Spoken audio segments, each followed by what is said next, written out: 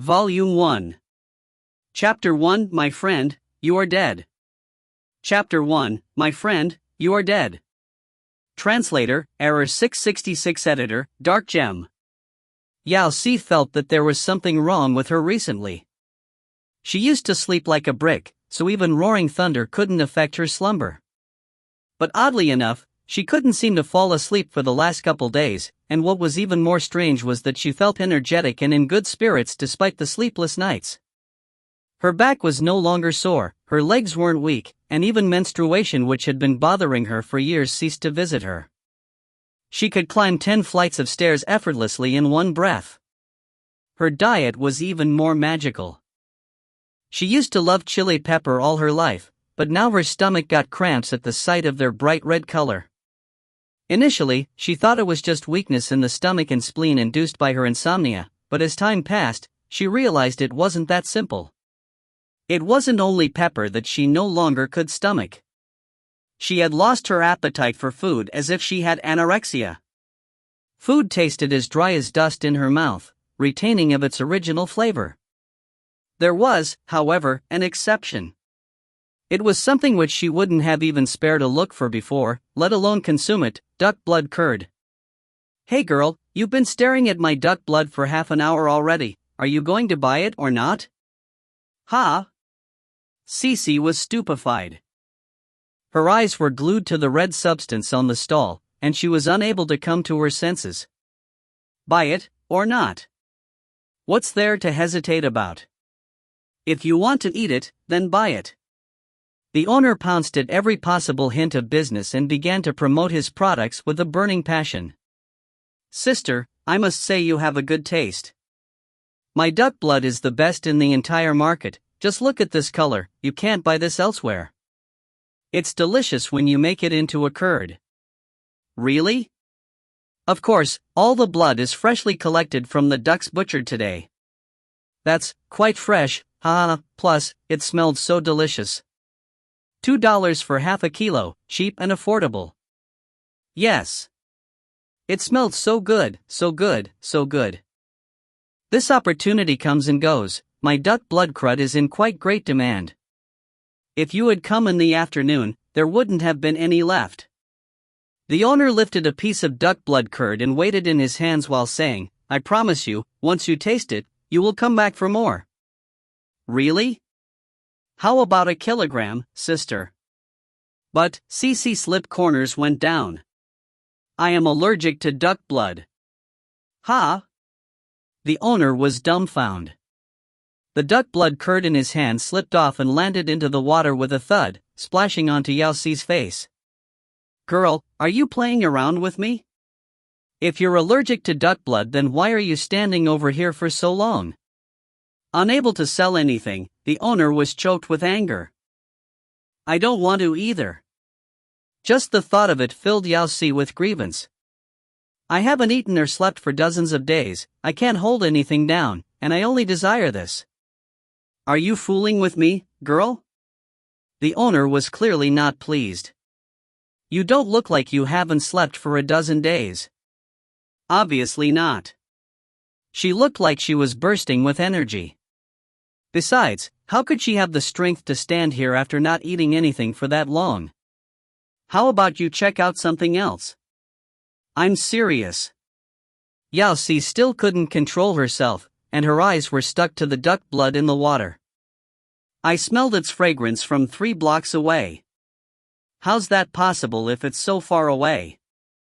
That aside, you're not even The owner's voice suddenly dropped as if he had recalled something. His eyes went wide when he scanned her from head to toe. Something flashed in his eyes and he immediately changed his words. Sister, I have something even more fresh inside the room. Maybe you won't be allergic to that once you have a taste. Why don't you follow me inside? Really?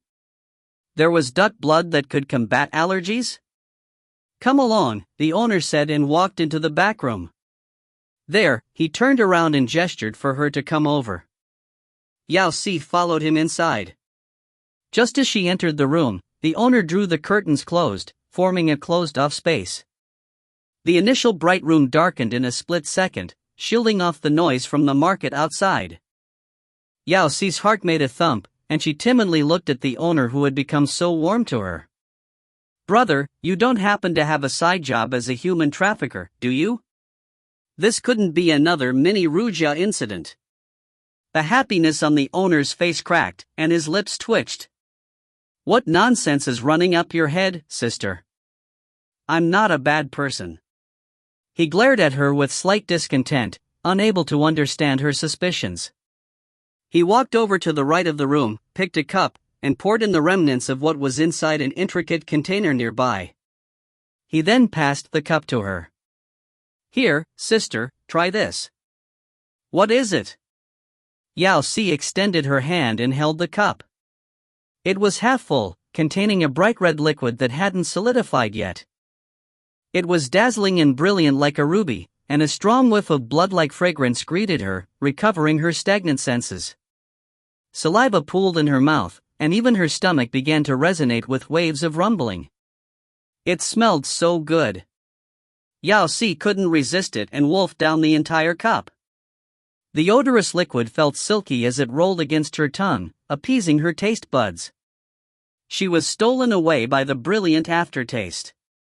It was more enjoyable than a feast of malatang, and even her teeth started to itch as something went down the corner of her lips.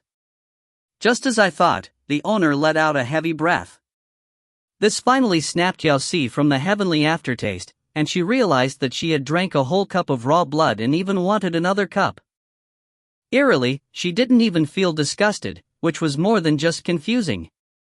Seeing the shocked expression on the owner's face, she set down the cup, gave a dry cough, and asked, "Hey boss, this anti-allergy duck blood ain't too shabby. How much for a kilogram?" "Give me 5 kilos. Sister, the owner didn't move an inch, his eyes suddenly turning sympathetic as if he didn't know how to begin. "I heard that you haven't slept or eaten for weeks." "Yep." Yao Si nodded. Did this have anything to do with her buying duck blood? "Don't you feel like there's something wrong with your body?" "A little." To be honest, she had already went to the hospital for a comprehensive checkup. She did it 3 times, but everything seemed to be fine. Even the doctors couldn't believe that she had really not slept or eaten for such a long period of time and had silently passed her business card to some psychiatrist. "Do you know why you're like this?" No. Yao Si shook her head, then gave a look to the mysterious person.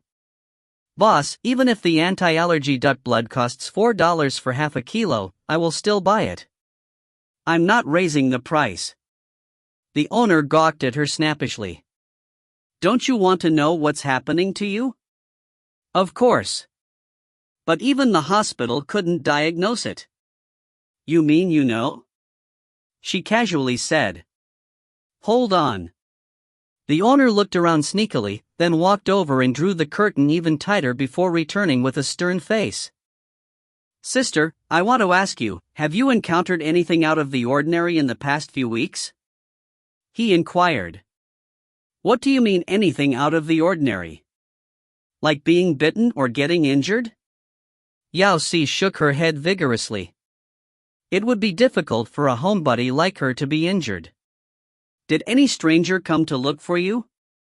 "Only takeout service and delivery." "Then how about dreams? Have you had any strange dreams? Or something that you can't remember?" "I dreamed of winning a 5 million lottery, does that count?" The owner was speechless. In the end, he let out a long sigh, mumbling beneath his breath, "Who cares, it's probably an accident." It's not a surprise in a troubled time like this. His expression filled with even more pity. If the look that he gave her before could be compared to a person looking at a lost child, then this would be the look for an orphan child. Yao Si felt panicky under his eyes, even though she was indeed an orphan. "Boss, just spit it out, would you? What's wrong with me?" The owner composed himself. He pulled over 2 stools from the side, signaling for her to take a seat. Then, with his brows knit into a frown, he told her the truth. "Sister, you're dead. F***CK. If you find any errors, ads pop up, ads redirect, broken links, non-standard content, etc., please let us know. Report chapter so we can fix it as soon as possible. Chapter 2, Where do you want to die? Chapter 2, Where do you want to die? Translator, Error 666. Editor, Dark Gem. The sun sank beneath the western horizon and the day began to darken. It was only then that Yao Si rolled up the thick blind and let out a sigh of relief. Peeping at the streets beneath that were ablaze with light, she found a black overcoat and prepared to go out, but then her phone suddenly rang. She fished it out of her pocket only to see the 2 words unknown number on the display. Her heart tightened, and she stared at the 2 words for a few seconds before taking a deep breath and picking up the call. Hello? Yao Si? A flat voice with no fluctuation in tone sounded from the other end. It contained a thorough coldness that could be felt across the distance. Yao Si felt her ankles weaken at the sound. Yes. Yes, that's me. Your death certificate has been granted. The other person didn't have any desire to exchange courtesies with her and straightforwardly said, The process is finished. Where do you want it to be sent? The corner of Yao Si's mouth twitched, for she had almost heard it as, Where do you want to die? Although this was all expected, it still felt like she was picking a spot for her grave. It's okay, just send it to me. I'm an orphan, so I have no family. Okay, the person gently responded. There was still no rise or fall in his voice. Also, the verification that you demanded has been done, and the result is 5th generation. 5th generation, Yao Si immediately felt a sense of hopelessness. Needless to say, this result was quite disappointing. Right now is a troubling time, so we are unable to investigate in regards to who sired you. It's okay, I'm used to it. She was an orphan since a young age, so this was just another time that she got orphaned. Perhaps because of her quick acceptance, the indifferent voice had 2 seconds of rare silence, then it suddenly opened its mouth and warned, The Great War is about to begin. Scattered newborns like you better not leave the house, otherwise, you won't even know how you have died. Alright, thank. Your identification has been sent. From now on you are one of the bloodlings. Do be responsible for your actions. Before Yao Si could reply, the beeping tone from the phone rang out. Are all bloodling civil servants this blunt? Yao Si looked at her phone for a few seconds without uttering a word. Right then, the doorbell rang. It was a delivery outside the door. She signed for the parcel and opened it up. There was only a bat-shaped card lying inside the box, and it was her identification. The bloodlings were indeed efficient at handling affairs. On the card was a large mark with the number 5, proving that she was a 5th-generation bloodling. Beneath that was her name and a long strand of numbers. She made a safe guess that it was something close to a social security number. She carefully scanned the identification card a few more times before tucking it into her inside pocket and letting out a long sigh. It was hard to believe that in a short span of a month she had changed from a pure human that lived under the sunlight and was raised beneath the red flag of socialism into a vampire that roamed in the darkness of night and lived on blood, especially the kind that had an official identification. Her stomach rumbled again in protest as Yao Si looked again at the sky outside that had gone completely dark. Only then did she relax and walk out the door with her wallet and keys. Her teeth itched in the dark and windy night. It was time for her to go out and eat some duck blood curd. Hey, Sister Cece, you're here. Just as she arrived at the marketplace, the eyes of Brotherly who sold duck blood gleamed. He waved at her, the vigorous smile making his face crumple together so it looked like a chrysanthemum. Brotherly! What took you so long today? The sun's too bright, I didn't want to leave the house, Yao Si responded carelessly. She crouched before the stall, diligently looking at the row of red, appetizing-looking duck blood curd, unable to prevent her mouth from watering. It smelled so good, so good, so good. She felt herself grow even hungrier. You newborns! Brotherly chuckled, his expression that of a person who had experienced it all, and shook his head. He surveyed his surroundings, making sure that no one nearby could hear them talk. He then lowered his voice and said, "Initially it's like that. You don't want to go out in daylight, but you will get used to it after some time." "Yes, I know, thank you, brotherly." Yao Si nodded. If she had not met him, she wouldn't even know that she was no longer a human. That's right, brotherly was a vampire too. His full name was Li Zhang, and he was converted much earlier than Yao Si. It had been more than 100 years since then. That day, when brotherly told Yao Si that she was a vampire too, she thought that he was a maniac and almost called the police. However, a few days later, she began to realize that the transformations her body was undergoing matched his descriptions, even to the point of 2 retractable fangs in her mouth appearing. It took her a month to finally accept the truth that she was no longer a human. As to the basics regarding the bloodlines, brotherly had been filling her in. Different to the vampires on television that needed to hide and live on human blood, the actual bloodlings lived quite carefree lives. Although they still lived on blood, there were many varieties from which they could choose: chicken blood, duck blood, pig blood, cow blood. As long as it was blood, it could be consumed as food that filled their stomach. Besides, there were all sorts of distinctive dishes that branched out of blood, duck blood curd being the most common vampire food. From that, it could be seen that there was no body that drank human blood. Yao Si had asked brotherly for the reason behind it, and he gave her a look as if he was looking at an idiot. He retorted, "Have you ever seen any species that only eats one kind of food? Plus, is human blood even edible in this age? Humans nowadays eat tons of additives, melamine, preservatives, gutter oil, and other God knows what. What would happen if we got food poisoning from drinking human blood?" It was so reasonable that Yao Si fell short of words to respond to it. To sum it up, the bloodlings, despite differences in lifestyle, diet, and physical characteristics, were not so different from humans. Their society also had organizations and laws, the kind that required every newborn to register for identification. If one insisted on asking Yao Si what was different from before, it would probably be that she had changed from spice lover to spicy blood curd lover. "Brotherly, let's have 5 kilograms. On it." Li Zhang rolled up his sleeves and began to pick fresh ones to package. As he was doing that, he asked, "By the way, Cici, did your identification arrive yet?"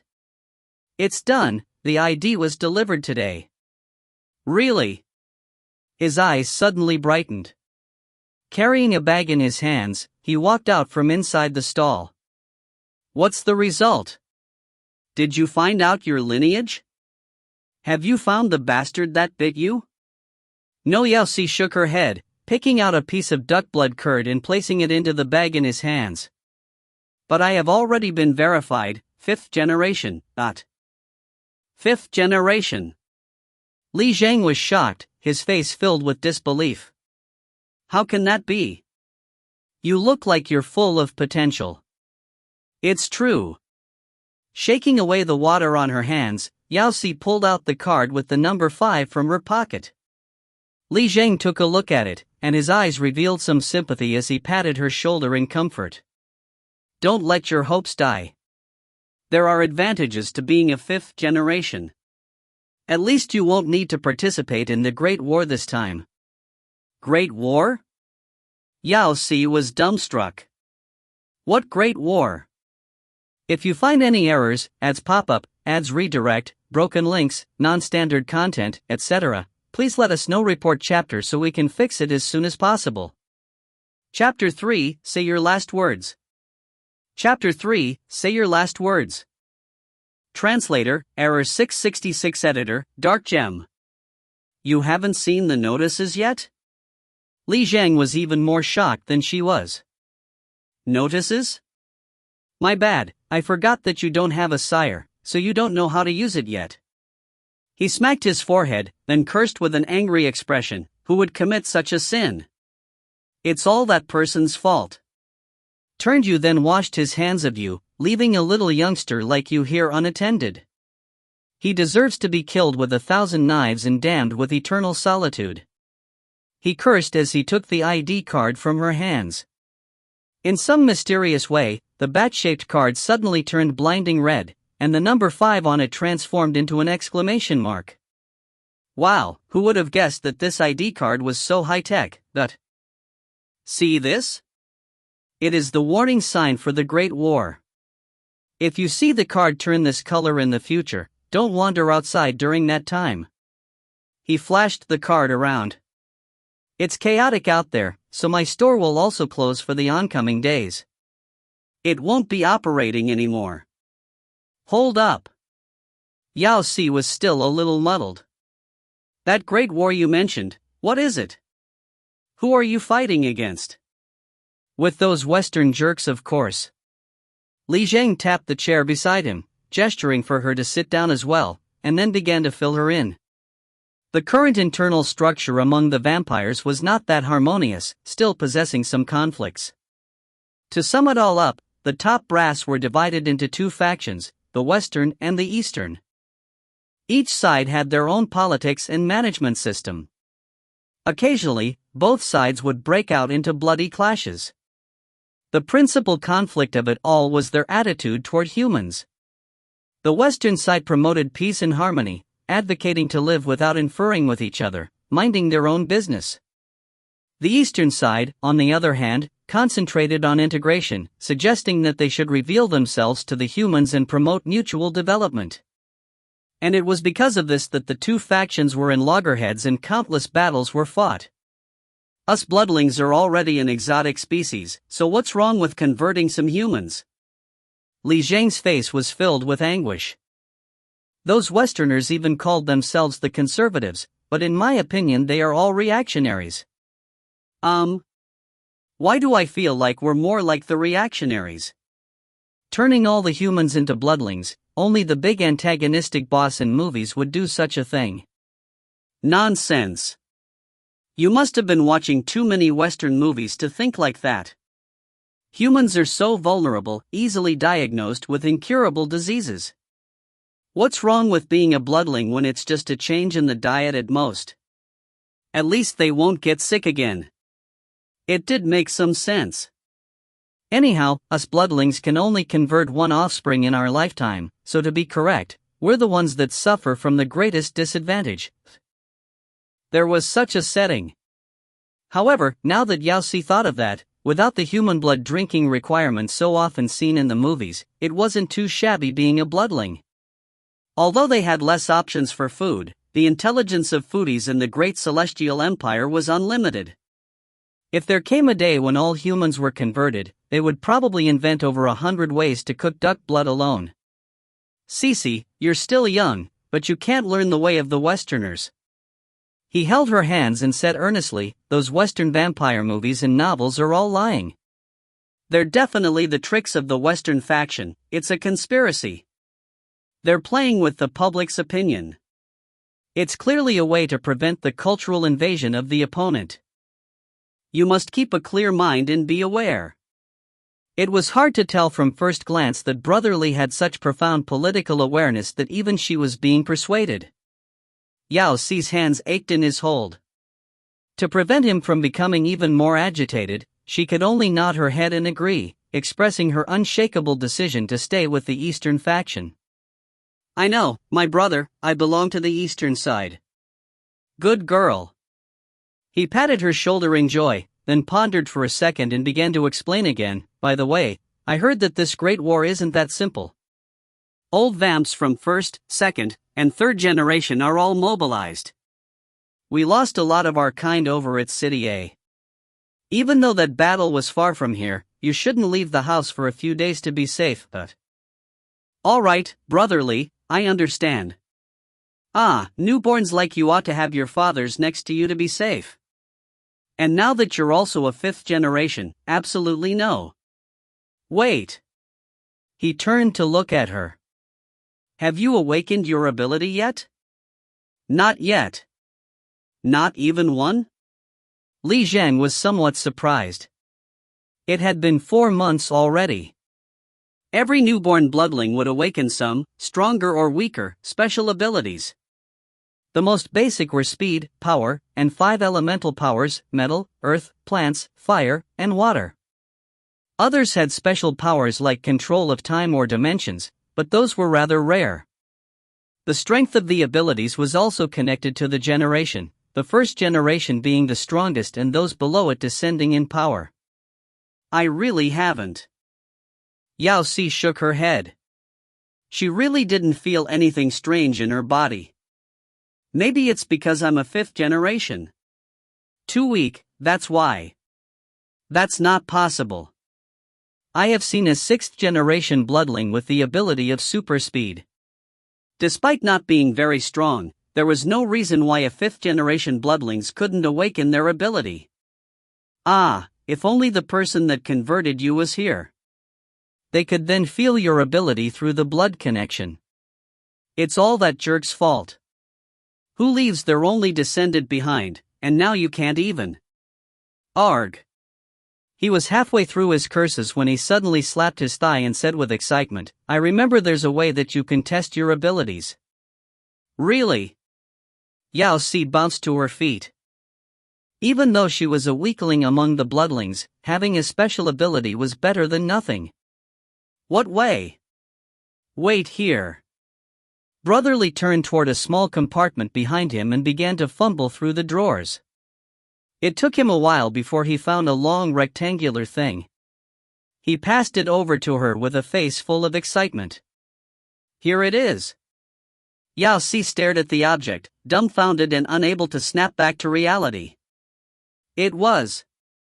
She felt the blue veins on her forehead bulge. Brother, I am not married. I know. I haven't been in a relationship either. Huh? Neither have I had any indecent affairs with anyone. Oh. I'm even a homebody. So, the corner of her mouth twitched. Why did you give me a pregnancy test kit? When Yao Si returned from Li Zhang's place, the moon had already risen high in the sky.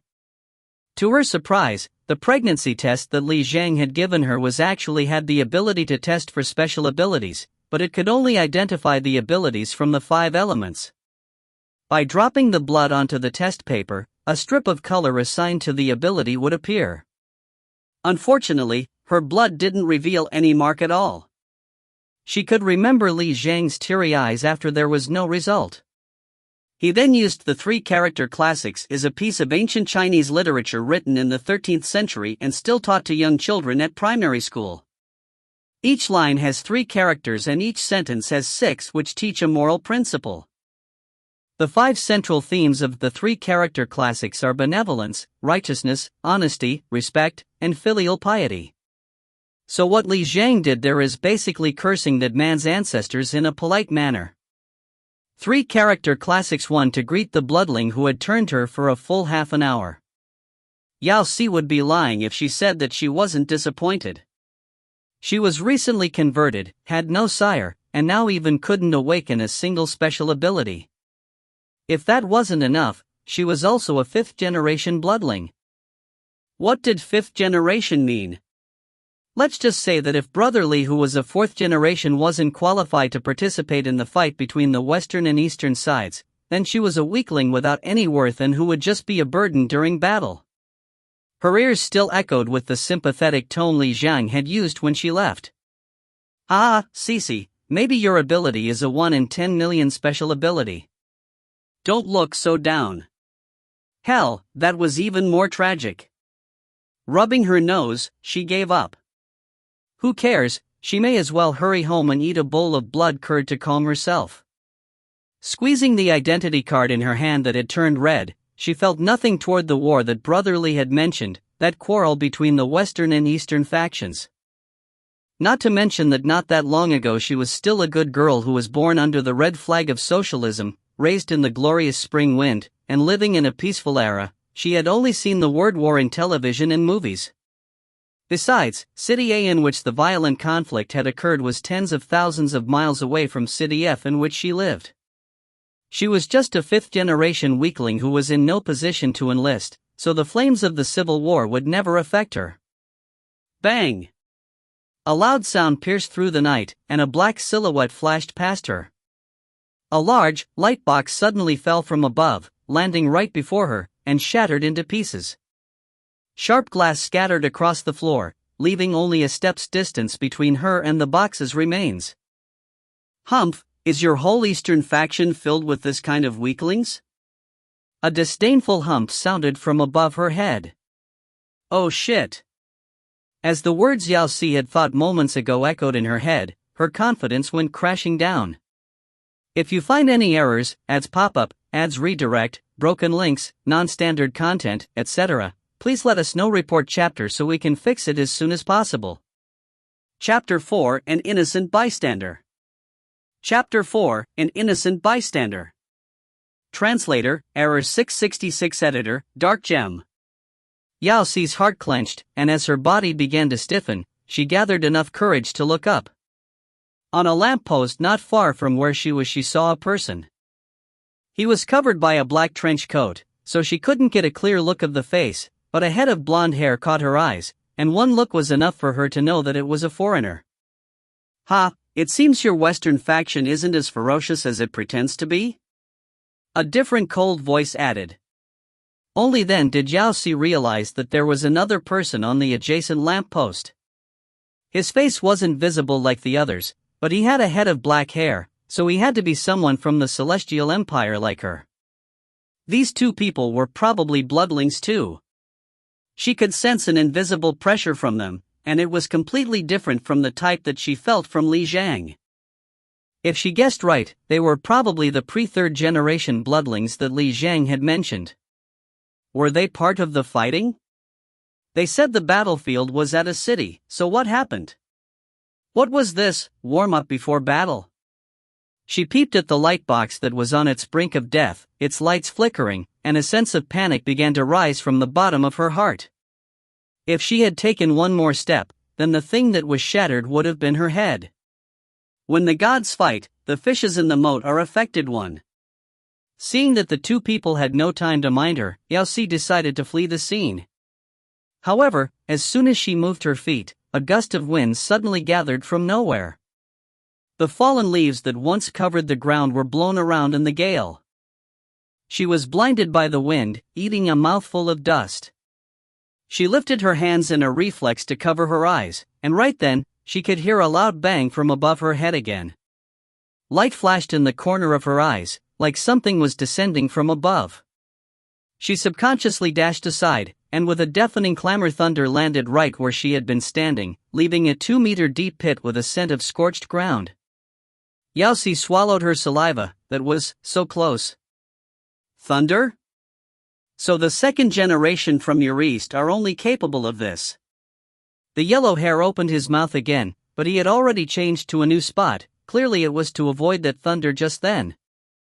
The black hair guy on the other side had thin strands of lightning coming out from his hands, which clearly signaled that the thunder had been brought about by him. That's bloodling special abilities? How far would her unluckiness go? I think you people should better surrender obediently. Wouldn't it be great to have the two factions united? The blonde taunted once more. There is no way you are winning this war. The black hair didn't reply but instead waved his hand. A wave of crackling lightning headed for the blonde again, blasting a 4 to 5 meter wide crater where his opponent was standing. Then he said in an emotionless voice, "Fight, don't blather." During the process of dodging, the blonde was left in a state of fluster and agitation. His silhouette flashed, and he was now on the other side, fighting with the other person. Yao Si could only see two afterimages separating and converging in midair and hear spluttering noises and the lightnings that left holes and craters on the ground. In that moment, Yao Si had an illusion that she was transported to a scene of a sci-fi movie. In hindsight, she remembered that she was about to leave. She turned and found a shared bike on the side of the road, then used all her might to cycle like crazy. All her potential erupted as she cycled through 3 streets. While cycling, she could still hear the loud thunders behind her. When she turned, she could still see fire and lighting on the other side of the road that resembled, with great likeness, a shooting location of a Hollywood sci-fi movie. From time to time, a few figures would fly across the air with a swish, heading towards there. As a weakling, she could only pray that these people wouldn't discover her presence. Whether it was because she wasn't too visible, or that those people who rushed to help were all from the eastern side, no one had stopped her. What was more miraculous was that no one had come out to take a look at this loud and flashy spectacle. Even when the two people were fighting on the road, there was not a soul to be seen. Recalling the special abilities that bloodlings possessed, she decided that between those two fighters, one must have a way to make ordinary people not notice, even during such a fueled battle as this one. Only now did she actually understand what the Great War which Li Jiang mentioned meant. It was just two bloodlings having a quarrel, yet it had such a serious power of destruction. The entire street was now lying in ruins. If it had been a group. She didn't dare to let her thoughts run. This thought further solidified her determination to get as far from here as possible. An unknown explosive energy supported her all the way from second ring of the city to outside the fourth ring, until she could no longer hear the chaos within the city. Only then could she slow down and take a long breath. Casting the bicycle aside, she sat onto a grassy patch on the side of the road and exhaled heavily.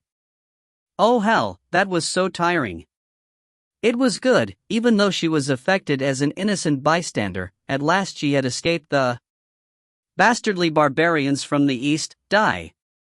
A shout of abuse in altered tones sounded from behind her. Two familiar black and white silhouettes suddenly appeared on the lawn, and the blonde was just about to punch his fist into the ground. Yao Si turned and saw a large crack suddenly opening on the ground, heading straight for the person in black. Then that person ducked aside. Then she fell into it. Shit. Underscore.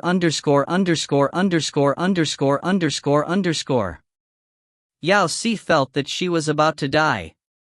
Pain. Her whole body ached, and she could even hear the sound of her bones snapping. The crack was surprisingly deep. She could only see a thin line of a gap at the top of the pit, and she began to question whether she was alive or not. After some effort, she finally successfully flipped her middle finger towards the top of the crack. Blondie, I'll remember you now. Maybe she had owed something to those two people in her past life, otherwise why would they be constantly haunting her? And if she had known that, she wouldn't have wasted her time running and cycling for that long. Yao Si didn't know how long she had lain without their moving, but the pain in her body had magically disappeared, and even the wounds from the fall were all healed. Her energy had slowly returned too. Taking a deep breath, Yao Si stood up. She began to feel a little glad that she had been converted into a bloodling, no longer finding any faults with this state of being with great life force. She sat down and rested for a while, then turned and stared at the top of the pit, deciding in the end to climb out. Maybe because this pit was made by the blonde's ability, it was deep but not very wide. There was a possibility that she could make it out by supporting herself against both sides and pushing her way up. It was time to get to business now. Yao Si stretched her limbs outwards straight away, inching upwards in a shape. After a bit, she realized that this method actually worked. Although it was tiring, at least there was still hope. When she became tired, she would stop and rest for some time. And just like that, climbing and stopping, she had really stayed between the edges and got closer and closer to the edge. Due to her constitution, Yao Si's energy recovered very quickly. She wasn't clear about how long she had been climbing, only feeling that her limbs were becoming numb and in the end moving mechanically. The initially dark entrance at the top had become brighter and brighter, even a little blinding. When she approached it, she realized that it was daylight outside. 5 meters from the exit, her heart filled up with hope. She increased her speed and reached with one hand for the edge of the pit. When she touched the grass on the top of the crack, she loudly cried out with tears rolling down her cheeks. Mamma mia, she finally made it to the top.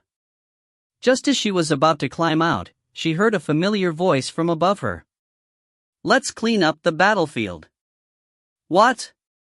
Next second, she felt the surroundings shaking, and the hope-filled exit above her head closed just like that. Her feet slipped and she fell back to the bottom again. This time she didn't break any bones but instantly blacked out. Before she closed her eyes, she had only one thought in her mind. You black-haired person, screw you and your entire family. If you find any errors, ads pop up, ads redirect, broken links, non-standard content, etc., please let us know. Report chapter so we can fix it as soon as possible. Chapter 5 Planetary Fission. Chapter 5 Planetary Fission. Translator, Error 666. Editor, Dark Gem. Year 9516 of the Galactic Calendar. Commander, I would like to report to you that the planet termination plan has been set up. You can initiate it any time. Right. The commander of the number 333 space station, Lu Ren, stood up from the commanding chair. He took a look at the giant black mass in front of him, then turned to look at the deputy who was reporting to him. What about planetary scan? Have you done it yet? It's been completed, the deputy commander replied. How many times? 3 times, no evidence of life signs. Life signs? His brows stitched together. We haven't discovered any biological signs either. Understanding what he was asking, the deputy immediately added another sentence. That's good. Lu Ren was finally able to ease his heart. You must be thorough with these scans. If you missed anything, neither of us could bear the responsibility, understood? Yes. I will make sure nothing goes wrong. That's not good enough. Lu Ren exclaimed. It must be 100% that no mistakes are made. Yes, Commander. Good. Only then did Lu Ren nod in satisfaction. By the way, how's the unconscious person that we found not long ago? Have you found out what race she's from? She has been awake for a few days. The deputy commander clicked the optical computer on his hand and transferred the documents over. The medical team has already examined her. She doesn't have any external injuries, but due to her long coma, her brain doesn't seem to function well. Temporarily, she can't recall her own race, but if she can't remember, then test her genes. I don't believe that we can't figure it out. Yes. The deputy saluted, then turned and pointed at the planet before him that began to crack on the surface. And the planet termination plan. Lu Ren lurched forward, straightening his seating posture. Let's initiate the plan, he said, and slapped with his palm the red button in front of him. An emotionless machine frequency immediately sounded. The planet termination plan initiated. 1 minute countdown. 59, 58, 57. Underscore. At the same time, Yao Si was in the infirmary. Her face was filled with confusion, and she really wanted a watermelon to calm herself. Doctor, come again, what year is this? Right now is the year 9516 of the Galactic Calendar. Today is the 8th of June. Galactic Calendar, what? She had only heard of the lunar calendar, the solar calendar, the Julian calendar, and the Georgian calendar. What the hell was this galactic calendar? Year 9516. Are you sure? Of course. Then can I ask, how far is this galactic calendar date from year 2017 of the Julian calendar? The Julian calendar? Aren't those prehistoric years? Prehistoric. No way, she was there just yesterday. Have you remembered anything? Don't worry, you've been asleep for too long. You are suffering from neural damage in the brain. There will be a period of time where your memories are jumbled up, the female doctor in white comforted. Don't rush yourself trying to remember things. Everything will be better once you rest a bit more and get in contact with people. Yao Si thought that she probably was not going to get any better, because she seemed to have accidentally slept through the end of time. As a person who had recently been informed that she wasn't human, she had now woken up after God knows how many years in the blink of an eye. Do we really have to be so fast-paced? You barely leave enough time for the readers to react. And where in the world is this place? This is the number 333 space station of the T region. Probably realizing her questions, the female doctor comforted her in a gentle voice. My last name is Wang, I'm your physician. Let your heart calm down, you are perfectly safe in. Before she had the opportunity to finish her sentence, a beeping warning tone boomed through the entire room, accompanied by the sound of a countdown. Yao Si had a jump scare. What's wrong? What about the safety you promised? It's finally starting. Dr. Wang had an overwhelming sense of excitement. What has began? The planet termination. Planet termination? What is that? Planet termination is. Oh, let me just show you since you need to walk about anyways, it's good for your condition. After saying that, Dr. Wang pulled her hand to drag her out. Don't forget the translation device, otherwise you won't understand the commentaries. Having been reminded, Yao Si took the silver earring-like object from the bedside and followed her out. When she had just woken up, she couldn't understand what the people around her were saying until the girl placed this beside her bed. Thanks to this high-tech device, she could then finally understand what everyone was speaking about. Dr. Wang took her onto a very vast platform that was surrounded by pitch-black sky filled with stars. It seemed to be endless at a glance, with some small and big planets floating around. Although Dr. Wang had told her that this was a space station, she was still unable to comprehend that for the longest time. Only when she saw the starry sky did she have the real sense of what it felt like being out in the galaxy. She also suddenly understood what the sea of stars meant. This wasn't a dream, she had really slept till the galactic ages, but... Hey girl, over here, quickly. The platform was already filled with many people. Dr. Wang had found a good spot and was now waving at her to come over. Yao Si went to her. She only realized while she was walking around and squeezing through the crowd that there was an enormous planet before them, filling up half of their view. Its entire body was a dull black color, and there was a huge crack that ran from the left to the right of the entire sphere. There were some minor cracks as well that were spreading in every direction. A bunch of thin lines and strange characters floated around the planet. With a closer inspection, Yao Si realized that they were enclosed by a giant semi-spheric optical dome which loomed above them. The lines of characters she saw were explanations displayed on the see-through surface. Why aren't you putting it on? The doctor took the translation device from her hands and wound it around her ear.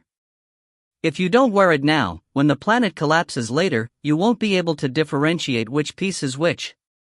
Yao Si heard a beep next to her ear, and the characters she wasn't able to understand previously were transformed before her eyes into the familiar Chinese.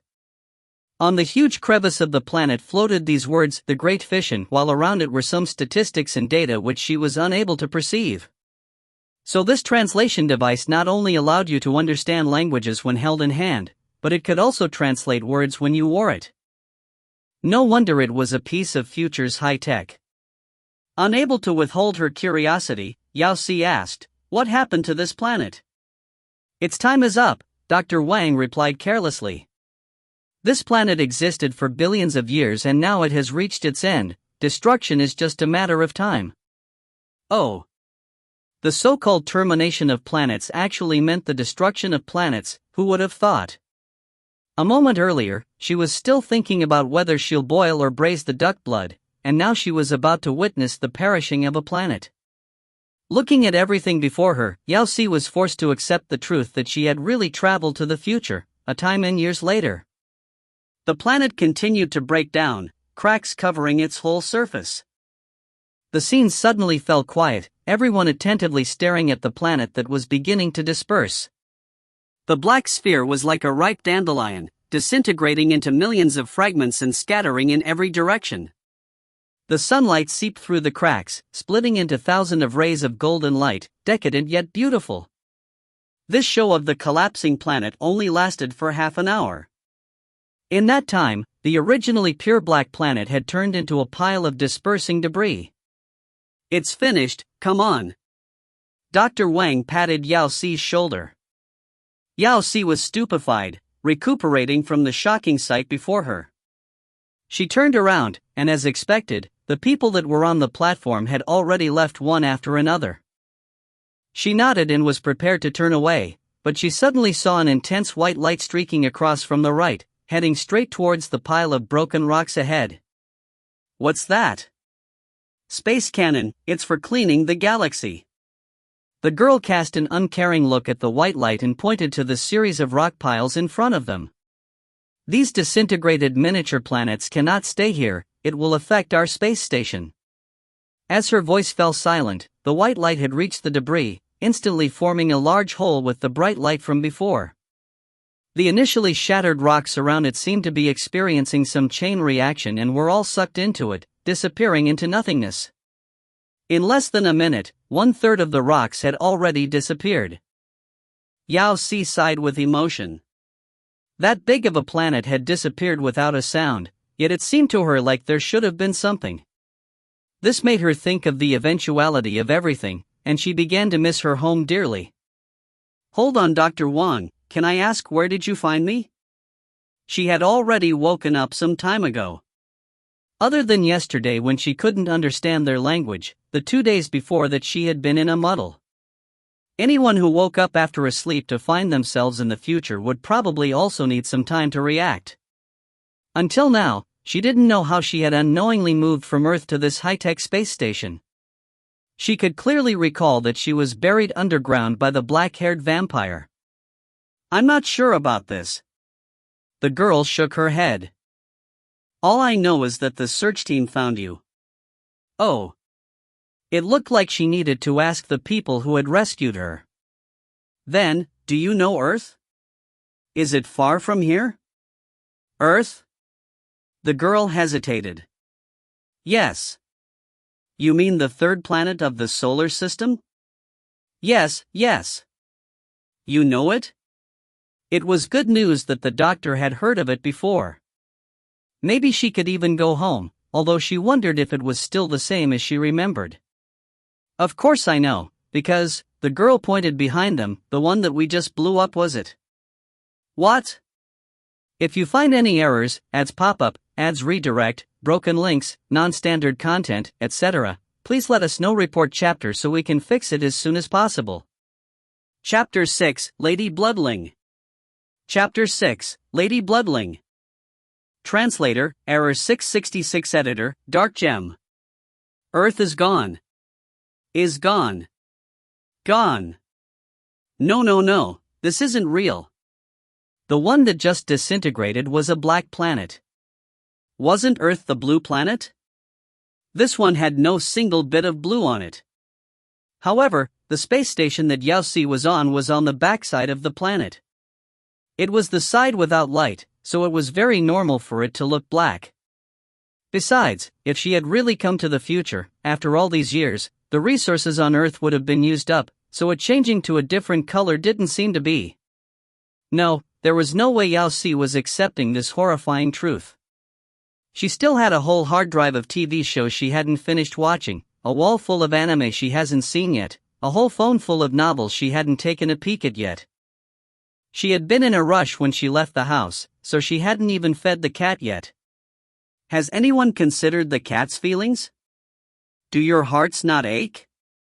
The main thing was that even though she was this old, she hadn't left the boundaries of F City before. There was a whole wide world out there that she hadn't seen yet, so how could it be gone? Miss Yao? Her shoulder became heavy as she was suddenly pushed by someone. Yao Si was shocked and finally retraced her thoughts. Her brain was still a mess, so it took her a while to look up at the person next to her. Dr. Wang?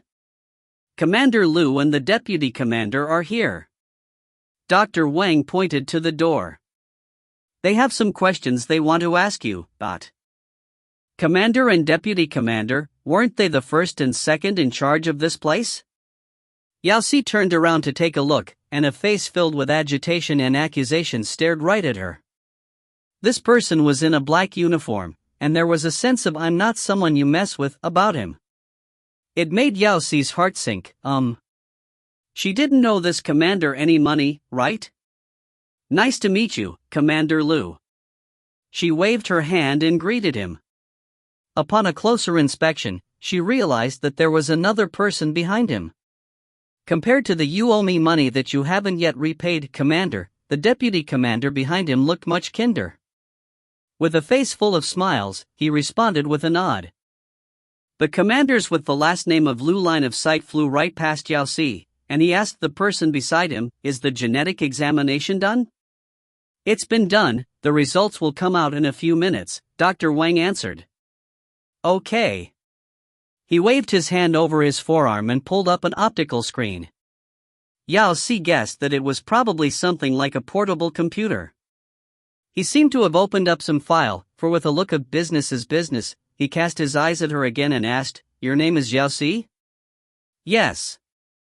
"Identify your gender, race, age, planet, and the person in charge of that planet." Yao Si was dumbstruck. Was this a census survey? Still, she replied obediently, "Female, Chinese, 28, lived on the planet Earth, person in charge, who should she name?" "Are you joking around?" Before she had the chance to finish, Commander Lu's brows twisted into a knot. If back then he had been owed 5 million, then the amount had just increased to 10 million. "Miss Yao, if you want to be acquitted of a charge, please at least find a better excuse." With a beep, Commander Lu shut the optical screen in his hands down and stared with a great disapproval at her. The third planet Earth has been unsuitable for living since tens and thousands of years ago. The entire galaxy knows this. Using this excuse to avoid punishment, are you treating my number 333 space station as nothing? Acquitted of a charge? Yao Si was a little confused.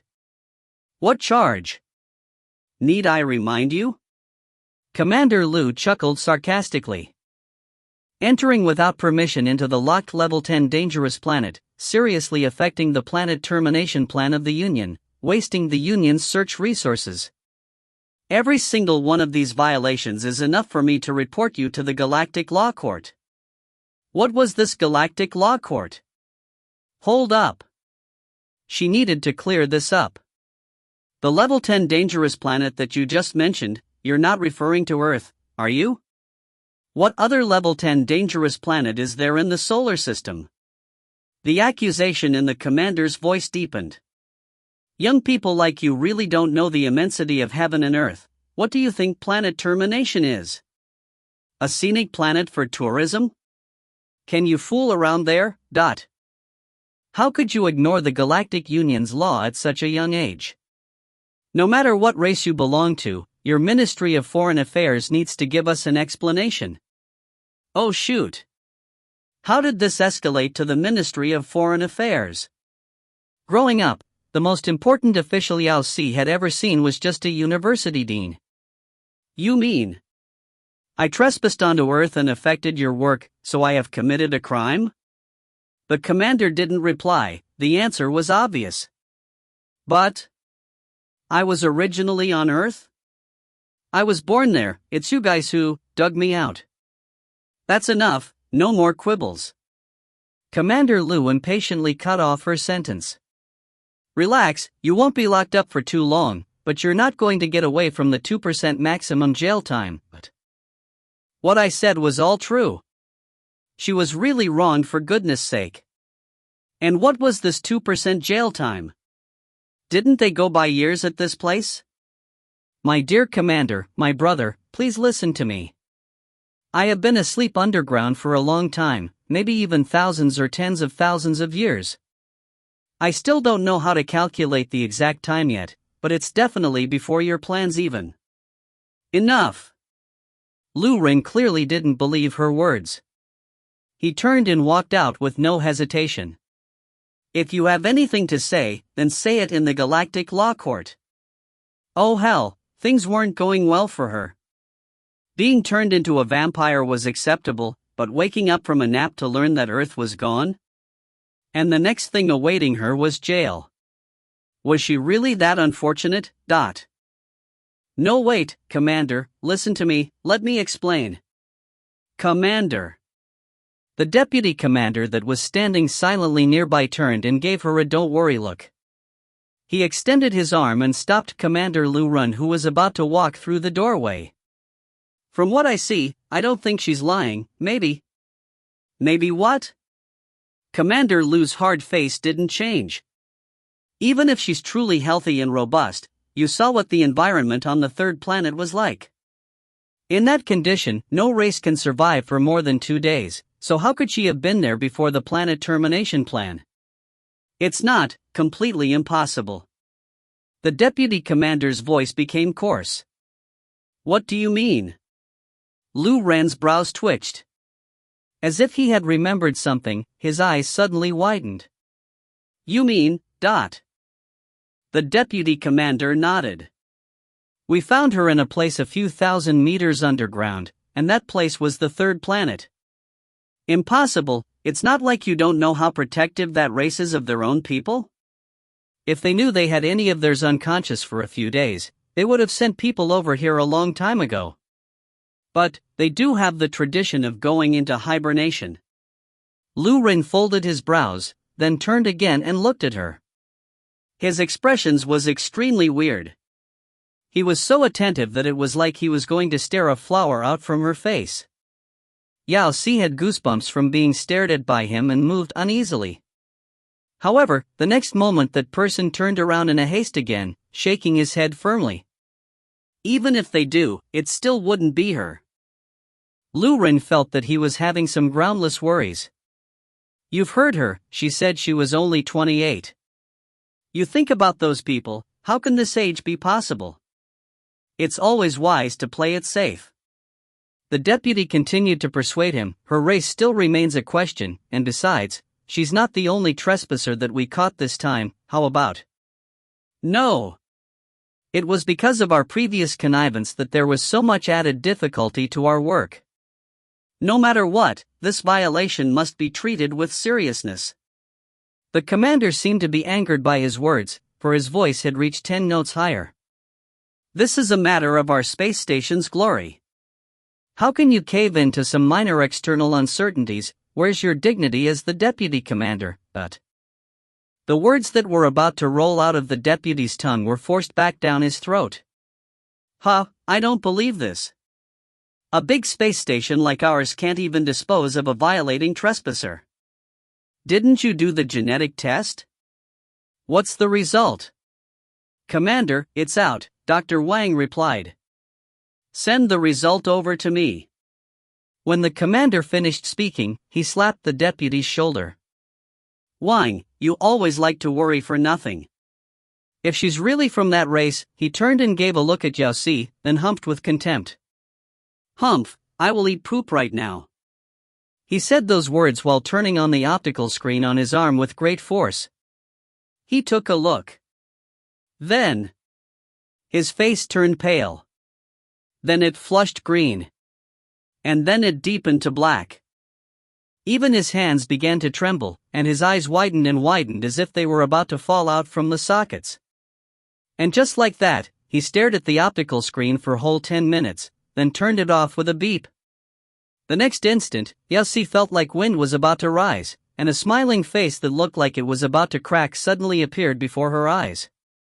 Commander Lu held her right hand in both his hands and asked with a voice that sounded as sweet as dripping honey, Honorable Lady of the Bloodlines, are you hungry? Are you thirsty? Would you like some duck blood curd? His attitude was very amiable, the voice so lively, with innumerable raises and falls in intonation. Do you want me to eat hot poo, or cold? Pa. Do you like to eat fresh blood curd or the quick freeze ones?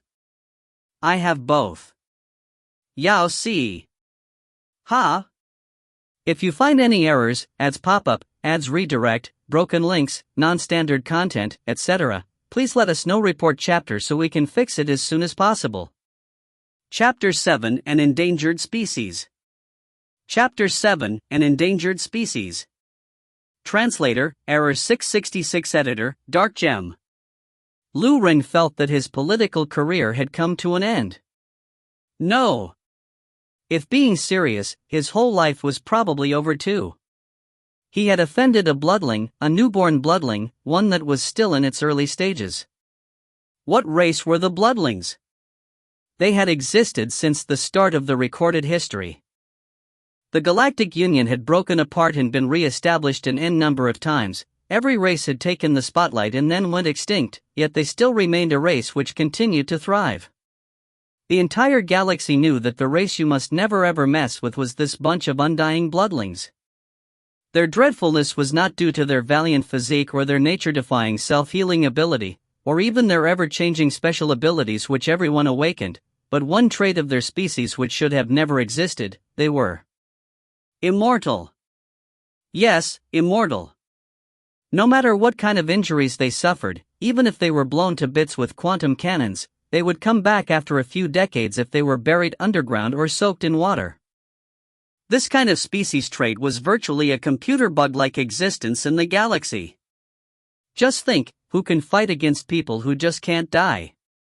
That's why for the first and only time, all the galactic species came to a collective consensus: don't mess with the bloodlings.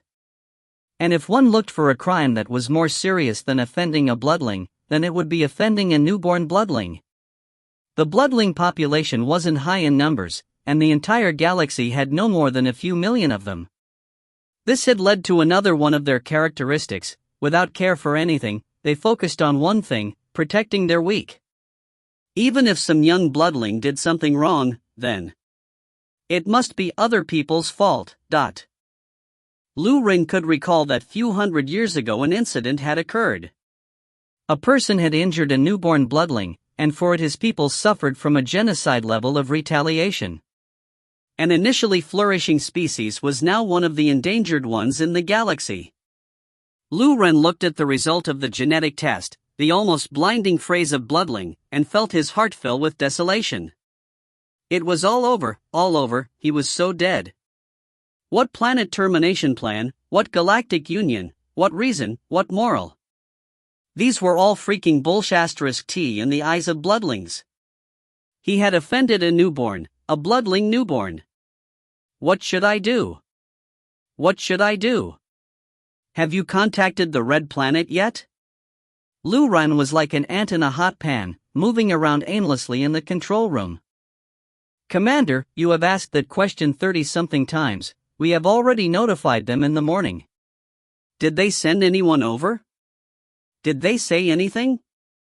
Their support team has already departed. They will probably arrive soon. Then what about Miss Yao? No, the Honorable Lady Bloodling? Has everything been arranged? Did she have any thoughts? Anything that she was displeased with? Did she say anything, especially regarding me? Commander, the deputy commander let out a long sigh, holding onto the person that was in a state of agitation. You need to calm down. Tell me, how can I be calm? Lu Ren was at the brink of bursting into tears. He caught the deputy commander's hands and said, "Juan, take another look at me while you can. It probably won't be long before I become an endangered species too. It will be hard for you to see me again." Deputy Commander Juan's mouth twitched. Commander, we're from the same species. Oh right, yes. Lu Ren was caught off guard, and his facial expression became even more troubled. From now on, we're both part of the endangered species. Deputy Commander Juan was left speechless. He stood in awkward silence, sighing for the nth time. If you had known that things would turn out this way, would you have acted differently? Commander, I don't think Miss Yao is one of those unreasonable bloodlings. You remember a few days ago, wasn't she having a great time befriending Dr. Wang? He analyzed. Besides, you were just doing your duty before. Now that we got the misunderstanding out of the way, she will understand. Is what you're saying true? Lu Ren's eyes shone with light ignited by hope. Commander, if you're still worried, why not ask Miss Yao yourself? Yes. Lu Ren finally stopped wandering around heedlessly. His face cleared once he reached a solution. I can't stay here and waste time anymore. I must hurry over and suck up to her. This way maybe my species might still have some chance of redemption. When he finished, he pulled open the door and dashed madly towards the direction of the VIP room. That speed was like, as if he was the tiniest bit slower, the world would end. Meanwhile, Yao Si was transferred into the VIP room. The The world had changed too fast. She needed some time to buffer this memory.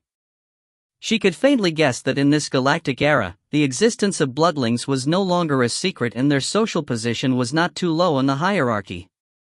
That's why everyone had such drastic change in attitude to her when they learned of who she was. From a stowaway who had entered Earth against the law to the honored guest of the space station, this transformation was way too fast. Even her room in the infirmary was moved to this so-called highest standard VIP room. Her caretakers had expanded from Dr. Wang in the beginning to a group of doctors led by Dr. Wang. They had also said that they had contacted the new planet in which the bloodlings now live and they would soon send people to pick her up. She no longer had to open her mouth to ask for anything, everything was taken care of by other people. Everyone had become extraordinarily warm towards her. But this was too over the top. Honorable bloodling lady. Lu Ren's serious face was abruptly squeezed into acrysanthemum 1. He smiled rather brilliantly when he passed her a cup of red liquid. This is fresh blood collected from a galactic beast from the B galaxy in Zone S, 100% organic and free of pollution. It was transported using the fastest superluminal wormhole. Does it suit your taste? Thanks. Yao Si took the cup into her hands. The liquid inside the cup shimmered like a ruby, its smell able to compete with duck blood. Yet she didn't have the stomach to drink it, because this was the 37th type of drink the commander by the last name Lu had sent her. No matter how delicious it was, she couldn't drink anymore. She didn't know why this commander was losing his mind. 3 hours ago he had come here without a single warning and, like a maid, made himself busy around her. She couldn't even reject him. If she did, he would weep like an old man, right there on the spot, as if he had nothing to look forward to in life anymore. Yao Si had unintentionally mentioned that she was hungry some time ago, and so he had various foods sent to her. It was like the slightest bit of her dissatisfaction would cost him his life. The service was so hospitable that it made her suspect whether the person before her was really the same one as the solemn and stern man she had seen earlier. What's wrong? My honorable bloodling lady. When Lu Ren realized that Yao Si wasn't drinking, his nerves were immediately stretched thin, and even his breathing became ragged from anxiousness. Does this food not suit your taste? Looking at his aged face that was about to tear up, Yao Si had no choice but to respect the elderly. She bit the bullet and took a sip. No, it's delicious. That's good, that's excellent, Lu Ren finally let out a long breath. With the same chrysanthemum-like smile from before, he said, if you like it, I will contact the W planet and reserve the best part for you. I hope you had a satisfying and comfortable stay at our space station number 333, your satisfaction is our responsibility. His smile was growing brighter. In Yao Si's eyes, he only had one more sentence to say before he became a shop assistant, and that sentence was, please leave a good review, darling. Do you guys get a bonus commission if a bloodling gives a positive review? She couldn't restrain her curiosity. Lu Ren was stupefied. It took him a few seconds before he could respond with a smile. You must be mocking me, it is my honor to meet a distinguished bloodling like you, that is all. Oh, she caressed the cup, then blurted out, I thought you had something you need my help for, but... Had she mistaken him? A commander like him spending such a long time guarding her here was because he was a groupie? Actually, there is a minor thing, Lu Ren gritted his teeth and decided to spill it. I need to ask a favor from you. So there was something. What's the matter? It's just the misunderstanding we had before. His heart was now hanging right at his feet, barely above the ground, as he examined Yao Si's expressions, then he carefully said, we have duties as a space station, and have mistaken you for an intruder. This matter. If he hadn't mentioned it, she would have forgotten it already. Yes. Lu Ren's smile became even more cautious. You see, the galaxy is so big, a little space station like ours rarely gets the opportunity to meet a distinguished bloodling like you. We haven't received any notices beforehand that someone was hibernating on a planet meant for termination, that's what caused the misunderstanding. Yes. It was all just a coincidence, so why was he mentioning it? So you see, he took a step forward. Can we treat this as if it had never happened? He had spent 3 hours in torment like he had epilepsy because he was afraid of her complaining to the bloodlings when she returned. Did it really matter that much if she held him accountable or not? Yao Si had no clue about the diplomatic strategies, but seeing that he had such an urgent look on his face, maybe it was really serious to treat a bloodling unjustly. However, since this matter was essentially just a misunderstanding, she didn't really mind, so she nodded. Let your heart be at ease, Commander, this issue will of course. Before Yao Si could finish her sentence, a cold voice suddenly cut her short. Will of course be called to account. If you find any errors, ads pop up, ads redirect, broken links, non-standard content, etc., please let us know. Report chapter so we can fix it as soon as possible. Chapter 8, The Baby Isn't Happy. Chapter 8, The Baby Isn't Happy. Translator, Error 666. Editor, Dark Gem. Through a doorway entered a man in a black suit. He had an Eastern complexion that rivaled those of movie stars, and his long black hair was almost to his thighs, yet every single strand seemed to have been tenderly combed, smooth to its tips. It made people want to ask him what brand of shampoo he used.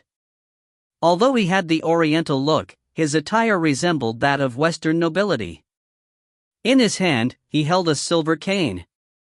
But despite him looking refined and courteous, the words that flowed out of his mouth were anything but polite. Since when did a small space station have the right to exercise the powers of the Galactic Law Court? You claim to be innocent, so you are acquitted? His eyes narrowed as he stared directly at Lu Ren, who stood on the side.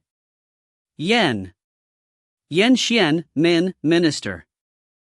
Lu Ren's eyes were wide open from shock, as if he couldn't take this revelation. His entire person was frozen on the spot. Yan Xian took 2 steps forward, and his smile widened. Oh, so you recognize me? Obviously. There was no one in the entire galaxy who didn't know about this devil, the Minister of Foreign Affairs of the bloodling Red Planet, in charge of everything connected to other species. Other than the man whose existence was legendary, the most famous person of the bloodlings was this person. What was frightening about him was not his noble status among the bloodlings, but that mouth which could talk the dead out of their graves.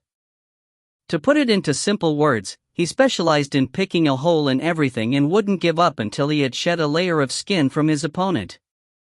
It was safe to say that you could see his figure in every brawl the bloodlings were involved in, and these brawls would usually escalate into racial wars. If ordinary bloodlings had an issue, then this minister would have an issue. Other people's ministries of foreign affairs were all set up to resolve disputes, but his, however, was to blow those disputes out of proportion. Minister Yan. Why, you came in person? Why would the bloodlings send this devil to pick up the person? Lu Ren's heart became a land of barans, and he could indistinctly hear the sound of game over. I heard you were demanding an explanation from the Minister of Foreign Affairs. Yan Xian smiled extremely gently and said, See, so here I am to give Commander Lu our explanation. Ha ha ha ha! Lu Ren's sadness had become a river flowing inside him, slowly drowning him. He had a strong urge to travel back in time and slap himself across the face multiple times. Why did he ask for trouble and jinx himself? Misunderstanding. It's a misunderstanding. Explanation? It looked like this time he would have to hand over his life here. Things will be so much easier now, since the commander knows me. Yan Xian automatically ignored the last half of Lu Ren's sentence. Setting down his cane, he added, but before I provide an explanation to your station, I would like to ask the great Commander Lu a question. Slandering my kind as intruders, examining our genes without permission, and imprisoning a member of our kind for several days, what kind of an explanation do you plan to offer me for these things? Me? Minister Yan. Oh wait, there's one more. His eyes suddenly became stern, and he said, attempting to deceive a newborn of my kind into agreeing to an unequal treaty without the presence of their guardian. Lu Ren felt his legs give away, and he almost knelt down on the floor. He had actually heard it just then. It was all over, all over. His eyes dulled, and the words endangered species immediately emerged in bold in his mind. Mama, he was going to be condemned as the sinner of his species. Minister Yan, please listen to me, it was really just a misunderstanding. We didn't know at the time. You don't have to explain to me, Yan Xian interrupted him in mid-sentence without hesitation. Say it to the Galactic Law Court. Lu Ren froze, unable to open his mouth again. Why did this sentence sound familiar to Yao Si? Nevertheless, this movie star-like person was actually the Minister of Foreign Affairs for all the Bloodlings. That was a high roll. Little thoughts began to arise in Yao Si's mind. She took a few curious looks at that person, and then she suddenly had the impulse of running up to him and taking a photo with him. Despite knowing that someone was coming to pick her up, she would have never guessed that the person would be the Minister of Foreign Affairs. The Bloodling officials after so many years were unexpectedly close to their citizens. Probably sensing her stare, Yan Xian suddenly turned his head and looked towards her. His lips suddenly straightened into a line, but compared to the false smile previously, this one was much more genuine. So you're that baby? He took off his glove, raised his hand, and caressed her head. His tone was like he was coaxing a child. Bah! Baby? Yao Si was alarmed by this strange name. How did she look like a baby? However, the person hadn't realized in the slightest bit how strange her name was, for he continued to coax her. My last name is Yan, you can call me Uncle Yan. Don't be afraid, I am here to bring the poor little baby home. Ah, about that. Minister Yan. My last name is Yao, my full name is Yao Si. Not baby. Yao Si, Yan Xian repeated the name again, then replied with the same smiley face, little baby has a beautiful name. I said don't call me baby already. Technically, I was 28 before I entered hibernation. So don't call me a baby anymore. Oh. Yan Xian nodded his head, so you not only remembered your name, you even remembered your age. What a smart baby. Don't be stressed. Yan Xian pulled a chair over and sat beside her, still using the same coaxing gentle tone saying, when Uncle Yan finished taking care of these businessy, we will go home, lil baby only need to worry about eating your foodie, have a sleep, and play around happily. Eat foodie? Have a sleep. Straight face. Wait. So he wasn't joking back then, he's really taking her as a baby. I am not a child. I know, my little baby is a 28 years old adult. He had an understanding expression hanging on his face, clearly he hadn't heard a single word of what she said. The corner of Yao Si's mouth twitched, thinking about the easily 100 or 1,000 years long life of the Bloodlings. Shit. 28 years old really was a toddler. Your awakening was an accident, but little baby don't worry, Uncle will find your father for you, I promise. But before that, you can treat Uncle me as your sire. Sire? He meant the person that converted her? Yao Si had no hope for this to happen, she wasn't able to find him before, after all those years that had passed, it would take a miracle to find that person. Baby, don't worry. He petted her head again. As long as Uncle is here, I promise no one will dare to bully you again, he promised this as he turned, giving someone a meaningful look. Lu Ren, who was already in a state of desperation, was suddenly petrified, it was as if he was going to fall apart from a single gust of the wind. Uncle Yan. Yao Si couldn't bear it anymore. For good or evil, the old man had played the role of water boy and apologized for hours. The incident that happened was in fact just a misunderstanding. I couldn't possibly be the newborn bloodling that you guys are referring to. Even though before I hibernated I was indeed 28 years old, but the period which I hibernated for was a little long. She considered for a while before deciding to clarify the fact that she was from the year 2017 of the Julian calendar. Since the Bloodlings were no longer a secret in the galaxy, there was nothing that she couldn't say. including her unexplained conversion that had happened for no particular reason, and that great battle between the eastern and western factions of the Bloodlines. All matters big or small were all made clear by details. Initially, she thought she would receive surprised looks from other people, since she had slept through the entire lifetime of a planet. It was rare to live for billions of years, even for the Bloodlings. However, Yan Xian's expressions didn't even change. He remained silent for a while, before opening his mouth again. So you still have remnants of genetic memories. Genetic memories? What on earth were those? Able to remember everything, he calmly caressed her head, then raised his hand and gave her a thumbs up. Good job, my sweet little baby. Yao baby. Okay, as long as you're happy. If you find any errors, ads pop up, ads redirect, broken links, non-standard content, etc., please let us know. Report chapter so we can fix it as soon as possible. Chapter 9, The Foodie's History of the Galaxy. Chapter 9, The Foodie's History of the Galaxy. Translator, Error 666. Editor, Dark Gem. Yao Si spent a period of a few hours learning the crash course of bloodling history from Yan Xian. Just as she had thought, the current bloodlings in the galaxy indeed came from the same ancestry as the bloodlings on Earth. Other than a self-sought death or fratricide, they were basically an eternal species with an infinite lifespan. However, everything in this world is fair. Although the bloodlings were strong, they could never produce natural offspring. The only way to pass on their genetics was through their first bite, turning other species into bloodlings, but there was no species in the galaxy which could actually bear the blood of bloodlings and successfully convert. No, to be accurate, only the people of the blue planet which were born in the same planet as bloodlings could successfully convert. Based on the breeding speed of the people of the blue planet, the bloodlings would never need to worry about population issues. Despite the blue planet's people knowing nothing of the bloodlings, the two species kept a strange balance. This was the Julian calendar era which Yao Si had once lived in, or the prehistoric times as the galaxy now commonly referred to them. To continue the lifeline of their species, even when the internal brawls constantly waged on, the bloodlings tactically agreed to never expose themselves in front of the fragile blue planet's people, intentionally protecting them during their fights. But no matter how well conceived their protection was, it still couldn't prevent the blue planet's people from courting death.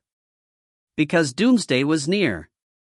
Similar to how it played out in the movies, the humans invented a special virus which had extremely fast reproduction speed and had a very wide impact. Almost overnight, over 50% of the entire planet's population had been infected.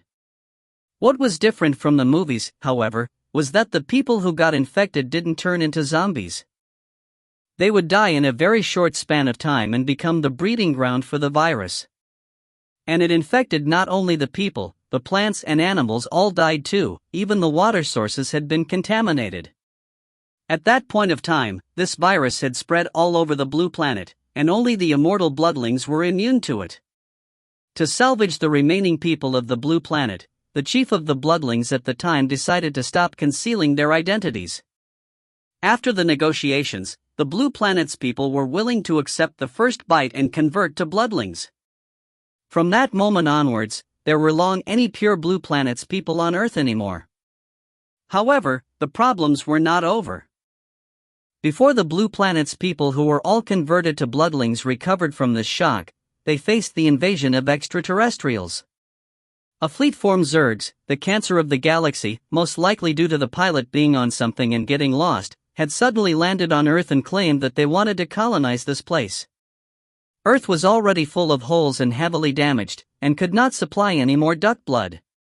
When the bloodlings heard the Zerg's proclamation when they were about to be forced into going into hibernation, they had only one thought.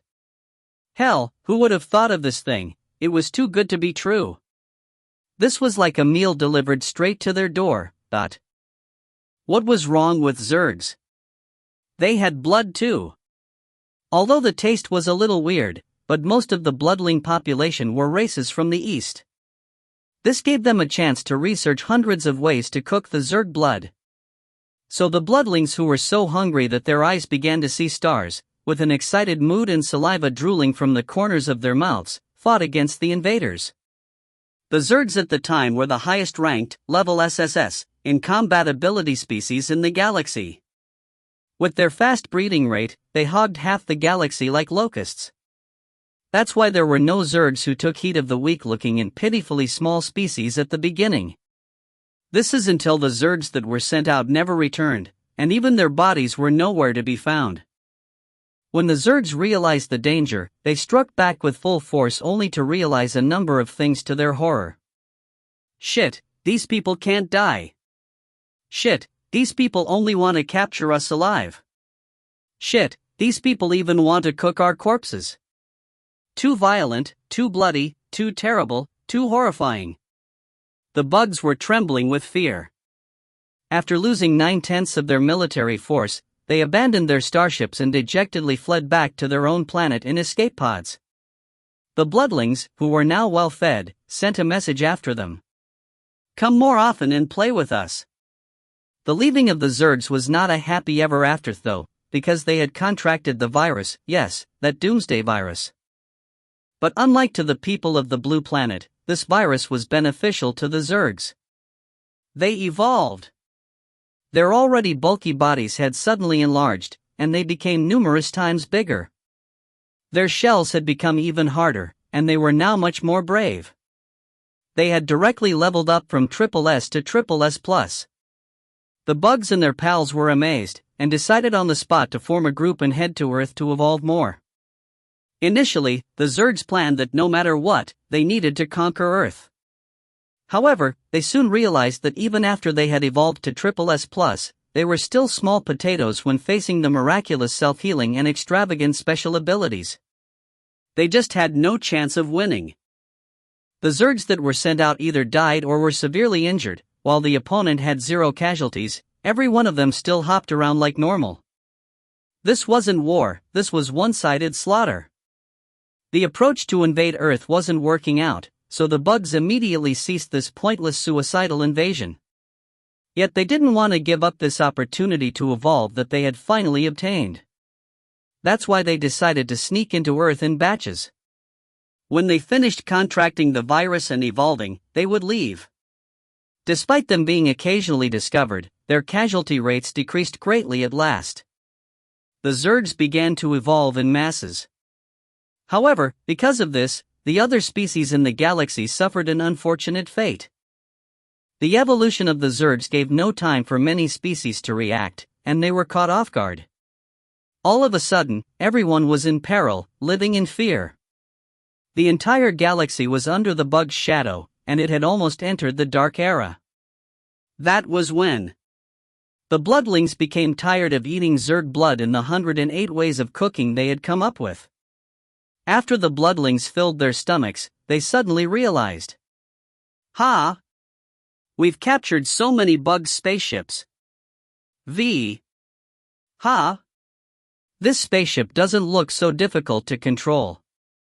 Oh. Wonder if there's anything else other than bugs in the galaxy. Oh, __intersection, oh. Are those others tasty? So, the Bloodlings officially entered the the galactic era, embarking on their foreign planet, food foraging, exploration journey. With this exploration, however, they realized that almost every planet in the galaxy had intelligent beings, and signs of Zerg existences. Maybe they had gotten used to catching bugs on Earth, but the first reaction the Bloodlings had had upon seeing Zergs was to catch and eat them. After all, in an unfamiliar environment, familiar food gave them a warm feeling. And just like that, the Bloodlings sought new types of food while catching the bugs. In less than 100 years' time, they had swept through and exterminated the Zergs from half the galaxy. While they were at it, they also took out the mother planet of the Zergs with no difficulties. Without anyone's help, only fighting by themselves, they had comically ended the galaxy's dark era. As for the Zergs, you can only see them now in museums. To be honest, a long time ago, I had spoken to an elderly Bloodling who had participated in the Great War. He said that when they had went to the mother planet of the Zergs, they had originally never planned to exterminate the entire species. They had only wanted to look around and see if there were any other species on it other than the Zergs. Little did they expect, Yan Xian closed the electronic book in the optical computer on his hand and exhaled, there really weren't any. The corner of Yao Si's mouth twitched. They had already suffered genocide, so couldn't you leave them with some dignity? You wouldn't die if you didn't smear their name. This was virtually a galactic massacre triggered by a bunch of foodies. My little baby, how was it? Yan Xian had an amiable smile. Was Uncle's story pleasant to hear? If you stop calling me baby, we can still consider being friends. If you find any errors, ads pop up, ads redirect, broken links, non-standard content, etc., please let us know. Report chapter so we can fix it as soon as possible. Chapter 10, Weakling on the Rise. Chapter 10, Weakling on the Rise. Translator, Error 666. Editor, Dark Gem. Uncle, Yen. Yao Si had a doubt. Didn't you say all the people of the blue planet were extinct? If all the survivors were turned into bloodlings, then how do you have newborn bloodlings? If only the blue planet's people could be converted into bloodlings, then the reality didn't make sense. Good question. Yan Xian was pleased and praised her. Able to realize this problem, my little baby is really smart. He clicked on the textbook generated by the optical computer in his hand and pulled up some materials to continue his explanation. Indeed, we bloodlings cannot reproduce, and every bloodling can only convert one descendant, he stated with a solemn face. That's why the first bite for the bloodlings is a once-in-a-lifetime thing. It is extremely important. Unless it is done by absolute necessity, like during the Doomsday era that happened on the blue planet before, only then may it be free of this worry. It is because of that the population of every generation of bloodlings is fixed, with a base number of around 3,000. That's why we are also called the third species. The third species, so it was also because of this that Dr. Wang and others called Earth the third planet? Although the blue planet's people no longer exist, Yan Xian sighed, but with the genetic technology today, we can replicate the original blue planet's people as long as we find their genes. Clones. Yao Si's eyes widened. Yes. But, he shook his head in pity. The genes are all unique, those that get successfully replicated are rare. That's why even with this kind of technology, the success rates are still very low, and the blue planet's people that finally get replicated have, more or less, some original genetic traits. Genetic traits? What did that mean? For example, memories from their past life and things like that. He looked at her, his smile making his eyes narrow into a thin line. Just like you, my little baby. Yao Si was distracted. She finally understood that he thought what she said earlier were the memories brought about by these genes. That's why he wasn't surprised at all. But, my baby, don't worry, these memories will fade away in no time. He caressed her head and comforted her, soon you will return to your real self, a good, obedient baby. Until then, there are things which my baby will have to learn, lots and lots of them. Was that why he was determined to call her baby? But she really wasn't a clone. You might initially have other flaws in you as well, Yan Xian speculated. That's why your father would have let you go into hibernation at such a young age, but he probably didn't predict that because of the planet termination plan you would be awakened before the scheduled time. His brows creased, some evidence of anger appearing on his face. However, my baby, you don't need to worry, when we get home we will investigate and find out. We will examine your bloodline while we're at it, to see which generation of bloodlings my baby you belong. I know about my bloodline. Oh? Yan Xian raised his brows and asked, did your sire tell you before you went into hibernation? What generation are you, my baby? She hesitatingly extended 5 fingers. 5. So what if she was a 5th generation weakling? 50? Or 500? What? Yao Si was confused by his questions. What were those numbers? Can't remember? Yan Xian exhaled and caressed her head to assure her it was all fine.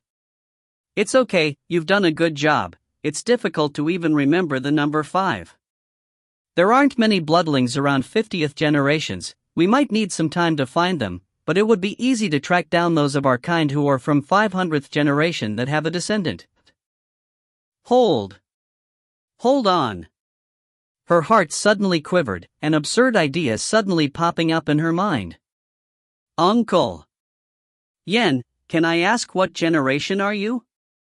Yan Xian smiled as his eyes narrowed into a line with that good uncle who satisfies children's curiosity expression. Uncle's bloodline is quite close to the front. I am a 48th generation bloodling. 48th. Yao Si's eyes popped out with shock. What the hell, how was this possible? This pull on the progress bar was way too fast. A second ago she was just looking at the first 3 generations having a catfight on the streets.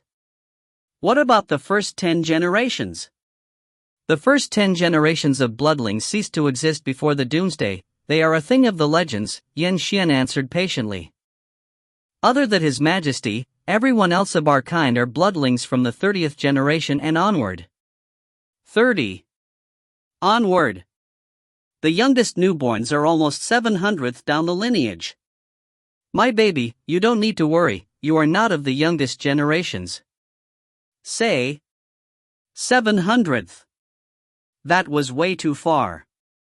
Yes. Looking at her dumbstruck face, Yan Xian thought she was dissatisfied with her bloodline and continued to reassure her, my baby, your bloodline hasn't been confirmed yet, maybe you're not after the 500th generation. If you are from around the 50th generation, then you my darling baby would be the princess of our kind. Princess? No. There's no way I'm your princess, because I'm your ancestor, but... She would have never thought that the bloodlings had continued for so many generations. Every bloodling in the entire galaxy was now from 2-digit generations and counting, and according to the elemental law, the closer your rank was to the top the stronger your ability was. Did that mean her pre-5th generation weakling self could now walk around sideways like a crab one and not need to be afraid of anyone? Ha! Ha ha. Ha ha ha. Who would have thought that one day a weakling like her would get an opportunity to shine? The happiness had struck her too unexpectedly, she needed some time to recover. The gods had suddenly become so nice to her, and she was still not used to it. Minister Yan, I'm actually... Beep beep beep. Before she could finish her sentence, the optical computer on Yan Xian's wrist suddenly rang with a notification. A semi-transparent red flower floated out from the screen, shimmering with light. Arrived so soon. He stood up and helped her up by holding her hands. The person that is picking us up arrived. If my baby still has anything you want to know, how about Uncle will answer you when we get home? He said that and then dragged her out the door. Yao Si was forced to swallow the words that were rolling on her tongue. On second thought, with his trend of treating her as a baby, even if she said she was from the 5th generation, he wouldn't believe her. May as well wait until they got back and tested the bloodlines. No worries, she will show him how freaking awesome she was when they got back. The uncle that is picking us up is called Liu, he's a friend of Uncle Yan from another species. Yan Xian brought her to the platform where she had seen Earth disintegrate into nothing. Only then did Yao Si realize that there were already a lot of people, a rough estimation would be around a few hundred, who were lining up in a perfect formation. Once they noticed that they had exited, they saluted in a uniform manner. The person that was standing at the very front was Lu Ren, who had a bitter smile lingering on his face, and behind him was the deputy commander and Dr. Wang. Minister Yan, leaving so soon? Lu Ren squeezed out a smile that looked uglier than a crying face and walked up to them. The distance to the red planet is quite great and Miss Yao is so young, the journey might be tiring for her. How about resting for a bit more on our space station? I will contact the Union and send fleets to give you a farewell. What do you think? No need. Yan Xian rejected straight away. I've contacted a friend from the celestial species, he's already arrived. Lu Ren's face became even paler. It was as if the words, "nothing to live for," were written all over him. Yan Xian walked Yao Si to the center of the platform to a place like a landing site, then scanned her from the corner of his eyes.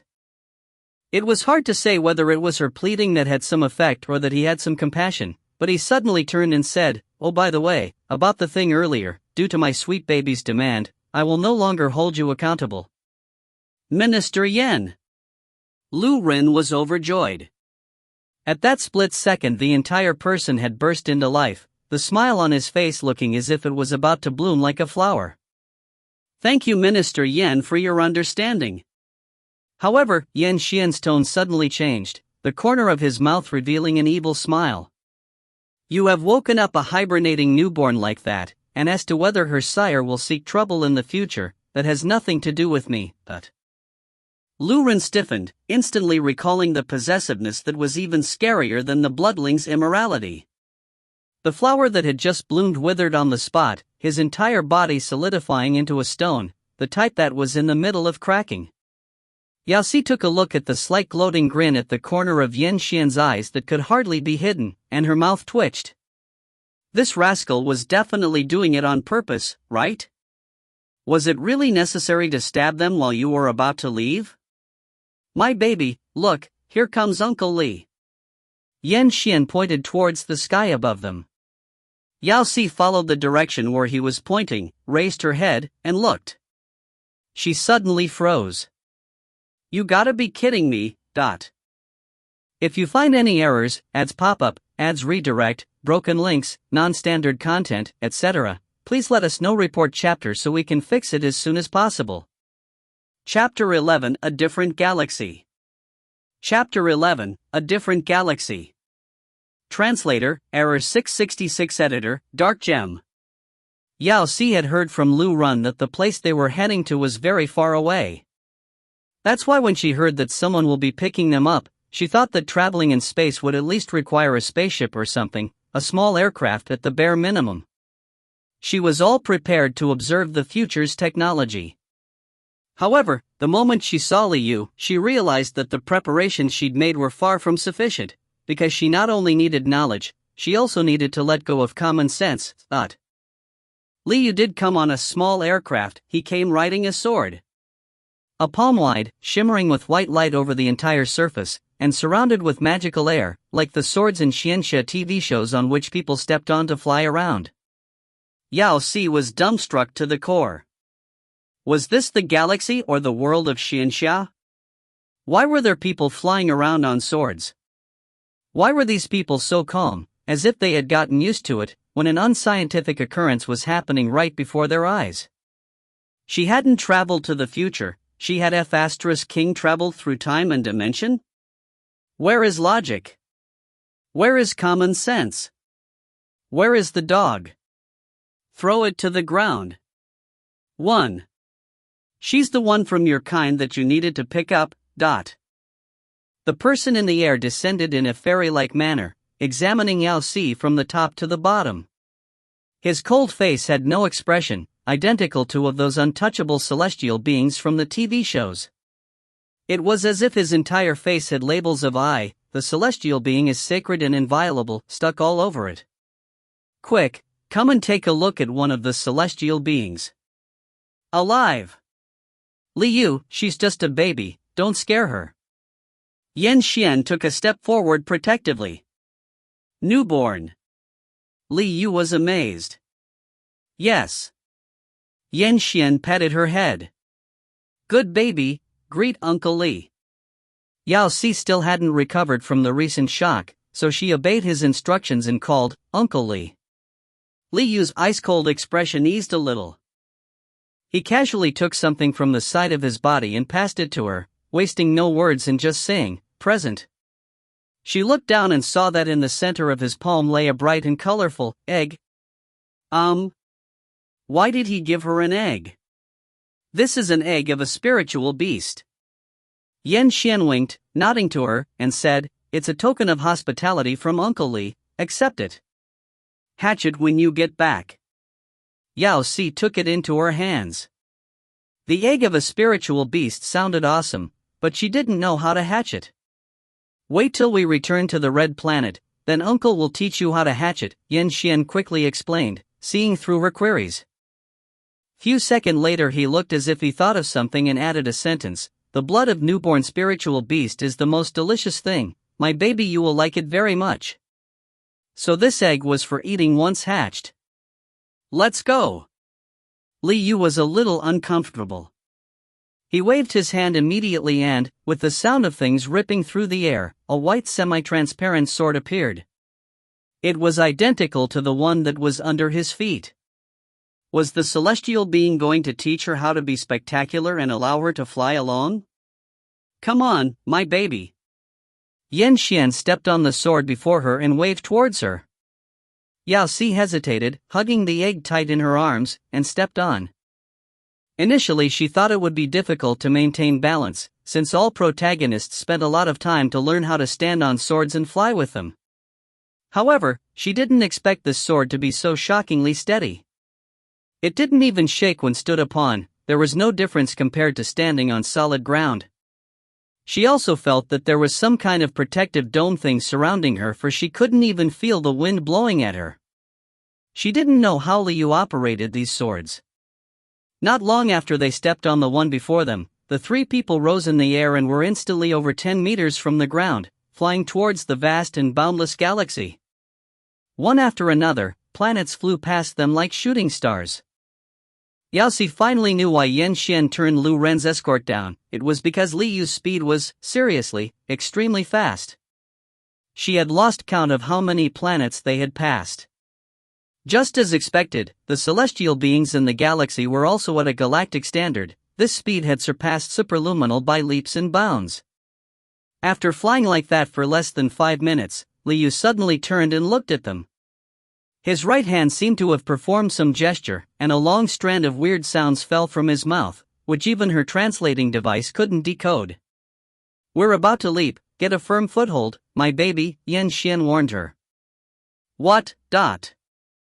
Yao Si was confused, but before she had the time to react, a large, circular magic array appeared right in front of them, just like the magical patterns in anime.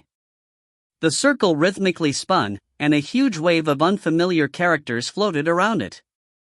A blinding light emitted from the center of the magical array, becoming brighter and brighter until it eventually formed a white entrance like the portals in games. Li Yu lifted his hand and gently pointed at the white light. At that moment the three of them flew right into the light. Yao Si only saw a brightness before her eyes, and then they arrived at a purely white world. This was probably a passage, a vast expanse of whiteness which saw no end, but she felt that their speed of flight had increased. She predicted that Li Yu had probably turned on an accelerator or something, not too different from the wormholes in sci-fi movies. They flew for almost full 30 minutes within this white space before Yao Si could see a different, red, glimmer in a far distance ahead. It slowly became bigger and bigger. It was probably an exit or something. That light got closer and closer, and Yao Si finally got a clear view of it the second they flew out of the white space. It was actually a red planet. Its entire body was the color of blood red, like a ruby that hung right in the center of the galaxy. 3 purely white satellites were spinning around it. My sweet baby, welcome to the red planet. Yan Xian pointed at the planet ahead. So this was the planet that the Bloodlines now inhabited, the red planet. Yao Si had to say, it had a lot of cultural characteristics. Li Yu's speed slowed down, and he landed on the red planet. When they reached the ground, Yao Si finally understood why this planet was red. Unlike Earth, which she was familiar with, this planet was covered with patches of dense unknown plants, and these plants were to one's surprise all red. They landed in a very large courtyard. As soon as they landed, 4 or 5 people rushed up and surrounded them, like they wanted to request instructions or discuss something with Yan Xian. The minister took her to a room straight away and announced that from now on she would be living in here. He then repeated some matters which needed attention from her. In the end he stated that he needed to leave for a while and that he would arrange for someone to accompany her later, before leaving together with Li Yu and those 4 or 5 people. Yao Si nodded understandingly. Leading officials were always busy, but She closely examined her surroundings and immediately felt somewhat of an ache. Compared to the entirely red structures which she could see from the air that had a distinctive bloodline style, this room was surprisingly filled with pink. Pink table and chair, pink bed, pink curtains, even the carpet was a patch of pink. The entire room indistinctly gave off a strong childish feeling. Touching the edge of the table, she felt something soft made of an unknown strange material which was intentionally placed around the edge to prevent her from bumping into it. The corner of Yao Si's mouth jerked. It looked like Yan Xian had made up his mind to raise her like a kid. She sat down right away onto the chair, which was purposely made into a bunny shape, and exhaled. She started to digest the information she'd received from Yan Xian on the way here. She had become clearly aware that this galaxy, in comparison to the high-tech galaxy which she had imagined, was very different. If you find any errors, ads pop up, ads redirect, broken links, non-standard content, etc., please let us know. Report chapter so we can fix it as soon as possible. Chapter 12, The Enlightenment School. Chapter 12, The Enlightenment School. Translator, Error 666. Editor, Dark Gem. Yao Si had arrived at the Red Planet a number of days ago, but the only time when she had seen Yan Xian was when he'd brought a doctor-looking bloodling to take a sample and test her bloodline. The next time he appeared before her was on her 5th day on the Red Planet. "My baby, do you want to learn things?" Yan Xian patted her on the shoulder. "How about Uncle takes you to school so you can make some new friends?" School. Yao Si's eyes suddenly brightened. She didn't expect that there would be compulsory education in the galactic era. As an illiterate, this baby expresses that new knowledge is a must. It is indeed time to go to school and get some common sense. Thanks, Uncle Yan. Yan Xian had a pleased smile on his face, showing acknowledgement for her studious attitude. He didn't delay, leading her straight out the door. Compared to when they arrived at the Red Planet, that cool sword-wielding flight, this time Yan Xian chose a more likely high-tech instrument. He led her straight to the side of what appeared to be a street and stood with her on a white cross sign. As soon as they stood still, the cross on the ground lit up and a faint operating noise could be heard. The ground shook and the floor in a quadrangle that was 2 meters around them suddenly rose up, resembling an elevator. It moved forward at a much faster speed though, and it looked like the floor was rushing ahead on its own. This was really high-tech from the future. Before Yao Si had the opportunity to exclaim, they turned into a street block. Only now did she discover that there were many people that were on the side of the road but traveling in a different direction than they. On top of that, everyone else was moving at lightning speed, compared to their tortoise-like movement. It was hard to say if this type of traveling was meant to let her know this planet better, maybe, since Yan Xian introduced her to different things at the same time. That's the town hall, that's the Inspection and Quarantine Institute, on the other end was the Galactic Port. He introduced everything that they saw on the way to her clearly. The more Yao Si listened, the more amazed she felt, until she finally formed a blurry prototype in her mind of this galactic world that was completely different from the sci-fi movies. Looking at rows and rows of buildings that surpassed her imagination as they flashed past, she moved on from her initial astonishment to being amazed, and being amazed even more, and eventually she got used to it. Since she didn't understand anything anyways. That was until a giant green castle floating in midair turned up in her line of sight. It was different from all the other strangely shaped buildings. This castle was covered in green plants on the outside, and the building was in a small, rigid high-rise building style from Earth that she was familiar with. What's that place? Whether it was because of the familiar style or something else, she felt an odd intimacy with that place from first sight. It made her unable to resist the urge to go over and take a look. Yan Xian's eyes shifted to the direction she was pointing. That's the majestic palace, the place where His Imperial Highness hibernates. His Imperial Highness? Yao Si was confused. Didn't the Bloodlines enter the liberal democratic galactic era long ago? Maybe they had kept the constitutional monarchy. Just as she wanted to gain some comprehensive knowledge, the flying floor suddenly stopped. Here we are. Yan Xian took a stride with his long legs and walked off the raised ground. Yao Si had no choice but to push her questions back inside her heart. May as well let it pass, since she will definitely learn such things in school. She had to start from the beginning regarding all the galactic stuff anyways. Hence she followed him out and stopped before a large gate. She subconsciously raised her head to take a look at the name of the school, and went stiff on the spot. The corner of her mouth twitched, and she felt as if 10,000 alpacas had trampled across her heart, forming one phrase F***CKU. There were 3 big, bright red words that were visible at the top. Bloodline Royal Kindergarten. Yao Si suddenly had an impulse to throw her university certificate of graduation at Yan Xian's face. This starting from the beginning was way too back in the beginning. Even if she was a pure illiterate, she at least qualified to be sent to year 1, what the hell was sending her straight to kindergarten for? Minister Yan, welcome. A 40 to 50 years old looking woman walked out from inside the door and moved towards them to greet them very politely. She turned and took a look at Yao Si, and a smile that looked as gentle as water immediately bloomed on her face. She tilted her body slightly.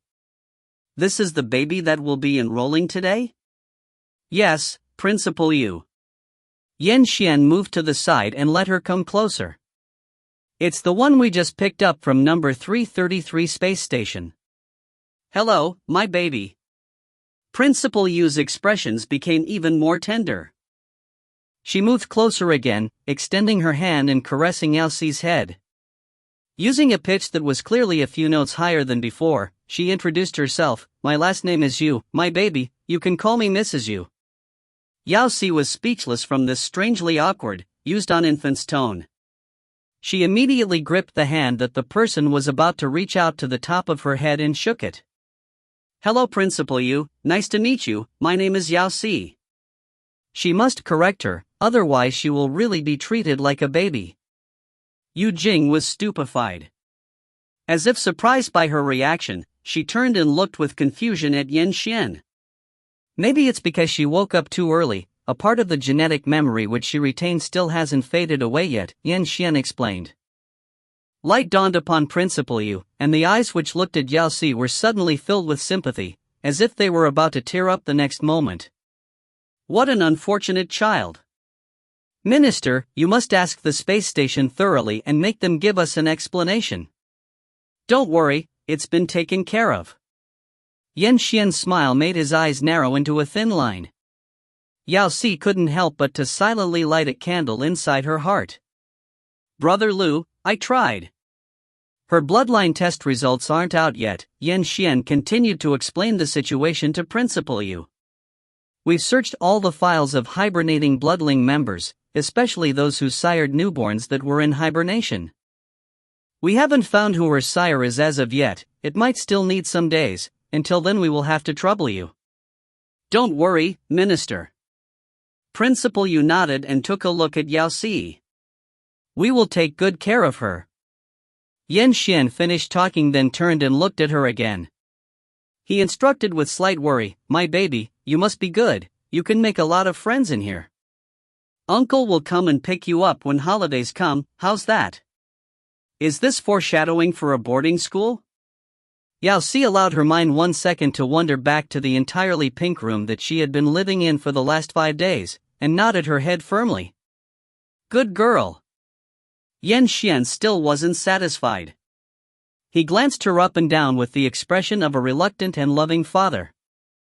After some time, he took a bangle-like object from his pocket.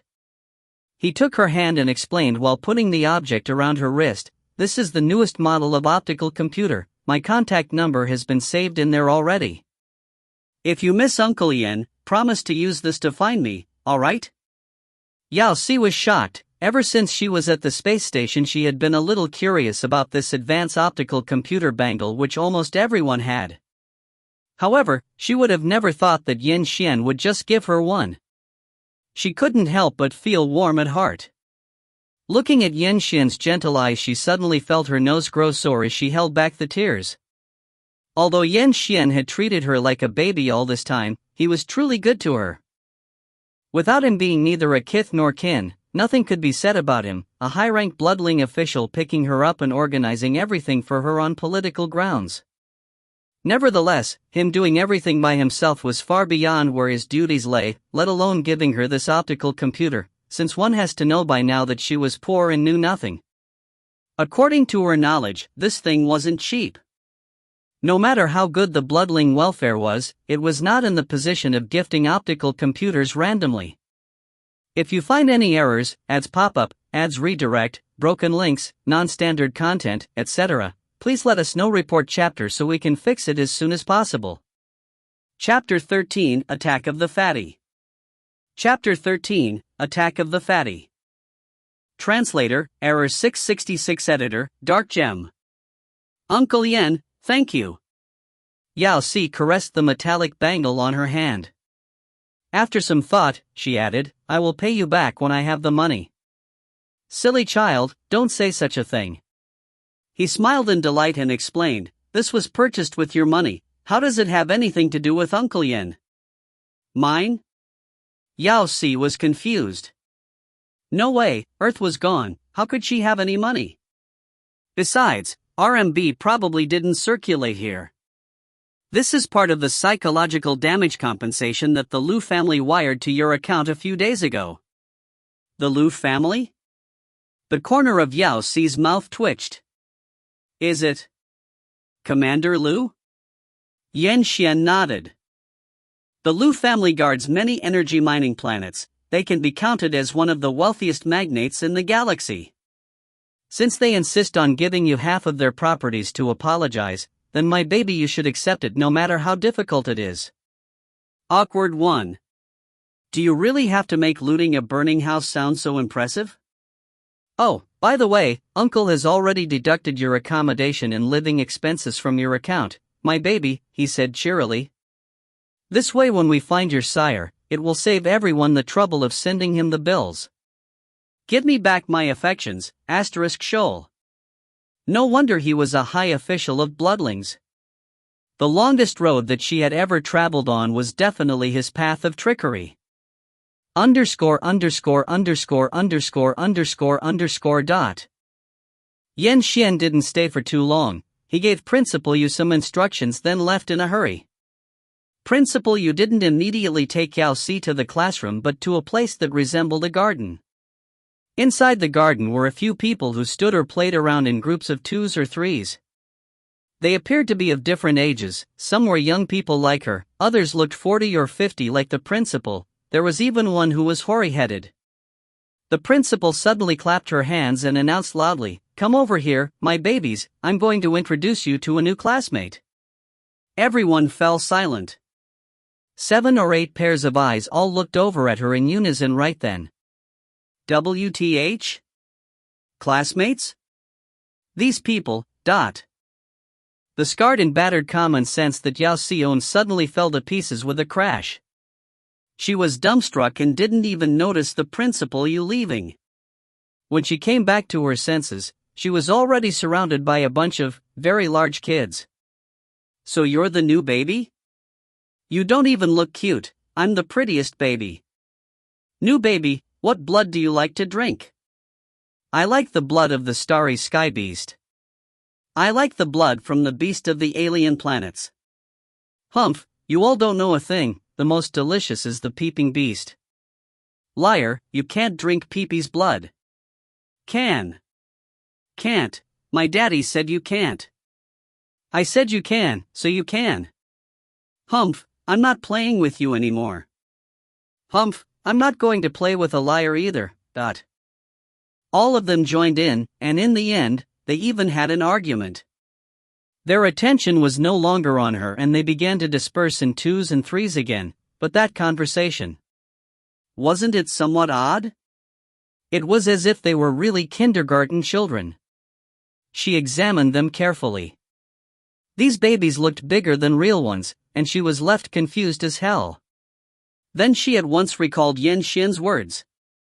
He'd said that newborn bloodlings were all clones that initially had genetic memories which as time passed would eventually fade away and be forgotten.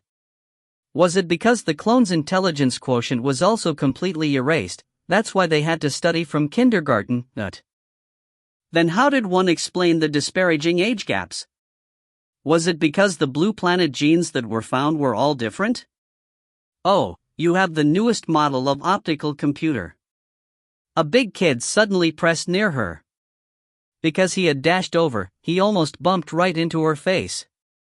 Yao Si had backed away just in time. That's so cool. This big buddy was obviously overnourished, the fat on his face was almost bulging out, and he had really become round like a ball. His eyes gleamed as he stared at her optical computer. With a face full of envy he puckered his lips, and like a born conversationalist he said, "I asked Mom many times and she didn't buy it for me." Your daddy is so nice to you. Mom? Looks like his sire was a female bloodling. Hey, new baby.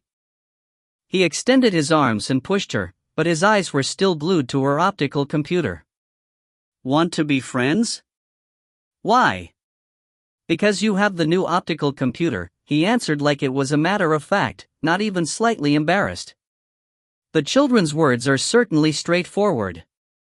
Ah, new baby. He shoved her. If we become friends, can you lend me your optical computer for me to play games on? Probably. Fair enough, this was a baby who was into games. Just as she thought, no matter what age they were in, Fat Otaku always had an inseparable connection with electronic games. That's great. The fat classmate clapped his hands.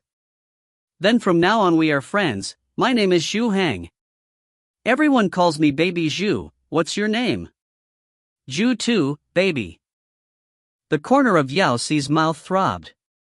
Looking at the proud fatty, she thought, my friend, you will cry in the future. My name is Yao Si. Yao, sure. If you dare make the sound of the word poo3, I will whip your ass. Fatty tried for a while and appeared to come to a conclusion that 2 words was way too hard to pronounce, so he gave up without any reservedness.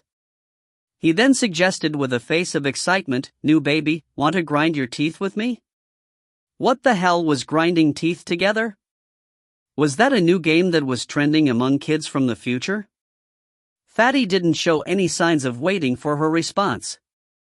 He straightaway pulled down a green button-like thing from his collar and pressed it with force. Suddenly, a palm-sized hole appeared on the empty space on the ground. This was surely the dimensional button of the legends. Future technology was so amazing. Fatty immediately extended his hand inside it and began to fumble around. Few moments later he revealed 2 identical objects and extended one to Yao Si. Here, my mom bought these for me, they're in my favorite color. Yao Si looked at the round-ended long white object in his hand and the corner of her mouth began to jerk. Who wants to chew bones with you?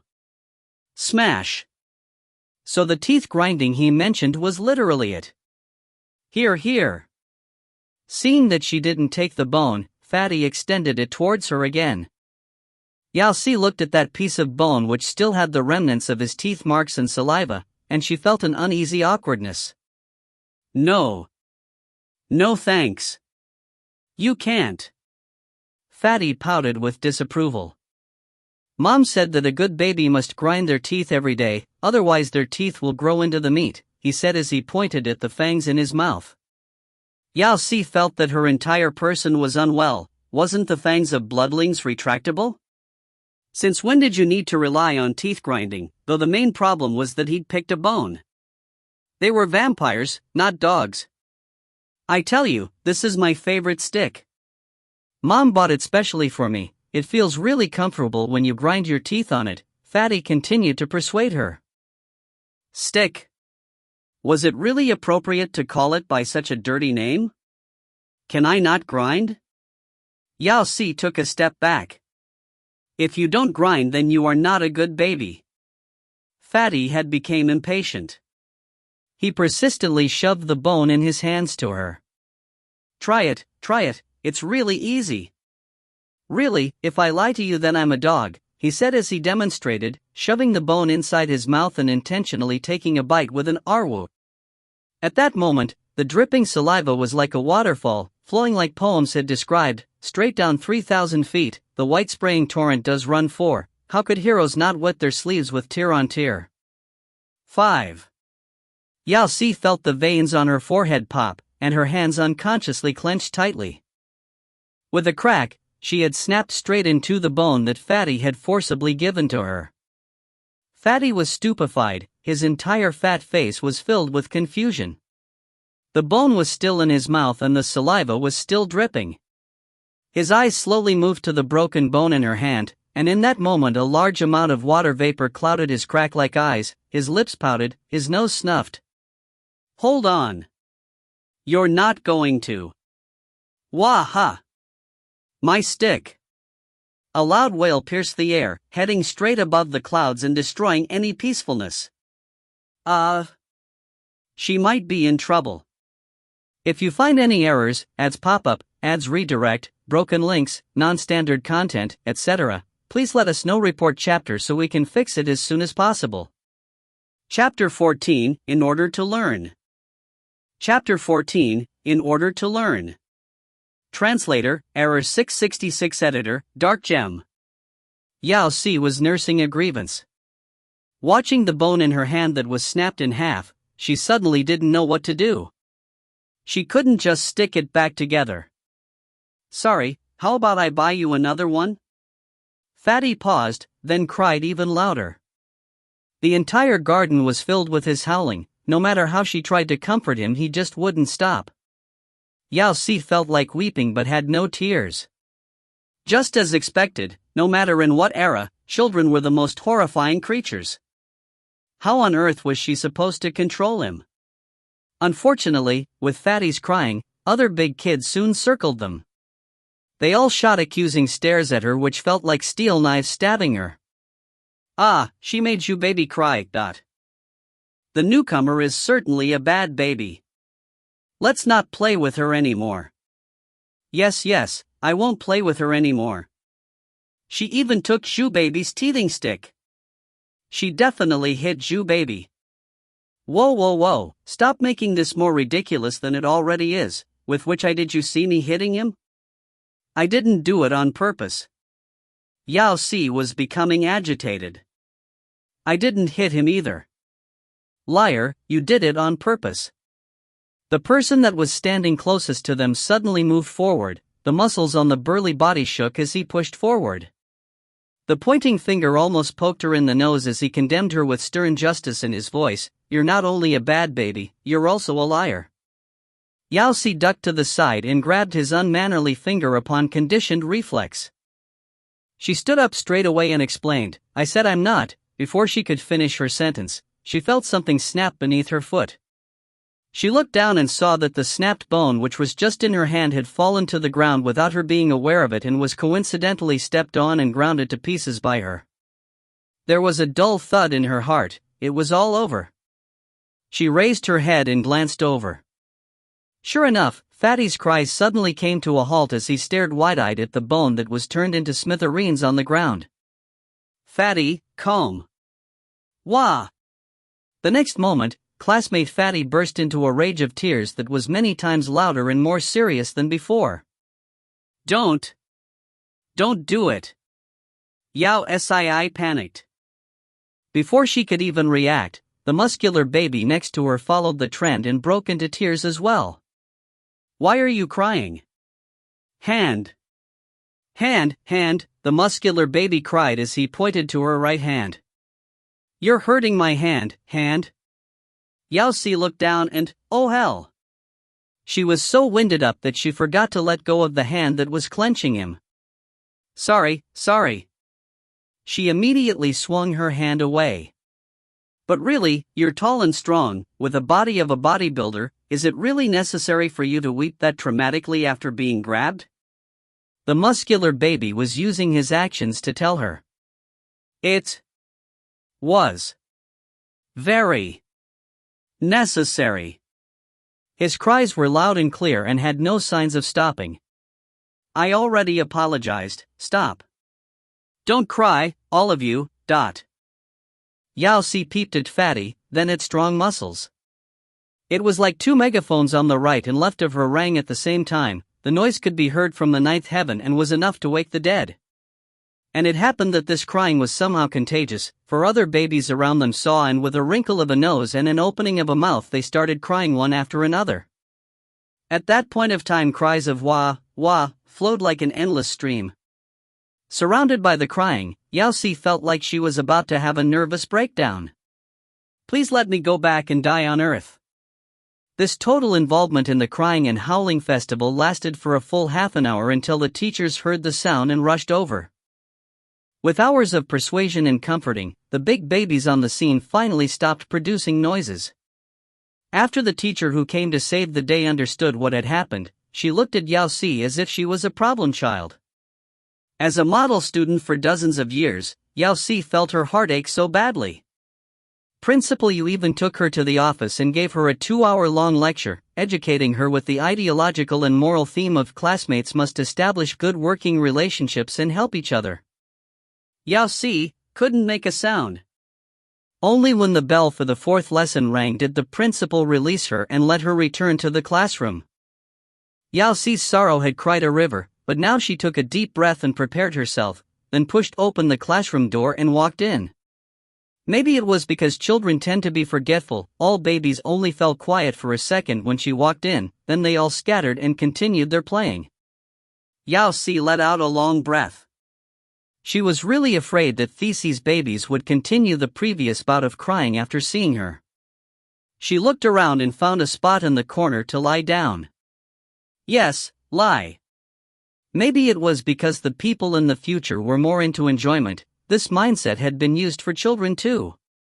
There were no chairs or tables in the classroom, but numbers of crystal-like, transparent soft chairs that could be easily converted to different shapes. They could also adjust their color according to the mood of the person sitting on them. Yao Si only knew this because the room which Yin Xian arranged for her had one too. Around the chair were scattered all sorts of toys. The entire room was less of a classroom and more of a giant nursery. Humph. When she sat down, a displeased humph sounded next to her. She turned and looked right and saw a huge buttock. A's. Judging by this size. Big. Shoe baby? She hesitantly said his name. The buttock inched over and a round bright red face turned around. It was really fatty. He scanned her then quickly turned back, letting out an even louder humph. The chair beneath his but was the same color as his face, swelling red. The round body wrote clearly in bold the 4 words, "I am very angry." It looked like he hadn't come around yet. Sorry I broke your teething stick. The accident earlier was really her fault. Fatty was stupefied. A slight hint of hesitation flashed across his face, and he thought for a few seconds before swinging his head away. I'm never going to forgive you. Humph. He said before turning his enormous buttock back towards her. Just look at you. If you're really not going to forgive me, then don't make your chair turn blue. I'm not going to forgive you either. A copycat-like response suddenly sounded from Yao Si's left. She turned and took a look. Classmate, who are you? The big classmate on the left squeezed further into the soft chair and stuck up a firm muscular buttock at her. It was the muscular baby. Stuck in between 2 buttocks, Yao Si was left speechless. Did she accidentally poke the nest of butts? She let out a long sigh. She had no mood and this wasn't the time to serve these tsunder of large classmates, because the teacher had walked through the door. Yao Si couldn't help but feel a little excited. After all, she currently urgently needed to cram some common sense into herself. Although these big kids were a little annoying, the content that was taught at kindergarten was all formative education, just what she needed. Hello, babies. The teacher was female and had a gentle smile. Hello, teacher. All the big babies answered in unison. Are you happy today, my babies? The teacher asked again. Happy. They all responded. Just moments ago you were crying like there was no tomorrow. You guys sure get happy fast. Okay, since everyone is so happy today, then this lesson, the teacher pressed the optical computer on her hand. With some fidgeting, she brought up a large projection. Here it comes, here it comes. Yao Si immediately straightened her back and sat up. She was 110% ready to receive new knowledge. Si could see the teacher's projection flicker as she opened her mouth to loudly say, "Let's play games." 6 huge words suddenly popped up on the projection: complete collection of galactic online games. Oh hell, ... If you find any errors, ads pop up, ads redirect, broken links, non-standard content, etc., please let us know. Report chapter so we can fix it as soon as possible. Chapter 15, Courting Death. Chapter 15, Courting Death. Translator, Error 666. Editor, Dark Gem. Yao Si felt the veins on her forehead break with a loud snap. Table flip. Who wants to play games? Don't you have any professional ethics as a teacher? What happened to being a role model? Role model? Model? How can you lead young people down a stray path? Come on babies, follow me, turn on your optical computer and connect to the galactic network. No matter how Yao Si was complaining deep down, the teacher up ahead had already began demonstrating. The school's galactic network password is 233333333. Why was this password looking for a beating too? That baby over there. Seeing that Yao Si didn't move, the teacher looked over. Why have you not turned on your optical computer? Do you not know how to operate it? Do you need me to demonstrate again? With the entire class starting to turn and look at Yao Si, the corner of her mouth twitched. She had no choice but to place her hand on the optical computer. Sure enough, the next moment a semi-transparent projection appeared before her eyes. Rows and rows of unreadable shapes took form in front of her. She followed what the teacher had said and clicked on the sign on the right bottom corner to connect to the galactic net, and a text box asking for password appeared before her. She was wondering how on earth she could input this annoying password in without a keyboard when the words password 233333333 automatically appeared on the optical screen. Yao Si was shocked, so this optical computer could be controlled by mind. My babies, did you see the icon of the Legend of Commanding Celestials? The teacher asked again. After receiving feedback, she immediately began to enthusiastically introduce it. This is the trendiest game on the Galactic Network, developed by the Palace of Ninth Heaven by the Celestial race. It has holographic sensual experience effect and can perfectly restore the scenes of ancient games. Every server has been extremely popular. How about we play this today? A teacher zealously recommending the most conspicuous game in the game collection while introducing all its features with great details. Yao Si was a little suspicious regarding whether or not she was receiving endorsement fees from the game company. Anyhow, this antique-style game did suit her, since she was the one who had most years behind her back. It was not too bad to obtain some understanding of the functions of the galactic network in there. It only took a thought from her for the game to launch. She could see the entire holographic projection transform into lifelike paradise, palaces surrounded by enchanted mist, mountains that floated in midair, streams of water that rushed forth with great speed, and clouds that symbolized prosperity filling the sky as red-crowned cranes flew past. It gave her an illusion that she had arrived at the set of a Xianxia 1 themed movie. In the middle of the scene shimmered a line of words. Welcome to the world of Commanding Celestials, 38th user of Series 438,438-2, do you want to start the game? Why did she feel like she was being insulted by this serial number? Can you change the name? Ping, please reset username. The corner of Yao Si's mouth twitched as she filled the username field with Chinese characters, ancestor for antiquity straightaway.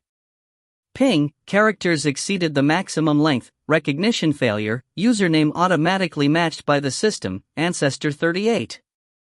Entering the game, please wait. Shit. She really had to go through with 38. Before Yao Si could protest, an overwhelming headache rushed upon her. In that instant, everything before her disappeared, and the next second she appeared with the name Ancestor 38 above her head in a small village where the birds sang and flowers blossomed. It took her some time to recover as she impatiently looked around. No classmates, no teacher, even the soft chair which she sat on had disappeared. She suddenly remembered what the teacher had said. She introduced the game with the words that this was a holographic sensual one. So the so-called holographic sensual experience was the projection of a person's whole mind into the game? This is awesome. Yao Si was a little excited. She surveyed her surroundings and came to a realization that they were all extraordinarily surreal. You couldn't even see that they were made out of data just by looking. Even the flowers on the side of the road gave off a light whiff of perfume. The place where she was standing was similar to the newbie's village, and the teacher's introduction was correct. There were indeed many people playing this game. Silhouettes and figures walked to and fro before her eyes, all coming and going in haste. Most were like her, dressed in a gray newbie outfits, with a wooden sword hanging from their waists. Some had names above their heads like her, while some seemed to have hidden theirs. What was particularly strange was that she had not met any of her classmates from the kindergarten. She guessed that maybe there were many servers, that's why they weren't part of the same newbie village. Staring at the extremely real world, although Yao Si was an experienced player who had tens of years of gaming experience, she still didn't know where to start. Just as she was hesitating about where she should start, a white light suddenly flashed next to her and a boy in green appeared out of nowhere. What was different from everyone else was that the name above his head was a strand of unfamiliar red symbols. He beamed a smile at her and bowed, then opened his mouth and let out a strand of words. Welcome to the world of commanding celestials. I'm your beginner guide, customer service number 233. Please enjoy this celestial world with me. The youth said enthusiastically, while Yao Si was. What did he just say? Yao Si was confused. Why couldn't she understand what he was saying all of a sudden? All she could knew was that his mouth opened and closed, yet what reached her ears was a string of weird sounds. She immediately had a bad feeling. Taking a deep breath, she tried to calm her emotions. Don't panic. Maybe this player's language was so niche that it hadn't been recorded into the translating device? She walked straight past the boy dressed in green and found some people to talk to, but she soon realized that she couldn't understand anyone's words.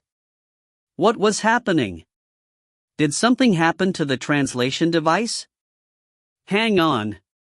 If this game was completely sensual, didn't that mean that she'd only brought her mind into the game and not the translation device? Was that why she couldn't understand? Yao Si's first response was to quit the game, but no matter how she muttered inside her mind to quit, there was no reaction. She was still in the newbie village. Maybe she needed to call it out to exit the game? Exit, quit, shut down, game over, goodbye, sayonara, ... She had said every word in every language she knew that had similar meanings to quit. Yet there was still no reaction. She was still standing in the same spot, the flowers still blossomed and the grass still swayed in the wind. No way. Was she trapped in a game? Did she have to be this unlucky? Underscore.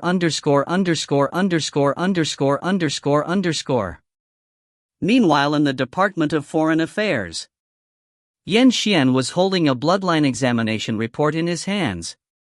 He forcefully opened his eyes wide as his hands trembled like the glowing splinter of flame against the wind. Director, I'm not reading this wrong? No, the director of the Bureau of Inspection answered. Did you re-inspect? 63 times. What about the inspecting machine? Changed 6 of them. That center. 13 inspection centers, ... Yan Xian felt his feet giving in and he almost knelt on the ground. Luckily Director Yu, who was next to him, gave him a hand just in time. Due to it being a matter of great importance, that's why I delivered it personally. Compared to Yan Xian, he was much calmer, but he still couldn't repress the trembling of his palm. Yan Xian had a vacant expression on his face. He suddenly had a feeling of not knowing where he was. It's real. 5th generation. Really 5th generation. So the person that he carried back from the space station was a fifth-generation bloodling.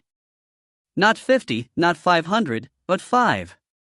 It was the fifth generation that only existed in ancient legends. The fifth-generation ancestor which every bloodling should bow down and worship. According to what you said, you spent most time with Her Highness. I thought you were already prepared. Director Yu was a little confused by his reaction. Did Her Highness not mention her life during her stay with you? She did. And more than once. Then why? You look like you had no clue. I thought that it was the remnants of her genetic memory. He'd had no idea that it was real. Director, you didn't ask any further. You will die the death that you brought upon yourself. He waited for a few more minutes. Seeing that he didn't know how serious the situation was, he couldn't help but warn him. Minister Yen, I don't think this is the time to let your mind wander. When the director said those words, Yen Xian looked like he was suddenly woken up. He stood up in a fury. With trembling hand he clicked the optical computer on his hand and swiftly gave some commands. It's Minister Yen. Please notify the Department of Blood Police to seal the Bloodling capital in 5 minutes, forbid any member from foreign species from entering and exiting. The entire planet is in total security mode. I need all flight routes of the Galactic Passage to be urgently shut down. Temporary traffic control is to take effect in the road between the Department of Foreign Affairs and Royal Kindergarten. Notify the residence of the President, the Department of National Safety as well as all bloodlings within the first 40 generations. They are all to meet up at the Department of Foreign Affairs in 5 minutes. Yes, everyone. What? Not on the Red Planet, then order them to hurry back. Can't get in contact? I will send you a document later. You deliver that to their end of optical computer. Crawl. They will crawl back for me. Hurry up and do it. Now, immediately. He hung up and immediately sent the report to the person he'd spoken. Only then did he let out a long breath. He struggled as he fetched his coat from the side.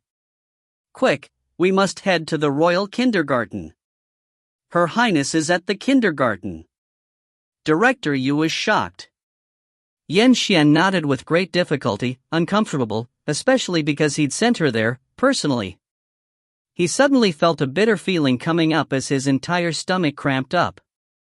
Director, you didn't think too much. He turned and walked out of the office before him. When he turned back and looked, Yen Xian was still where he was. Minister Yen? Yen Xian responded by extending a hand to him shakily. Lend me a hand, my feet are weak. He couldn't stand anymore. If you find any errors, ads pop up, ads redirect, broken links, non-standard content, etc., please let us know. Report chapter so we can fix it as soon as possible. Chapter 16, The Refined Interests of the Ancestor. Chapter 16, The Refined Interests of the Ancestor. Translator, Error 666. Editor, Dark Gem. Yao Si thought that if this was a game, then there must be some way of quitting it instantly. Although she hadn't found the way yet, that wasn't a big issue. Even if she couldn't quit, when the class was over, the teacher would find out about her condition and disconnect the internet for her. She should take 10,000 steps back and assess this issue. Even if the teachers of this school let young people stray from the right path and let her continue playing, there would be a moment when the school was over. The teacher couldn't just let her stay in the game forever. Thus, there was no need to panic. All one needed to do was wait. However, these 10,000 steps that Yao Si took were still too few. At the same moment in the classroom, one has to see that bloodlings were quite efficient. Within 10 minutes of receiving Yen Xian's notice, all bloodlings of the first 40 generations on the Red Planet had arrived, while those that were not on the Red Planet were all on their way back. Yen Xian cleared the site right away. The formidable array of people filled the classroom to its brims. With mentalities of stress, uneasiness, excitement, and pilgrimage, they all looked at Yao Si, who was closed-eyed, immersing herself in the game. The scene was oddly quiet. This This was the fifth-generation ancestor? In this era, finding a fifth-generation bloodling was simply a miracle. Everyone on the scene had one common feeling at that moment: their feet were a little weak. They wanted to touch her, to see if she was real. After all, bloodlings were a species which viewed bloodline with utmost priority. It was different from the sort of respect other species had morally and culturally, for the strength of bloodlings originated from their bloodlines. Due to some rare unusual circumstances, the more condensed the bloodline was, the stronger the person's abilities were, and the density of the bloodlines came from the earlier generations. The closer the generation to the original one, the purer the bloodline. Therefore, bloodlings of higher generations would naturally have bloodline suppression against those from later generations. By theory, bloodlings from later generations would have a subconscious obedience to bloodlings from earlier generations, and it would require a lot of effort to break away from the desires of the higher-ranked bloodlings. Yen finally understood why, when he received the news of Yao Si from the space station while he was visiting the celestial race, despite having been a few galaxies away from the Milky Way, he had subconsciously taken a detour and picked the person up himself. This was the traction of bloodlines. Even if Her Highness didn't release any bloodline ability, as a descendant, he would go and pick her up on his own will because she was a fifth generation. The only fifth generation in the entire galaxy. Yen felt a sense of personal pride rising from within him at that moment. If he added finding the fifth generation highness onto his resume, that would be something which every bloodling would be most jealous of, for it was not one of, but the only such event in existence. Even if he didn't recognize the ancestor at first sight, that can be forgiven. Probably?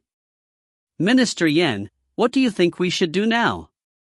The first in command of the Red Planet, Marshal of the Bloodlings Niezihan, who was almost kneeling on the ground, couldn't stand it anymore. He pushed Yen Xian. Do we wake Her Highness? No. No. Before Yen Xian could even respond, another bloodling quickly gave the choice no a vote. Her Highness went into the Galactic Network Games to relax. How could we disturb her elderly self? What you are saying is correct. Niezihan was still a little unsure. But what happens if she doesn't come out? We can't just keep on waiting like this. As soon as his words were heard by others, they immediately incited a mass rage. Marshal Nya, you are so insensible. What's wrong with waiting for a while? It's Her Highness. The only highness in the world. Indeed, if it wasn't Her Highness willingly appearing here, let's not say you a 40th generation, even us a bunch of 30th generation old bones would have no chance in meeting her 5th generation highness self. Yes, it's our honor to be able to see Her Highness, but yes, how could we disturb our Highness's refined interest? Even if we have to wait here 100 years for Her Highness to be willing to see us, we are all willing to do that. You're right. No matter how long, I will continue waiting. Me too. And me. Count me in. Suddenly, responses continued one after another, the people's eyes staring at Yao Si becoming more and more passionate. They looked as if they were unable to pull themselves away from her, having all become newly promoted fangirls and fanboys. Everybody won. That's our Highness, she looks so pretty. Really want to see what it feels like to clutch to her thigh too. As to bloodling political affairs. What are those? Are they edible? At the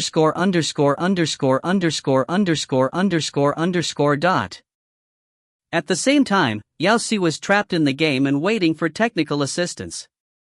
She had been waiting on the same spot for 2 hours, yet her optical computer had not the slightest response, let alone quitting the game. Even the red-named boy that was initially talking to her had given up half an hour ago. He saluted her, said a bunch of strange words looking somewhat angry, then threw her a red talisman and disappeared. From then onward, she kept feeling that her shoulder was heavy. She was no longer at ease when she walked. She suspected that maybe the boy had given her some negative buff from the rage caused by communication failure. Picking up the red talisman and carefully examining all sorts of wriggly symbols on it, she tried desperately to decipher what they meant. Just as she had expected, couldn't understand it. From System Authentication, this is an artificial intelligence player, and has been added to the blacklist. Punishment, HP 5. This condition can be relieved by gaining reputation from doing missions. Yao Si had given up on trying to study the galactic dialect of the future from the start and had become slightly agitated. According to reason, the class should be long over by now. Even if the teacher really didn't realize that she was still in the game, the school was probably about to be over too? Or maybe the school hours of future kindergartens were longer? She surveyed her surroundings and quickly realized a possibility. What if the time in the game was different from the time in real life? Her heart fell to the bottom of a pit. With the experience from all the gaming novels she had read in the 21st century, that was in fact extremely likely. Yes, it must be that. It looked like she would have to continue staying in this game. Now that Yao Si found the reason, she let out a long sigh and stood up. She couldn't sit here forever. Since she had nothing to do, there was no harm in playing around a bit. Despite not knowing the mechanics of this game, with her over 10 years of online gaming experience, all the missions in the newbie village should be easy. Or that's what she thought as she walked straight into the village. Maybe it was because she had been in a daze for too long. There were much fewer players in the newbie village, but occasionally she could still see one or two people. Due to language barriers, she couldn't find anyone to imitate. She could only wander aimlessly in the village, so she did exactly that, yet she still didn't find any place to do missions. That was until she came to a butcher stall and saw a green-named player handing a rabbit to the owner of the butchery, receiving 2 talismans in return from the owner. Rabbits. Yao Si's eyes gleamed with light. Could it be the essential rabbit-killing mission that every single newbie village had? She had finally found it. She quickly walked to the stall front and prepared to accept any mission. "My client, you look so unfamiliar, first time at the village of Mystic Hares? What would you like to buy?" The NPC 3 of the butchery eagerly greeted. The illiterate Yao Si only heard a long strand of yuan and, at. Yes, this must be the introduction to the mission. Seeing that she didn't respond for some time, the owner of the butcher stall was quite confused, but as a professional NPC, he continued to enthusiastically explain, "What meat would you like to have? You can rest assured that all my meat here is absolutely fresh." Silence. "Would you like some beef, lamb, or pork? Keep pretending that you can understand. You don't like those? I have newly arrived rabbit meat as well. Is the mission briefing still not over yet?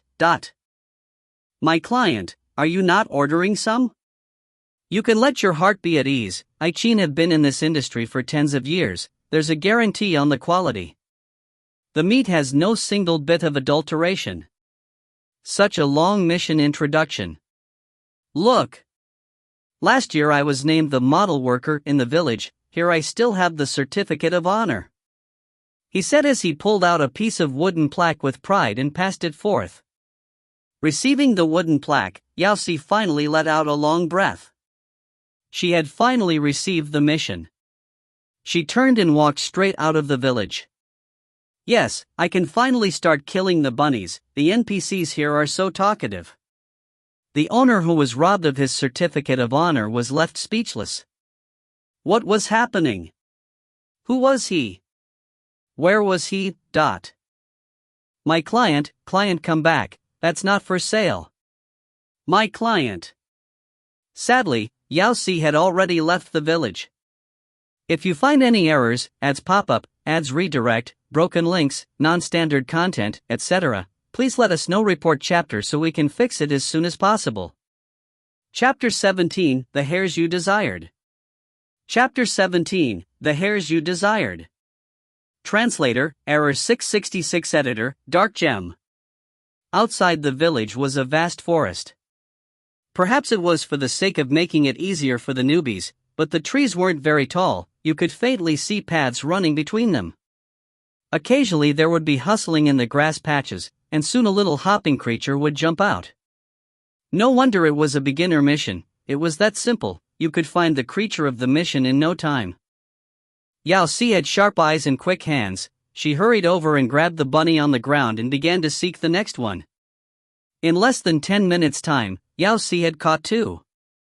Only then did she return to the village, heading straight towards the butcher stall. She placed the 2 thumping bunnies onto the chopping board of the owner. The owner of the butcher stall, Xin, just stared at her. He gazed at the 2 poor hares in speechless dismay for 10 seconds. CL, client, what do you mean? Why was she giving him hares? Yao Si stayed quiet. So there's progress on the storyline, wonder what rewards will be given for 2 hares? Xin was blank for a while, then looked up at the other person's name and suddenly understood. Oh, so my client, you have been affected with the venom of kindness and require cultivation to build on virtue. Then I shall accept these hares. Thank you, my client. As an intelligent NPC, owner Xin immediately guessed what the person intended. He then tucked the hares under the chopping table. Waiting for the reward, Yao Si did not say anything. Huh, what's happening? Why isn't there any reward for finishing the mission? Were these hares not enough? But the person just then gave 2 as well. Yao Si was a little confused and tried to recall the games that she had played in detail. Was this a repetitive mission? Were the hare number random each time? Yes, this must be it. Understanding the key to everything, Yao Si decided to go back and continue hunting hares. Hold on, my client. Owner Xin finally remembered something. Give me back my certificate of honor that you took before. Unfortunately, Yao Si had already walked out of the village without paying any heed to him again. Yao Si spent an hour catching 5 hares and once done finally carried them back. She placed the objective plaque and the hares onto the NPC's table. This time it definitely had to be enough. My certificate of honor. Owner Xin jumped up and hugged the wooden plaque, letting out a long breath. My client, you scared me to death. I plan to pass this certificate of honor down the generations. Your venom of kindness was not serious, it could be easily unbound, why bother joshing me? But he collected the hares on the table while pouring a cup of tea and passing it over. Tired? Here, drink a cup of tea to quench the thirst. Yao Si, who understood nothing, took the cup of tea into her hands. Was this the reward of the mission? Just as expected, the missions in the newbie village were so cheap. Nevertheless, it wasn't too bad to kill some time before the schoolteacher took her out of the game. So she drank the cup of tea, turned and headed to the woods again to continue her hare catching. She wasn't sure if it was just an illusion, but she kept feeling like after she drank that cup of tea, her entire body had become lighter. The sense of heaviness that appeared after the red-named boy had left suddenly was gone. This was the negative buff being dispelled by that cup of tea? What a worthy online game of the future, even NPCs could give out rewards according to the needs of the players. She immediately felt more motivated and began thoroughly searching for the mission creature, hares. She took 2 hours this time. And brought back 10. Butcher stall owner Xin could just stare.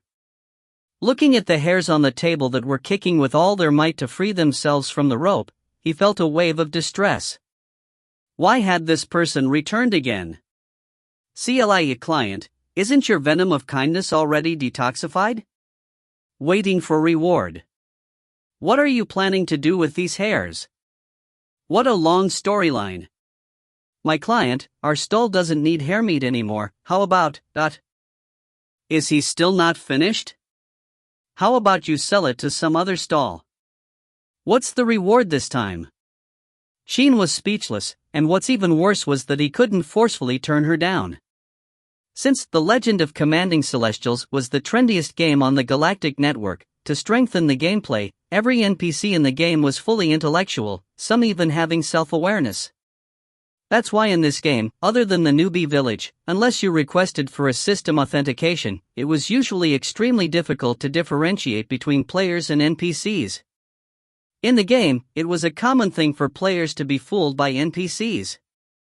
However, no matter how intelligent the NPCs were, there were still some system restrictions which could never be disobeyed for the sake of game stability. If one took owner of the butcher stall chain, for example, he could change industries and go sell vegetables, but he could never cultivate like the players do. The other thing was the central principle of the game: rules didn't only affect the NPCs, even players needed to abide by them. This was for game balance, preventing the existence of major bugs which might cause the system to crash. The bot player authentication that Yao Si had experienced was one of them. The legend of commanding celestials had a principle which only allowed one person to one account, but as long as there were online games, there would always be power leveling. Some players gave their accounts to people who helped them power level, paying them some galactic currency for the fast level ups. These people would install special programs which disguised themselves as consciousnesses into the game. These kind of plagiarism practices were called power leveling, and the more popular the game was, the more power levelers there were. All the power levelers had one thing in common, and that was leveling up. Repeatedly doing the same thing over and over again on the same spot, such as shanging one on the game or killing beasts and etc. On some level, this would affect game balance, so the authorities introduced the anti-botting system. All NPCs had been set with this authentication functionality, scanning the mind of the player and then judging their actions to decide whether they were power levelers who were hanging. The venom of kindness was the minimum punishment for hanging. This condition usually targeted those players who had passed the mind scanning without any issue but had suspicious behaviors. For example, Yao Si, who had sat on the birth spot for 2 hours back then. However, towards players who were affected by the venom of kindness, the NPCs also had a special rule. They couldn't forcefully turn down the kindness offered by players, and they had to grant rewards. Otherwise, with the intelligence of game NPCs, the players that were misjudged would have a difficult time in removing the buff and returning to playing again, which consequently would cause the loss of players to the game. To players, the negative buff, although annoying, could be relieved by doing some small charitable deeds, which were very convenient. Gifting things to nearby NPCs was the most common method. Of course, after the buff had been cancelled, no one would be so bored as to continue gifting, especially under the condition that the NPC had clearly expressed that they didn't need it. After all, offending an NPC in the game was nothing good. This mechanism had absolutely no problems logically. After all the years that the legend of commanding celestials had been running, they hadn't met any loopholes yet. That was until they met Yao Si, who didn't understand the language of the NPCs. After seeing the player who had been turned down continue to stand silently in front of the stall, Xin had no choice but to accept the 10 hairs on the tabletop with great awkwardness. He couldn't turn down the kindness of players by force. He turned and fumbled out a rusted iron sword from the general cargo container behind him and passed it to Yao Si. He had to provide a reward. Like Yao Si had expected, the reward of the mission was now different. The NPCs here were so intelligent. Yao Si, who understood nothing of the situation, happily accepted the iron sword and headed for the woods to hunt hares again. Maybe it was because she had caught too many, she didn't find any signs of hares near the woods this time. She could only head deeper into the forest. There, with the aid of the iron sword, catching became much easier. It was basically a swing of a sword and 1 hare obtained. Soon she had captured 10 already. She bundled the hares together in a high pile. It'd be great if there was a bag to place them, she thought as she extended her arm to drag the bundle. Her arm swung in the air, touching nothing. The hares had disappeared in thin air right in front of her. Shoot! What was happening? Where are the hares? How could they suddenly disappear? Where did they go? How do I get them back? Something flashed on the ground and the hares appeared beneath her feet, looking exactly like before they had disappeared. Yao Si was stupefied. Was this her game backpack? Her mind racing, she pressed her hand to the hares and muttered in her mind, backpack. Just like that, the hares disappeared the next moment once more. She then thought of it again, and the hares reappeared on the patch of grass again. This was way too convenient. This was awesome. It seemed like she could catch some more hares this time. So, she caught 200. Receiving a mountain of hares, Jean said. Lord! Can't you plague some other NPC? Can't you just let me be? He really didn't need any more hares. Meanwhile, in the royal kindergarten, the bloodlings who were dead set against disturbing Her Highness gameplay were thinking, when will our ancestor be willing to come out from the game and meet us? If you find any errors, ads pop up, ads redirect, broken links, non-standard content, etc., please let us know. Report chapter so we can fix it as soon as possible. Chapter 18, What a Scoundrel. Chapter 18, What a Scoundrel.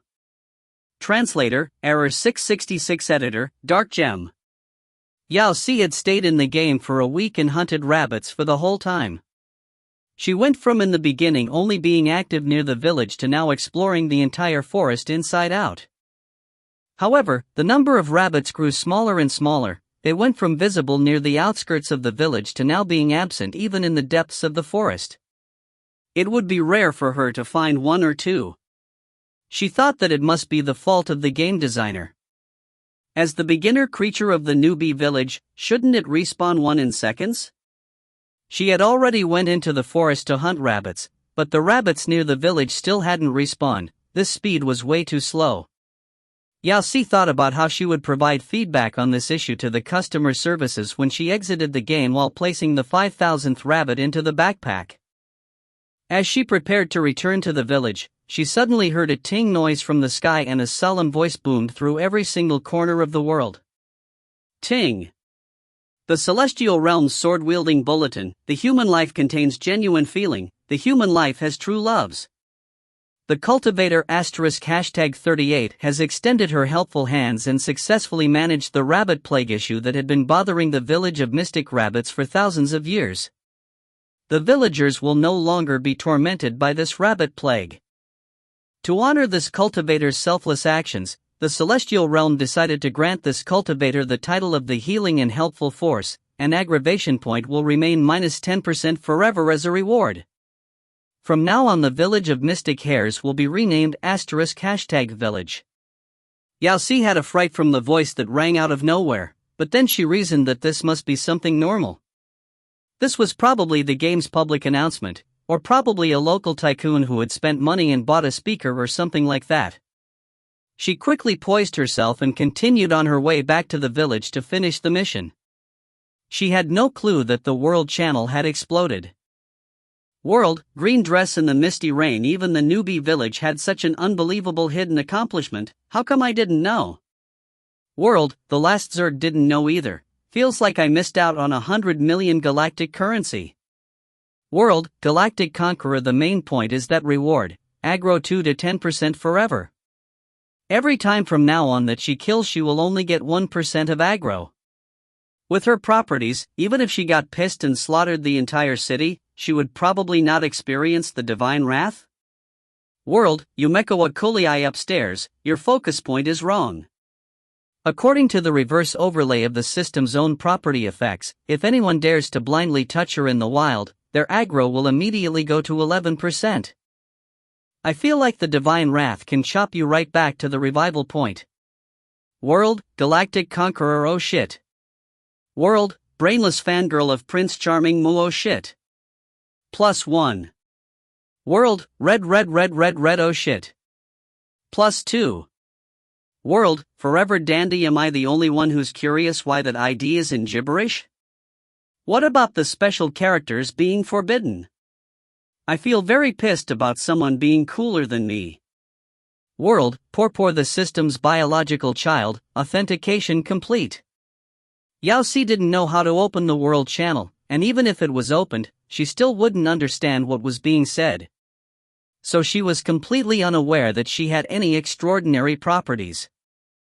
Instead, she was orderly placing the 100 rabbits which she had finally collected at the butcher stall owner's stall front. What will the reward be this time? Sheen, who had already broken the bank, didn't have anything to say. __. Yao Si realized that compared to the decisiveness of previous missions, this time the owner dawdled for a long time. His facial expression was also particularly strange, transitioning from green to red to black and eventually fading to white. Finally, with a look of his own flesh being cut, he took out a small booklet with a trembling hand and passed it to her. Yao Si extended her hand to receive it, but strangely the owner latched onto the booklet with all his might. She pulled at it for a long time but still had no success. Was it because the mission objective number was short? She took another 200 rabbits out of her bag straight away. Don't know about others, but I have plenty of rabbits. _. The owner's hands quivered, the booklet in his hands fell to the ground with a thud. Luckily, she still had some stock. Yao Si picked up the booklet from the ground, patted the dust away, and headed out the village again. On her way, she turned to look at the rabbits piled into a tall mountain in the village square. With a sigh, she wondered when these creatures would respawn. Looking down at the booklet in her hands, Yao Si speculated that this must be a beginner's skill book or something like that. She opened it up, and as expected, she couldn't understand a single word, so she didn't dwell on it and threw it straight inside the backpack. Naturally, she didn't notice that the system's public announcement had rang again in the sky. Ting! The Celestial Realm's sword-wielding bulletin, cultivator *#38 of an unknown map, has an enormous celestial virtue, thus it is no coincidence she received a copy of the Celestial Training Scroll. The path of higher achievement has been outlined, ascendance to an immortal will happen in no time. As soon as this announcement was released, it ignited the world channel again. Wold, the grassland, holy shit! What did I just see? The heavenly and earthly training scrolls from each level. Even the top-ranked god of the entire server has only obtained the earthly training scrolls. What in the world is the celestial training scroll? World, the girl-picking mushroom, who is this messy code 38? Could it be an internal worker of the game? World, otherworldly beauty just received an accomplishment and now a celestial training scroll. There's definitely something fishy behind it. World, Yumeko Kolei, does anyone know this scrambled code? Can you let me ride on her coattails? Even a walkthrough 3 would be enough? World, baby of the Mu family, PM her already. The other in turned off communication. World, Yumeko Kolei, is anyone in the newbie village? See if the scrambled code 38 is still there or not? World, seed been leveling up too quickly. Let the newbie village within 10 minutes after entering the server. World, bean left there in 8 minutes. World, I have already gotten the fruits 5 minutes. World, little 8 3 minutes. World, Celestial Realm Conqueror, the server has been open for so many days, how could there still be any noobs? That messy code probably already left long ago. World, Yumeko Kolei. While the world actively discussed the possible plans of riding coattails, the NPCs in the newbie village were also discussing the matter of life and death of the newbie village. Village chief, she has already killed all the rabbits in the entire village. Our village was indeed plagued by them, but if she doesn't leave now, all the rabbits will probably go extinct. Did you give the talismans for leveling up? People of level 10 of chi refining could be teleported right out of the newbie village. I did, but she didn't use them. Sheen was about to cry. I really didn't know what to do. I don't have any other rewards from my shabby little stall. I almost took off the roof beam to give it to her. However, due to game rules, he had to give even something precious. I even gave her the Celestial Training Scroll. If this continues, I will have no choice but to give her relics.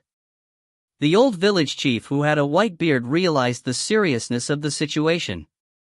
Moving his head and looking at the mountain-like pile of rabbits in the village, he felt distressed. Isn't there any other way to make her leave here? Go torture some other city's NPCs. Chief, I have an idea, Antley from the tailor stall suggested. If she doesn't leave herself, why don't we kick her out? You mean, summoning the demonic beast? As a high-intelligence NPC, the village chief immediately understood what she meant. He pondered it over, then shook his head. No, we have boundaries in our village. Demonic beasts above the level of chi refining cannot enter, let alone be summoned. Newbie Protection Zone. Summoning a level 10 chi refining demonic beast is better than nothing, Antley continued to suggest. Since she hasn't even reached chi refining, she's just a beginner with her basic physical qualities. Unless her physical conditions are better than those of normal people, level 10 of chi refining will suffice. The village chief took a look at Sheen, who appeared to have nothing to live for, then at the other villagers who were without any ideas, and ground his teeth. Okay. Let's try it. Therefore, Yao Si, who had long been looking for rabbits, had a white light flash before her eyes. Dawn. A 55-inch wide super bunny appeared before her, its roar making the surrounding plants shake. Ha, you cruel-natured villain. How dare you do such a thing to the descendants of the rabbit race? I will avenge all my rabbit children and grandchildren today. It said, then raised a huge carrot in its hands and smashed it. Yao Si, who understood nothing, had a gleam in her eyes. It's the boss. Oh. So? Half an hour later, she dragged a mutant bunny back. Sheen. Village Chief. Aunt Lee. Fellow villagers. System. Ting.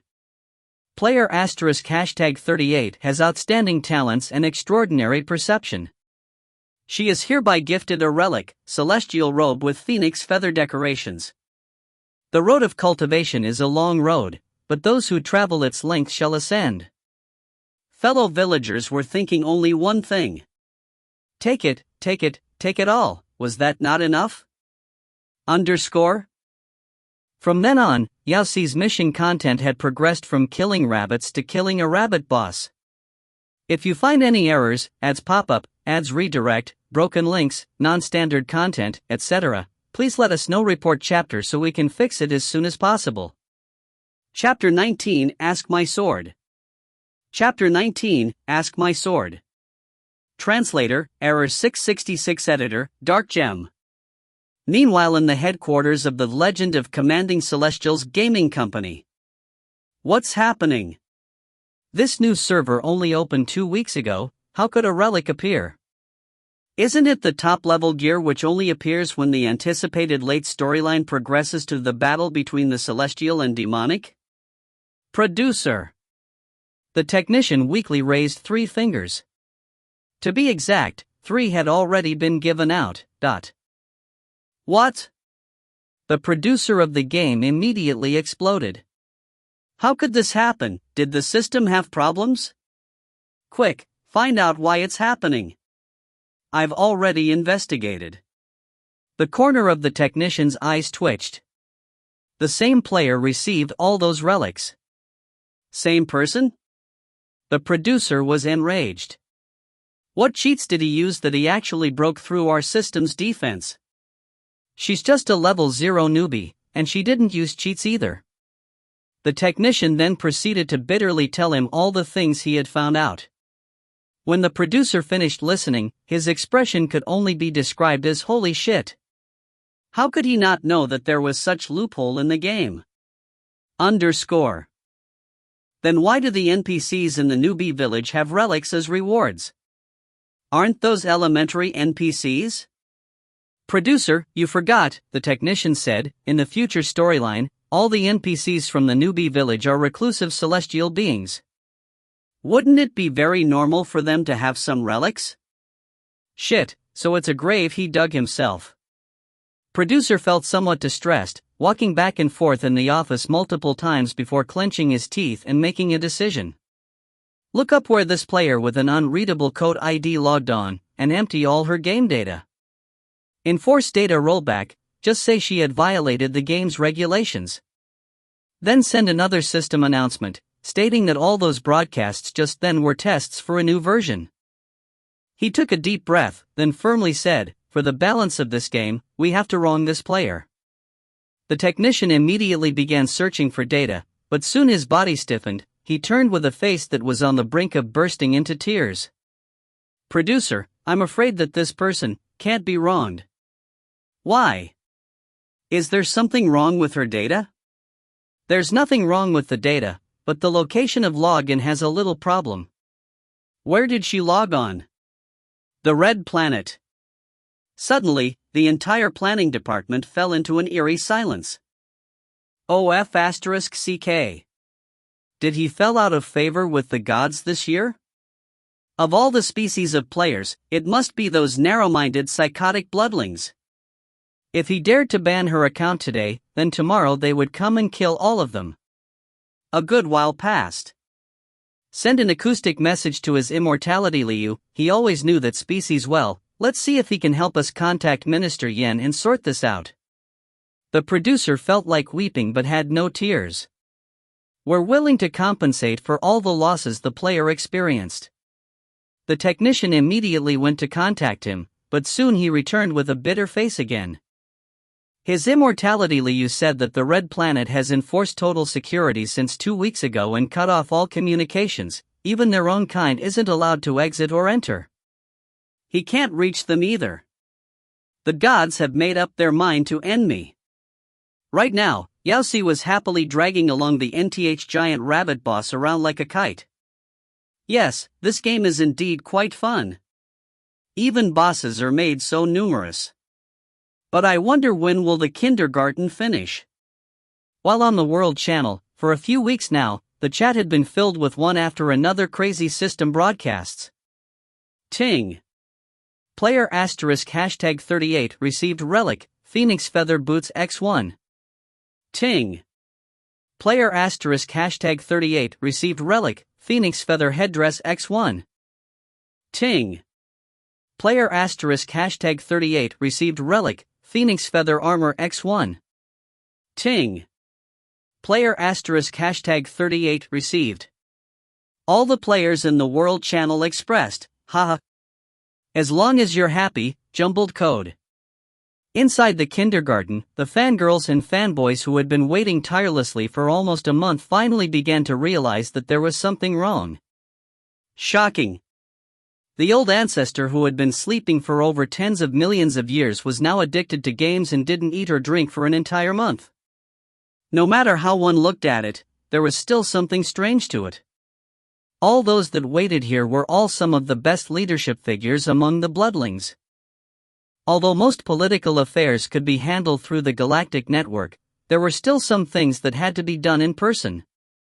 Besides, without the permission of Her Highness, who would dare to spread this news, yet it wasn't appropriate for the Red Planet to be constantly under total security either.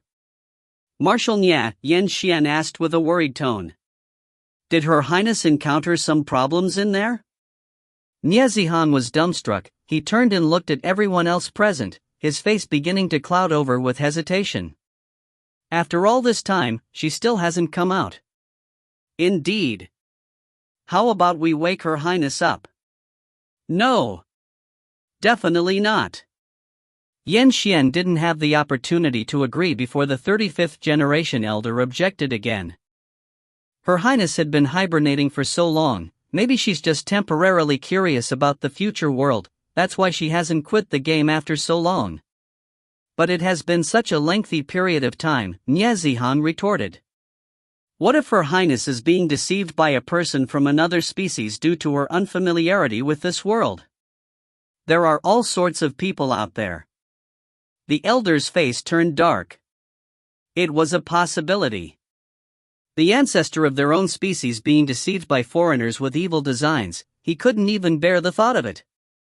But if we disturb Her Highness like that, we don't need to wake Her Highness by force, Yen Xian suggested. If Her Highness doesn't come out, we can go in. We just have to request for some special identities from the gaming company and redirect right next to Her Highness, then we can ask any questions we have right in front of her. Hearing these words, everyone's eyes suddenly gleamed. Why had they not thought of this before? They quickly turned on their optical computers and began to contact the gaming company. The producer who had received these messages almost cried out like a wolf. Take it. Take all the accounts you want. What? There isn't enough backup accounts, currently can only allow one to enter? Then add some more, add them now. What? Because the executives of the Bloodlines all want an account, as long as they could talk to the one who found the bug, even if the Bloodlines wanted to conquer the entire galaxy he wouldn't mind. Outside the newbie village, after slaughtering the rabbit bosses for 3 weeks, Yao Si realized that her backpack was now full.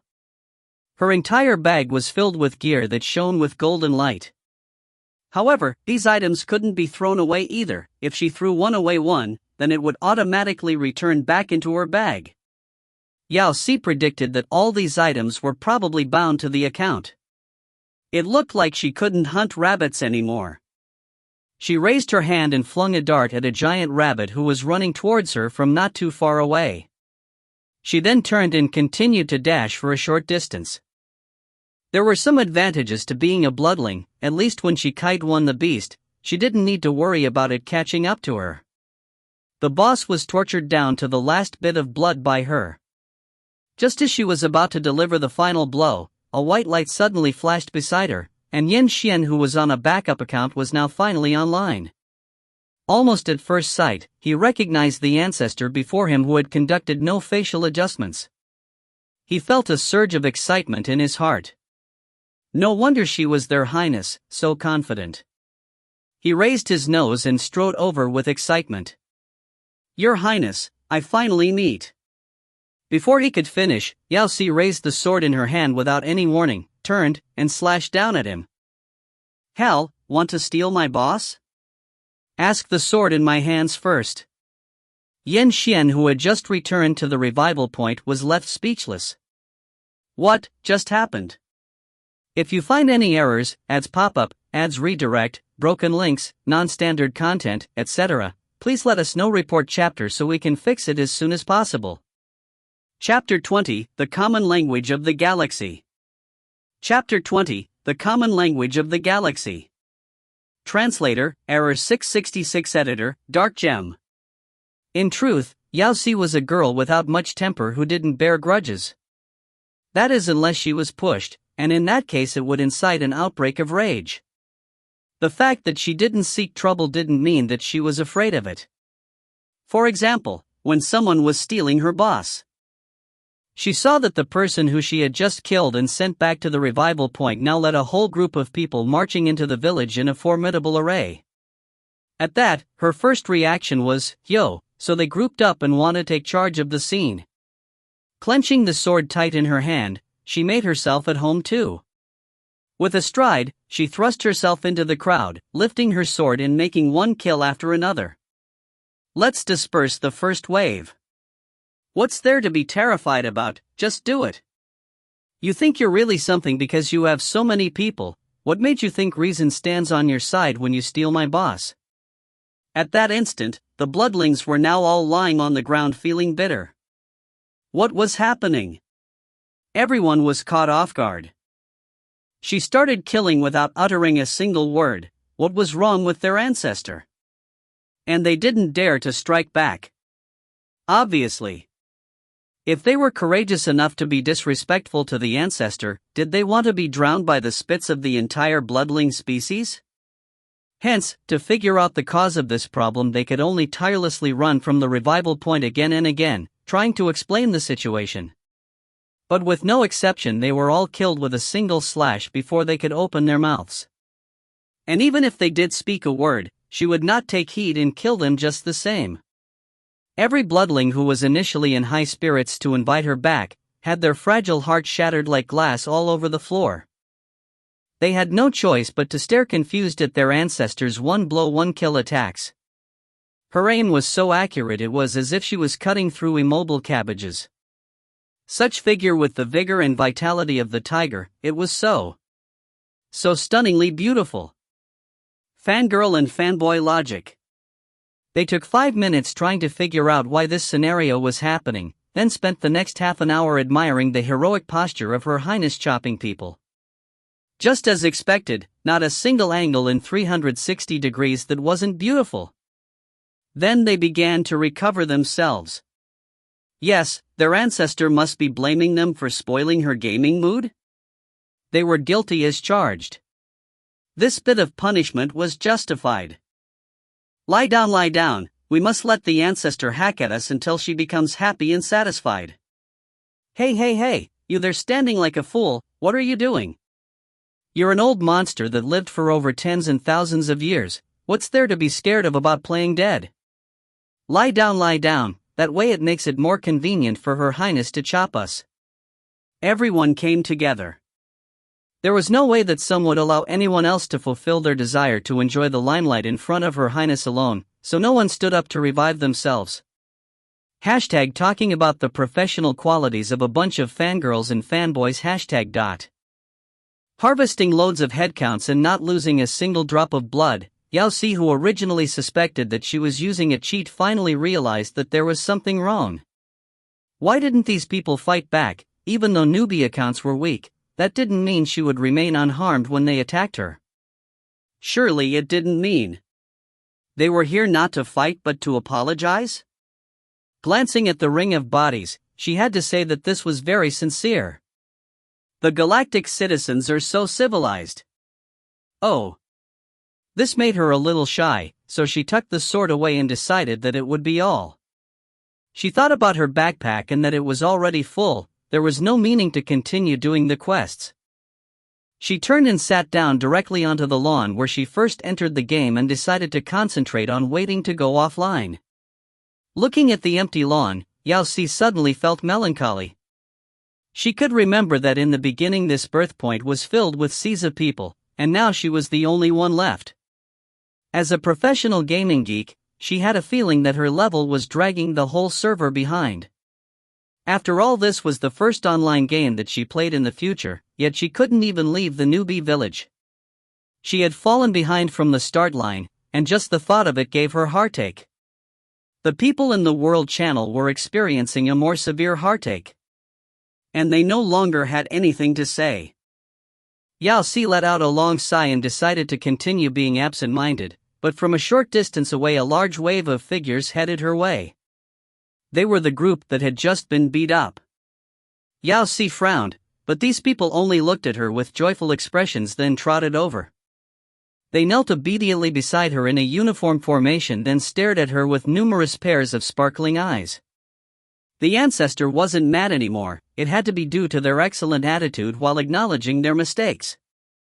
Yao Si felt somewhat uneasy from their stares, and started guessing their purpose in following her. Maybe they enjoyed being slaughtered by her and felt that no discord meant no concord, so now they wanted her to join their gang? Although a language barrier existed, but those glimmering starry eyes were obviously full of adoration. She waited a while and saw that the person who first came to steal her boss coughed, then opened his mouth and said a whole heap of words. Here it is, they're inviting her into the gang. The person's tone was slow, his attitude rather sincere, and his voice was gentle, so even Yao Si could feel the overwhelming good faith in his words. Although, she still couldn't understand. Nevertheless, it was the intentions that mattered. If she overlooked the incident of boss stealing, he was a person who was just like her, still low level compared to other players and still wandering around in the newbie village. Yao Si immediately felt that they were in the same boat. Thus, she quickly accepted the man's sincerity. If they played together, maybe they could even explore outside the newbie village. It was decided, she was now part of them. Hence, Yan Xian, who was talking nonstop, gushing about his 120% apology, politely expressing the strong desire of the species to meet the ancestor and hinting at her to go offline. Received only their ancestor's complicated smile in return, as well as a shining item that was stuffed into his hands. A token of Yao Si's good faith. Courtesy calls for reciprocation. From now on we are best mates who kill beasts together. Shoulder pat. Amazed face, / Yan Xian. What was the meaning of this? Why did the ancestor give him an item, the kind that was a relic, without saying a single word? Before he could comprehend the situation, Yao Si suddenly stood up and walked towards the crowd. She handed an item to each person, and each one of them were relics. Here, newbie gear is worthless, but it can show my goodwill. We're all brothers from the same family, no need to be so polite. Yao Si handed the items out one by one, and soon half of the bag was handed out. Future games are so intelligent, gear cannot be discarded but can be gifted, what a humane design. Everybody, Did Her Highness want to take them along, let them show off and play cool with her? Sigma, degree. Even the things that she handed out were relics, so heartwarming. The bloodlings boiled with excitement. Having the feeling of being about to break into tears, they rushed up and circled her. They expressed their feelings that were like the never-ending river water that surged forth. But no matter what they said, she kept maintaining that mysterious smile and remained silent. After a long time, she finally answered with one or two sentences of the ancient blue planet language, one which they couldn't understand. Don't be shy, we're all brothers. Let's go masa. Pa, let's play together, At that instant, the entire newbie village was filled with words that didn't reach their designed recipient. Sometimes when there were too many questions, Yao Si would just start pulling out relics for them again. If one didn't cut it, then two. That was until Yan Xian mentioned euphemistically for her to go offline and she shoved another item his way that they began to realize there was something wrong. They looked at each other in speechless despair, while Yan Xian took a direct step forward. Ancestor? Hello, smile, keep smiling. I'm Yan Xian. Do you have enough items? I still have more. Give him more items. You're Her Highness Yao Si, right? I will have to depend on you all in the future, my brothers. Play together. Your Highness, can you understand my words? Looks like I have given out enough, let's go hunt some rabbits. Everyone. A frightening thought suddenly emerged in the minds of every single bloodling. Their royal fifth-generation highness might, maybe, probably, most likely, not understand the common language of the galaxy? Then for the past month, what have they been doing? Sigma, degree. If you find any errors, ads pop-up, ads redirect, broken links, non-standard content, etc., please let us know. Report chapter so we can fix it as soon as possible. Chapter 21, The Old Butler. Chapter 21, The Old Butler. Translator, Error 666. Editor, Dark Gem. Ever since Yao Si was rescued from the game, all the high-ranking figures of the bloodling race were living in deep self-detest. None of them had had the slightest thought that Her Highness, having hibernated for over hundreds of millions of years, might not understand the common dialect of the galaxy. They all felt like crying. They had left Her Highness in an unfamiliar game, alone. They all felt like crying. Their Highness was lonely and helpless in the game, passing time and finding amusement by killing rabbits. They all felt like wailing loudly. They didn't even know how much Her Highness had to suffer to be able to collect that many relics. They felt like bawling their eyes out. They only realized that there was such a problem after a month had passed. They felt like dying.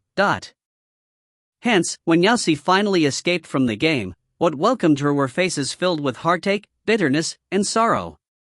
Watery eyes stared at her as if they were about to burst into tears the next moment.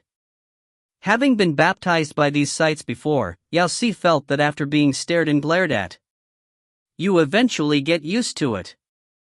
Your Highness, this is the fresh blood of the light globe beast that I just conveyed from the animal taming planet. It is quite flavorful. A middle-aged man held a bowl of bright red blood curd before her, and said with great respect, if you don't detest it, try have a taste. The corner of Yao Si's mouth twitched. Not so much detest. That's excellent. I heard from my little girl that this was voted out as the most popular item by the bloodlings. Yes. It does smell nice. This blood even has the effect of replenishing energy, exactly what Your Highness needs right now. I have a small problem. Do say, Your Highness. Is gifting blood curd a common visiting gift in the galaxy? She tapped a tabletop and immediately a ray of white light flashed, then a whole tablespoon of the same blood curd suddenly appeared. Because, I have already received 40 today. In addition to the other blood curd she'd already drank, she was stuffed. The man's mouth twitched. Holy shit! Those old bastards were even faster than him. Your Highness. As long as you have eaten, it's fine. The old man set the bowl in his hand down and looked at Yao Si. Suddenly, a sour feeling rose from the bottom of his heart. Every time I think of you being trapped inside the game for a whole month without eating or drinking anything, that feeling in my heart. It's the incompetence of us youngsters, making you our ancestors suffer through such a thing. His eyes turned red, and he sniffled as he said, How about you scold me, Your Highness, or giving me a beating is fine too. That way my heart can feel better. He looked like he was about to burst into tears on the spot. Yao Si picked the bowl from the table with great awkwardness. I'll drink as you wish. Who said the bloodlings were all like reserved nobility? Then why did all those she met over the past few days were babysitter-like? It's just being trapped in the game for a month, to be honest, she didn't even take it seriously. She even wanted to try it again. 1 month was nothing, she was a person who had slept through the humans on Earth. No! She was a ghost now. She gritted her teeth and forced a bowl of blood curd down, then to prevent the man from taking another one out without warning, she changed the topic straight away. How should I address you, uncle? Those that came to feed her usually left after they gave her the blood curd, or at most dawdled for a bit and then left. However, this uncle had sat down straight away, and had an air about him as if he wanted to have a long heart-to-heart talk with her. Your Highness, you are killing me, I can't endure this uncle from you. He quickly stood up, and with a more respectful attitude said, I am of the 37th generation, currently the 13th elder of our race. My last name is also Yao. Your Highness, you can just call me Yao. Yao. Yao Si's facial muscles jerked. If she referred to a person who looked decades older than her like that, she had the feeling that she would be struck by thunder the next moment. She collected herself, then asked, Elder Yao, is there any particular problem you want to ask me about? Ever since they learned that she was a 5th generation, Yan Xian and other bloodlings did everything and were only a short step away from worshipping her. Despite guessing from the very beginning that after they learned of her bloodline they would have a change in attitude toward her, this change was quite frightening. That day, they moved her into this manner that was a size beyond her comprehension without any hesitation. She had lost count of those that came to meet her and gift her blood curd every day. It gave her an indistinct feeling that she had moved out of the kindergarten, only to be moved into a zoo. Your Highness, the matter is. Elder Yao straightened his body like he was about to report at work. In consideration of our previous negligence at work which resulted in some unforgivable mistakes, to prevent such an incident from occurring ever again, and to help Your Highness get to know this world better. Through discussions with the State Council and the Elders Committee, it was decided that from today onwards, I will personally protect you during the whole day, all 24 hours, as well as manage your daily life. In other words, starting from today, I am your butler. Oh, so to be her butler, this sort of thing required the State Council's decision? Then thank you. She did need someone to help her understand this society, after all. Your Highness, you're too polite. You? Can you not call me Your Highness? Where did they get this name from? It sounded quite strange. Yao Si will be fine. Your Highness has such a regal status, how can us youngsters casually refer to you by your name? The man's face had the words Your Highnesses is honorable and divine, and cannot be violated written all over it, and he swiftly turned down her suggestion. This, all of the bloodling race will not agree. Alright, as long as you're happy. What you meant is that, if I have any needs in the future, I can look for you, right? Yes, just like that. The old man nodded solemnly, bowing his body and completely entering the butler mode. Where would your highness like to start? Can you teach me your language? She took the translating device from her ear and waved it at him. Although this is convenient, it doesn't seem to work in the galactic network. Communication was the greatest issue she needed to resolve right now. Of course. He nodded. Regarding this, I have already arranged for it the day that your highness exited the game. The woman is a bloodling who's proficient in the ancient Earth language. Soon, she will come report here and teach you the common language of the galaxy. So they had already arranged a private tutor. Yao Si let out a sigh of relief. Then I will have to trouble you in the future. She patted his shoulder. Oh, by the way, I forgot to ask your full name, Elder? Your Highness, my last name is Yao, and my first name is a single character Qian. Yao Qian. Need money one. Oh. If it's convenient for you to tell me, how much do you earn each month? Your Highness, my salary is given out by the Elders Committee. Oh, that's assuring. So he earns allowances from the bloodling race. She had begun to worry for a moment if she could afford him or not. Elder Yao was about to inform her about something else when suddenly a long note of notifications began to ring from his hand. Outside the gate, the doorbell also rang. There's a visitor coming. Who's coming? Yao Si asked casually. Elder Yao clicked open his optical computer, and a small holographic screen appeared immediately before him. As he clicked on the optical computer, he explained to her, it's probably the person who's here to teach your highness the galactic common. Oh shit. He stopped in the middle of the sentence and with a slap closed the optical computer in a flash. It was so fast, his hand turned red. How could it be him? Who? If you find any errors, ads pop up, ads redirect, broken links, non-standard content, etc., please let us know. Report chapter so we can fix it as soon as possible. Chapter 22, The Great Elder has arrived. Chapter 22, The Great Elder has arrived. Translator, Error 666. Editor, Dark Gem. People were talking in the Elders Committee. What's happening? When did this malefic creature enter the border? Wasn't he at the W galaxy? It seems that he entered the planet just 2 hours ago. Hell, why did he choose such a time to return? It appears that he received the notice of Her Highness's awakening, so... What, a matter of such importance, which asshole notified him? Seems to be Minister Yen. Everyone froze, then turned in unison to look at Yen Xian, who was holding the notice of entry in his hands. Yen Xian's hands shook. After Her Highness's bloodline was examined, under the urgent circumstances, I notified every bloodling within the first 40 generations, so, the message was en masse, and he forgot to block that single person. Every elder's face immediately darkened. The second elder stood up and said in haste, immediately lock the capital, we must not let him reach Her Highness. Too late. What? He's already arrived at Her Highness's place. The silence was like death, everyone collectively stiffened then rushed out of the conference room together. Your Highness, you must hang in there. Meanwhile, Yao Si was staring dumbstruck at the man who had suddenly appeared before her eyes and was smiling at her like a flower. Yo, so this is our newly awakened ancestor. He walked around her in a circle, examining her from top to bottom. How cute.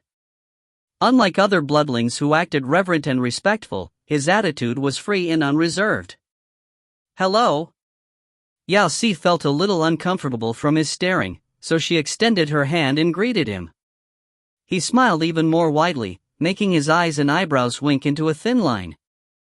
The average good looks of the bloodlings were already exceptional, but he was clearly one of those that pulled up the average line. From his single smile, it was as if the whole room had bloomed with flowers.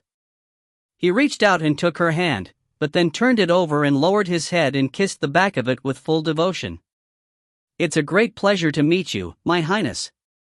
All his actions were very attentive, while his thick golden hair scattered down his back like golden beams. Ha ha ha. Great Elder. Yao Qian on the side suddenly came back to his senses. He stepped between the two people with a long stride and, pulling his ossified lips apart, said, "What wind brought you here?" "Ah, 13, you're here too." The man looked as if he had just noticed Yao Qian's existence. He gestured toward him, then continued saying to Yao Si, "Oh right, Your Highness, I forgot to introduce myself. My name is Chu Zhe, I am a 30th generation bloodling." I wasn't aware that the Great Elder had suddenly returned. Was it because of anything? Yao Qian continued to block the two, an expression of facing death unflinchingly on his face. He must never let that man get close to Her Highness. "Ah, 13, why are you so uptight?" Chu Zhe patted his shoulder. "Since I'm also a descendant of the Bloodlings, is there anything wrong with me coming back to visit the ancestor?" "Ha ha. Now that you saw the person, the Great Elder, you can return. Why the hurry?" The newcomer continued to smile at Yao Si. "I heard Your Highness is looking for a butler to take her around and familiarize with the things in the galaxy. Why not consider me?" "There's no need." Before Yao Si could open her mouth to answer, she heard the unhesitating rejection of Yao Qian. "The Elders Committee has already decided that I will be helping Her Highness get used to the things in the galaxy. There's no way I'm letting you do it. 13, there's no way you know more than me." Chu Zhe pushed him aside without hesitation, and continued to maneuver himself before Yao Si. "Your Highness, what do you make of me? I know a lot and look pleasing to the eyes, how about replacing him with me?" Yao Si knotted her brows. She just wanted to learn some common sense. No matter who taught it, it wouldn't make a difference, right? Besides, judging by Yao Qian's stressed look, she had a premonition that this supposed Great Elder was a little unreliable. "There's no need." "Okay, that's decided." "Ha!" He walked up and draped his arm around Yao Si. "Then let me take you around to understand the red planet on site." "Wait. I haven't agreed. We're leaving." He suddenly took something out. Yao Si could only feel sceneries flash in front of her eyes before quickly appearing behind her. The panicking voice of Yao Qian reached her ears. "Your Highness." Then the next moment, she was already standing in a patch of red forest. "Wow, I would have never thought that this particle transmitter actually works." Chu Zhe clattered the little box in his hand with slight surprise, then turned and faced her, smiling like a flower again. "Your Highness, do you like it here?" Yao Si wasn't able to recover herself for a complete minute. After a long while, she began to come to her senses. After examining her surroundings, she realized that this was a forest that was completely different from the forests she'd seen before. Red plants were everywhere, some reached to the sky, others covered the whole ground. There were even bright flowers that were as tall as people and gigantic colorful mushrooms. She had a feeling that she had entered the world of fairy tales. This place was really quite beautiful. "Great Elder." "Your Highness, just call me Chu Zhe." "Oh, Chu Zhe, where is this place?" she asked. Chu Zhe nodded his head while smiling. "Yes, where is this place?" Yao Si's mouth twitched. "So you don't freaking know?" "Ha ha, don't get me wrong, the place we were transported to by the particle transmitter is random, but the distance is within 200,000 kilometers. He lifted the little box in his hand. "As to where exactly, a location detector would know, but with the current situation of Your Highness, don't you think we can learn the environment better this way?" "Sounds reasonable. Now that we have arrived in the forest, let me introduce Your Highness to the most common plants of the Red Planet and other matters that need attention." Yao Si nodded her head and listened carefully. Chu Zhe cleared his throat and began to explain seriously. "There are many variations in plant species on the Red Planet. Relatively speaking, they are divided into dangerous and purely ornamental." "Yes. The species that have currently been discovered total to," he paused as if deep in thought, then continued solemnly, "a lot." Come, look at that over there, which is very tall and like a tree. Yes. That is a tree. The patch on the ground that looks like grass, that is grass. And those over there that are round and tall are mushrooms. Wow, I would have never guessed that your highness would be such a fast learner. Learn your ass. Who would do an introduction like you? You don't even have the bloody teacher qualification certificate, right? Why did he bring her here? I have eyes, thank you. As long as you're not blind, you can guess it, alright? She inhaled deeply, pushing down the fit of rage to the bottom of her heart, then turned and looked at the giant flower beside her.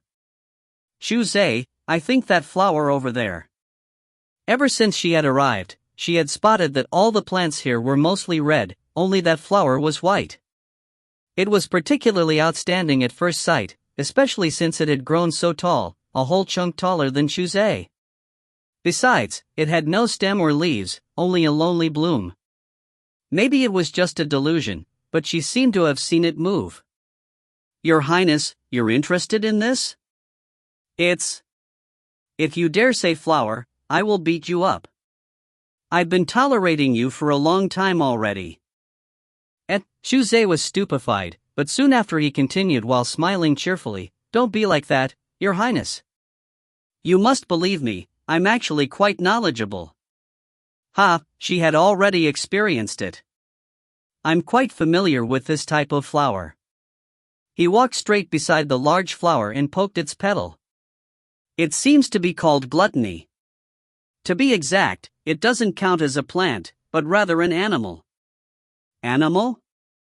It can't be mobile for a long period of time, and its appearance is akin to that of a flower. It also likes to pretend to be one, luring animals close, then with a single bite. Before he could finish his sentence, the flower that had remained silent beside him suddenly lowered its head and opened its mouth, swallowing Xu whole. Inside it echoed the words that he hadn't finished, "Eat it." Oh shit. Oh shit. Oh shit. Xu. Yao Si had a fright, but the next moment in this urgent situation, she took hold of one of his legs with all her might. Are you freaking insane? You know it eats people and you go up to it and poke it anyways. He must be brain damaged, completely damaged. I'm just doing a demonstration for Your Highness. Half of his body was already swallowed inside the flower, yet he never ceased to answer her. Her Highness actually came to rescue me personally. Xu feels so blessed. Shut up. Now Yao Si finally realized why Yao Qian was so stressed. This jerk was a full-on lunatic. Can you at least struggle for a while? I can't hold on anymore. Come on, Your Highness. The other trait of gluttony is that as long as it took a hold of something it will never let go. Would it have killed you to have said it earlier? I'll throw you. Are you so happy that you're being eaten? Can't you at least have a sense of crisis? Oh, Your Highness, forgot to mention another point to you. Don't ever touch any part of the flower, otherwise. Yao Si froze, staring at the foot she had placed for leverage on the petal. Hell! With the sound of a whoop, in a blink of an eye, they reunited inside the stomach of the flower. Only now did Xu finish saying what he hadn't managed previously. You would be swallowed too. If you find any errors, ads pop up, ads redirect, broken links, non-standard content, etc. Please let us know. Report chapter so we can fix it as soon as possible. Chapter 23, Let me deceive the ancestor first. Chapter 23, Let me deceive the ancestor first. Translator, Error 666. Editor, Dark Gem. Quick! Notify Yao Qian, Yao Si shouted, gripping Xu's collar with one hand.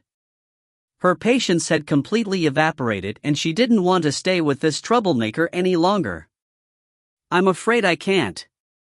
Xu waved the hand that was covered in flower mucus innocently. Other than the ability to digest, this flower's juice also probably has the function of blocking out signals. Besides, he didn't have that man's contact number anyways. Then what should we do? Surely that wasn't to stay here and be digested by the flower. Set your heart at ease, Your Highness, he replied carelessly. The gluttony can't digest bloodlings, soon it will realize we're not delicious and will spit us out. Next time say such things earlier. Oh, the tired heart.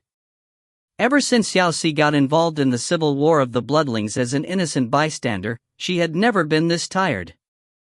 Yellow-haired people were certainly no good folks. This time Chu Zhe hadn't lied to her.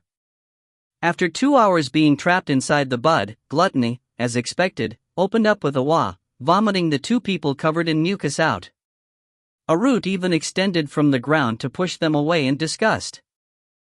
After being released, Yao Si turned on the optical computer on her hand at the first opportunity, wanting to get in contact with either Yao Qian or Yin Xian.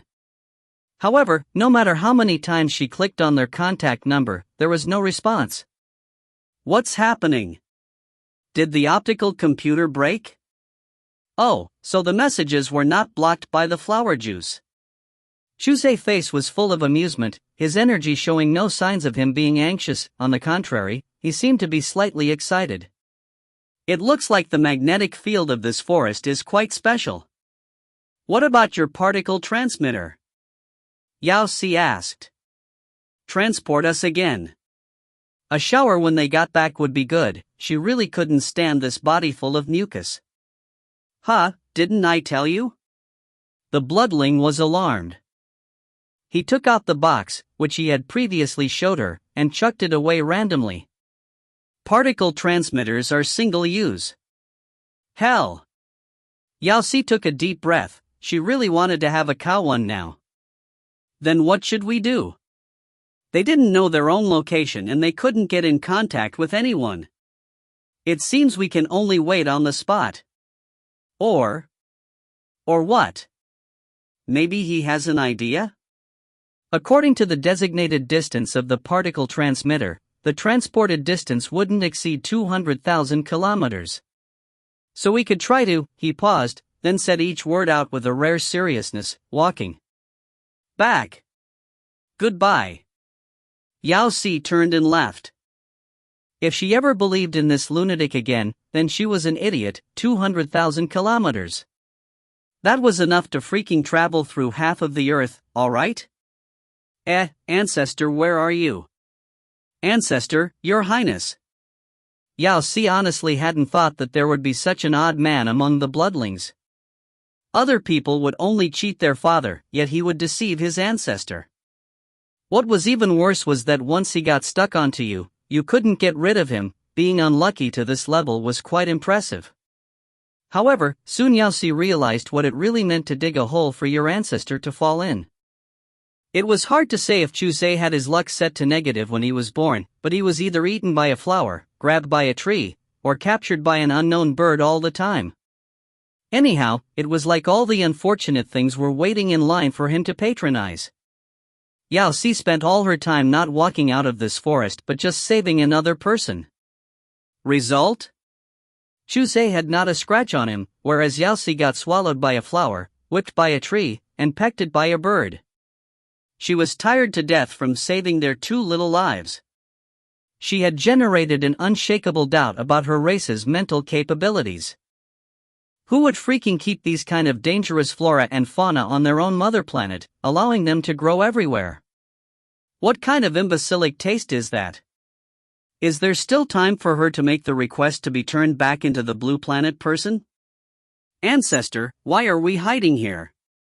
Chu Zhe poked Yao Si, who was lying on her belly under a bush. Can't you see the flowers ahead? She pulled him down with no hesitation and pointed forward. Flowers? Chu Zhe followed her pointing finger and looked, his eyes suddenly brightening up. Isn't that gluttony? Why are there so many? How should I know? Yao Si rolled her eyes, even the name gluttony she had learned from him. Though unlike the single flower they saw before, there were dozens of them here. At first glance, it looked like a white pond. Yao Si was in a difficult situation. It was clear that if they got across the field of the giant flowers, they would reach the end of this forest.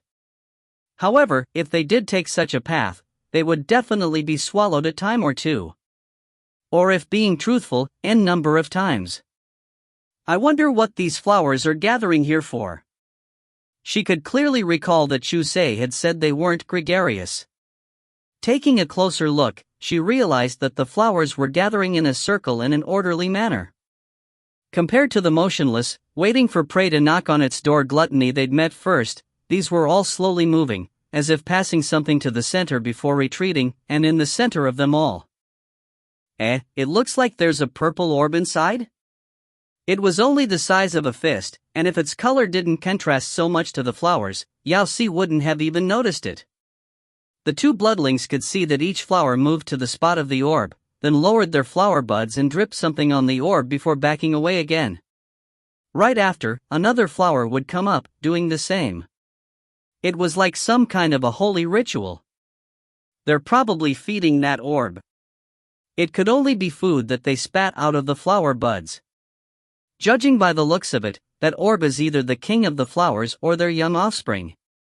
Let's take a detour, we must not touch. Where did he go?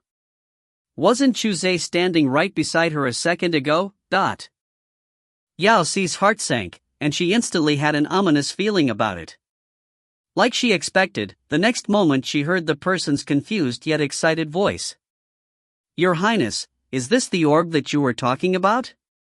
Someone was standing in the middle of the sea of flowers, smiling brightly while holding the purple orb. Yao Si could feel the dull thud of her heart. Oh shoot! Suddenly, as if a light switch had been flicked on, each flower turned bloody red. The flower buds cracked open and uniformly turned to Chu Se, who had trespassed into their circle.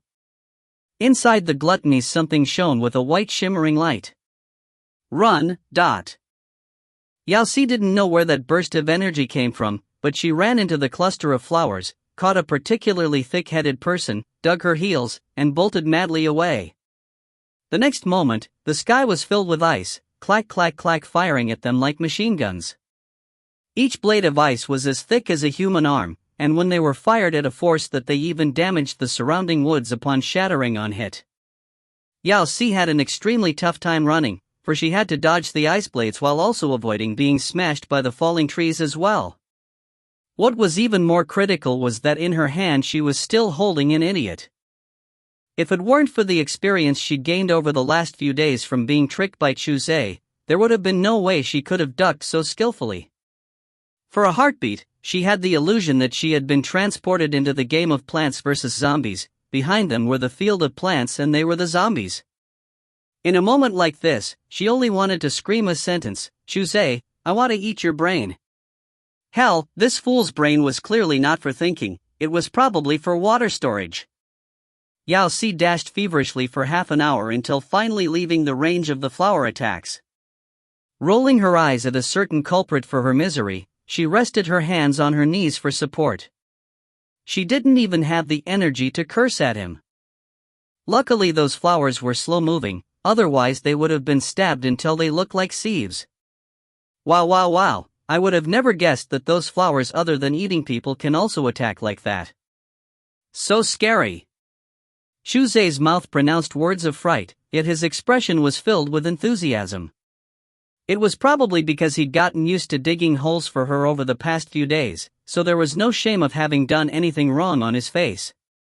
Scary, and you go and bother them. Are you Wait, she'd already decided he's insane.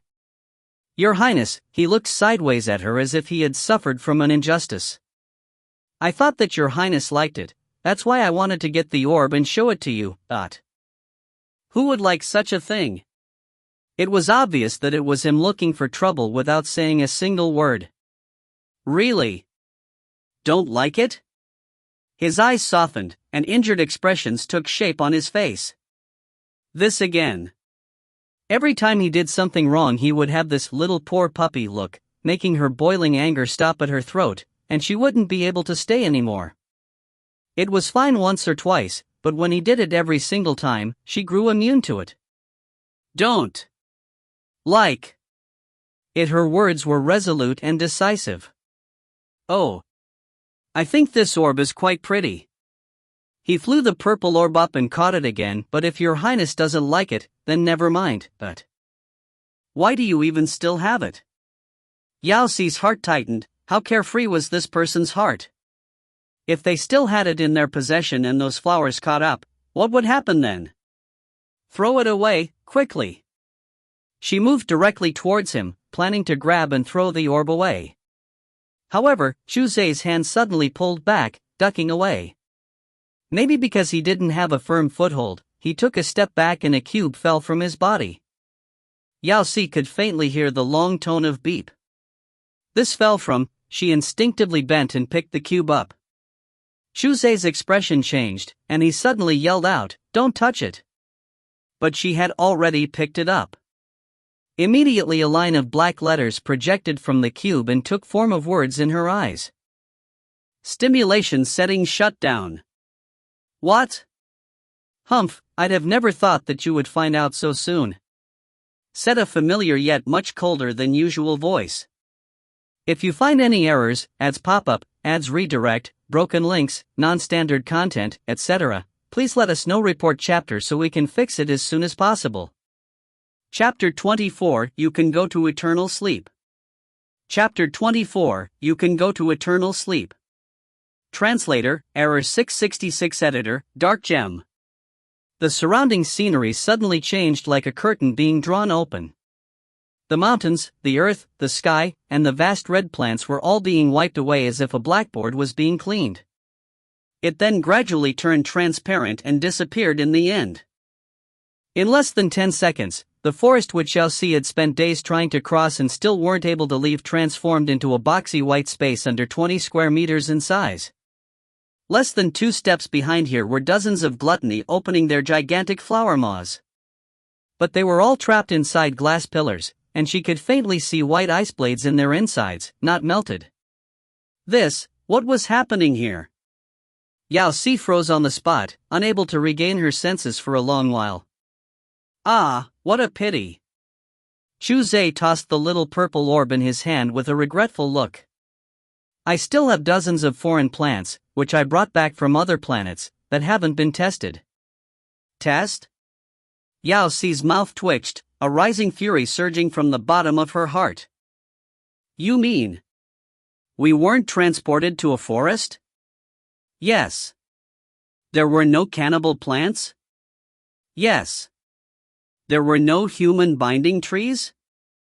Yes. And we weren't almost stabbed into sieves? Yes. So you've been fooling me around the entire time? She took a deep breath. Yes.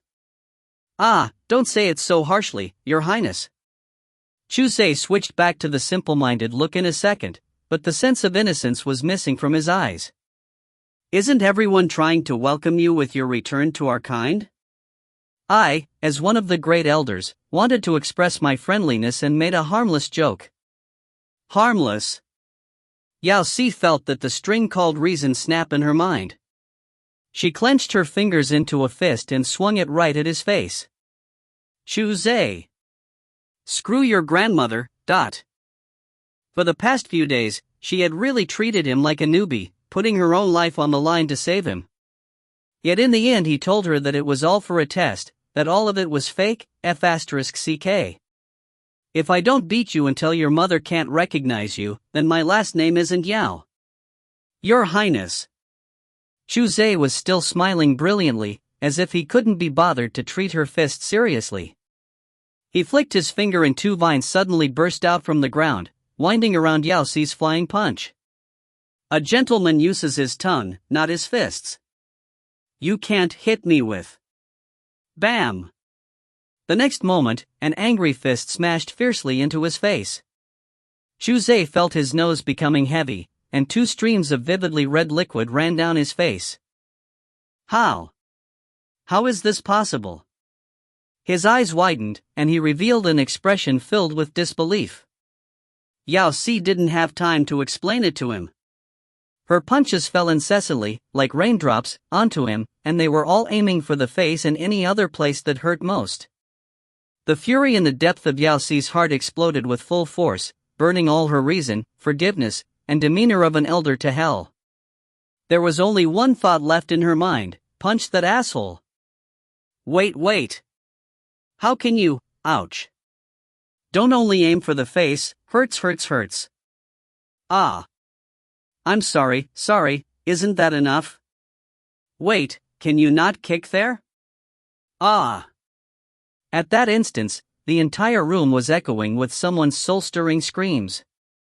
When Yao Si no longer had the energy to throw another punch, the burning anger within her heart finally dissipated a little. She then stopped, inhaled a deep breath, then kicked the person on the ground again. Spit it, what do you really want? She had no old feuds or new hates with him, so she didn't believe for a second that he'd wasted so much effort of dragging her here just for some bloody experiment. Your Highness, Chu Zei's originally goblin-like beautiful face was now swollen, reminding of a pig. He tried with great effort to get up but was unable to stand, so he could only sit on the ground. He wanted to squeeze out an innocent expression, but it caused the injuries on his face to throb and he inhaled sharply. Hall can Yao do this, Chu Zei so upset. How can you do this, Chu Zei so upset? Yao Si lifted the corner of her mouth and rolled her eyes at him. I was only making a harmless joke at you too. That's enough, stop pretending. If she ever fell for it again, then she'd be an idiot.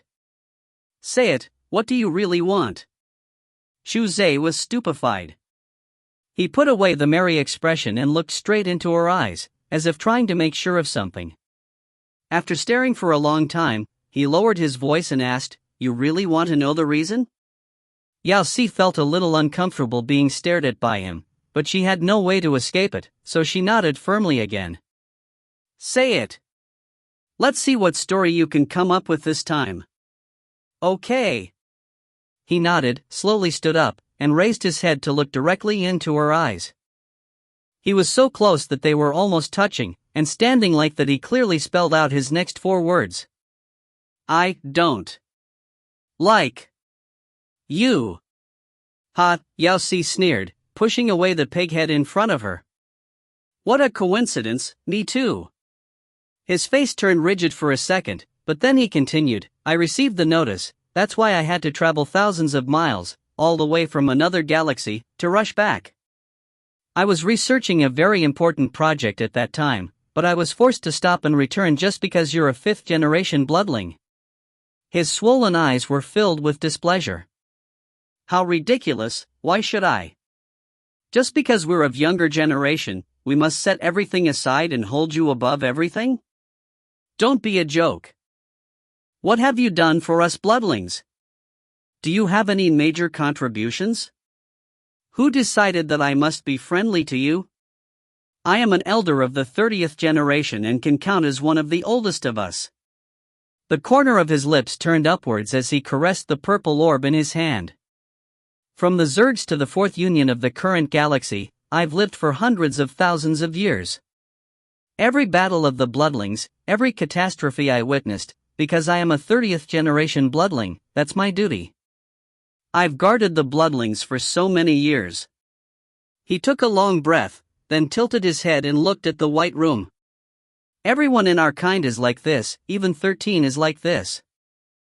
We're trying to make the bloodlings a better race, that's why. I'm the great elder of our kind. But you, what do you deserve? He looked at her with great defiance. You've been hibernating for tens of billions of years, you're only an outsider who relies upon her antique bloodline to assume great heirs. You've not done a single thing for the bloodlings, why should we recognize you as our ancestor? Address you as your highness? We don't even know your background, your character, and you don't even know the most basic language of the galaxy. His brows knotted when he exhaled. Yes. I did offend you, but as the great elder, I must do it for the bloodlings. I must make sure your arrival won't affect the entire bloodling race. If you really want to call me accountable for this, then I'm willing to accept your disposition. Even if it means that my bloodline will be cancelled and I'll fall into eternal sleep. Eternal sleep? Yao Si was surprised. Eternal sleep was capital sentence. Due to the special physique of the bloodlings, they were immune to all harm but the attacks of their own kind. If they were killed by their own, then that was really death, and the bloodlings called this method eternal sleep. You're a fifth-generation bloodling, naturally you have the right to exercise this privilege, even if it is without reason. Oh, Yao Si looked at him from top to the bottom. The powerful self-healing ability of the bloodlings had already healed half of the damage to his pig head. She stood up and flicked the dust off her clothes, then with a cold expression said carelessly, "Then you can go to eternal sleep now. If you find any errors, ads pop up, ads redirect, broken links, non-standard content, etc., please let us know. Report chapter so we can fix it as soon as possible." Chapter 25, Can I Beat Him Up Again? Chapter 25, Can I Beat Him Up Again? Translator, Error 666. Editor, Dark Gem. Ah. Chu Zhe was dumbstruck, his expression that was aflame with indignation suddenly stiffened on his face, as if he couldn't instantly grasp what he'd heard. "Chu Zhe, are you treating me like an idiot?" Yao Si sneered. "The Union, the Zergs, and the catastrophes that the bloodlings endured, did I cause any of them? What has it got to do with me? Even this, Your Highness, and the thing of summoning you back to the Red Planet, did I do any of them? I've never forced you to do anything, so don't even freaking think about pretending to have the moral ground on me. You're not living comfortably, so you think the whole world is to blame. You think everyone is your mom." He was speechless. "I don't care what intentions you have, but the things that happened the last few days, even if you did have absolutely justifiable reasons, they have nothing to do with me." He seemed to want to say something else, but rumbling sounds suddenly began to ring above them. Chu Zhe blanked out, then chuckled and corrected himself. "They arrived so quick. Not bad." He clicked something on his palm and immediately the surrounding white walls receded like a light curtain, exposing the outside world. Only then did Yao Si realize that the place they were at was a patch of red grass lawn. One she also knew since it was close to her current residence. She had taken a stroll through here before.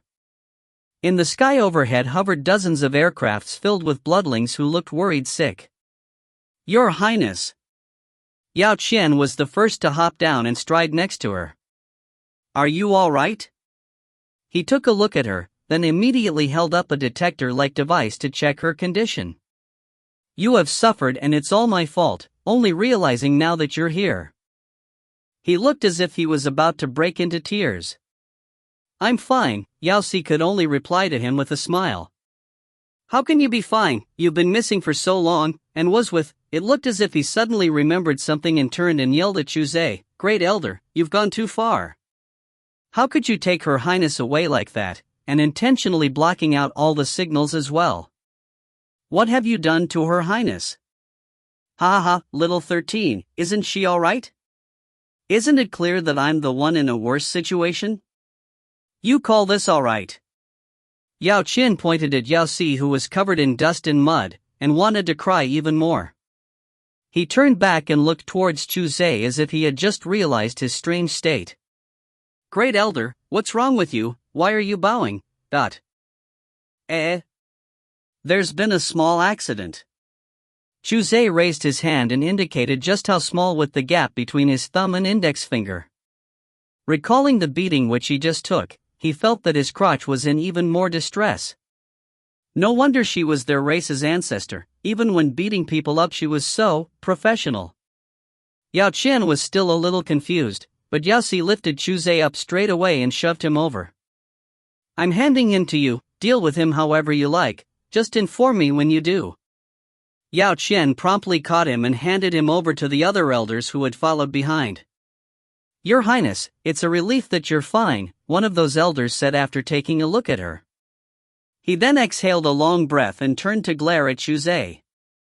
"Great Elder, in view of your self-appointed task, and its consequences, you've greatly displeased all our kind. You will have to take full responsibility for this incident." Okay. Chu Zhe raised both of his hands and made a surrendering motion. "I'll follow you guys back and you can deal with me however you wish," he said right after, and then, covering his crotch with one hand, struggled up some elder's aircraft. While he did that, he didn't forget to turn and wave at Yao Si, saying, "Goodbye, Little Highness." Once the elders saw that he had the look of a dead pig not fearing the heat of boiling water, their faces darkened. They greeted Yao Si in a hurry, then after repeatedly instructing Yao Qian, they boarded their own aircraft and flew in the direction of the elders' committee.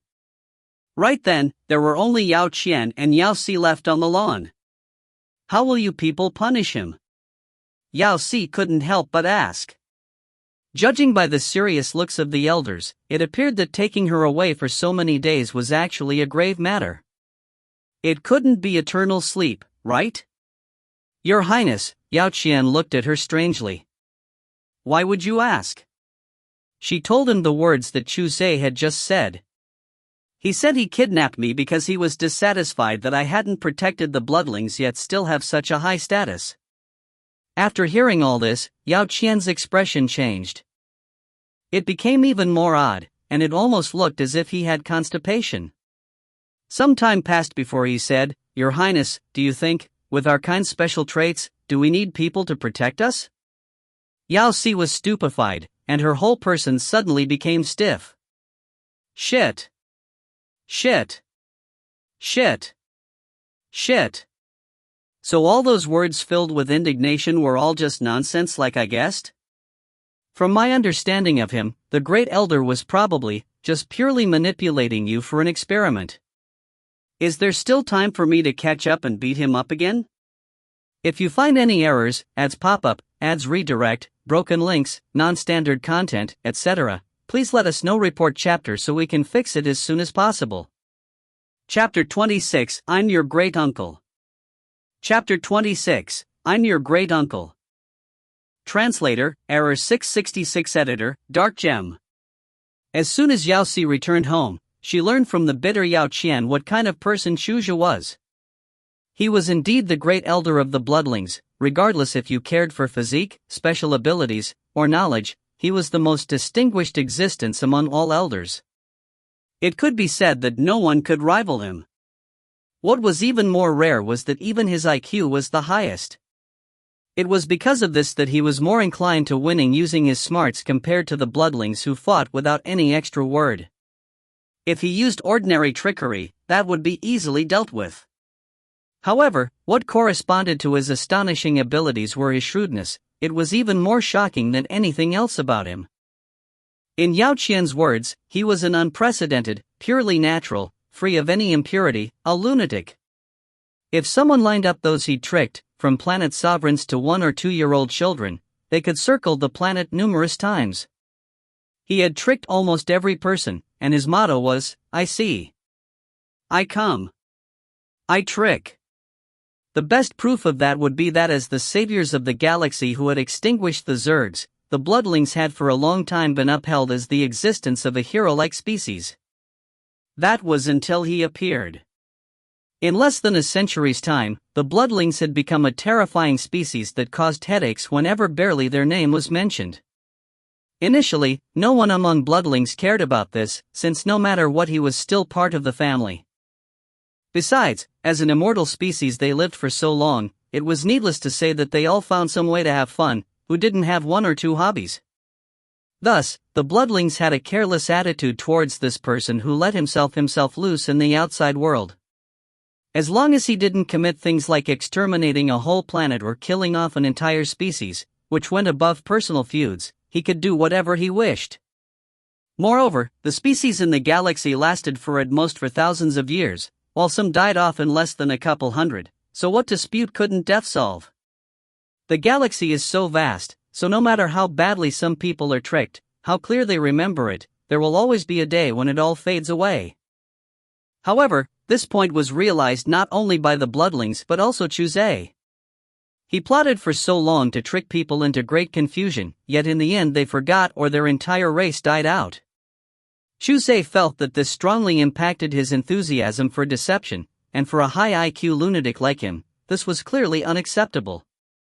To ensure that his ability to deceive maintained a continual and stable progress, he shifted his line of sight on his own species. That's right, he wouldn't even let his own people off the hook. This kind of thing had now lasted for billions of years, and all the people of the bloodlines, no matter young or old, female or male, 30th generation, 40th generation, or even 7 or 800th generation newborns that were still in kindergarten were all tricked by him with no exception. Some he tricked mildly once or twice, while some were so serious that his victims were still recovering from it even though few hundred years had passed. His personality was so bad that it made people's blood boil. It also just so happened that those that were being tricked didn't realize that they had been fooled until the last moment. And when they finally came to grasp it, he was already on the run. It was because of this that Chu Se had become the first subject whose entry all species strongly opposed to, including the bloodlings. Second elder was tricked by him into hibernating for 300 years, third elder mistook someone else for his wife because of him, which almost led to a divorce, fourth elder wanted to add some volume to his hair, but now there's not a single strand of hair on his head. The prettiest spirit animal owned by fifth elder has not gotten over its depression yet, sixth elder. Yao Qian listed a certain person's crimes in detail, and the more Yao Si listened the more embarrassed she got. Although these weren't anything major, not some national hatred or family bad blood that needed to be resolved with death, but each gave people the impulse to crunch their teeth and give him a beating. If there's one word which could be used to describe him, then it would be annoying. Really freaking annoying. So should she be glad that he only dragged her to a few days-long experiment? That's why we said that he returned specially for your highness. Shit. So he really did come all the way just to trick her. Seriously. He was so annoying. We've all been deceived by him, so I was the one with the lowest level of difficulty? Because he had tricked so many people, idiots had become scarce, that's why he found her. F***CK. Why did she feel like this reason was so messed up? Yao Qian nodded, and after seeing her looking as if there was nothing to live for anymore, he couldn't help but add, after this, he won't do anything to your highness in a short while. Short while? Don't stop me, I need to erase one asshole. Don't worry, your highness, the elders committee will escort the great elder out of the planet in no time. Yao Si let out a long sigh, but there was still something that she was unable to figure out. He has tricked so many people, hasn't there been anyone that suit him? No matter how small the matter, many a little makes a mickle, he must have violated some regulations, right? Why can he still walk about free and unfettered in the galaxy? Yao Qian's facial muscles twitched. He answered with a solemn expression, believe me, your highness, keeping him inside the red planet is far scarier than deporting him. In the elders committee someone said, have you got eyes on the person? He's already been brought to the top security interrogation room, it has 24 hours non-stop scanning. Only surveillance and scanning? No, 7th and 9th elders are also there to keep a close watch on him. That's reassuring. When is the earliest flight to the W Galaxy? Tomorrow morning at 9. Good, send him away immediately when the time comes. Don't delay. Understood, second elder. How's her highness? Has she been examined? Her health is fine, she's now asleep. That's excellent. This incident is our negligence at work. Her highness has just woken up, she's still puzzled about everything in this world, so we must not let Chu Se have any more contact with her. Third elder frowned. With his face full of distress, he asked, we will send him away this time, but if he still won't give up the idea, the next time, who will be able to stop him? Everyone fell silent. A good while passed.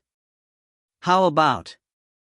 Let's go to the majestic palace and wake up His Majesty. Only he can. All the elders looked at each other, seeing the approval in the other person's eyes. Then that's settled. Second elder stood up. Let's go. Before he could finish saying his sentence, a person suddenly forced open the conference room door and rushed in. This is not good. His Majesty is gone. What? Right then, Yao Si awoke with a start from her sleep. Full of confusion, she looked at the man who had suddenly appeared next to her bed.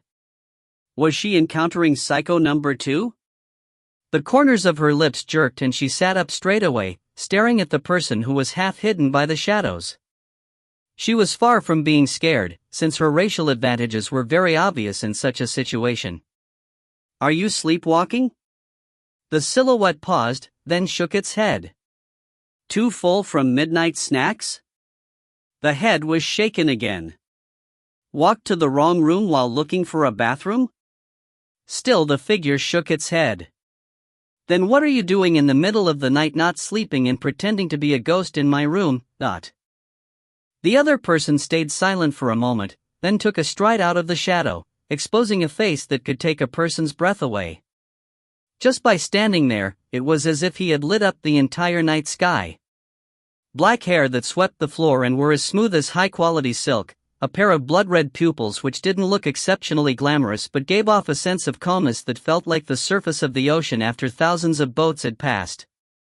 Yao Si was unable to respond right away, and even her displeasure for being woken up had suddenly disappeared without a trace. She could only subconsciously stare at that face, unable to pull her eyes away. "Who are you?" He walked over, his eyes glued to her the whole time, then opened his mouth and said with a cool but indisputable voice, "I am your father." The corner of her mouth twitched. "Ha, then I'm your great uncle." If you find any errors, ads pop up, ads redirect, broken links, non-standard content, etc., please let us know. Report chapter so we can fix it as soon as possible. Chapter 27, Strike a Cow from the Other Side of the Mountain. Chapter 27, Strike a Cow from the Other Side of the Mountain. Translator, Error 666. Editor, Dark Gem. The person standing before Yao Si was silent for a bit before speaking up again. "I am really your father. And I'm really your great uncle." Yao Si dissed back without even considering the possibility. She really thought that this person had some kind of illness. Not even talking about him not sleeping and running to her room in the middle of the night, but he also pretended to be something he was not and claimed to be her father every time he opened his mouth. "Do you think that because of that beautiful face I won't know that you're trying to take advantage of me?" The person fell silent again, not moving or talking, just constantly staring at her. The initial cold aura about him seemed to have intensified. He knotted his brows, suddenly extending his hand towards her. "What do you want?" "Shit. He entered here in the middle of the night, could he be a pervert?" Yao Si's heart sank as she considered whether to notify Yao Qian or not, since it didn't seem like she was at a disadvantage. _angle_.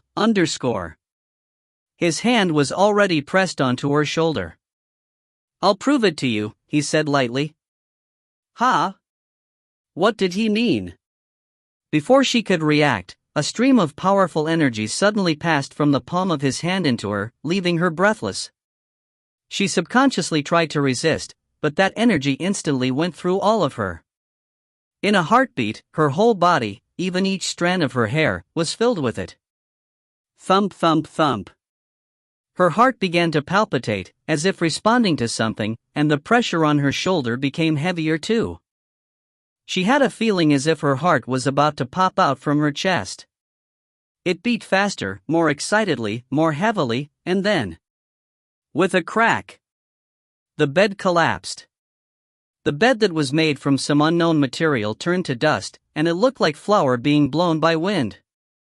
Due to the pull of gravity, Yao Si ended up lying on the cold ground. Gentle cracks sounded indistinctly from beside her. There was a dull thud and she suddenly had an intense ominous feeling. Then, the floor really cracked. There was suddenly nothing beneath Yao Si, and as the familiar room became distant, numerous rocks fell with a loud clatter. She fell from the third floor's skyview room straight to the lobby on the ground floor. 6 feet under.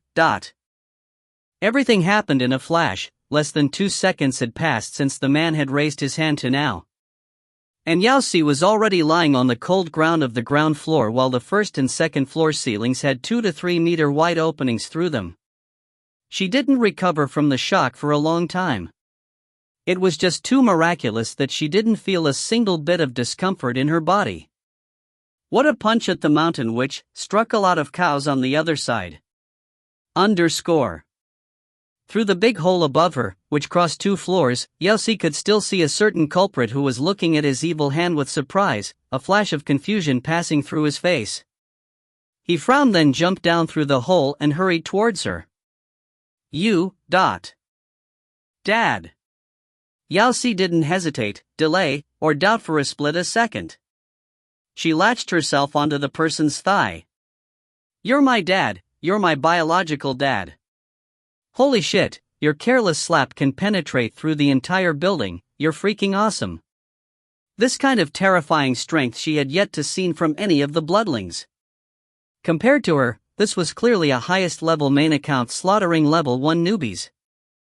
"I'm willing to call you grandfather, let alone just dad." "Stand up." "Yes, dad, no problem, dad." "You should call me father. My name is Mu Xuan." "Alright, Daddy Mu, understood, Daddy Mu. I'm your sire." Right, understood, Dad. Your bloodline descends from me." Right, okay, Dad. You're my descendant, dot. Yes, Dad. What did you just say?" "The person who converted you is probably me." "Can I curse you?" Yao Si had complex feelings toward this father who had appeared in the middle of the night out of nowhere. She was a bit discontented since she had been converted so long ago, yet, as a sire, he hadn't appeared even once during the whole time, let alone taught her survival skills. He didn't even care whether she died or lived, he was simply a hands-off boss. To her, sire was just a noun with no meaning attached to it. Besides, maybe it was because of the influence from the numerous curses that Brotherly who sold blood curd said daily, but the word father in her mind was exceptionally close to another one, jackass, but. However, thinking about it now, she didn't have any plan to hate him wholeheartedly.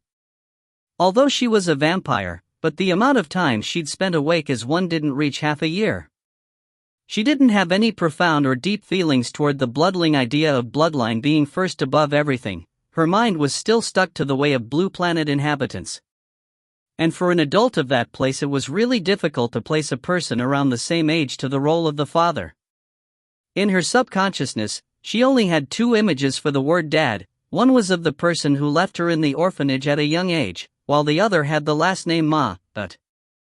Inhaling a deep breath, Yao Si pressed down on the chaotic state of her mind and looked at the person before her who was so bored in the middle of the night that he decided to climb into her bed. Play. To reunite with his daughter. Regardless of whether what he said was true or not, she felt that there was a need for her to have a good talk about life with him. "You said that you're the person who converted me, then you're a 4th-generation bloodling. What happened to the bloodlings are now all counting from the 30th generation? The 5th generation who just had some carefree days refuses to accept this. Hashtag. Can I ask when you converted me?" The man paused, his brows knotted together, and after a while he shook his head. "I don't know." "What, dot? I didn't know about your existence." Slight confusion arose on his distant expression. "Before now, I haven't felt the drawing of your bloodline either." Wait. Yao Si had a somewhat hard time accepting this. "Doesn't conversion require blood transfer? You mean you don't remember when you bit me?" He remained silent for a few moments, then nodded. Why did she have a déjà vu of being abandoned? Maybe you found the wrong person? How about we do a DNA test or something? Your bloodline indeed comes from me. He took a look at her. His face was still blank, yet it seemed shockingly serious. "I was awakened by the draw of your bloodline." That feeling was quite strange. Despite him not thinking about anything, there was still a voice in his heart that urged him to leave his home and find her quickly. And it wasn't until the moment he saw her that he was sure that she was his descendant. "That bloodline draw of yours, is it really reliable?" Yao Si couldn't help but doubt, this kind of illusory matter, what would happen if he got it wrong? He immediately straightened and said with a serious face, "We can try it again." What? Why did he say again? I can wake the bloodline in you, he said while reaching out and patting her shoulder again. The bed that had turned to ashes and the ceiling that was relieving them with cold air immediately flashed across Yao Si's mind, and she instantly understood what he was about to do. She quickly pulled away. Wait. I understand. This again. Can't you find a different cow to hit? Speechlessness filled her. Was the special ability he awakened in her demolition? If this continued, her house would probably be dismantled to nothing. If you find any errors, ads pop up, ads redirect, broken links, non-standard content, etc., please let us know. Report chapter so we can fix it as soon as possible. Chapter 28 Damn Single for Billions of Years. Chapter 28 Damn Single for Billions of Years. Translator, Error 666. Editor, Dark Gem. Mu Xuan was awakened by the draw of the bloodline. The moment he woke up, even he could hardly believe that he could sense his own bloodline from somebody else.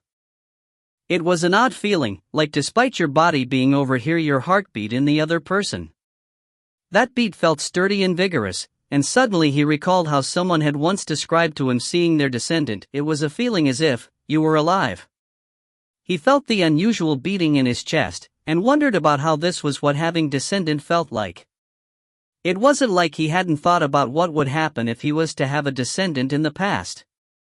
Initially, though, he didn't want one, while later he couldn't have. When he saw the person before his eyes, he suddenly gained some understanding toward those of his kind who had lost their descendants and then did everything in their power to drag their enemies down to hell with them. If his descendant met with a mishap, he believed that he wouldn't mind burying the entire galaxy with her. He couldn't resist waking the person before him. Then he realized that this descendant of his was a little different from what others had said. Her abilities were unbelievably weak. By reason, this was already the galactic ages, so a fifth-generation bloodling like her shouldn't be as weak as she was, no matter how moronic they were. However, she couldn't even stand just a slight activation of the bloodline in her.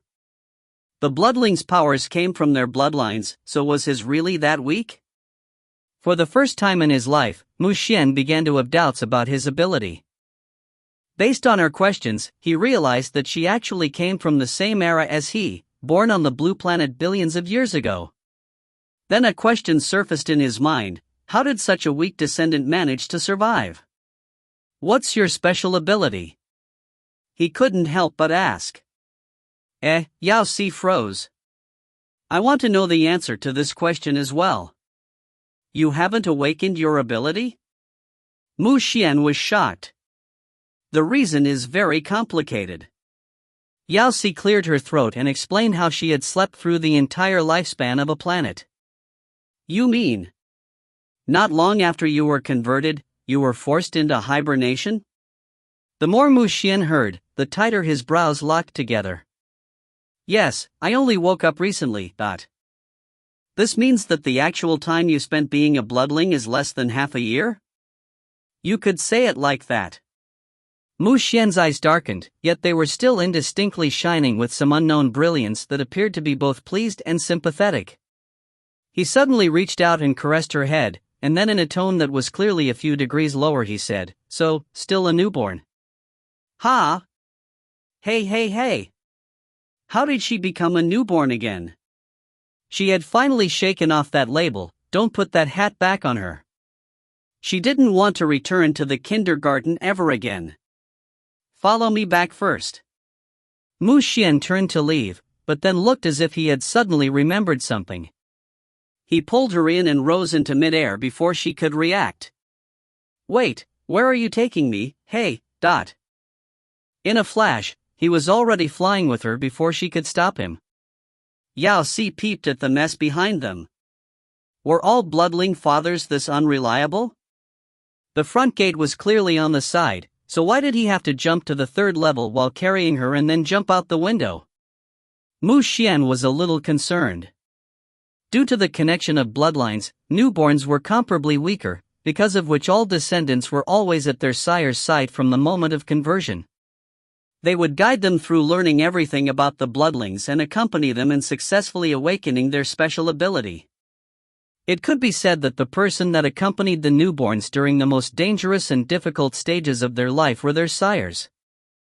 That's why there was more than just the draw of the bloodline between the descendant and their sire. Each of them was a very important existence in the other's life. But there happened such an accident, where Mu Xuan himself didn't know that he had a descendant. Originally, he thought that he had unfortunately missed her entire life. Despite her not saying anything openly, she would still have had to have some resentment deep down. That's why he had made preparations if she was to reject him, or even resist him for a long time.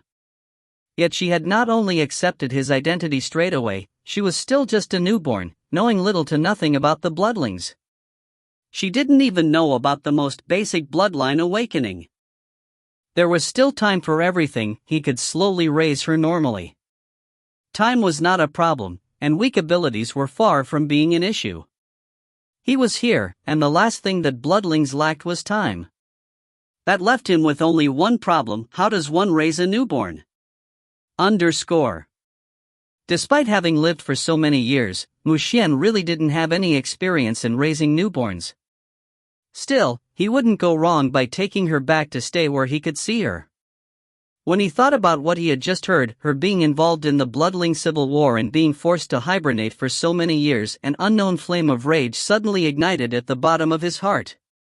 His cub had suffered so much in places he didn't know. If the second and third generations weren't history, he'd go to them right now to have a word or two. His impression of all blonde-haired species in the entire galaxy also dropped by 100 points. Come to think of it, to prevent any more simpletons from coming up, it would be best to greet the oldest members of his race. Thus, after a night of meetings, the deeply troubled elders found out that their Majesty, who had been missing for the entire night and was nowhere to be seen on the planet, suddenly appeared in front of them voluntarily. Your Majesty! Thank goodness he was really awake.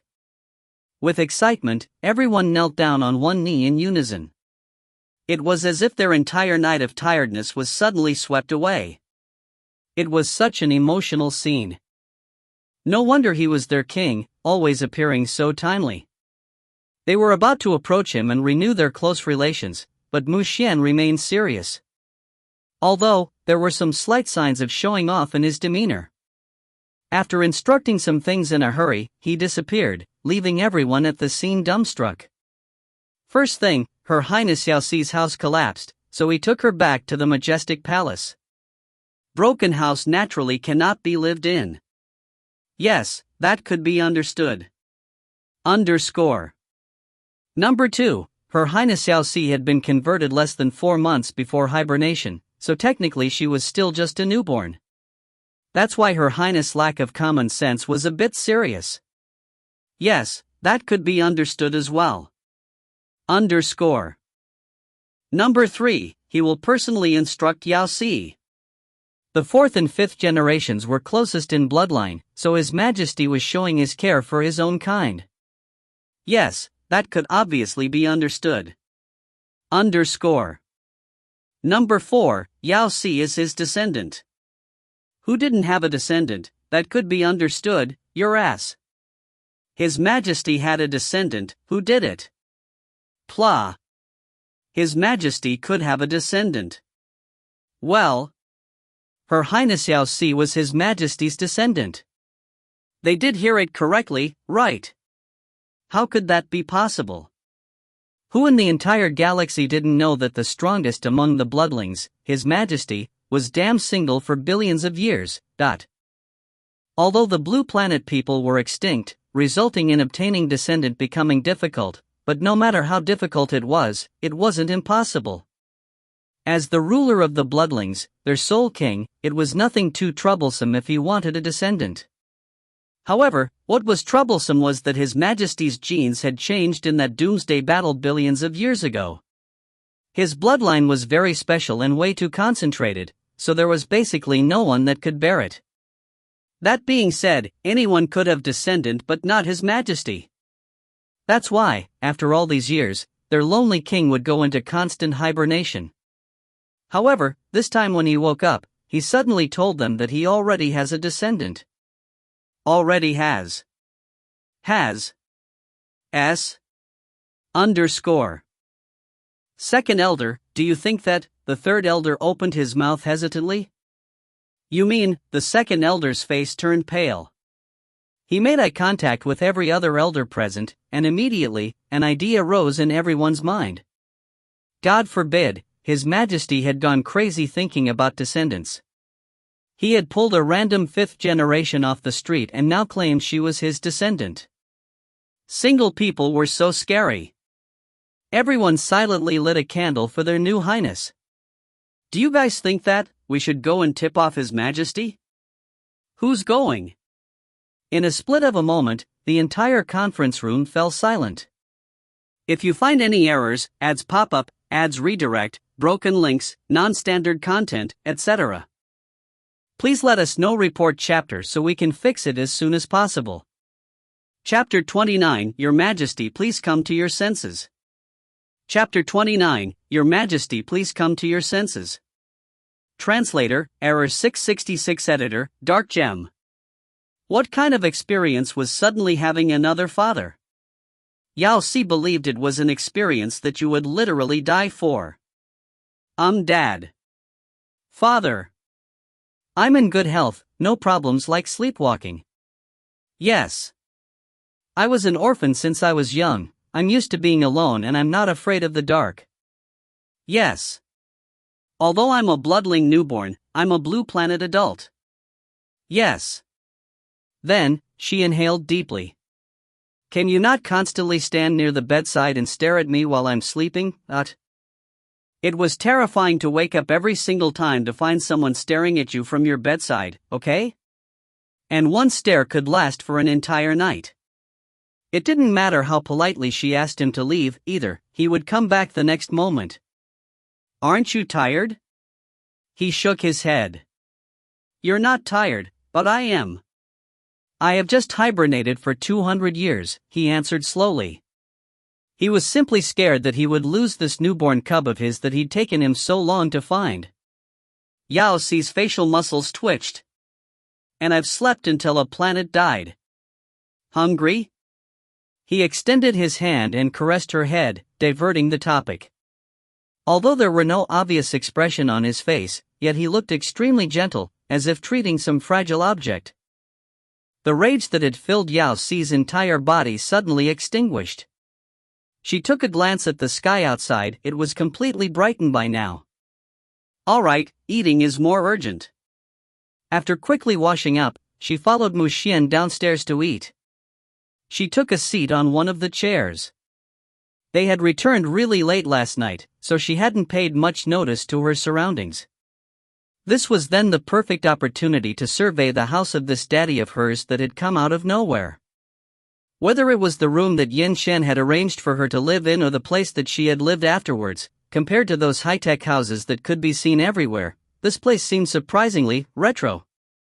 No matter if it was the tables and chairs, or the couch, end table, and TV cabinet, everything looked normal to her eyes, so normal that she thought she had returned to the blue planet from before.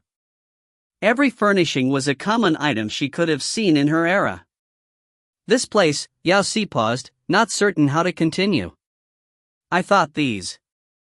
They would be more familiar to you, Mu Xuan said while passing a bowl of blood curd over. He omitted the part about him spending the entire last night reading up on the life of the blue planet. Thank you. So these were specially for her. Yao Si had been an orphan since she was really young, so no one had ever done something like this for her. She suddenly felt something warm flowing into her heart. Her nose began to grow sore and thoughts about a random father not being that bad of an idea began to appear, but... Can you not use a teapot to hold blood curd? Mu Xuan's hand stiffened. Teapot? Did he remember incorrectly? And that's an end table, not a statement piece. Why is it standing in the middle? If I'm seeing it correctly, then that's a shoe cabinet, so why are there so many books in there? Besides, don't you think it's a little tilted? And the table we dine on is a computer desk? There's even a drawer for a keyboard. One certain individual who really wanted to bond with his descendant endured 10,000 points of damage. It had been too long, he had already forgotten the correct usage of all the antiques, so what should he do? Urgent, waiting online for reply. The dining room became eerily quiet. Until the doorbell rang. Only then did that certain individual started breathing again. He calmly set down the teapot in his hand and walked towards the door. His pace was brisk, as if he was escaping something. The fourth elder, who had lost in the drawing lot after sending Chu Zhe away from the Red Planet early in the morning, rushed over to admonish His Majesty so he would come to his senses. When the door opened and he raised his head, he saw that His Majesty's face clearly revealed that he was not in a good mood. His Majesty actually opened the door for himself. It couldn't be because he had found out about his intentions and was warning him in advance, could it? His ankles immediately weakened and he found himself almost turning around and rushing back to the Elders' Committee. Your Majesty. Something wrong? Mu Xuan adjusted his expression and instantly returned to his usual unchanging iceberg face, while cold air began to radiate off him without his conscious thought. The fourth elder's legs began to shake even more violently. No, it's nothing major. So he had really been found out, certainly so. Why have you come then? Yao Si, carrying a bowl in her hands, came to peep through the door. While walking over, she pondered for a long time but still couldn't remember the other's name. I remember you're the second, third, fourth elder, or was it the fifth? Your Highness. Before she could finish her sentence, the fourth elder had already turned on the groupie mode, his face filled with excitement and his eyes began to sparkle. Although we only had the fortune of meeting once, you still remember that I am the fourth elder. I am so moved. Yao Si awkwardly set down the bowl in her hands. She really didn't remember, and she didn't think she could be blamed for it. There were just way too many elders. The short couple days were not enough for her to put them all in her memory. Why have you come so early in the morning then? It can't be because... Has the house already been repaired? Her first thought was that he had come for the house. House. The fourth elder was stupefied, and his face filled with confusion. After some time, he finally thought of something. Were the eyes that looked at him filled with a silent plea? Was Her Highness hinting that she wanted to leave the majestic palace? He knew it, Her Highness was indeed being forced. She was now seeking his help. As a qualified elder, he couldn't fall short of Her Highness' expectations and had an even greater obligation to warn His Majesty not to fall even deeper. He took a deep breath in and stepped forward, planning out his rescue mission. Your Highness, I am indeed here to notify. Before he could finish, he suddenly felt his body growing light, until he was almost hanging in the air. When he raised his head, he collided with a pair of eyes that were so cold that it looked as if they were two ice crystals. Every word His Majesty said was like a knife that stabbed the fourth elder right into the heart. If you have something to say it here. That's my cub, why are you moving so close to her? The fourth elder's legs trembled, and the courage he had just built up was drained clean with a hiss. When one person lacking self-consciousness lifted someone up, he didn't forget to turn around and remind his cub, finish your breakfast, don't waste food. Oh. Yao Si, on reflex, walked back to the table and swiftly finished the bowl in a few gulps. Then she walked back. Fourth elder, what did you want to notify me about? No. Notify, His Majesty's eyes are so scary. He's angry. He must be angry. No. Notify you that Chu Zhe left the Red Planet 2 hours ago. Sorry, Your Highness. Yao Si, the fourth elder apologized in his mind. He really didn't dare to expose His Majesty right now. Right. She had thought that he had came for the repairing costs. Clearly not on the same channel. Yao Si would have never thought that the Elder's comedy would be so efficient in doing things. Just yesterday Yao Qian had told her of the ways to deal with Chu Zhe, and today the person had already left. She took a look at the fourth elder who was before her and saw that he seemed about to pass out. He must have had headaches about Chu as well. Thank you for coming all this way to notify me. You're welcome. She didn't even blame him for not helping her escape her situation. What a kind highness she was, and how upsetting and dreadful the situation. Anything else? Mu Xuan suddenly added indifferently. Interrupting my cub dining, what happens if she gets indigestion? _ No. Nothing else. The fourth elder trembled, wanting to disappear right at this moment. He turned around and wanted to dash away madly, but suddenly he remembered something. He took out a purpose orb and passed it over to her. Right, Your Highness, Shuja said that this was something you gave him to take care of, so I brought it along for you. Yao Si was dumbstruck. I didn't give him anything to take care of? When she took a closer look, isn't it the orb that was surrounded by the gluttonies in that forest? Why was Chuja giving it to her? When she casually took it into her hands, the purple orb suddenly made a brittle sound, cracking right through the middle. Yao Si immediately had a bad feeling. Just as she expected, the next moment a thunderous roar rang out. The ground trembled, and a voice filled with rage came from the sky, reaching every single corner of the red planet. Shuja, I will make you pay for my son's life. Hell! If you find any errors, ads pop-up, ads redirect, broken links, non-standard content, etc., please let us know. Report chapter so we can fix it as soon as possible. Chapter 30, Interspecies Melee. Chapter 30, Interspecies Melee. Translator, Error 666. Editor, Dark Gem. As soon as the voice ceased talking, the ground trembled again as if experiencing a magnitude 10.0 earthquake. The sky that was initially sunny slowly darkened like something was shrouding it. The Emperor of the Thunder Silvani! Fourth Elder exclaimed as he paced in the courtyard. With a face filled with confusion, he looked up at the sky. Why is he here? Who the hell is the Emperor of the Thunder Silvani?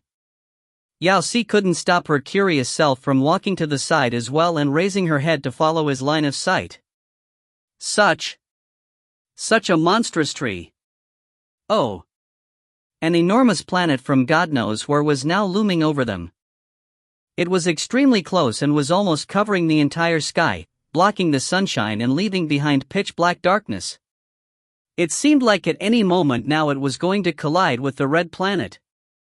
However, the strangest thing was that this come from God alone knows where planet was mostly a towering tree. Its coarse roots enveloped the entire planet, and its luxuriant foliage seemed to coat the planet in a shell of green. Was the Emperor of Thunder Silvani referring to the entire planet? Shuzai, show your face.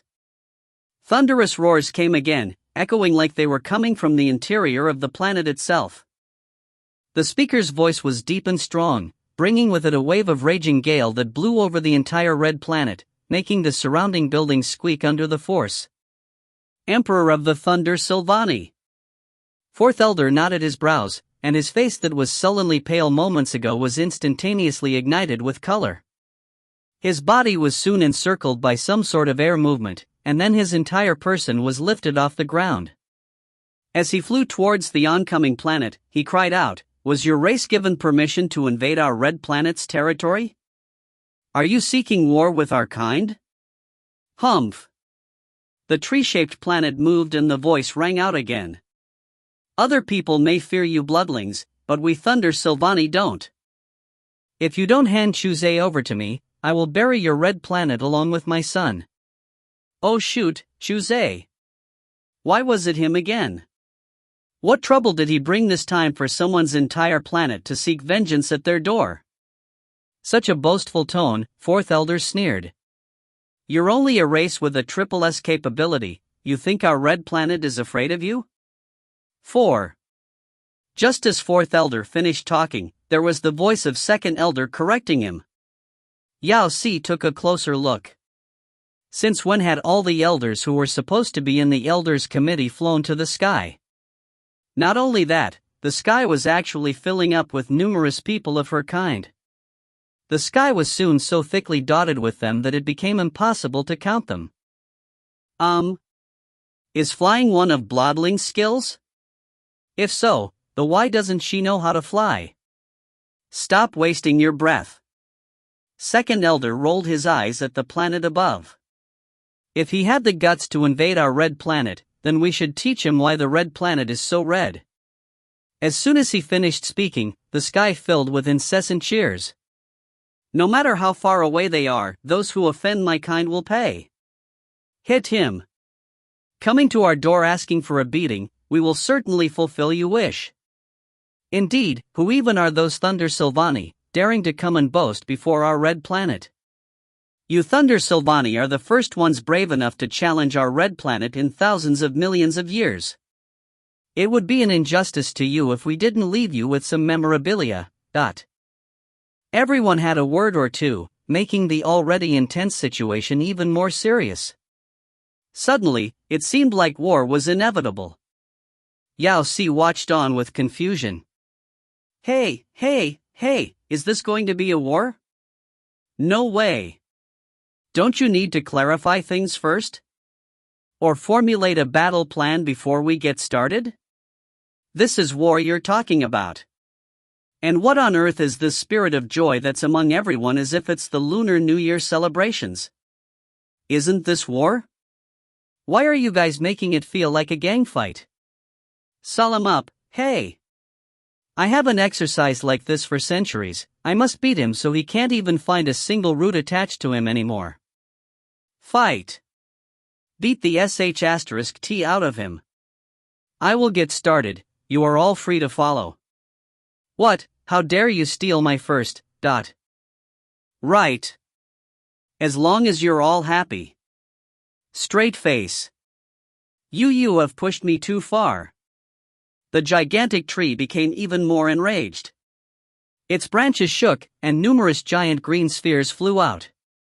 Once they got closer, growing larger in size, they appeared to be warships with indistinct figures crowded on them. Avenge my son! The tree commanded. Immediately, tens of thousands of light rays shot out from the spherical battleships, aiming right at the crowd of bloodlings. Wherever the rays passed, the rumbling of collapsing building followed. At that moment, the entire city filled with flying dust.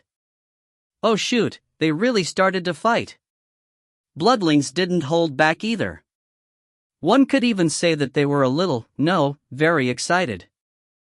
All kinds of special abilities entered the field of battle in turns, all being thrown at the spherical battleships. Suddenly, the scene before Yao Si's eyes turned into pure chaos. Yao Si couldn't feel any sadness for what was happening.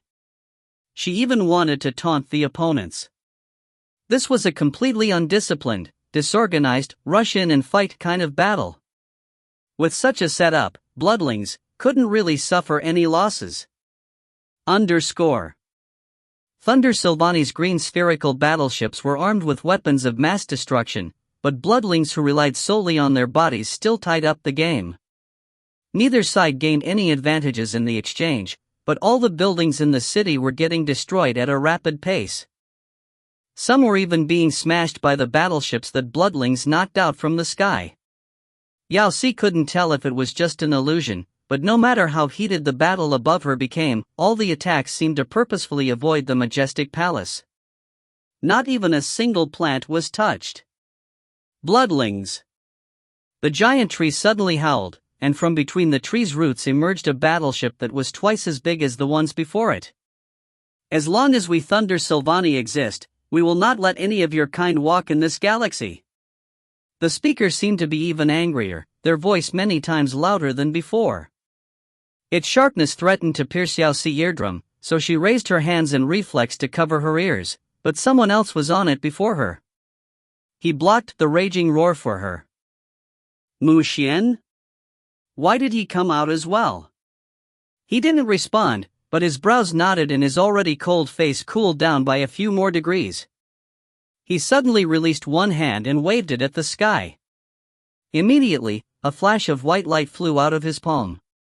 It grew at the touch of wind, extending across to the sky toward the tree planet which was in mid-air. All Yao Si heard was the sound of something tearing, followed by a series of thunderous clamors, and the planet, which was bigger than the red planet and could cover its sky, blocking out the sun, was instantly split into two, along with the tree atop it. Only then did Mu Xuan coldly spit out a word, noisy. Yao Si. Bloodlines. Thunder Sylvani. The battle that was in full swing a few moments ago immediately fell into an eerie silence. Mu Xuan casually retraced his hand and took the opportunity to caress the top of Yao Si's head. His expression softened. "Are you full?" he asked. "Why are there always some simpletons that come and interrupt his offspring when she's eating her breakfast? Don't they know she's only just a cub?" "Ha? Full. I am. Okay." He nodded. "Go back and drink some soup, it helps with digestion." After Mu Xuan finished speaking, he turned and walked back into the house. Right. When he was at the door, it seemed like he remembered something.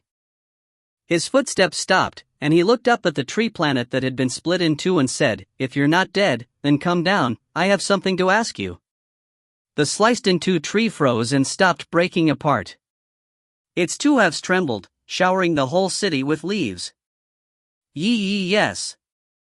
The Lord of Blo Blue Bloodlings. Your Majesty. Compared to the confident war cry, this response was more like something that a timid wife would say. The next moment, the planet glowed with an intense green light, and the tree that was covering it disappeared, replaced by a man dressed in green. The interracial war thus ended in this kind of a bizarre way. It was as if the flame within everyone was suddenly extinguished, and no dared to move anymore. A confused Yao Si stood with her mouth open. What had just happened here? Who am I? Where am I? If you find any errors, ads pop up, ads redirect, broken links, non-standard content, etc., please let us know. Report chapter so we can fix it as soon as possible. Chapter 31 Great God, please advise. Chapter 31 Great God, please advise. Translator, King Bao. Editor, Dark Gem. From just that one strike by Mu Xuan, even the elders were left reeling. With a hint of pride and another indescribable emotion, the crowd followed him into the majestic palace. Yao Si deliberately slowed down, tugging at Yao Qian. Were my eyes playing tricks on me? Did Mu Xuan really split the planet in half? He did, Yao Qian replied nonchalantly. After a moment, he added, but the Thunder Sylvani clan has always had a vigorous vitality. Even if their planet was split in half, the root system would still be alive. But she wasn't asking about that. Mu Xuan, is he really a fourth-generation bloodling? With just a casual strike, he was able to split a planet into two, something even first- and second-generation bloodlings weren't able to do. Back then, a young second-generation bloodling could only cause a minor crack at best. Yeah. Were all the fourth-generation bloodlings this amazing? She really needed to learn all the common knowledge of bloodlings. But, Yao Qian seemed to have recalled something. His Majesty is a little special. Special? In what way?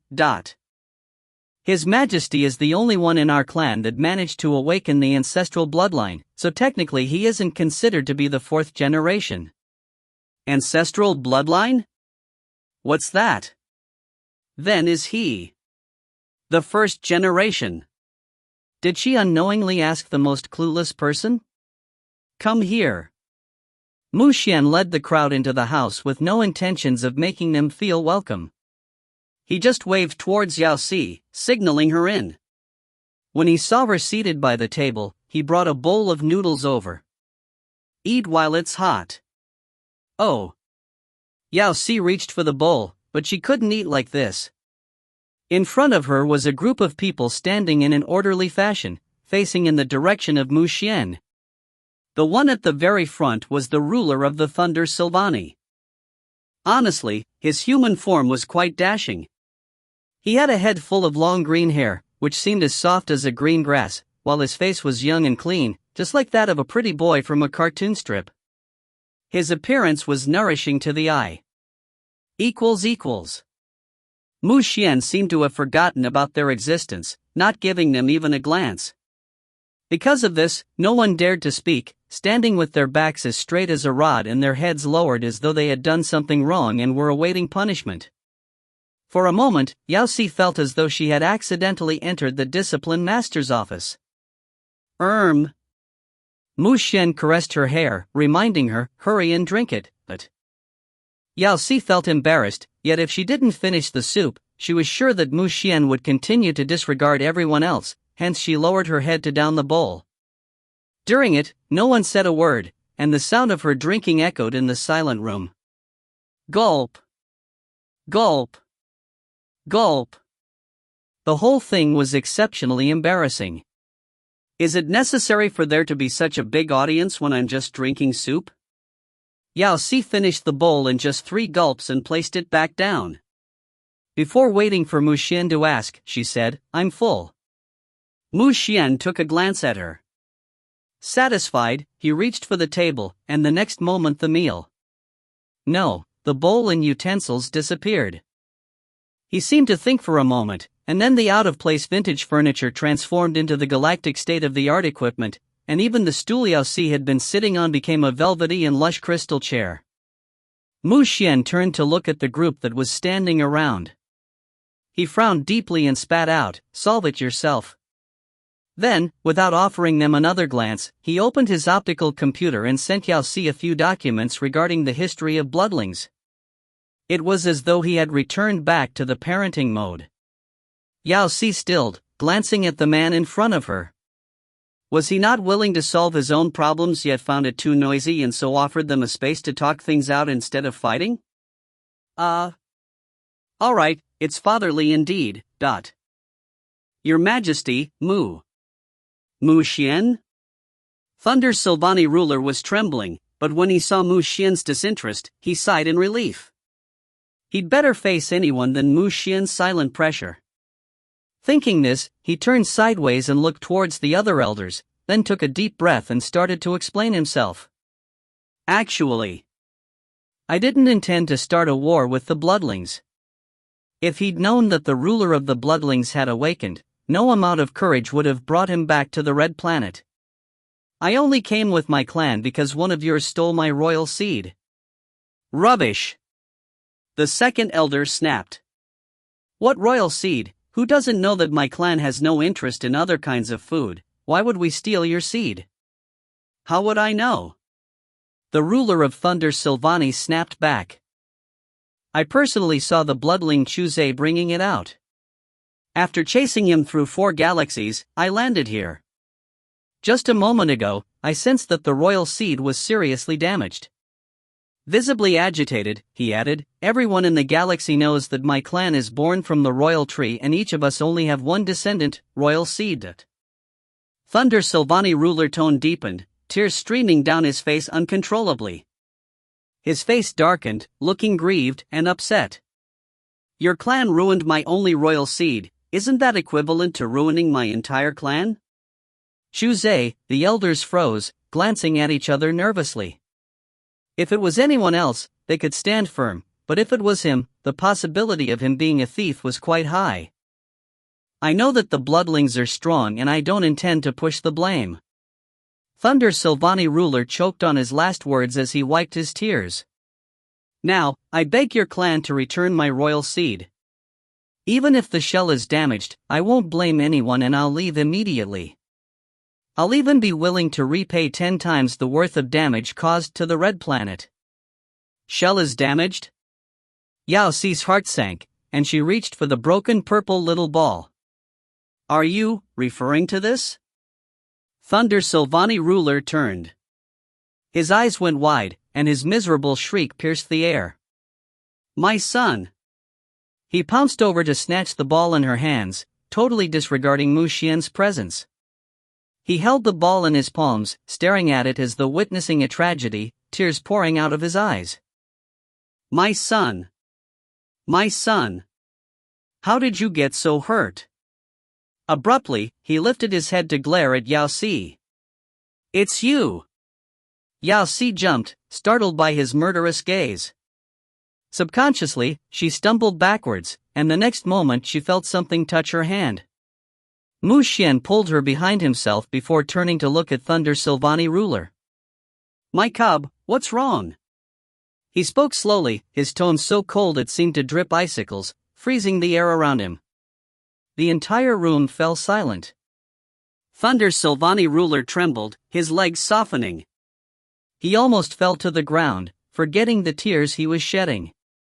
The ruler of the Bloodlines had a child, how could he have not known about it? "Heir? I just received that seed," Yao Si clarified. "I didn't harm it. It just cracked randomly." "That's impossible." Thunder Silvani ruler shook his head, his rebuttal as soft as that of a mouse. "Not even a person with 3S ability can harm the shell of the royal seed, how could it crack by itself?" "I'm not sure exactly." Yao Si frowned. "It was given to me by Chu Zhe. Initially I wasn't aware that it was your royal seed, so you'll have to ask him for the specifics."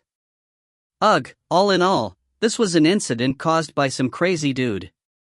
Yao Si hadn't expected that Chu Zhe would harm her like that. My poor son." Thunder Silvani ruler hugged the seed, bursting into tears once more. His dashing superior aura was already gone, and his entire soul was on the verge of a breakdown. "Where's the great elder?" Second elder turned away, no longer able to watch the scene. "He left the red planet early this morning. It's less than half a day ago. I'm sure he hasn't yet left the galactic radius. Inform the customs to send the ship back." "Yes." Third elder opened his optical computer to investigate. The next moment, his face paled. "The ship escorting the great elder has already left our galaxy." "What?" "Confirm his location and chase him back." The ship disappeared once it left the galaxy. Second elder felt a coming headache, yet he couldn't determine whether it was because of anger or because of the endless sobbing of Thunder Silvani ruler. He took a deep breath before saying gravely, "Thunder Silvani ruler, if it's true, then our clan will take full responsibility. We'll get in contact with the great elder to investigate this issue." "No." Before Thunder Silvani ruler could even reply, Mu Xuan interrupted, glancing lightly at the crowd. "It's too troublesome." With a wave of his hand, the air seemed to converge, turning into a vortex, and a black hole appeared out of a sudden. Within it, a figure soon took shape. "Space summoning!" The second elder shouted out, his eyes wide in awe. Mu Xuan lowered his hand, and the figure fell out from the black hole. "Ah!" It shrieked painfully, and a certain culprit that was said to have disappeared a few million light-years away landed on the floor. The crowd stared in silence. "Father? MMH? Could you teach me that move?" "Sure. If you find any errors, ads pop up, ads redirect, broken links, non-standard content, etc. Please let us know. Report chapter so we can fix it as soon as possible." Chapter 32, I want to see your parents. Chapter 32, I want to see your parents. Translator, King Bao Editor, Dark Gem. Thunder Silvani ruler left with his clan. Even though Chu Zhe was a maniac, he had no intentions of killing off their race. The purple ball he gave Yao Si was just the shell shed by the royal seed, which had actually sprouted into a tiny seedling, hence Chu Zhe's intentions were purely to get Yao Si into trouble. Initially, second elder suggested for Chu Zhe to follow them back, since the royal seed didn't sprout in Thunder Silvani, which might cause some unforeseen repercussions. After all, Chu Zhe was a specialist and might be of some help, but the suggestion was swiftly refuted by Thunder Silvani ruler with no room for discussion. With the tiny seedling in his hands, he changed back into the giant tree and flew away with the green planet in tow. In less than a minute, he disappeared into a spark in the distance, his speed exceptionally fast as though afraid that Chu Zhe would follow along. After a few days, all the residents in the Bloodline capital received the demolition fee from the Thunder Silvani ruler. I guess the matter ended peacefully, Yao Si thought. But after the war between the clans, the Bloodlings were all busy restoring their damaged homes. For the past few days, everyone seemed in low spirits. Many of them could be seen sighing with hung heads, their faces filled with despair and helplessness. Hi! Not one of them seemed like they could fight. What was left was to settle the scores with Chu Zhe. The Great Elder felt that this matter was much more perplexing than whether or not to start a war with Thunder Silvani ruler. Even after the elders had held a discussion from noon all the way to night time, they still weren't able to come to a conclusion. In the end, a certain someone who had long wanted to chase them out instructed coldly, "Don't you like to play games? Then you should go to Nirvana." Everyone fell silent. Even Chu Zhe, who had struggled to stay obedient in front of Mu Xuan, turned green in an instant. Yao Si had no idea where or what Nirvana was. But she was delighted knowing that he wouldn't be having there, based on how his face had paled. Mu Xuan's words were final. With a dark face, he chased the group that refused to leave out. They weren't his cub, so why weren't they leaving? Were they planning to stay for dinner? He reached out to caress his own rascal. After such a long while, she had to be hungry. The next moment, Yao Si was stuffed with yet another bowl of mouth-watering blood-nourishing soup. Only after a few days did she hear from Yao Qian where and what Nirvana was. Simply put, it was a real-life game planet, totally different from the naive web game that she had entered with her subconsciousness. That planet had extreme conditions which allowed one to unleash their full potential, hence the game company retained the original appearance of the planet and developed the game around it. The game itself required real participants and didn't have a revive function. If one were to die in the middle of their playthrough, it'd be the end. Everything that happened within would be up to one's fate, thus, that planet was always considered a training venue for the different clans in the galaxy. But since it was a game, in order to prevent accidental deaths, the game company installed many NPCs and a necessary storyline. This meant that even though the game was difficult, the players' lives were definitely not at stake. But that was limited to the players. Chu Zhe wouldn't be there as a player but as a NPC. According to the game settings, they had to live on the planet for 100 days. Yet Chu Zhe's NPC would be different from the others in the game that could taunt the players at will. His would only have half the abilities and would have no say over his actions. He could only report the player's missions and protect the player's life. This was an absolute hell for Chu Zhe, who had a stomach full of pranks. At times he would even be required to be a nanny, saving players from committing suicide. Yao Si finally understood what Mu Xuan's words, "Don't you like to play?" had meant. Chu Zhe should get played for once as well. Yao Si remembered that the second elder seemed to have accidentally let it slip how she had been played by Chu Zhe. So, was Mu Xuan helping her get back at him? Instantly, she couldn't thinking. That was a wonderful move. She suddenly felt that having such a protective father seemed like a good idea. After the incident involving Thunder Silvani ruler, Yao Si realized just how weak she truly was and that the galaxy wasn't as peaceful as she had thought it to be. A minor disagreement could escalate into a fight in an instant. It wasn't for the attribute of undead that she was born with, she would have probably died within 3 seconds of waking up. Hence, she was determined to master the art of survival.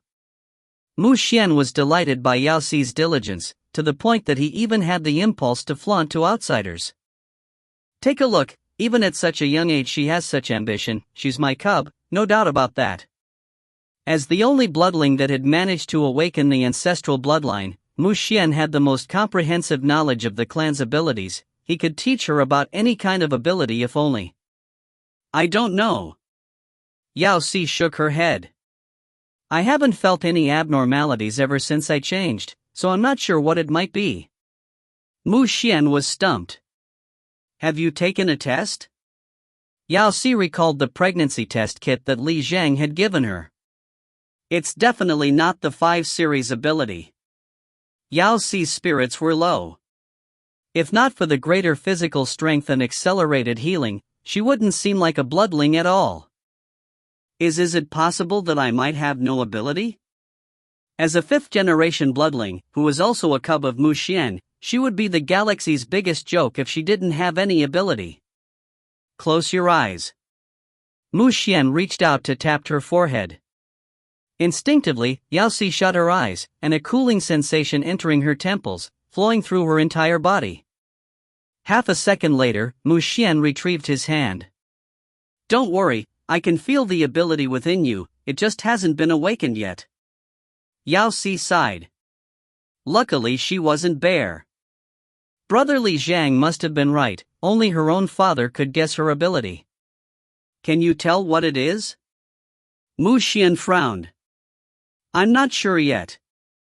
The presence of an ability was obvious, even though it hasn't been awakened. When his energy entered her body, he realized that the ability seemed. Your ability is special, I can't seem to determine what it is, but you'll find that out once it awakens. Oh. Yao Si nodded. How do I awaken it? Mu Xuan suddenly felt stuck. He had a whole lot of ideas on how to improve one's abilities but no clue as to how to awaken them. He tried to think about how he had done it in the past. But it was such a long time ago, he could no longer remember. Since Mu Xuan knew how diligently his cub was working, he couldn't bear to demoralize her optimism. Wasn't it just awakening one's abilities? Even if he didn't remember it himself, that didn't mean that the other bloodlings could not. After Mu Xuan had personally chased them out, the elders were planning to return home for a good rest, but the moment they turned, they were met with the sudden appearance of His Majesty. Before waiting for them to ask anything, he threw them a question: how can I awake one's abilities?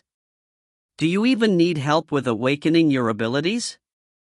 Isn't it a natural instinct? Is there something wrong with your Majesty's abilities? The elders tensed, giving the question their utmost attention. Your Majesty, are you referring to Her Highness Yao Si? Second elder tried to test the waters. MMH. This. Young bloodlings usually awaken their abilities by themselves. Your Majesty, you don't have to worry, I'm sure Her Highness Yao Si will be able to do it in due time. Mu Xuan frowned. How do the young bloodlings in the clan do it? The second elder took a moment to think. The newly born bloodlings are sent into the royal bloodling kindergarten to learn, and a majority of them awaken their abilities there. The faster ones do it in 4 to 5 months while the slower ones take 2 to 3 years. After they awaken their abilities, they graduate from there. Sending her to the kindergarten, Mu Xuan frowned, seemingly unwilling to part just after he had found her. Her Highness has been to the kindergarten. Second elder hesitated before saying more. But her situation is a little unique, she isn't the same as the other bloodlings and wasn't suited to be there. Her Highness didn't seem to like it there either. Didn't like it? Mu Xuan turned to stare at the man. What's the reason? She experienced some unhappy moments. What happened? I heard that on her first day Her Highness made all the bloodlings in the kindergarten cry. Mu Xuan's face darkened. They bullied her. Get their parents to see me tomorrow. Who exactly were the ones getting bullied? Where's the logic? Where's the fairness? Even if he's being defensive, isn't this too much? If you find any errors, ads pop up, ads redirect, broken links, non-standard content, etc., please let us know. Report chapter so we can fix it as soon as possible. Chapter 33, Let's Go and Fly a Kite. Chapter 33, Let's Go and Fly a Kite. Translator, King Bao. Editor, Dark Gem. Yao Si considered Mu Xuan an excellent father. He conceded to her every request and would reply her every question. Although, maybe due to his long hibernation, his face was perpetually cold and serious. His inability to reply to her previous question about her abilities seemed to have affected his self-confidence, since ever that time he had replied to her subsequent questions in great detail, the information so thorough it terrified her. What's this? Information about abilities, Mu Xuan replied seriously. Why are they books? Didn't they previously use the optical computer to obtain the information? I thought that you might be more familiar with them, Mu Xuan explained. Even though your ability hasn't yet awakened, you'll still benefit by learning about them beforehand. Here are the summaries for the books. Yao Si's eyes brightened, following the direction of his finger that pointed towards a bunch of book titles that had appeared randomly: The Origin and Development of Abilities, Advanced Bloodline Abilities, The Different Ways to Use the Abilities, The Ability Compass, and many others. So last night when he didn't put her to bed, was he busy preparing all these? But wasn't this a bit too much? In an instant, Yao Si felt herself entering a 5-year scheme whereon the 3rd year was the high school exam. You can take a look at these first, Mu Xuan said nonchalantly, passing a book over. This one is about the fire ability. It's the strongest among the 5 series. This is about the water ability. Its attack is directly below the fire series, but it has healing properties. This is the spirit ability. It can directly control one's consciousness and is considered the most dangerous one.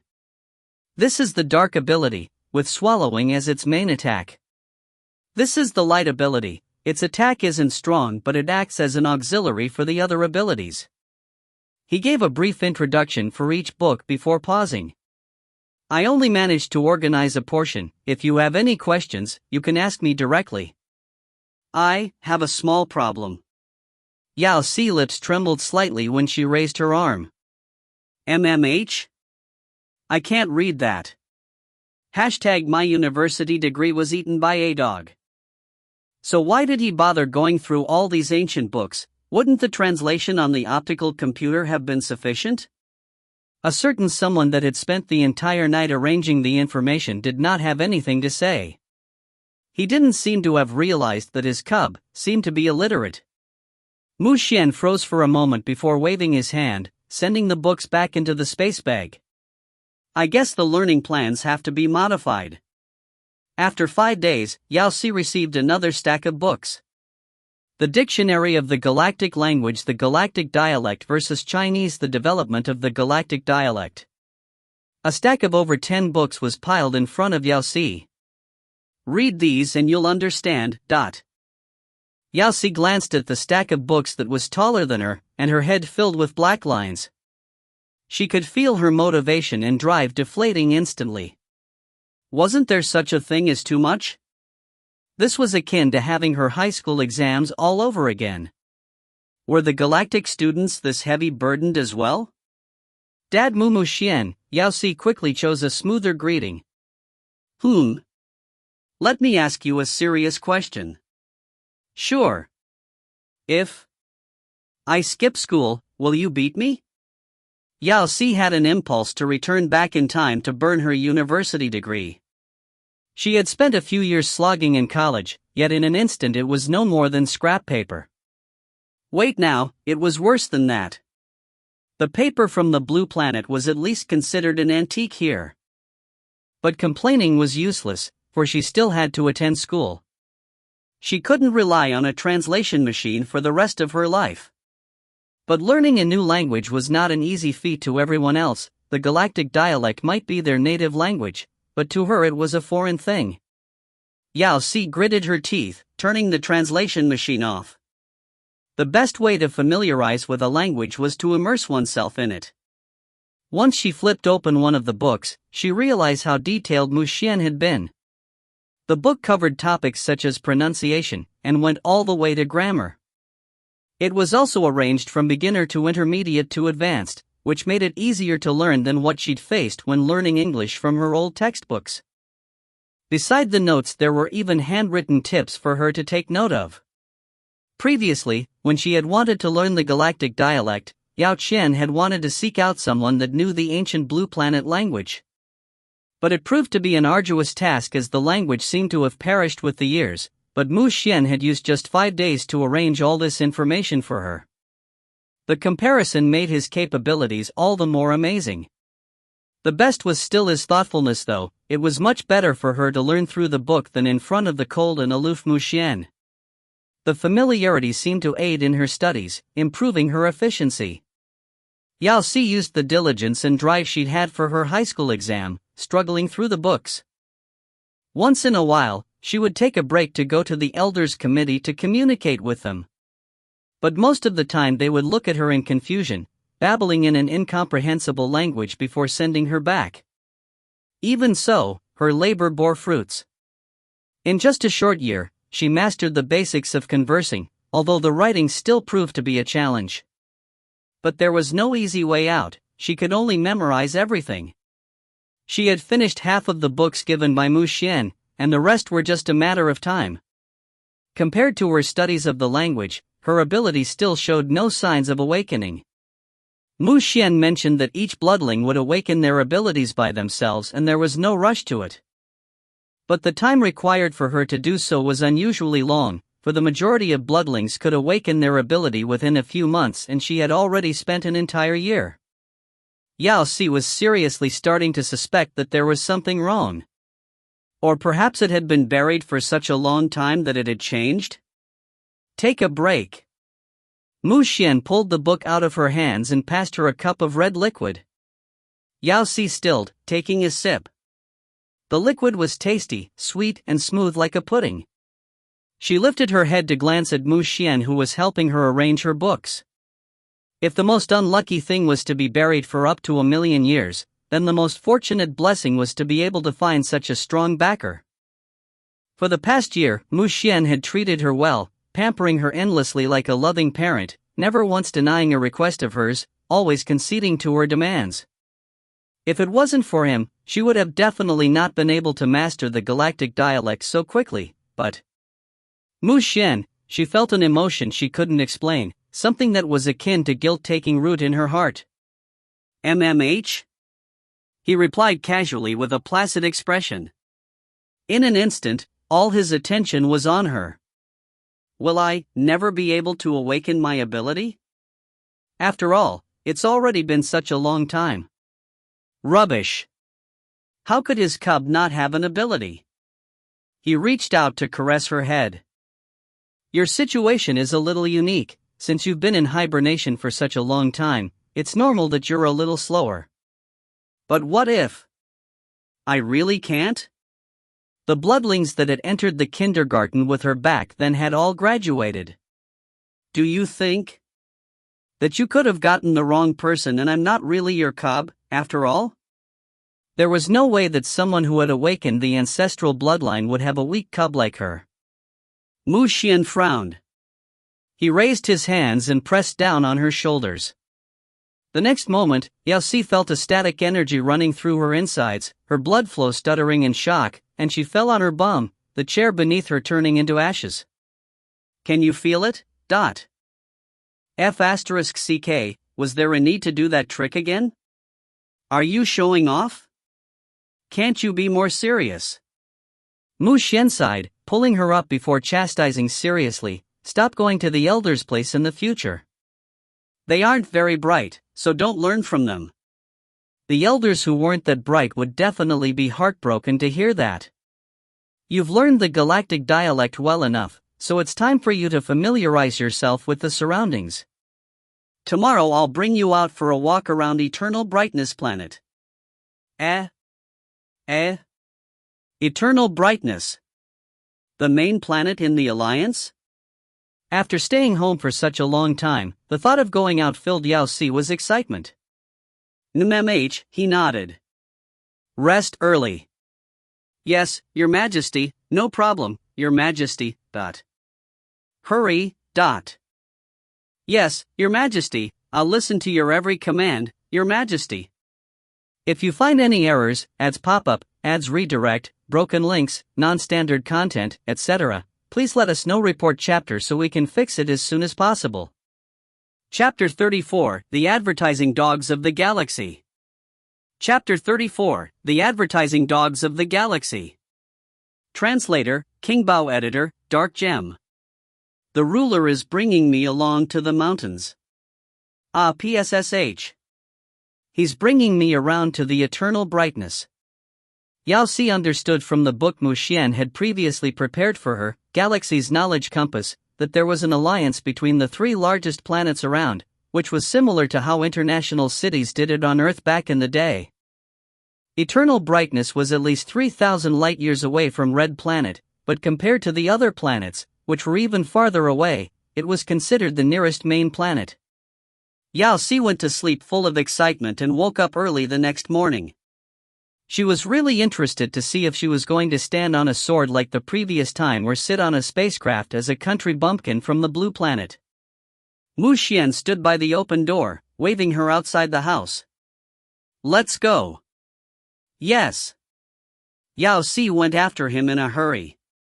Mu Xuan grabbed her hand, and they stepped out the house together. The moment they were past the door, rays of blinding sunlight spilled onto them. The scorching sun was a rare occurrence on the red planet, so today was indeed a good day to go out. "We're here," Mu Xuan suddenly declared. "What?" Yao Si stilled. What did he mean? "It's crowded here, so keep close and don't wander about," he instructed seriously. It was only then Yao Si realized that in front of them was no longer the familiar entrance to the majestic palace. Instead, it was a long gray walkway, filled with people. She turned her head instinctively, and behind her was a door-like illusion that was disappearing slowly. Behind it, she could still make out the furniture at home. That was fast. Yao Si couldn't believe her eyes, turning back and forth for confirmation. He really meant it when he said go out. Where was the promised spacecraft, the promised flying sword journey, the promised 3,000 light-years, Eternal Brightness Planet has a specific galactic door, Mu Xuan explained when he saw her confusion. You can be transmitted over here from any planet. I see. Even though Yao Si couldn't really understand, it seemed impressive. Okay, she was still confused, but she followed along nonetheless. When they reached a long, narrow walkway, she realized that the place they came out of had an arched door a few stories high, and in the middle of the door was a layer of liquid that looked like silver. This liquid would spread to form an entrance every once in a while with all sorts of people walking out. Some of them had black hair and yellow skin like her, some had blue skin, some were weirdly shaped with 3 heads and 6 limbs, some came in flying with their wings. There was even a fish with a huge bubble over his head swimming in. Basically, the galaxy was full of wonders. Even though Yao Si already knew about the different clans in the galaxy, this was the first time she had witnessed it firsthand. Still, once she paid closer attention, she noticed that human-like figures ones were predominant. Yao Si felt like a country bumpkin, finding every small detail intriguing. It was as though she could spend a year staring without feeling bored. Mu Xuan held onto her as they walked through the crowded walkway. In just an instant, the crowd seemed to have magnified, filling the space with a myriad of sounds. The skies were bright with transparent images, big and small, neat and cluttered. Every form of advertisement floated about, some of which would even rush in front of the passers-by, following them for a distance before disappearing. Such advanced technology was no doubt part of the galactic advertisement system. Yao Si couldn't help diverting her gaze from the passers-by to the advertisements. She wasn't very familiar with the galactic dialect, so she spent a large amount of time just reading the words. Out of habit, she spelled them out loud. Flower Rain Tablets, the product used by the galaxy's #1 male god. God Mu's special pill. It calms your nerves and energizes your spirit. Blooming Growth Soap, have the same mesmerizing physique as the male god Mu Xuan. Wooden space button, allowing you to have a space as wide as male god Mu Xuan's shoulders. Mu Xuan brand. What exactly were all these? Yao Si couldn't bear to continue reading and turned over to glance at Mu Xuan. Air. You can't be the male god Mu Xuan they're all referring to, right? Mu Xuan frowned, a faint hint of confusion tainting his face. He shook his head. I don't know. Was it just the same first and second name? But all the advertisements were aggressively using the name of male god Mu Xuan, so this person had to be a big star in the galaxy. Just when they were still looking at each other in confusion, a giant figure flashed onto a giant screen in the middle and a loud voice rang out through the street. Are you looking for eternal love? Hurry and register in Mu Xuan's Partner Introduction Center. which is full of all kinds of races and genders looking for marriage. Regardless of whether you have a human, fish, or bug form, if there's love in your heart, you'll be able to find your ideal other half. Mu Xuan's Partner Introduction Center caters to your every need, fulfills your every requirement, so just believe in yourself and maybe you will be that very one I've been waiting a million years for. He. Yao Si felt her lips trembling. She rigidly turned her head. So, this galaxy has a matchmaking center? Mu Xuan's originally cold face darkened, and a cold and frosty air exuded by him started turning their surroundings into ice. Maybe the person on the screen just looks like you. Yao Si felt a sudden anxiousness. Your voice isn't like that at all. Before she could finish her sentence, a shrill scream pierced the air. Ah ha ha ha. Male god Mu Xuan, my male god Mu Xuan. He really is the ruler of bloodlings, so dashing. There's no question to how he has stayed the reigning champion of the galaxy's male god ranking list for the past 1,000 years. He's my eternal male god. Is this the newest advertisement he endorsed? Makes registering so tempting. If only I could meet such a male god during a matchmaking session. Stop dreaming, he's a bloodling, he will never fall for another race. The male gods belong to the public. Male god Mu Xuan, I love you. It's him indeed. Yao Si never knew her dad was so popular. A wedding advertisement played after, and every new scene ignited stronger screams from the crowd, while Mu Xuan's face continued to steadily darken. Have you heard? Male god Mu Xuan woke up from his hibernation a year ago. I never expected him to wake in my lifetime. It's really good to be alive now. I really want to see him in real life. Me too. Yao Si stayed quiet. Sis, the male god that you wish to see is right beside me. Mu Xuan did not utter a word either. It's about time to hold a meeting with the elders. To prevent Mu Xuan from turning colder and colder, Yao Si grabbed onto his arm and walked, in large strides, out of the walkway, turning into a quieter and more peaceful corner. Compared to the crowded main road, there was much fewer people here, and the streets were no longer filled with flying advertisements. At first glance, it was a strictly regulated street for the rich. After a couple steps down the road, a bunny jumped out straight at her. This lovely critter was gigantic, almost up to half a human's height. Its fur snowy white and claws thick and meaty, reminding her of the bunnies she'd killed in the game previously, which sent an inch to her hands. The bunny jumped up to her and suddenly lifted its paws, passing her a red flower. For me? Yao Si stilled. The bunny didn't respond, pushing the flower over once more. Thank you. Yao Si took the flower feeling flattered. Jump by jump, the bunny hopped into the distant. Yao Si had never expected that the people of the galaxy would be so friendly. She couldn't help lowering her head, but just as she was about to take a sniff, the red flower exploded with a loud bang. The next moment, an enthusiastic and passionate voice spoke up in front of her. Slivian's space storage.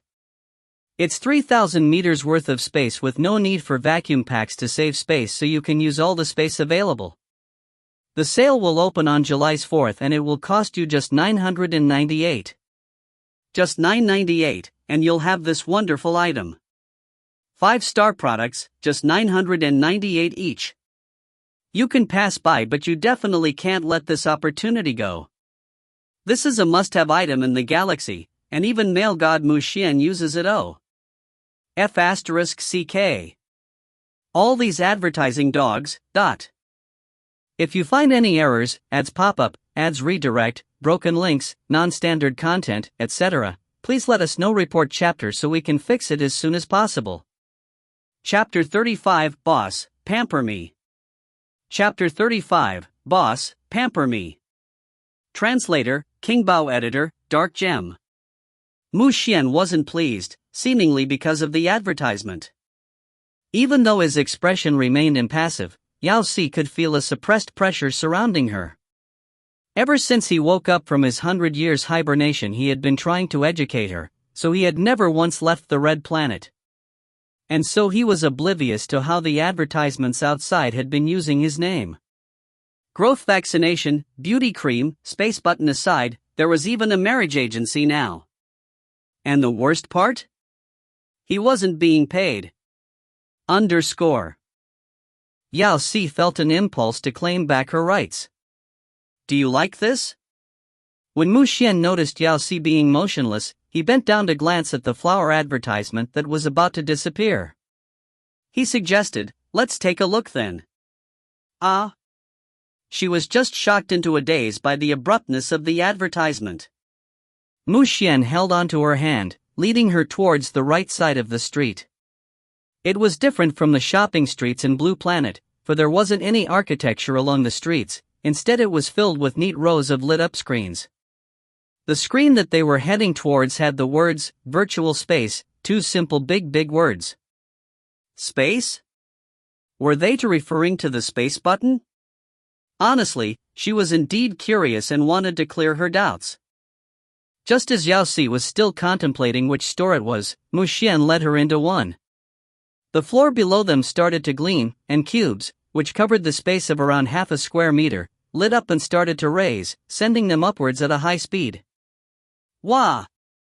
Was this the galaxy's elevator? Yao Si glanced around with interest. There were indeed a few others ascending just like them. In less than a minute, they entered the clouds, which were particularly dense around there, and she could feel the thick layer of fog brush past her. This lasted for about a whole minute, and once they left it the sight was blinding. Blocks and blocks of buildings Yao Si had never seen before appeared before her eyes. Some of them were tall and had crystals on them, while others were weirdly shaped. Compared to the bloodline architecture which was influenced by the ancient Blue Planet, this one was much more diverse and unconventional. The designs here were such that she'd never seen before, and there didn't seem that here existed a building that one couldn't build. Instantly, Yao Si felt as though she'd entered a fairy tale land. The glow below her feet brought her to a towering palace. In contrast with the novel architecture surrounding it, this building seemed more majestic and vintage-looking, emitting a vibe of luxury. Mu Xuan held onto her hand, leading her into the building. The moment they entered, the scenery changed once more, and they were surrounded by a field of flowers and greenery. It was as though they had entered a botanical garden and not a shop. All around them were unfamiliar-looking flowers at full bloom. Their senses were attacked by their competing aromas. Yao Si's first thought was, the shops here must have splurged on their renovations. Welcome, a young lady at their right greeted. She had a human form and was wearing a green uniform, but behind her were 9 huge snowy tails, and 2 pointy ears were on her head. She reminded Yao Si of a 9-tailed fox. I'm your shop assistant Shaolin, happy to be at your service. What are you looking for? Is it storage components, machine equipment, or biological space? What was she saying? Yao Si looked towards Mu Xuan in confusion. Storage components, he replied on her behalf. Sure. The shop assistant nodded with a faint smile, then pointed towards a flower bush at the side. Please come this way. Mu Xuan held onto Yao Si's hand, trailing behind the shop assistant. The flowers squeezed to the side as though they had received an order, forming a walkway toward the white street ahead. What was surprising was that there wasn't any trace of soil when they left. Yao Si was particularly intrigued by the fact that even the flowers had a mind of their own. But she wasn't sure if they were real, so, mimicking Chu Zhe's past actions, she couldn't resist reaching to caress a red flower, pulling lightly on it. A sudden cry pierced the air, startling Yao Si.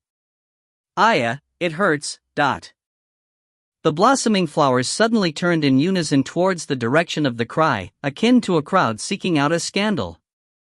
Yao Si just stared at them. And Mu Xuan stared speechlessly at her. The most horrifying awkward silence followed. The flowers can talk? Are they shop assistants and not ornaments? But she had never read about such a race. Miss, I see you like the whispering flower, too, the professional shop assistant hurriedly spoke up, resolving the tension in the air. The whispering flowers have low pain tolerance, and they'll cry out the moment someone touches them. Miss, if you really like them, we'll give you one. He. Thank you, but it's fine. So the flowers were the shop's alarm system. This was so embarrassing, but luckily she had just touched the flower. Lack of knowledge could really kill her. Yao Si kept her hands to herself from then on, holding on to Mu Xuan as they ventured deeper into the store. The shop assistant brought them to a lake, where she lightly caressed the waters, seemingly activating something. Moments after, the water in the lake suddenly lifted, forming a screen in front of them, which bubbled for a while before clearing out. There an image then appeared. The shop assistant started to introduce the objects on the screen, explaining the uses and benefits in detail. When she was done, she asked, "There are many storage components in the store, both biological and non-biological ones. Which would you prefer?"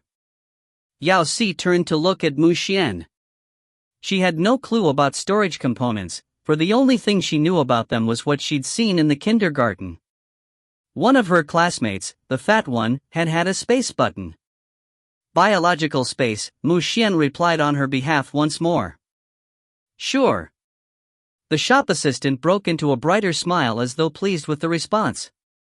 Sir, would you prefer an individual add-on or an additional part for the optical computer or for it to enter your human form directly? Mu Xuan hesitated. Instead of replying, he turned to look at Yao Si. Which would you prefer? Yao Si stilled. Do you prefer a piece to carry around or for it to be entered into the optical computer? Knowing that she lacked common knowledge, Mu Xuan provided a little explanation. So you could use it as an upgrade for the optical computer? Optical computer. It would be easier to keep track of it that way. Mu Xuan replied before turning back to the shop assistant. Add it to the optical computer, the one with the classic design. Sure. The shop assistant broke into a bright smile as though it was the first time she had met such a chic customer. She tapped onto the screen and a transparent box floated out. She reached for it, bowing. Sir, you have great taste. This is the most highly regarded design for a storage component. It's small and convenient, highly suited for female customers. She tapped onto the box, and the next moment, a screen appeared before them with a row of numbers, supposedly the price. Sir, what currency would you prefer? Galactic currency. Sure. Before Yao Si could get a good look at the price, Mu Xuan had already waved his optical computer in the direction of the piece, paying for it as though it didn't cost much. Yao Si paused, momentarily feeling as though she had been bought over by a rich tycoon. Having a rich backup was indeed great, you didn't have to. There was a buzzing sound, and a pop-up appeared. Your account has been frozen. The three people froze, staring at the message. If you find any errors, ads pop-up, ads redirect, broken links, non-standard content, etc., please let us know. Report chapter so we can fix it as soon as possible. Chapter 36 VIP Customers. Chapter 36 VIP Customers. Translator, King Bao. Editor, Dark Gem. At that moment, Mu Xuan recalled that the Alliance account would be frozen if there hasn't been a transaction within the past 100 years. When he woke up from his 100th year of hibernation, he had been preoccupied with teaching his cub, tossing the entire matter to the back of his mind. The moment the transaction didn't go through, he was startled, taking a while to process the matter. Hence, the machine continually rejected his payment. Your account is frozen. Your account is frozen. There was an awkward silence. ... Yao Si reached for his arm, smiling forcefully. I'll do it. She mimicked his moves, sending her optical computer over, hoping that the sum from Thunder Silvani would be enough, else things were going to get even more embarrassing. There was a buzzing sound, and a new pop-up appeared. VIP Customer. Wow! What does that mean? Before Yao Si could react, the shop assistant's face changed swiftly, her perfect commercial smile cracking as though she had just witnessed a shocking affair. With anxiety and fear, she bowed deeply out of a sudden. I'm sorry. I'll notify the manager this instant. Wait. Before Yao Si could stop her, she had already disappeared behind the pond. That woman should have explained herself. Did it mean I have enough money? Mu Xuan, she couldn't help poking a certain someone. Do you think she's getting the security to chase us out? Is there enough time to run? Mu Xuan turned to look at her, his stone-cold face impassive, without any signs of emotion. Yet when his eyes focused on her, his face held a seriousness he'd never once shown her. What's wrong? Did she get it right? Cece. We have money. What was he saying that for? Without explanation, he reached out to caress her hair, his expression visibly displeased. Yao Si had no idea what was going on, but the next moment, she heard something opening near the lake. A stumpy man clothed in black headed towards them hurriedly, with the previous shop assistant following behind. The stumpy man was clearly in a rush, his head soaked in sweat. Reaching them in large, unsteady steps, he greeted, "Forgive me for the poor service." After steadying himself, he smiled brightly. "I didn't know you were coming to inspect the branch today. Take your time, take your time." He took a glance at the two of them, but his gaze soon came to rest on her alone. "You must be the young mistress. It's a pleasure to meet you. I'm the manager of the Eternal Brightness branch. My first name is Zhou, and it's an honor to serve Miss Lu on your inspection here." Yao Si was the picture of confusion. What situation was this? My first name is Yao. The manager stilled, even more confused than her. "You're not the young daughter from the Lu family? No. She was clearly from the Yao family. And at most she could be considered to be part of the Mu family.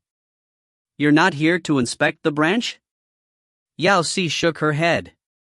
The manager's lips trembled slightly, his perfect smile cracking as he continued, "It's the same. It's definitely an honor to be able to serve such a prestigious customer as you." Back when Yao Si was paying, the system had hinted that she was a VIP, and that revelation seemed to have garnered her special treatment. Are VIPs very special? Miss Yao must be kidding. The manager regained his conciliatory smile. VIPs are the highest-ranking customers in the Lu Enterprise list, which can only be arranged by the higher-ups in the boards, and there are no more than 10 people in it in the entire galaxy. It usually consists of Lu family members. 10 might be an exaggeration, but according to his limited knowledge, this kind of authority was only given to members of the board with more than 20% shares. Hence, the only ones that qualified were Mr. Lu himself, the young master from the Lu family, the young mistress. Even Mrs. Lu didn't have such benefits. Hence, when the manager heard the revelation, he anxiously hurried over. Lu family? Yao Si recalled something. You can't be referring to Lu Ran? So you are acquainted with Mr. Lu? The manager exclaimed in obvious joy. He's the next head of the household. She finally understood. Initially, when she had just woken up, Yan Xian seemed to have cheated Lu Ran out of a large sum of money, which included some sort of card. So that dude Lu Ran had opened his own shop? Manager, I have an important question for you. Miss Yao, please ask. This very important customer. MMH? Can I get a discount? The manager froze, his entire being fossilizing for a couple seconds. Are you freaking kidding me? This is the way to prove that you're the boss. Miss Yao, you are a VIP, everything is free. Had that been really such a good deal? I want just the storage compartment for now. Sure. The manager wiped off the sweat on his forehead, taking a step to the side. Miss Yao, please come this way. I'll bring you to the operation room and arrange for a master to help you with the installation. Was he bringing her to a professional? Yao Si turned back to look at Mu Xuan instinctively. He nodded. You can go, I'll wait here. Yao Si followed the manager to the other room. Mu Xuan and the shop assistant were left alone. Sir, do you want to rest in the lounge? No, Mu Xuan replied, as he glanced in the direction of his cub. When she was finally out of sight, he opened his optical computer and entered the Galaxy's website to unlock his account. Yao Si just wanted to upgrade her storage, hopefully with interesting advanced technology. In the end, the manager brought her to an empty room which was a stark contrast to the bright jungle-like environment previously. Here, there was just a chair, and on it sat an old man. He had a head full of white hair, his long locks falling onto the ground. He wore a cloak and held onto a cup of tea, looking every bit like a celestial being. When he saw her enter, he was startled for a heartbeat. When he finally got back to his senses, he hurriedly stood up, shouting, "Good day." His tone was polite and formal, his celestial facade ruined in an instant. Old Lu. The manager led her in. Miss Yao is an important customer, help her install the optical space, and remember to add the operations seriously. Sure, boss. The old man nodded with vigor, totally rid off his celestial facade. Miss Yao, please hand the optical computer to old Lu. Yao Si did as asked. Miss Yao, please reach out your right hand. Old Lu instructed when he received the computer. Yao Si was confused but still reached out her hand, without a clue what he was going to do. He extended his own hand as well and lightly tapped her arm. After a short while, a drop of blood flew up from between her fingers, but somehow, there was no wound. That drop of blood seemed to be alive, floating to old Lu's palm by itself. If you find any errors, ads pop up, ads redirect, broken links, non-standard content, etc., please let us know. Report chapter so we can fix it as soon as possible. Chapter 37, The Hostage is About to Die. Chapter 37, The Hostage is About to Die. Translator, King Bao. Editor, Dark Gem. Alright, Miss Yao, give me a moment while I help you settle the rest. The man opened the space box brought by the store owner, and a tiny green flower floated out. After a few chants by old Lu, the blood on his palm flew towards the green flower, turning it red. The next instant a white one appeared beneath his feet, and just like in some kind of ritual, her optical computer floated up, merging with the flower. The whole scene was magical. Where was the promised advanced technology? Did she accidentally enter a fantasy filming set? Straight face. The celestial race requires more time to add the storage component. The manager thought Yao Si minded the long wait, so he diligently explained to her what was happening. But old Lu is experienced, with his skills, the stability will be assured. Oh, old Lu was part of the celestial race, which then explained the whole mystical act. I guess it isn't easy to do this. Yao Si was reminded of a certain someone that had brought her sword on a sword to Red Planet. This was the most perfect blend of technology and cultural uniqueness. This galaxy was just right. She had to just get used to it and everything would be fine.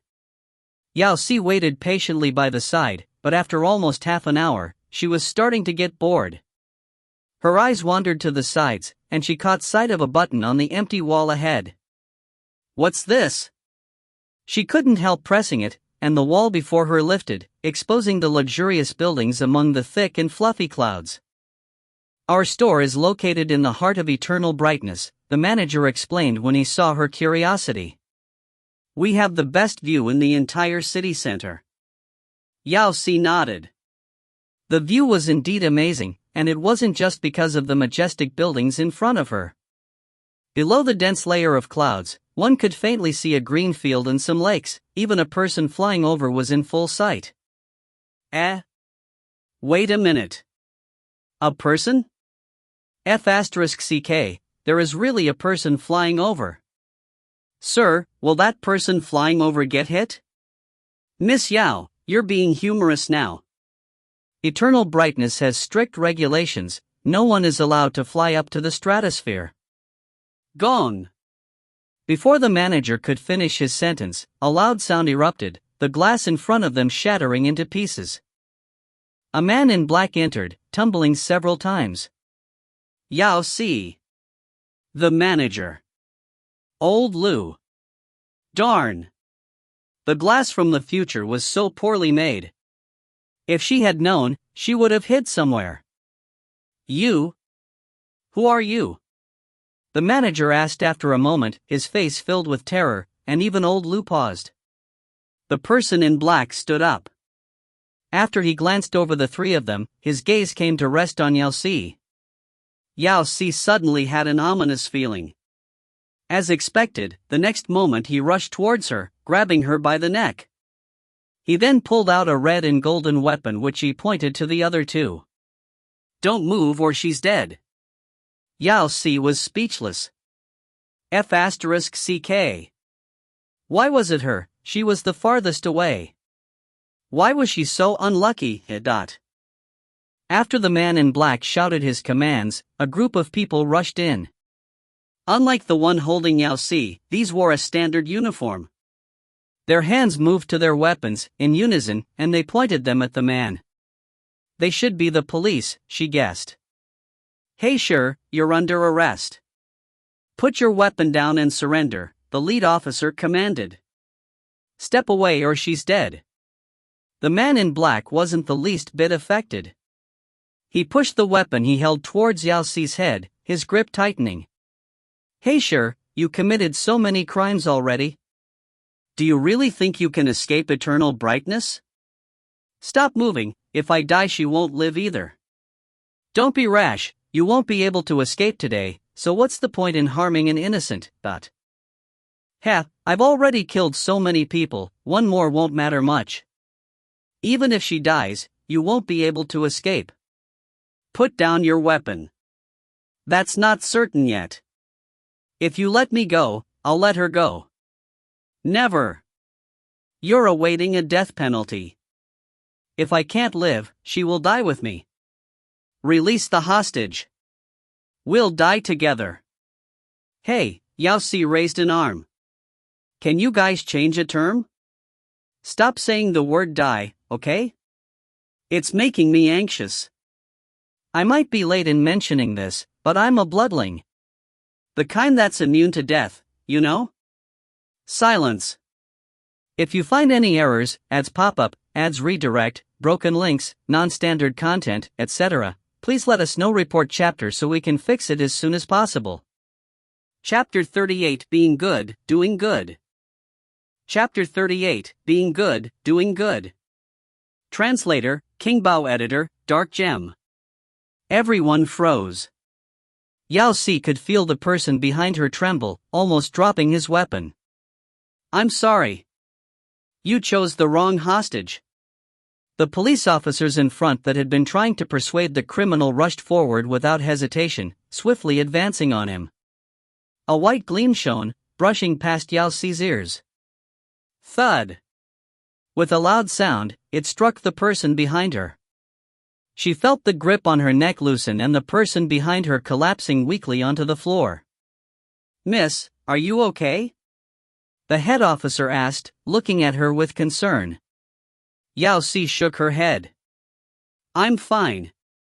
She was just a little disappointed by this first kidnap experience. That's good, that's good. The officer sighed in relief before breaking into a smile. Thank you for your assistance, we've been chasing him through a couple planets, and finally we have him. Even though he sounded magnanimous, he often turned to look at her with guilt, as though afraid she would request something horrifying. Yao Si glanced at the culprit who had fainted. What crime did he commit? He's a galactic pirate, he will often rob commercial vessels around F-37, taking many lives in his wake. Oh. He, indeed, seemed like a really bad person. About this person, Miss Bloodling, Do you have any more questions? Can victims of the galactic era have requests? Yao Si stood in a daze, then turned to look at the frightened manager. Will you guys pay for the damages caused? Of course. The officer nodded.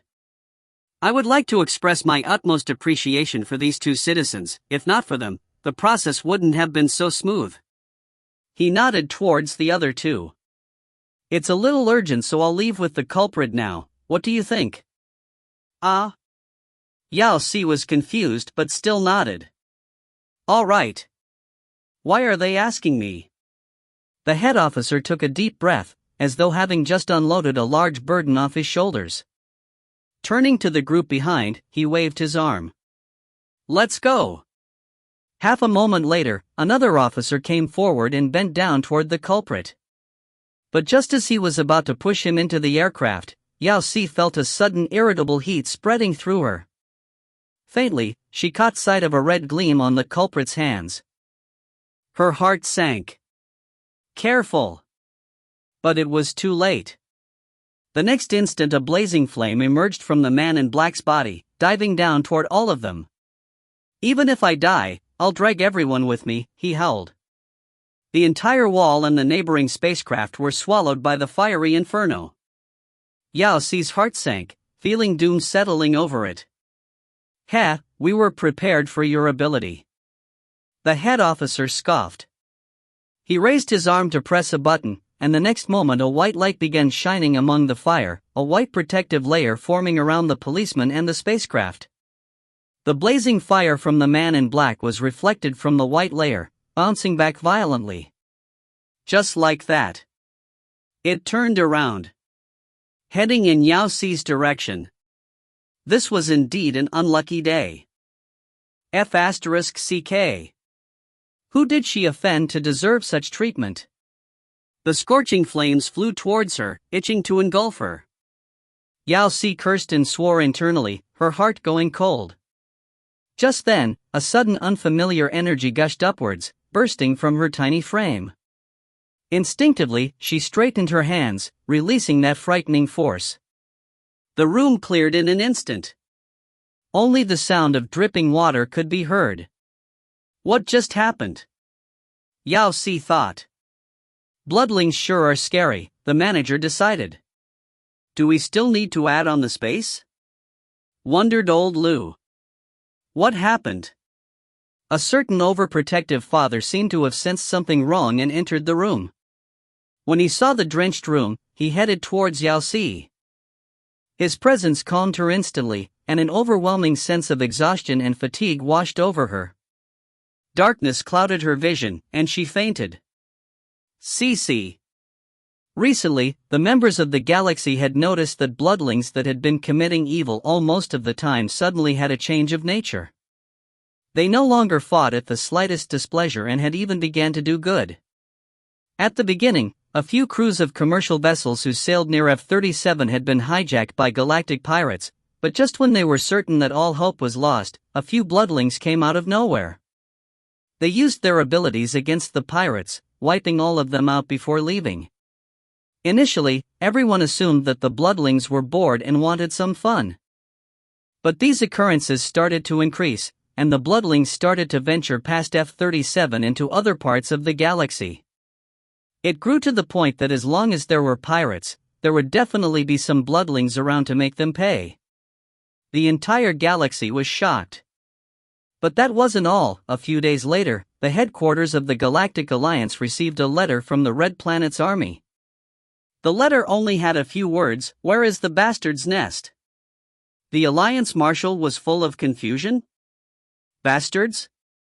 What bastards? This was after all an official letter. Couldn't they be more serious and state the specifics? Even though the Marshal was clearly annoyed, he didn't dare to confront them, worried of implicating the whole alliance.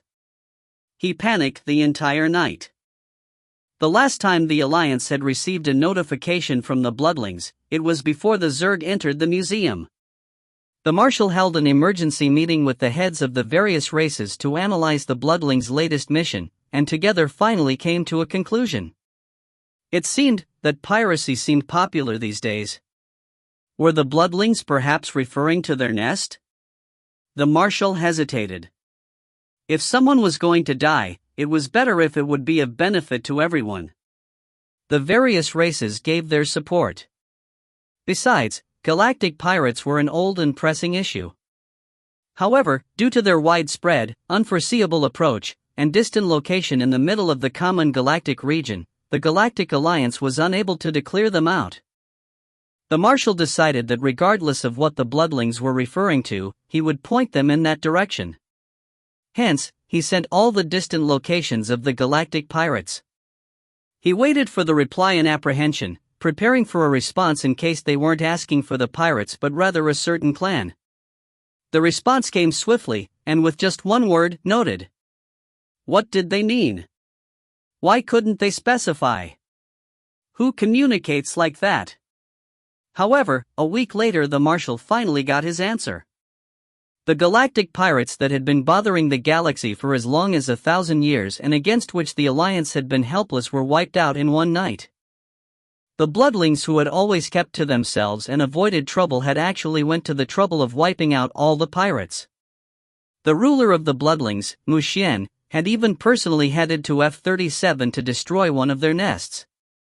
The greatest plague of the galaxy was uprooted by bloodlings just like that. It was even said that the bloodlings' internal department no longer greeted by asking, "Have you eaten?" but rather, "Are you bored? Want to fight some pirates?" From that moment on, no one dared to attack commercial vessels. Those that managed to escape death were the ones in prison, having already been caught. But even there, they trembled in fear at the thought of the bloodlings. Instantly, the bloodlings' image took a swift turn for the better.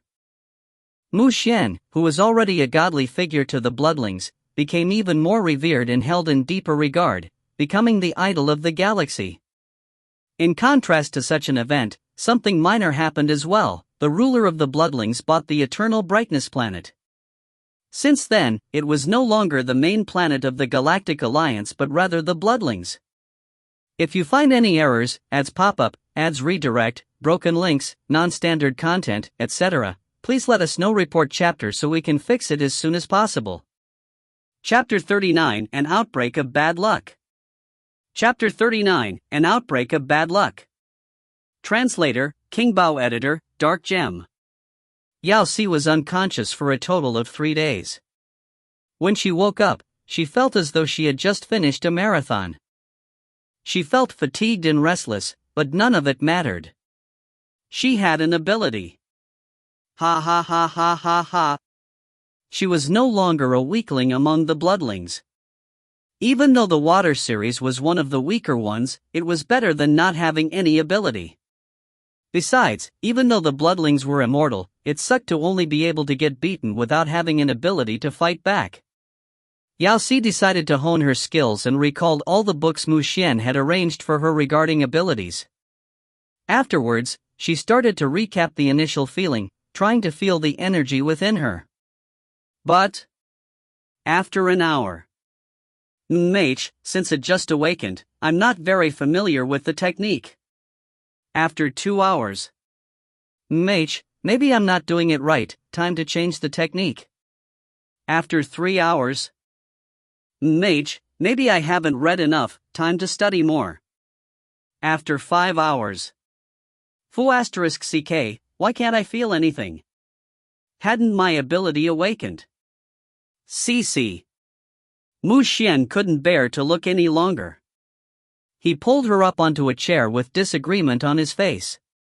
Have your meal first. She had been sitting there motionless for the entire day. Even if it was urgent, she needed to eat. Dad, Yao Si felt a strong urge to cry. Not Dad. Mu Xuan frowned, hating the term. Use my name. Blood relations didn't exist among bloodlings. Father was just a respectful term for a child to call their mentor, but somehow his child had misunderstood, imagining him as her real father. In the beginning, he didn't seem to mind, but right now, he couldn't seem to accept it. Mu Xuan, Yao Si tugged on his clothes, sobbing sadly. Was I dreaming? My ability awakened, right? Back when we were at eternal brightness, you saw me summon water. Is my ability the water series? Mh, when her ability had erupted, it almost drowned the entire city. Then why can't I feel anything? Her method wasn't wrong. She had already confirmed multiple times, but somehow her body felt empty, bearing no resemblance to the information in the books describing how it should feel. I've been trying the entire day. Mu Xuan brought her a bowl of blood-nourishing soup, then glanced at her face. She was on the verge of breaking down, and so he moved to pass the bowl over. Don't worry, it was just the first time you summoned your ability. Since you've exhausted yourself so thoroughly, it must have not returned to its normal state. You mean the energy released was too great and I haven't recovered? He nodded, then noticed that she remained motionless and rushed her. Hurry and eat, you're still recovering. All right. So abilities need to rest as well. Yao Si hurriedly downed the entire blood-nourishing soup at a go, passing the empty bowl back. I want seconds. She wanted everything that could recuperate her strength. Wasn't it just taking a break? It would recover in a while. But it never dawned on her that the wait might go on for 3 whole months. The entire time, regardless of what method she tested, she still wasn't able to feel any change within herself. Yao Si started to sink into despair. Was there something wrong with her blood? Like maybe her genes had degenerated? But elders were strongly against her assumption. They often repeated to her that gene degeneration could only be found in the lastest generations. How could it happen to a 5th-generation bloodling like herself? This was a few hundred-generation gap after all. It made so much sense she couldn't refute anything. Yao Qian suggested that she sought Mu Xuan's advice, but Mu Xuan seemed to be busy the whole time. Even if she wanted to discuss it with him, he wasn't around. When she thought back to the first time he had tested her ability, he seemed to have mentioned that she had a unique one, but she was convinced that it belonged to the water series. How then could it be special? Or had he been trying to hint at how it was a one-time thing? Oh. This was worrying indeed. Yao Si tossed and turned a few rounds, but still wasn't able to process the problem, so she lay wide awake. But just as she was about to revisit her books, she heard the door creaking open. Mu Xuan is back? Yao Si hurried to the door in excitement, but just as she was about to call out, she heard an unfamiliar voice. Lao, do we just enter through the main door? What if someone finds out? What's there to be afraid of? Another person scoffed. Lao San, you have no guts. We've entered so many houses the past few days, there was not a soul in any of them. Yeah. But this is the Red Planet, Lao San said with obvious hesitation. What's the deal with the Red Planet? Lao San retorted. Didn't we receive news that the Bloodlines are dealing with the galactic pirates and won't be back so soon? There can't be many of them left here, so it's the best time for us. For our trade, isn't any location the same? But they are the Bloodlines. Why shouldn't we take what belongs to Bloodlings? If you hadn't drank so much, your senses wouldn't have gone out of control and that wouldn't have affected Lao Da's ability, causing us to return to the Red Planet. It wasn't on purpose. Besides, it's not like you didn't get any benefits. If you're so scared, return me your share and scram. You? Enough. Just before a fight broke up, the third figure interrupted them in a hostile voice. What are you two arguing about now? Lao is right, the most dangerous place is the safest. These bloodling demons have been living for such a long time, I'm sure they accumulated countless fortunes they can no longer keep track of. Just a tiny amount will be enough for us to set ourselves up for the rest of our lives. As long as you guys learn to restrain yourselves and ensure that we leave no obvious tracks, they won't notice. No worries, I've been monitoring this house for the entire day, there hasn't been any activity so far. I'm sure everything will be fine. We can never be too sure, the third person continued to instruct coldly. Lao Air, check the security code once more, see if there has been any automatic police alarm. Hack into the owner's Alliance bank account while you're at it as well. Lao San, take a look around to ensure there aren't any traps. Nothing can go wrong tonight. You're so thoughtful, Lao Da. Lao Air laughed cheekily. Stop your bootlicking and hurry up. Yes, Lao Da. The two replied in unison, heading off in two different directions. Yao Si, who was listening in silent the entire time. Am I really encountering burglars right after I faced a kidnapper? Her insane bad luck sparked a burst of laughter within her. Lao Da. And an antique. Hurry, everything inside here are antiques from the ancient blue planet. Lao San exclaimed, hugging a flower vase. Wow, which tycoon stays here? He actually uses. I stay here. After sending out an mail to Yao Chen, Yao Si switched on all the lights. The house lit up instantly. The three burglars turned around instinctively, freezing in their positions. The house sank into silence. If you find any errors, ads pop up, ads redirect, broken links, non-standard content, etc., please let us know. Report chapter so we can fix it as soon as possible. Chapter 41 Usability. Chapter 41 Usability. Translator, King Bao. Editor, Dark Gem. The three burglars froze, trembling furiously. The flower pot fell from Lao San's grip, shattering into pieces. A shard scratched his feet, forming a cut, and then he finally reacted. Bloodling. Lao San's legs weakened, and he felt on the verge of collapsing. Run! The man in the middle shouted out all of a sudden, pulling Lao San upwards and running towards the door at lightning speed. Yao Si nodded in approval. That man was sure acting as their boss, too bad he smashed right into the door. They seemed to have grown complacent from their previous easy successes and forgot that they had shut the door after entering. They hit it now extremely hard. From the resounding thud, even Yao Si couldn't help wincing on their behalf. You guys, she was about to tell them that there was no escape since Xiao Qian was already on his way, but a sound interrupted her. Lao San burst into tears, his body shivering as he held onto the other two with a death grip. Lao da.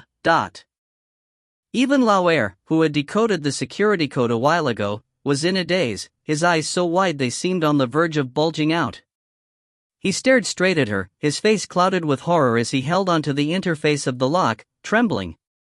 Yao Si was starting to have questions about her appearance. Was she really this horrifying? But she just wanted to reason things out with them. At this moment, the man called Lao Da still maintained a sound mind. Ignoring his wounded head, he took hold of the other two burglars and instructed them, "Let's go." Suddenly a weird sensation flooded him. It was an invisible force that wrapped the three of them, pulling them inwards. The space outside the door started to distort, and a whirlpool appeared in front of them, sucking them in. The three of them then disappeared. Was this a space-controlling ability?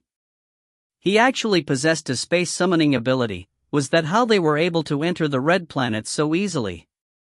But Yao Si didn't waste time pondering and instead focused on how to capture them. In that instant, she felt an unknown strength filling her up.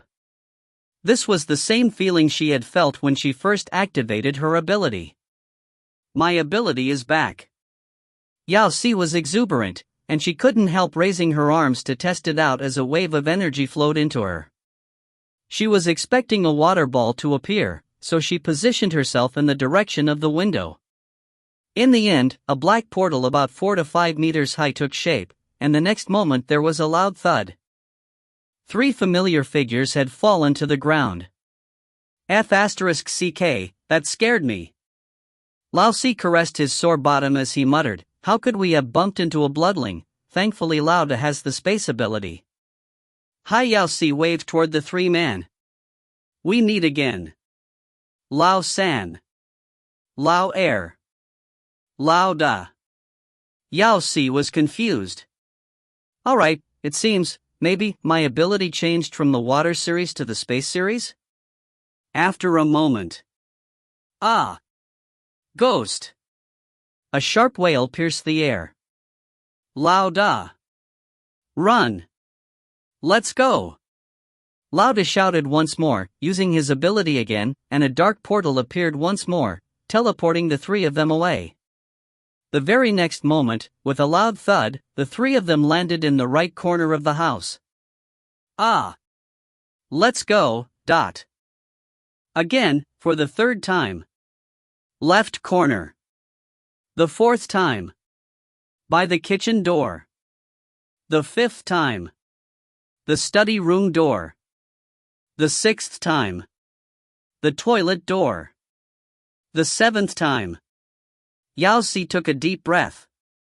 She couldn't help heading toward a certain Lauda, who was as pale as a sheet and was panting uncontrollably as though he was about to stop breathing the next moment. Hey! You tired? The three of them just stared at her. The house sank into silence. The next moment, the three despairing figures collapsed onto their knees and lifted their heads up. Your Highness, we have sinned. We will repent, please forgive us. Yes, you're so powerful, it was our mistake to ever dare offend you. Your Highness, please forgive us, just treat us as heirs. Yes, regardless of what you do, please spare our worthless lives. If this continued, Lauda's ability was going to be ruined, so the next instant three thuds sounded as their foreheads hit the floor once more. Your Highness, are you? Yao Chen had rushed over hurriedly, but when he reached Yao Si's home, all he saw was three people kowtowing to Her Highness. He wanted to ask what had happened, but the question got stuck in his throat. What's going on here? Your Highness? Don't ask me, I know nothing. Yao Si covered her face. She really had no idea what she had been doing just now. Was that really her ability? Space control? But why was others able to send people to far distances, even to other planets, but hers could only bring them in front of her? What a weird ability. She was now confused and upset. Her Highness seemed to be upset, so Yao Chen didn't ask anymore. He tapped on his optical computer, and a couple glowing chains fell out, arresting the three of burglars. Yao Si stared at the three of them with mixed feelings. They had actually dared to enter the king's, Mu Xuan's, imperial palace to commit burglary. Should she be applauding them for their courage, or shaking her head at their stupidity? I shall not disrupt your Highness' rest anymore. Would you like me to send the three of them to the police? Sure. Yao Chen tugged onto the three obedient people toward the door, but when he reached it, he stopped once more. All right, Your Highness, you mentioned that they were petty burglars. Where's their loot? I'm not. Before she finished her sentence, a thought struck her. She waved her hand, and a white gleam shone. Her personal safety space burst open, and just like an endless stream, a bunch of objects poured out into the living room. The big items included antique furniture while the tiny ones went as small as crystal accessories, but one thing that united them was that they were all priceless. Humph. There's no need to find anymore, everything here is their loot. The three burglars trembled uncontrollably. Mama, these bloodlings are scary. Yao Si was convinced that she had awakened two abilities, a Water Series 1 and a Space Series 1. But both of them seemed to be a little unique, the Space one being especially so. Yet ever since that night, it disappeared just like her water ability. Was her ability really a one-use only? It was indeed a depressing answer. Thankfully, Mu Xuan, who had disappeared for a long time, finally came back. If you find any errors, ads pop up, ads redirect, broken links, non-standard content, etc., please let us know. Report chapter so we can fix it as soon as possible. Chapter 41, Testing the Ability. Chapter 41, Testing the Ability. Translator, King Bao. Editor, Dark Gem. Dad, you're finally back. Yao Si pounced on him. Did you know? Your baby was so afraid. Mu Xuan, he spat out resolutely. Or father. Mu Xuan, Dad. He sighed. I heard you met some bad people? He asked before she could speak again. Yeah. Yao Si stilled, shaking her head. That's not important, I've got something to tell you. I think there's a problem with my ability. She instantly went to the important part since she was used to clarifying things with him. Mu Xuan frowned, taking a good look at her. After he confirmed that there wasn't anything visibly wrong with her, his temples relaxed slightly. His cub was unusually unlucky, constantly in harm's way. Outside she was kidnapped, at home she met burglars. He probably had to keep a tighter watch on her in the future. How could he allow others to bully his cub after he had not been part of her life for so long? What's wrong with your ability? He reached out for her arm, transferring some energy over to investigate her condition. The energy went one round but wasn't able to catch anything, hence, he brought it back. Yao Si had no idea about it, so she explained what happened last night in detail. Isn't space summoning the main skill of the space-type abilities? Space splitting was the more advanced version, but only the very best were able to accomplish that. Why was my space ability only able to move those 3 burglars? The main point was that she still couldn't feel anything. Mu Xuan lowered his head in deep thought before replying. It's possible that it isn't a normal space ability. Not normal? Then what was it? She had clearly opened a black space portal similar to the one created by that burglar Lauda. Yours could be negative space. Huh? What is that? Even though the space ability is split into space summoning and space splitting, it is fundamentally the same ability, Mu Xuan explained seriously. It works by first creating a space opening and then placing objects in it to send them elsewhere. But your space ability acts different, it works in the opposite way. How so? Opposite in sequence. Sequence, Yao Si stilled, her eyes going wide. You mean, I don't put things into the space opening but rather take them out? That's right. He nodded and reached out to caress her head approvingly.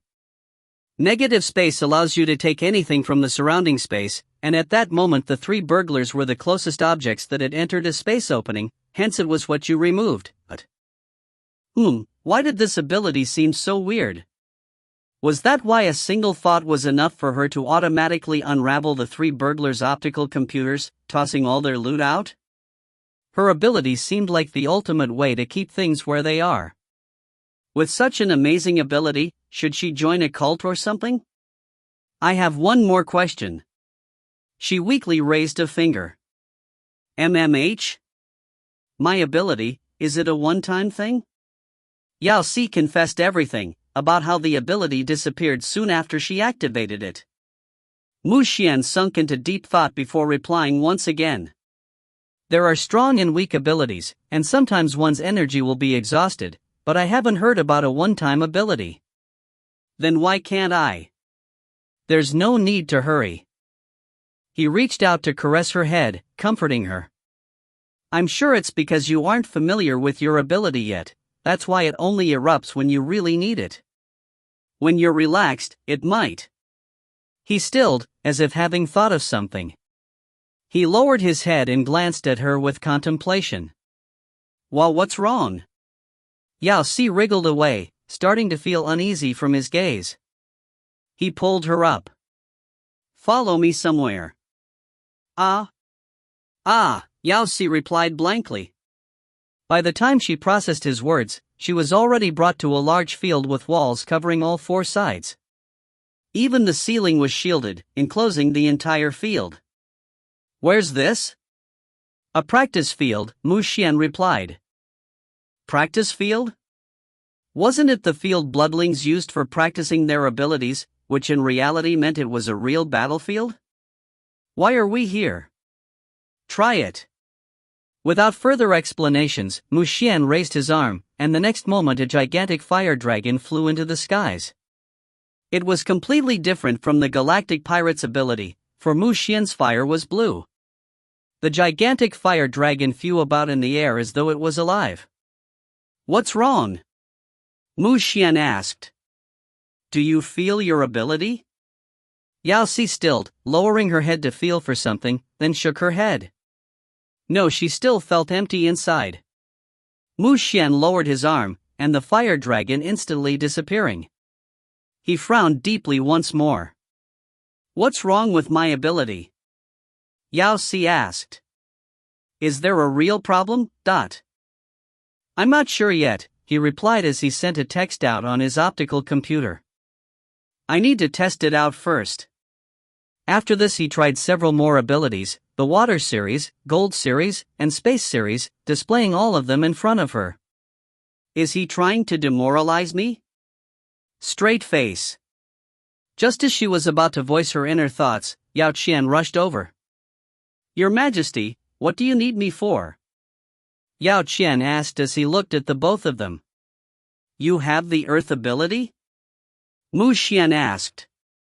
Yeah. He nodded. Practice with Cici. Practice? What did practice mean? Wasn't Her Highness' ability not stable yet? But when he was about to clarify, Mu Xuan was already at the entrance a few hundred meters away, not giving him an opportunity to understand the situation. Your Highness? He turned to look at Yao Si. Mu Xuan's personal display wasn't enough, he specifically got someone else to flaunt their abilities? Forget it. She had already gotten used to it. Unleash your ability. Please start the performance. Yao Qian turned to look at the both of them once more with a face full of confusion, but he still did as commanded. Your Highness, please be careful. The next moment Yao Si could feel an immense energy rising within her body. It was unlike anything she had felt before. Yao Qian's energy was so massive that even after his deliberate attempt to restrain it, it still devoured the entire practice ground. Even the air seemed to slow, turning oppressive and hard to breathe. When contrasted with the burglars, Yao Qian perfectly presented a senior's capability, turning his opponents into amateurs. The ground started to shake, and rows of vines sprouting from below. They seemed like rows of sharp fangs, crawling in Yao Si's direction. She could also feel a strange sense of suppression, as though something was forcing her to the ground. Her legs weakened and she was on the verge of collapsing, but right at that moment, she felt a surge of energy within her, dissipating the sense of suppression and freeing her body. If you find any errors, ads pop up, ads redirect, broken links, non-standard content, etc., please let us know. Report chapter so we can fix it as soon as possible. Chapter 42, Inversibility. Chapter 42, Inversibility. Translator, King Bao. Editor, Dark Gem. Your Highness, I'm still. Just as Yao Qian was about to call back his ability, his eyes went wide. Yao Si could feel herself reacting instinctively, releasing the sudden force within her out. The power gushed forward aggressively, and the situation was instantly reversed. The ground shook vigorously as gigantic vines sprouted out toward the sky, their thick green stems almost beast-like. Yao Qian's thorns were crushed instantly as the vines rose high and wide, spreading across the entire field. Your Highness, this is the wood ability. Before he could finish his sentence, he was suddenly lifted by a vine, left dangling in mid-air. Everything happened in an instant. Before anyone could react, the entire practice grounds was filled with gigantic stems that were crawling in all directions, on the verge of destroying the entire venue. Yao Si realized that she couldn't stop. Her body was like an open tap, pouring endless power out. Indeed. Mu Xian's figure flashed, appearing out of a sudden. It's enough. He reached out to place his hand on her shoulder, and the next moment the energy within her dissipated. The stems froze in midair and started to wither. Yao Si glanced at the mini forest in front of her with a face full of confusion. What happened? Wasn't her ability from the Water Series or negative Space Series? How did it become the Wood Series out of nowhere, and it was even getting stronger after each activation? Mu Xuan, what exactly is my ability? Inversion. Excuse me? Can you explain yourself? Your ability isn't restricted to just one series and it can't be summoned at will. Mu Xuan pulled her over, and after finding a thicker stem, he sat down. But whenever someone around you activates their ability, you'll be able to awake whatever is best offensively. Wait? What is that best offensively? Did her ability perhaps have the power to detect others' abilities? The first ability you awoke was from the water series, which was because the opponent was using a fire ability. The second one you awoke was a space ability, and so yours became the negative space. A while ago, Yao Si used the earth ability and you used wood, which means, my ability depends on the opponent's ability and will be the best series against it? He nodded. After getting the specifics down, it's called inversion. This meant that all abilities out there would be vulnerable in front of hers, right? That's awesome. Wait. She suddenly had another thought. If the opponent doesn't activate their ability, doesn't that mean my ability won't exist, either? Mu Xuan stilled, the thought having never crossing his mind. After a moment of hesitation, he nodded. Indeed. Which means my ability is a passive ability? You can say that. F***CK. Isn't that pathetic? And she actually thought she had a cool ability. She could already predict what her next opponent would say to her, try and hit me. Sigma, degree. But, Yao Si thought of yet another question, and she glanced at Mu Xuan. If my ability reacts against the opponent's ability, then why didn't I have any reaction when you displayed so many of your abilities before? She couldn't even feel his energy when he activated his ability. It only worked when Yao Si came along. Mu Xuan frowned, caressing her head comfortingly. This probably has something to do with my ability. What do you mean?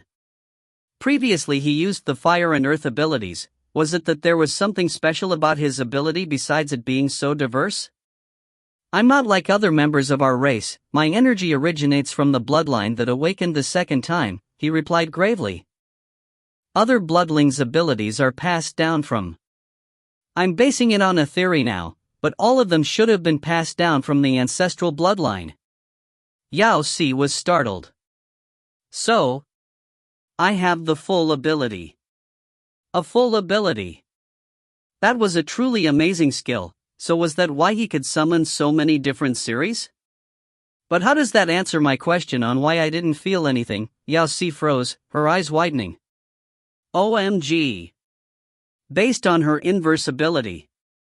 So if you're a full ability, then the opposite of that.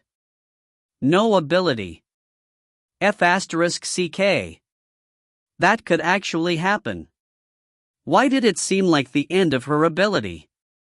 That's enough. Mu Xuan pulled her up.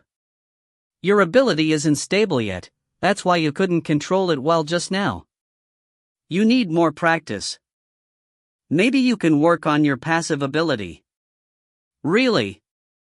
Yao Si's eyes gleamed. He nodded.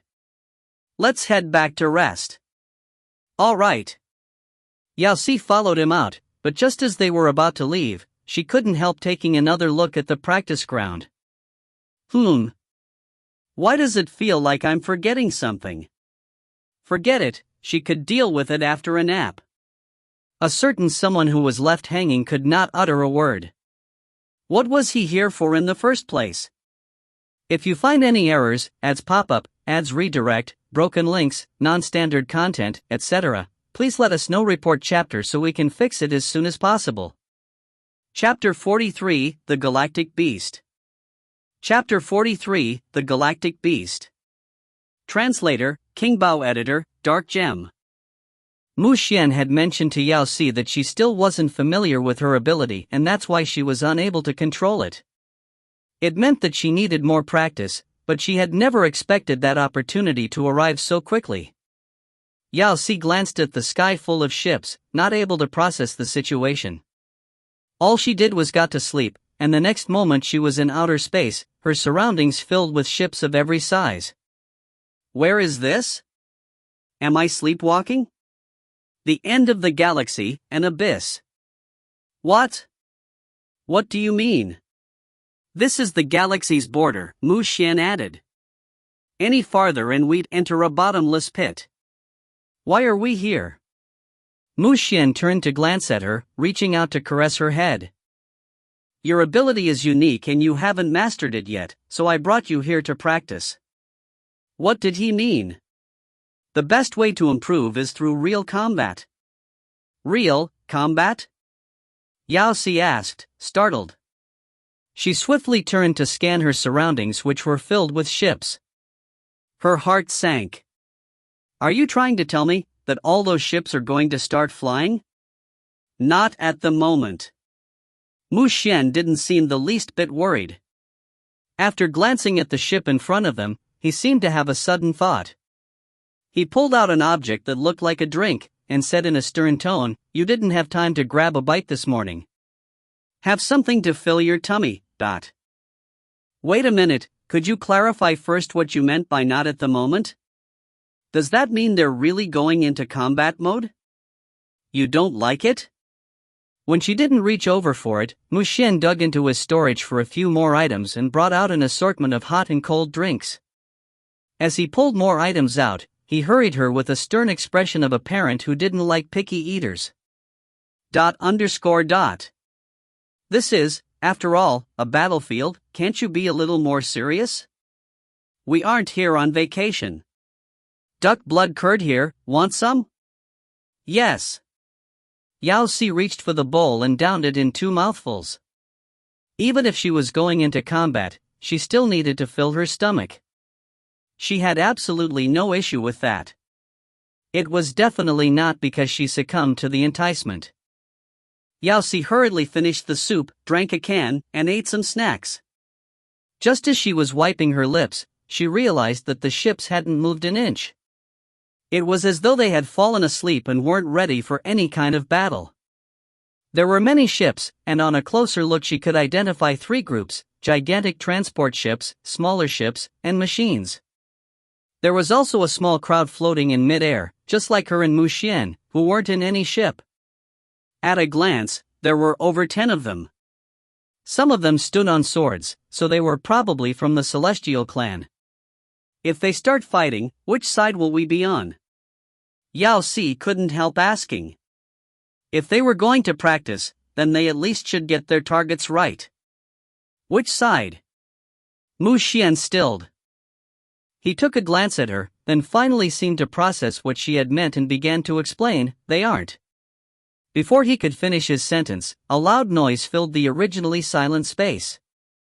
Mid-air, not far from where they were, a black hole suddenly appeared.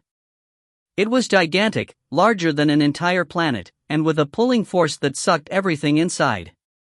Was this space summoning? Why was it so big?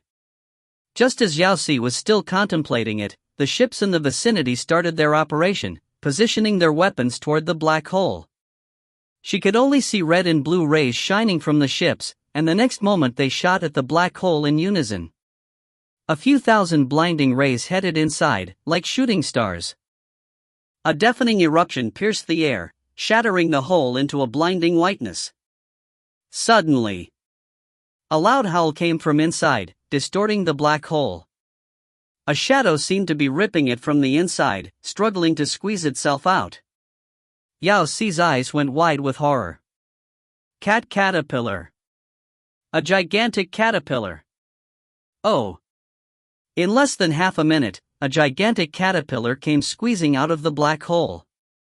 It was so white it was almost blinding. Its gigantic white body was almost transparent, and an unknown liquid could be seen flowing within it. The caterpillar also had 2 dense rows of tiny feet. What is that? Yao Si was in a daze. What did that thing eat to grow so large? A galactic beast, Mu Xuan replied. Galactic beast? Wait a moment, why did the name sound so familiar? It seemed like perhaps, back when she was drinking the duck blood curd, she had heard that name. The galactic beast was actually a bug? She felt her guts turning inside out. Too bad it's a bug, Mu Xuan lamented with regret. Bugs don't have blood. A certain someone was a little disappointed since he had been hoping to find some fresh ingredients. Yao Si heaved a sigh of relief and grabbed his hand. Thanks for saving my gut. The caterpillar was finally out of the hole. Since it was injured by the previous attacks, there were black wounds on its white skin. It wriggled out, then crawled around and howled in anger. The next moment, a massive gust of wind blew, sending a few smaller ships flying. A few of the ships still in place started to take action once more. The celestial race men threw something out, and 6 invisible light walls appeared, trapping the caterpillar in something akin to a box. The other people started to activate their abilities as well. Gold, wood, water, fire, and thunder, all sorts of abilities were summoned, and all of them were directed at the caterpillar. A number of the ships in the surroundings started to flee. It was then that Yao Si finally understood the situation. These people had gathered here not to fight but to catch the caterpillar. No, the galactic beast.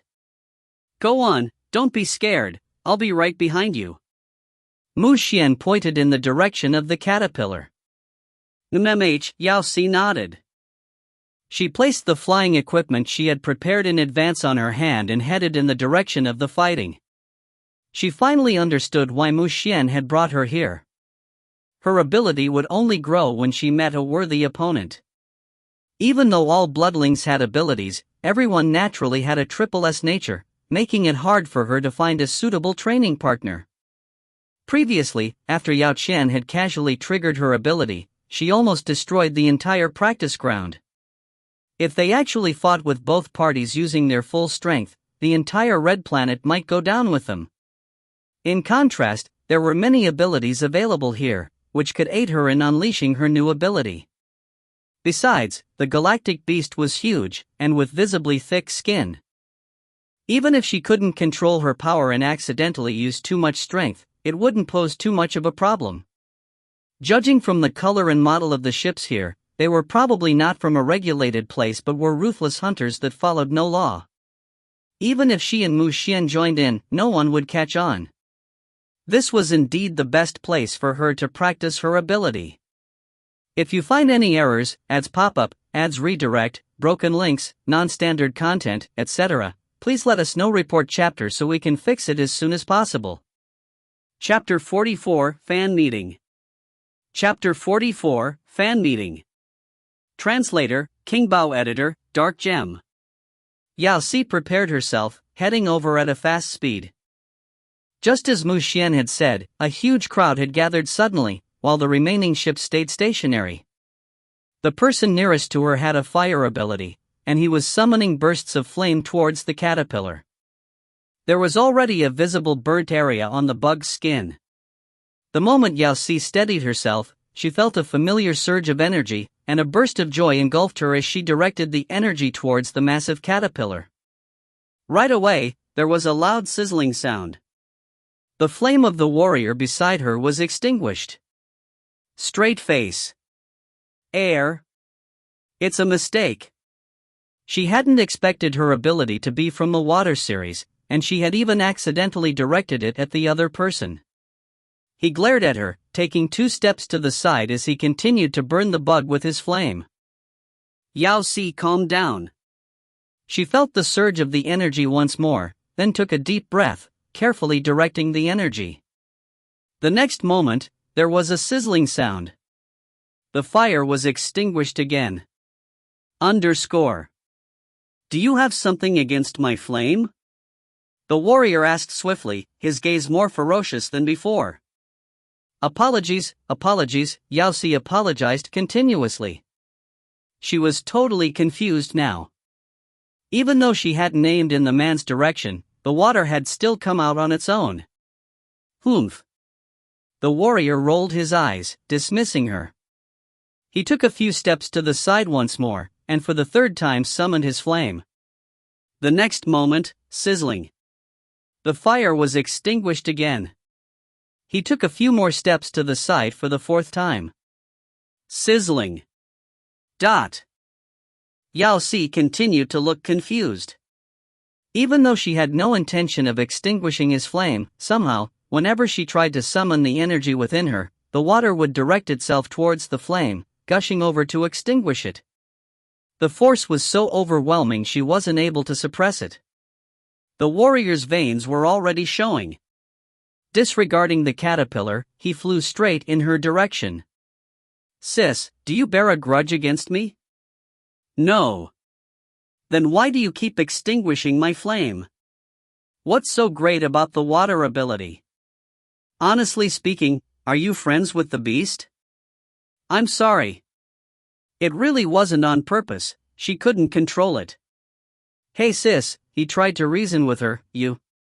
Before he could finish his sentence, the caterpillar howled out all of a sudden.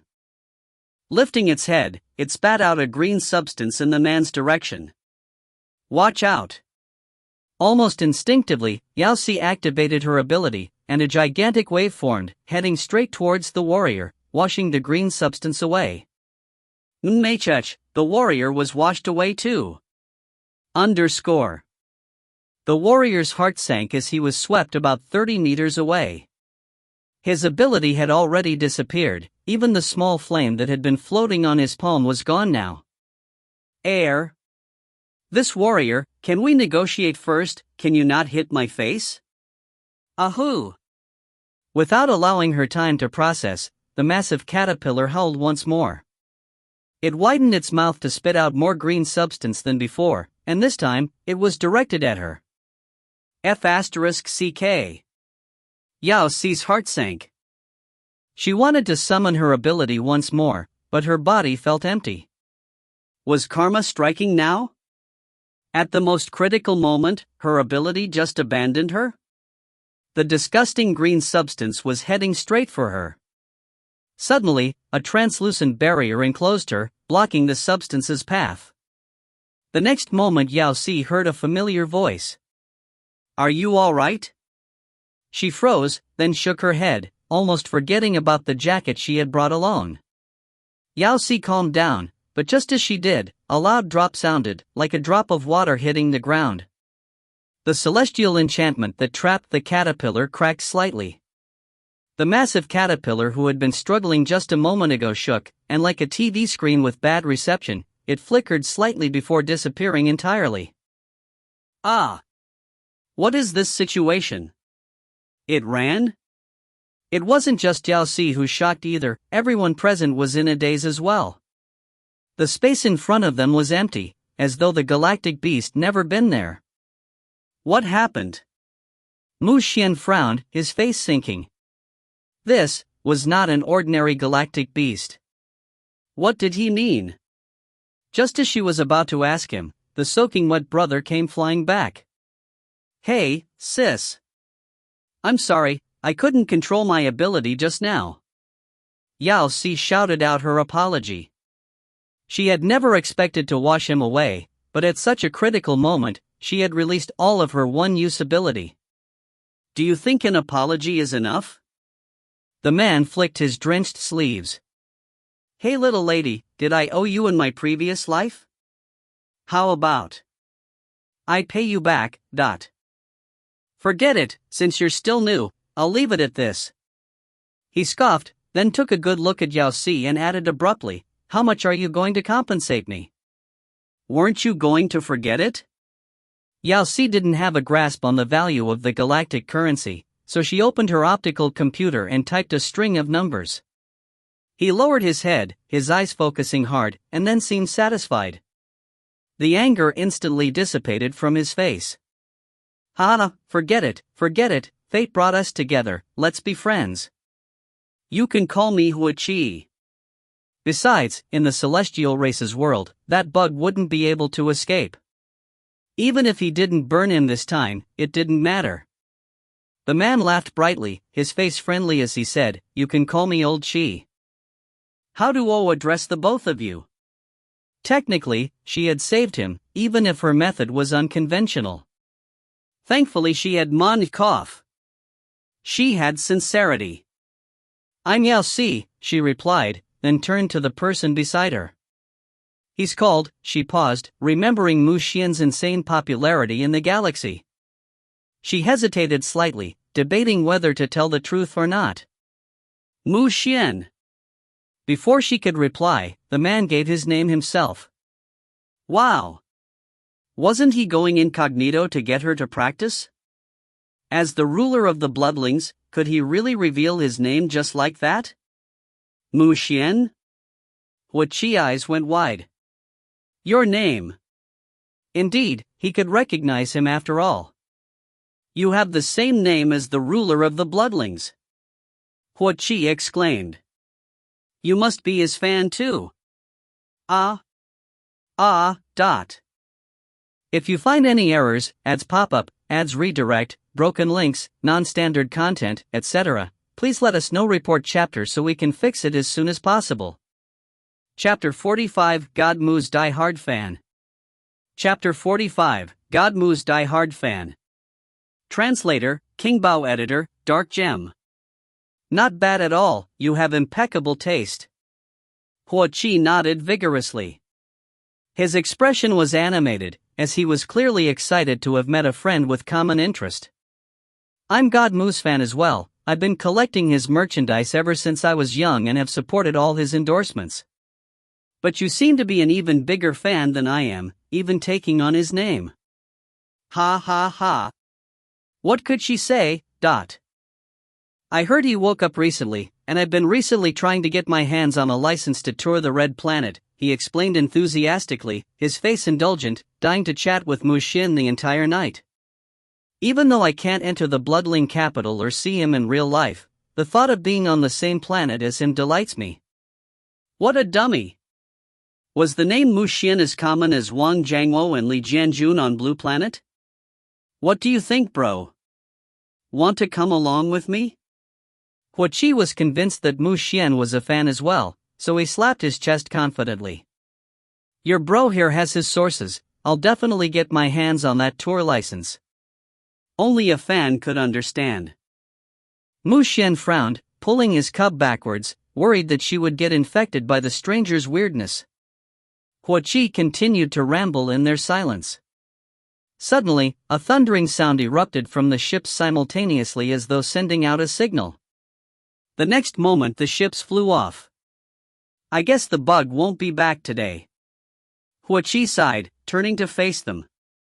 What are your plans? Why don't you join me in the space station till the next update comes? The Alliance might send a notice soon. Yao Si turned toward Mu Xuan, who nodded nonchalantly. Sure, we'll trouble you then. You're welcome. He tapped his chest. Having the same idols makes us family. The two stared at him, speechless. Let's go, Alliance's ship is here. Huaqi signaled to them before flying into a gigantic ship. Yao Si and Mu Xuan followed behind. When they entered, they realized that the crowd which had been fighting the beast alongside them was all inside this space station. They formed small groups and were either resting or discussing something among themselves. Here. Huaqi waved towards them from a table in front of them. As they walked over, Yao Si couldn't help asking, Mu Xuan, why can't they recognize you? It was the same when they were back on Eternal Brightness Planet. Since he was a global idol, with his face hung everywhere, used in all sorts of advertisements, how could he walk on the streets for such a long time without anyone recognizing him? Was everyone in the galaxy blind? What's more was that he had even given his name in front of Huaqi. As a diehard fan of Mu Xuan, there was no way he wouldn't have recognized him. Mental ability, Mu Xuan replied coldly. Yao Si stilled. Are you saying you used your mental strength against everyone else? NMH, he nodded. They don't see me as you do. I see. But how great was his ability to be able to veil his appearance in front of such a huge crowd? She silently counted the number of people around them. You're indeed my father. After resting for a short while, the ship headed into a portal, entering a space station nearby. Yao Si looked around curiously. As compared to the space station near the Blue Planet, this one was much bigger. It had a snowflake design. There were a number of ships stationed in the 6 corners, while the middle was slightly transparent. At first look, it seemed like a small town. In front of the space station was a blue and white planet. Maybe since it was quite far from the eternal brightness, this planet seemed a little dim. Its shadowed half was completely black, a stark contrast to the bright space station they were in. What was especially interesting was that besides that one planet, there wasn't any others around, as opposed to the starry skies Yao Si was used to seeing.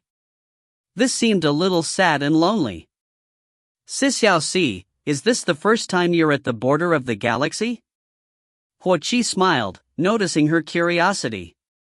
This is the 44th space station at the border, while in front of us is planet 14. But 1444? Why did it seem like such an inauspicious number? 1. There's no satellite on this planet? She asked. There is. Huoqi replied. There was originally 4 of them. Originally? What does that mean? Yeah, the bug ate them all. The galactic beast ate the satellites? Yao Si's eyes went wide from shock. Is that what they eat? Isn't it too brutal? They eat everything, Huoqi replied, infuriated. Small planets, satellites, they aren't picky, eating everything in sight. They're comparable to those greedy bloodlines. Yao Si and Mu Xuan silently stared at him, triggered. You could have left it at the galactic beasts. Was there a need to insult the bloodlings? But my Mu Xuan is definitely different, the man suddenly added, his face filled with worship and love for the male god he spoke of. Yao Si glanced over at a certain someone's cold face with her eyes saying, please send your die-hard fan away. These galactic beasts appear out of nowhere and start eating without notice. Huoqi sighed deeply, shaking his head as he pointed to their surroundings. If the Alliance hadn't predicted its position in advance, all of these planets would have been eaten. Are there many galactic beasts around? Not really. There's around 3 to 5 each year. He shook his head, but just then, he suddenly remembered something, and broke into a sly smile. But even the live beasts can be quite a handful, the dead ones are worth a fortune, their skin, meat, blood, and bones can all be sold. Nowadays, the beast's meat is a favorite among many races and is highly sought after, so it has a great value in the market. It's a pity the beast today escaped or we would have made a killing. Why didn't the price matter when it came to food? She suddenly remembered that back on the blue planet the most pitiful lifeform was a crayfish. Despite being an extraterrestrial invader, it ended up being bred in farms. As long as there were food fanatics around, anything could flood the market. But that bug shouldn't have gone far, what she asserted. If you guys aren't busy and would like a share, you shouldn't hurry out but wait around in the space station for a few days. The Alliance might send an update anytime soon. Yao Si was indeed not in a hurry. She turned and glanced over at Mu Xuan when she confirmed that he wasn't in a rush to head back. She decided to stay for a few more days. Huoqi seemed visibly delighted, and after a short discussion about the galactic beast, he turned to glance at Mu Xuan, instantly turning into a die-hard fan once more as he rambled on about his idol. Brother, let me tell you something. I heard that Mu Xuan endorsed a certain. Yao Si grabbed onto Mu Xuan's tightly knotted fist. Calm down, this is your die-hard fan, If you find any errors, ads pop up, ads redirect, broken links, non-standard content, etc., please let us know. Report chapter so we can fix it as soon as possible. Chapter 46, Goodbye Caterpillar. Chapter 46, Goodbye Caterpillar. Translator, King Bao. Editor, Dark Gem. After undergoing Huoqi's lecture, Yao Si found out that galactic beasts would appear about 3 to 4 times each year near the border. So far, the origins of these bizarre and massive beasts remained unknown, but since they were both useful and a delicacy, these were highly sought after. And since they always appeared far from most of the races, they hadn't garnered a deep hatred, and some were even welcoming to them. A galactic beast's size and impact had 10 stages in total. Stages 1 to 3 were the smaller ones, stages 4 to 5 were capable of swallowing planets, 6 to 8 had abilities, and the ones above 8 were rare species that almost never appeared. The ones that required the Alliance Army's intervention to eradicate, like the massive caterpillar they had met earlier, was only a stage 4 galactic beast. Since the border of galaxy was too far off, it was too expensive for the Alliance to send their troops every year, so the hunting of these galactic beasts was often voluntary. Regardless of whether it was a group or just one individual, as long as they weren't afraid of death, they could come forth to fight the beasts, and as long as they managed to kill it, they would qualify for a reward. In order to increase efficiency, the Alliance would predict the location of the beasts and employed celestial clans members who were well versed in trapping enchantments or members that had trapping capabilities. They would then place a spell on the galactic beasts so as to restrain their movements. Anyone could join in the fight, and when the galactic beast died, all the participants would be rewarded based on the calculated ratio. The Alliance would always take 10% of the profits for the predictions and employment of the Celestial Clan. That was one of the reasons that there were so many different ships, which Yao Si had originally seen as noble superheroes that came forth to kill the beast. The Celestial Clan was the only truly official representative. They usually used an enchantment to trap the beasts, and that's it, since their duty was not to kill the beast but to keep everyone safe.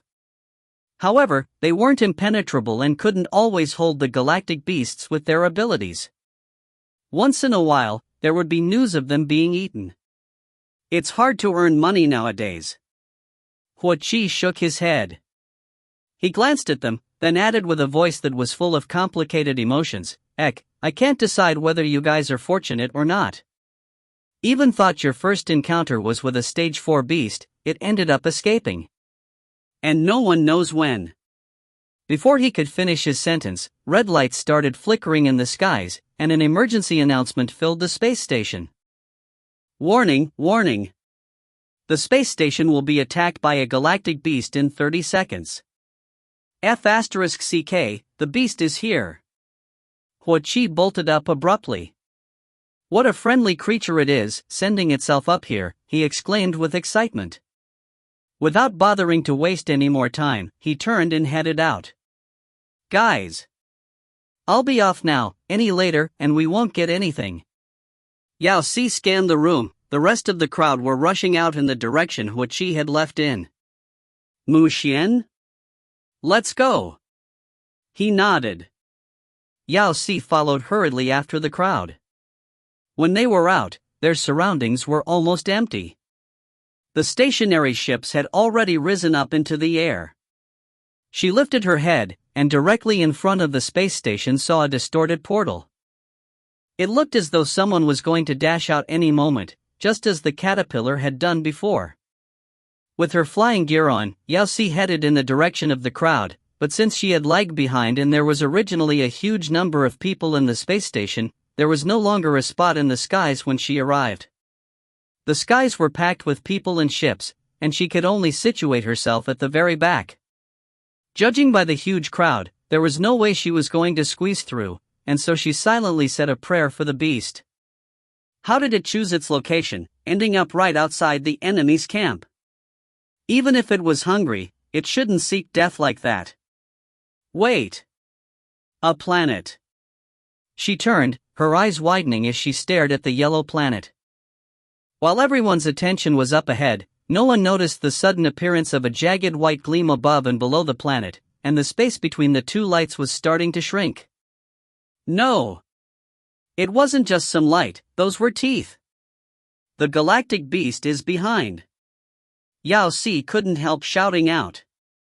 Turning swiftly, she flew towards the planet behind, but it was already too late. The gigantic mouth had already closed shut, and the originally yellow planet had now disappeared. Only then did Yao Si spot the massive snowy white figure that floated behind the planet. This was the caterpillar from previously. It was back again. It's the galactic beast that disappeared just now. Someone exclaimed. Planet 14 has been eaten. This galactic beast was able to attack so silently? Is it really just stage 4? When everyone finally processed the situation, they turned, flying over. The Celestial clan was the first to arrive, and once again they placed an invisible enchantment onto the caterpillar. The surroundings were quickly filled with people with abilities. The caterpillar that had just ingested a planet no longer struggled like before. It instead howled in anger, and a few thousand shots of the sticky substances broke past the enchantment, heading towards the crowd. 1,000 horses trampled over Yao Si's heart. Even though she had been the farthest away, it had suddenly turned into the most dangerous spot. She could only dodge from side to side, barely able to avoid the green shots. Fortunately, a familiar sense of energy surged within her. She scanned her surroundings. There were many people around with every possible ability, so this time, she wasn't sure whose ability she would end up tagging onto. Just as she was about to reach out and test it, a ship behind erupted with a blue light. The next moment, just like a shooting star, something flew past her, directly into the caterpillar. But just as it was about to hit the beast, a whirling dark hole appeared around it, and the blue light instantly disappeared upon contact. It was as though it had fallen into a bottomless pit, gone without a trace. The caterpillar howled once more, and several more dark holes appeared. It seemed as if the entire galactic was rotting. The holes kept on growing larger, turning everything into a layer of darkness before disappearing. This is devouring. Good heavens, it's a galactic beast with an ability. Ability, it's a stage 7 beast. And it actually has a devouring ability. Horror clouded everyone's face. Those that were still inching forward froze, but it was all too late. Several of the ships had already started corroding from the contact with one or the other black hole. There was even a hole at the tip of the space station. The entire place shook, disappearing bit by bit.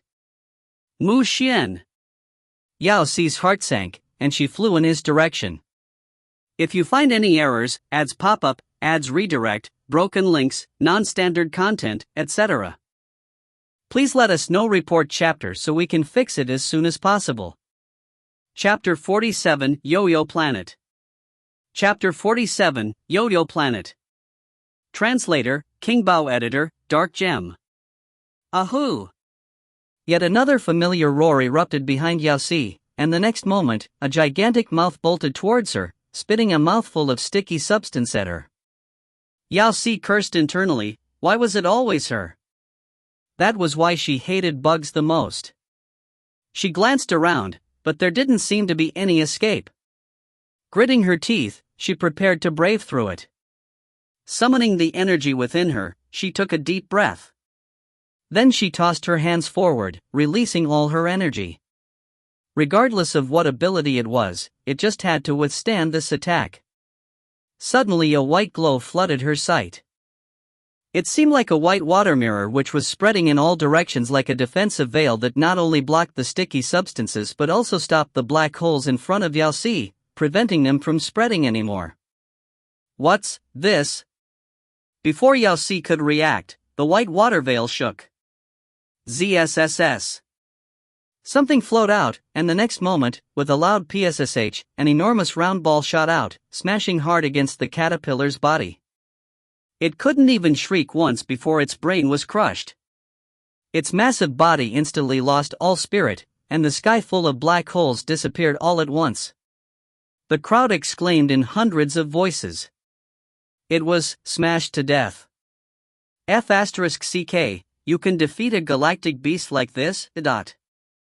What was used? It happened so swiftly I could barely catch a glimpse. It's Planet 14, the planet that the beast just ate. The galactic beast was smashed to death by Planet 14. Where did she get it from? What kind of ability is that? She tossed an entire planet. Could it be a strength ability? Have you seen a strength ability that can lift an entire planet? Everyone present was confused, and so they turned toward the person at the front. Yao Si felt perplexed as she stared at her palms for half a second. Her mouth then trembled slightly, and an incredulous thought passed her mind. The galactic beast ate a planet and it had been later spat out by a white water mirror, so the ability that had activated her ability was. Yao Si looked around for a table to toss. Why was the ability summoned linked to the beast's ability? How could it be so random? The galactic beast's ability was devouring. Devour, so did that mean that hers was discharge? She was instantly uncomfortable. The galactic beast was dead, and it was smashed to death by her. She was famous. When Yao Si flew back, the entire crowd stared at her weirdly. It seemed like excitement, but with a hint of depression. As she flew, she could hear them murmuring repeatedly, "Hurry, look, it's that girl that smashed the galactic beast with a planet." Could they stop looking at her as though she was the Hulk? She just wanted to be the weak girl by the side. "Dad," she complained to the man in the front. "I think my image is wrecked. Why did my passive ability work on the galactic beast?" Mu Xuan. He stopped working on his optical computer and corrected her seriously. "Your ability is a counter of your opponent's, it acts on their ability and not the user itself. It doesn't discriminate. Is that even possible? What was my ability back then?" "The galactic beast's ability was devour, so yours should have been creation." Wasn't it discharge? Why did it toss a planet out? The white gleam of barrier that blocked the spit is your ability." Mu Xuan lifted his head to glance at the white water barrier that was fading gradually. The appearance of Planet 14 was just a coincidence. The galactic beast didn't swallow it directly but had instead opened a devouring portal in its mouth, setting it there temporarily for digestion in the future. However, his cub's ability filled the portal, squeezing the planet out. "But everyone thought I did it." She was already prepared for the headlines tomorrow. #shocking news. A superhuman female bloodling, treating planets as yo-yos at the border of the galaxy. Didn't it seem insane? Don't worry. Mu Xuan reached out to caress her hair, comforting her once more. "If you aren't willing, no one will remember your face." Yao Si asked in confusion. What did he mean? "I'll blur their impression of you. You mean, using your mental strength?" Oh right, Mu Xuan could use his mental ability to swap out his appearance, so he could naturally do that for her as well. Yeah. He nodded, and it wasn't just his mental ability either. A moment ago he had deleted all the footage from the space station. Others would just be aware that someone had smashed the galactic beast to death, but they wouldn't know that it had been her. Yao Si was overwhelmed. The weird stares left her, and even though she could still hear heated discussions, they no longer centered around her. Yao Si finally calmed down, and her energy returned once more now that her image was intact. "Dad." Mu Xuan. He corrected once more, feeling the headache of having pampered his own cub. "Daddy Mu. He sighed in his head to glance at the time. Straightening, he said, "Let's go home for dinner." "All right." Yao Si followed behind cheerfully. However, they bumped into Huo Qi at the door. "You're leaving so fast?" Huo Qi looked at them in surprise. "Aren't you going to wait for the rewards from the Alliance?" "We're not waiting. The reward wasn't their aim anyways." "Why not?" "The Alliance won't make it up to you." Huo Qi frowned, not understanding the rich men's world. He added, "I heard that the galactic beast had reached stage 7, so the rewards will definitely be substantial. Besides," he suppressed his voice, then continued mysteriously, "since I was far away, I didn't witness it, but there was an incredible person that lifted Planet 14 and smashed it against the galactic beast. That was a stage 7 beast. We must have been lucky to have met such an incredible person. Now, without even putting in any effort, we'll be able to receive an award, and a substantial one at that. That person might also smash the next beast, so maybe you two should wait for a little more?" Yao Si's face hardened. "Good day, bro. Goodbye, bro. We're in a rush, so we'll be really leaving now." Alright, Yao Si said with regret. After a moment, he sent her a message. After I receive the reward, I'll send it over. It isn't easy to get here, so don't waste your efforts. Thank you, Yao Si replied nonchalantly, following after Mu Xuan. There wasn't a direct portal at the border of the galaxy, but with Mu Xuan beside her, they returned back at a breakneck speed. He waved in the air, opening a passageway that sent them straight to the nearest galactic door, and in less than 2 minutes, they were back home. Yao Si had an impulse to keep Mu Xuan with her at all times. It would definitely save her a lot of transport cost. If you find any errors, ads pop up, ads redirect, broken links, non-standard content, etc., please let us know. Report chapter so we can fix it as soon as possible. Chapter 48, Galactic Academy's Entrance Exam. Chapter 48, Galactic Academy's Entrance Exam. Translator, King Bao. Editor, Dark Gem. The experience with the galactic beast had helped Yao Si with her abilities control. She could now vaguely sense its trajectory. As for the reasons, her water ability kept targeting Hu Chi's flame. Mu Xuan speculated that since her ability was passive and could only be activated after being triggered by someone else's ability, the moment it was released, it would instinctively target the one it was the opposite of. After all, once she extinguished Hu Chi's fire, her water ability disappeared as well. The solution wasn't complex, she just had to master the trajectory. But it wasn't a skill that could be mastered easily, as her ability had a mind of its own. Who knew when she would end up tossing a planet again? Mu Xuan decided to expose her to the 5 different abilities. Fortunately, the bloodlines that had gone to eradicate the galactic pirates were starting to return. This time, she didn't have to fight some gigantic beasts. Yao Chao found a few 500-generation bloodlings to practice with her. Mu Xuan, in the meantime, insisted on remaining at home to ensure that his ability did not affect her. Yao Si immersed herself into training. Every morning, the first thing she did was head to the training ground to have a match with bloodlings of each of the 5 nature abilities. When it was time for her meal, Mu Xuan would head over to get her. Was it characteristic of all dads to be so insistent on having meals on time? Every time it hit mealtime, Mu Xuan would arrive punctually, subjecting everyone in the training field to his frosty demeanor. The first time she had forgotten to eat because of practice, Mu Xuan seemed to have made a huge fuss at the Elder Council, after which at least 2 elders would be stationed at the training field to monitor the time, reporting when it was mealtime. Your Highness, it's lunchtime. Your Highness, it's dinner time. Your Highness, His Majesty wants you to return for your meal. There was no doubt that actual combat was the best way to improve one's skill. After being attacked by the little bloodlings' abilities for a few months, Yao Si finally had an idea of how to aim properly and was able to control the 5 different abilities. She also realized that the duration of her ability didn't always match with the opponent's.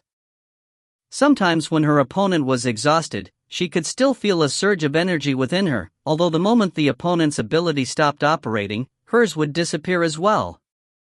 She vaguely guessed that it had something to do with the fact that she was a 5th-generation bloodling. After 5 months, Yao Si was finally able to control her passive ability. When she was confident that she'll never accidentally throw a planet again, she ended this training that required her to punctually head back for meals. When she was back home, she turned on her optical computer to log into her Alliance account. Right then, several messages from an unknown sender popped up, startling her. She had a small social circle consisting of only a handful of bloodlings, and this was the first time someone else had sent her a message. Her curiosity got the better of her, prompting her to open the messages. A short chime played, like coins falling on the ground, and the next moment a string of numbers appeared. Received bank transfer of galactic currency, 126,852. Please ensure it is deposited. What's this? Was some tycoon giving money away? She took a closer look, spotting who it was from, Hu Chi. Mu Xuan's fanboy? Why did he suddenly send her so much money? Fan club membership bonus? Just as she was wondering about it, a voice call request popped up. It was from Hua Chi. She hurriedly accepted the call. "Sis, you're finally online." A screen suddenly took form before her, and Hua Chi's face appeared on it. "Did you receive the money?" "It's from the day we fought the galactic beast. The Alliance sent out the bonus and I transferred both you and Mu Xuan's share." It took Yao Si a moment to remember that event. She had never expected him to really send it over. "I received it, thank you. Spare me the formalities, all of us fans are one family." Hua Chi replied with imperiously, proud to be a fan of Mu Xuan. "Oh, right, where's the brother with the same name as God Mu?" Yao Si turned to glance at the kitchen. "He's cooking, want me to get him?" "So that you could catch a glimpse of your idol." "It's okay." Hua Chi shook his head. With a face of regret, he continued, "The Red Planet recently strengthened their customs, so all the tour licenses were rejected and I'm unable to head there. Since we're both fans, I think we should keep this devastating news from him for the time being." "God Mu won't be upset, really." Hua Chi chatted randomly for a time, then someone called him from behind. He turned to reply before continuing, "Sis, I can't talk anymore. Since we're both fans that fought the same galactic beast, you can visit me at the Galactic Academy." "Galactic Academy?" Yao Si stilled, this was the first time she'd heard that name. "You never expected this bro to be a student, huh?" Hua Chi smiled brightly, adding with glory, "With galactic beast hunting experience, I'll definitely be the valedictorian of the year. I'll go now, I have to board the last ship. I'll call you again another time." He then hung up. Yao Si thought for a moment before typing Galactic Academy on the web. Information gushed out, and she took a closer look. Galactic Academy was also called the First Academy and was the most famous school in the galaxy. It was equivalent to Harvard or Oxford in the Blue Planet. All the elite members of the different races were enrolled in this school. Galactic Academy wasn't like a pure university either, but also had elementary, middle, and high programs as well as college degrees. The academy separated its students based on levels, abilities, and one's biological structure. There was also no age limit for entrance. As long as one could pass the entry requirements, they could enter any of the levels. After completing their studies, the students could either graduate or proceed to a higher level. The elementary level could move to the middle level and the middle level could move to the high level. Simply put, as long as one was able to pass the exam, they could enter the school with disregard to one's age and race. There wasn't a need to complete a certain stage, either. In general, all the famous people in the galaxy came from the Galactic Academy. Yao Si thought about her situation carefully. With Mu Xuan's around, she wasn't able to summon her ability, but that wasn't something to really worry about. However, her lack of basic knowledge needed to be worked on, so entering a school would certainly be a smart move. She made up her mind. She wanted to study. Father Mu was extremely displeased with his cub's sudden idea. He was able to answer her every question, so why did she need to go to school? Why couldn't she just ask him?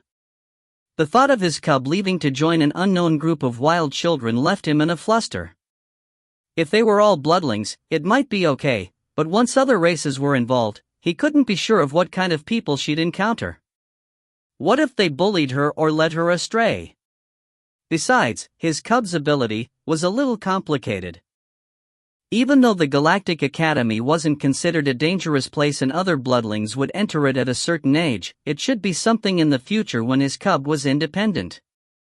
It wasn't that long since he found his cub, barely 2 years, and she already planned to leave. Who could bear that? However, when faced with his cub's anticipation, he didn't have the heart to reject her. After almost half a day of hesitation, he finally agreed. Remember to come back for your meals. Even if his cub knelt down, he had to pamper her.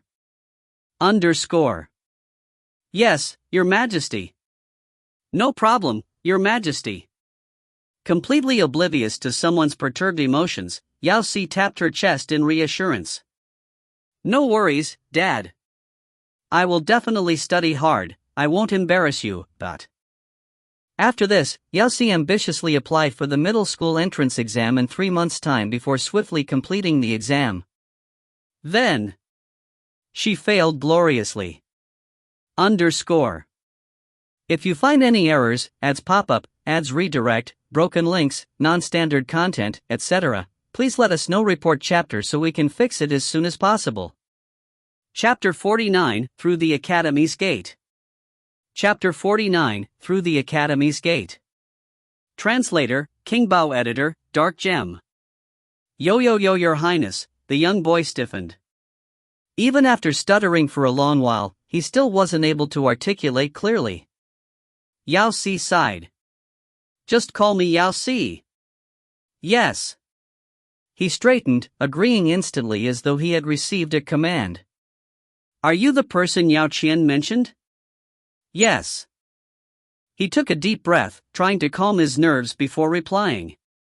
I am a bloodling from the 720 generation. I'm called Gu Xucheng. Elder Yao personally instructed me to ensure that you are escorted to the academy safely. Hello. Yao Si reached out her hand instinctively. Nice to meet you. The boy stilled, his eyes going wide. As though he had received a heavenly gift, he suddenly took hold of her hand and went down on one knee. He leaned forward to tap her nails with his forehead, which was a special greeting by the bloodlings. In a respectful manner, he responded, It's my honor, Your Highness. Yao Si brought back her hand. She was already used to the anxiety bloodlings felt when they met her.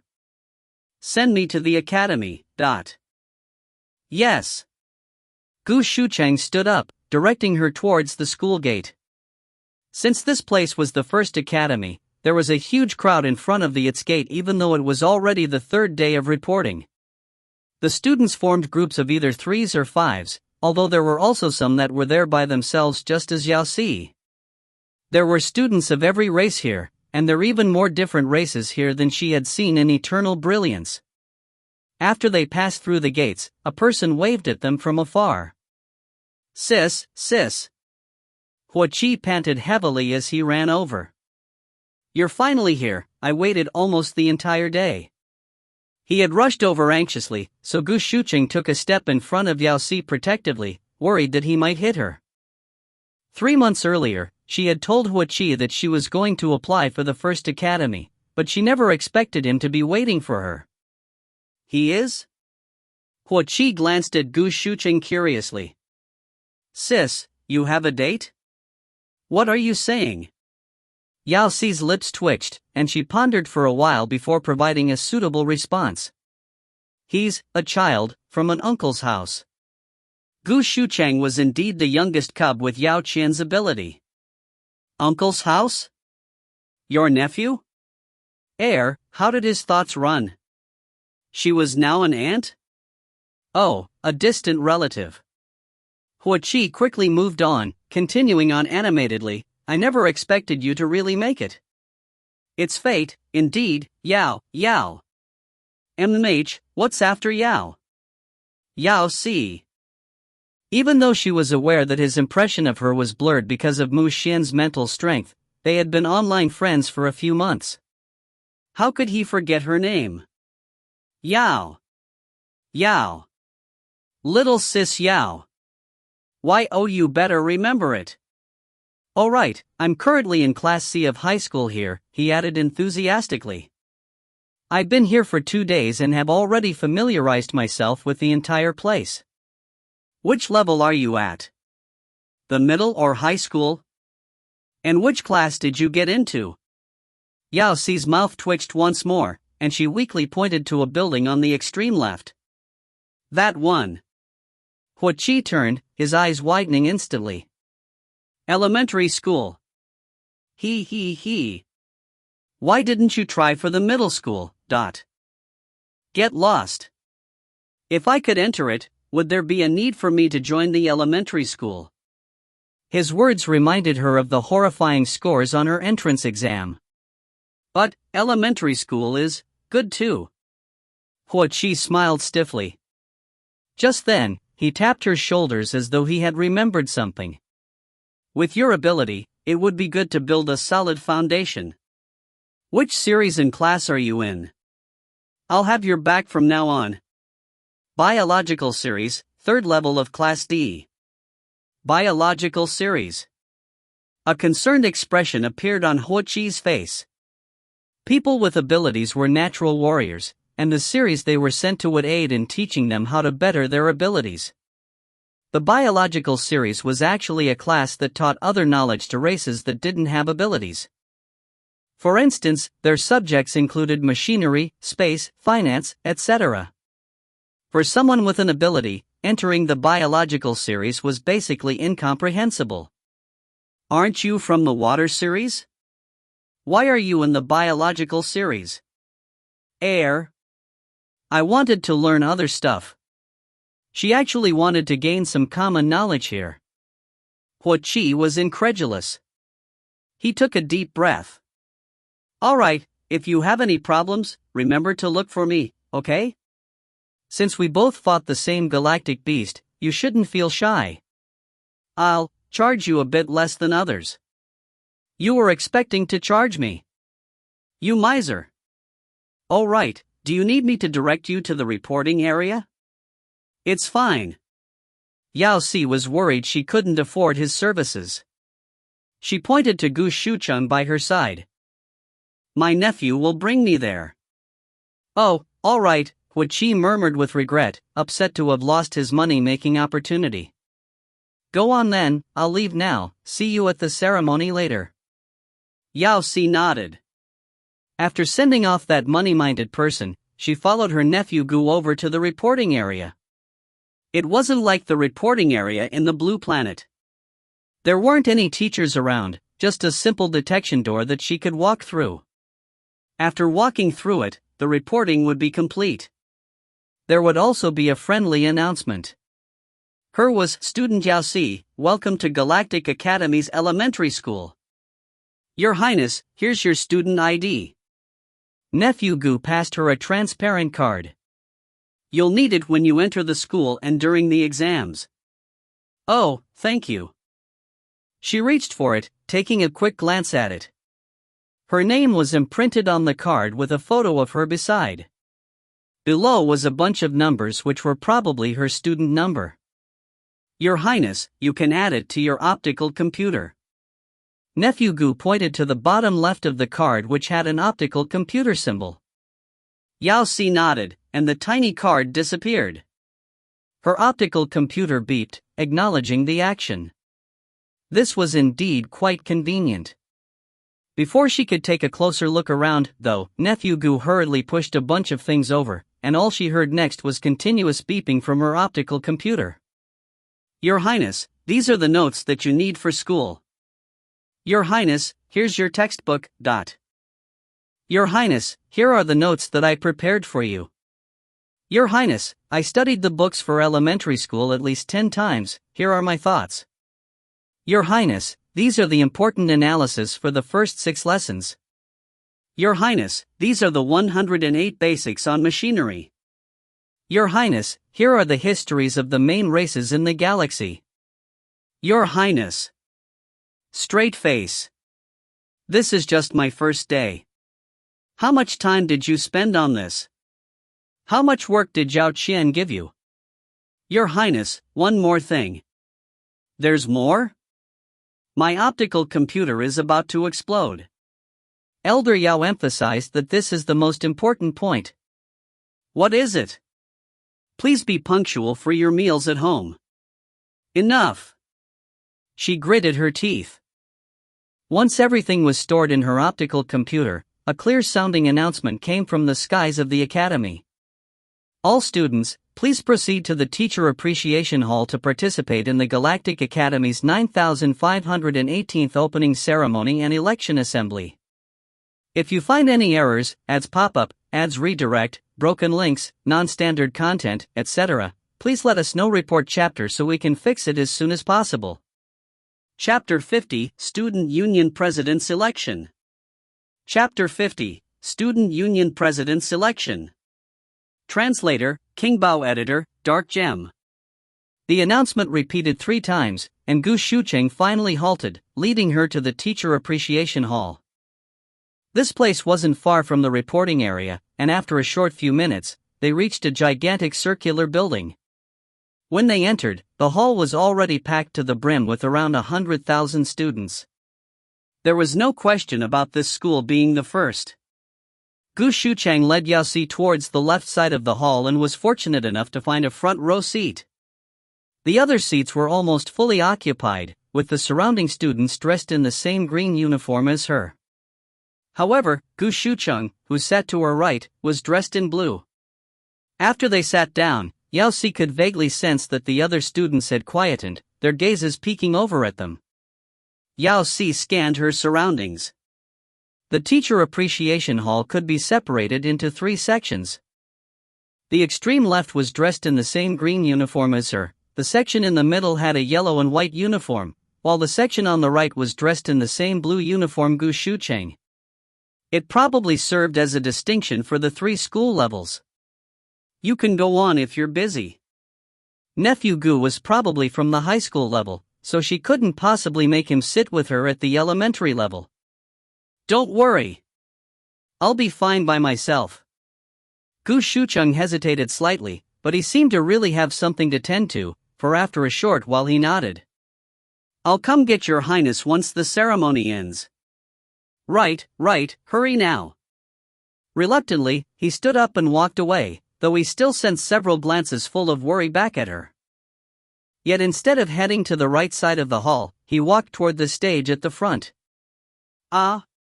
Before Yao Si could process this information, she was tugged at by the person beside her. Student, what's your relationship with the president of the student union? A girl from another race with 2 antennas on her head asked curiously. Yao Si stilled. President of the student union? Gu Shucheng? Yeah. The girl's curiosity deepened, and those around also turned to stare at Yao Si. Before I came to report, I heard some seniors saying that Senior Gu has been president for the past 5 terms. During each of the 5 elections, he won with 100% of the votes. I'm sure this time will be no exception. Little Sudden Gu is a model student that excels in both his moral conduct and education? Yes, another female student added. Tell us more, when did you guys meet? We met today, Yao Si replied honestly. The surrounding students stilled, their gazes turning complex, especially those of the girls.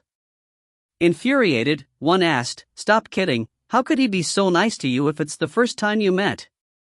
Everyone knows that Senior Gu is a bloodling, and they don't ever interact with anyone outside their race, yet he personally brought you over. What's your relationship? Heir. He's my nephew. Nephew Gu seemed to be rather popular. The girl that had spoke froze. You're a bloodling. Before Yao Si could nod, the girl beside her with hair tied into buns smirked. How could it be? I haven't heard about new bloodling enrolling into the academy. Couldn't you have found a better excuse, really? She glanced at Yao Si coldly, her tone soaked with envy and hatred. So you know Senior Gu? What's the big deal? If you don't want to share it, just forget it. Heir. She already told them. That's right. Another student in the front agreed. Bloodlings don't need to take the school entrance exam, they can just automatically enroll into the high school level. Why would they come to the elementary school? What did you say? Why didn't I know about that? It has always been like that, the girl said. She then added after a moment, bloodlings with awakened abilities are considered S level, so they enter high school right away. Normal people like you are able to only enter the elementary school, which doesn't require an entrance exam. Does that mean that the 3 months of hard work she had put in for the entrance exam which she failed, because of which she was forced to enter the elementary school, were all in vain? Let the election begin. The voice startled the students, and they hurriedly sat back down with their backs straight as they looked toward the stage. Yao Si could vaguely make out a figure heading to the middle of the stage when a soft, gentle voice filled the hall. Galactic Academy's opening ceremony shall commence. We shall now start with the student union election. That is fast. Yao Si strongly approved of such a direct system that skipped the draggy speeches that would put one to sleep. She looked at the stage and realized that most students were in either yellow or blue uniforms, which meant that they were either from the middle school or the high school. There were also about 4 to 5 senior teachers who stood at the back with no intentions of coming forward. This was similar to what Mu Xuan had mentioned previously. Students held high authority in the current schools of the galaxy, and the teachers wouldn't interfere unless necessary. According to tradition, the president candidates will be chosen by the members of the previous student union before the student body will cast their votes. After the MC explained the instructions, about 10 students on stage began to write down the name of the person they wanted to elect.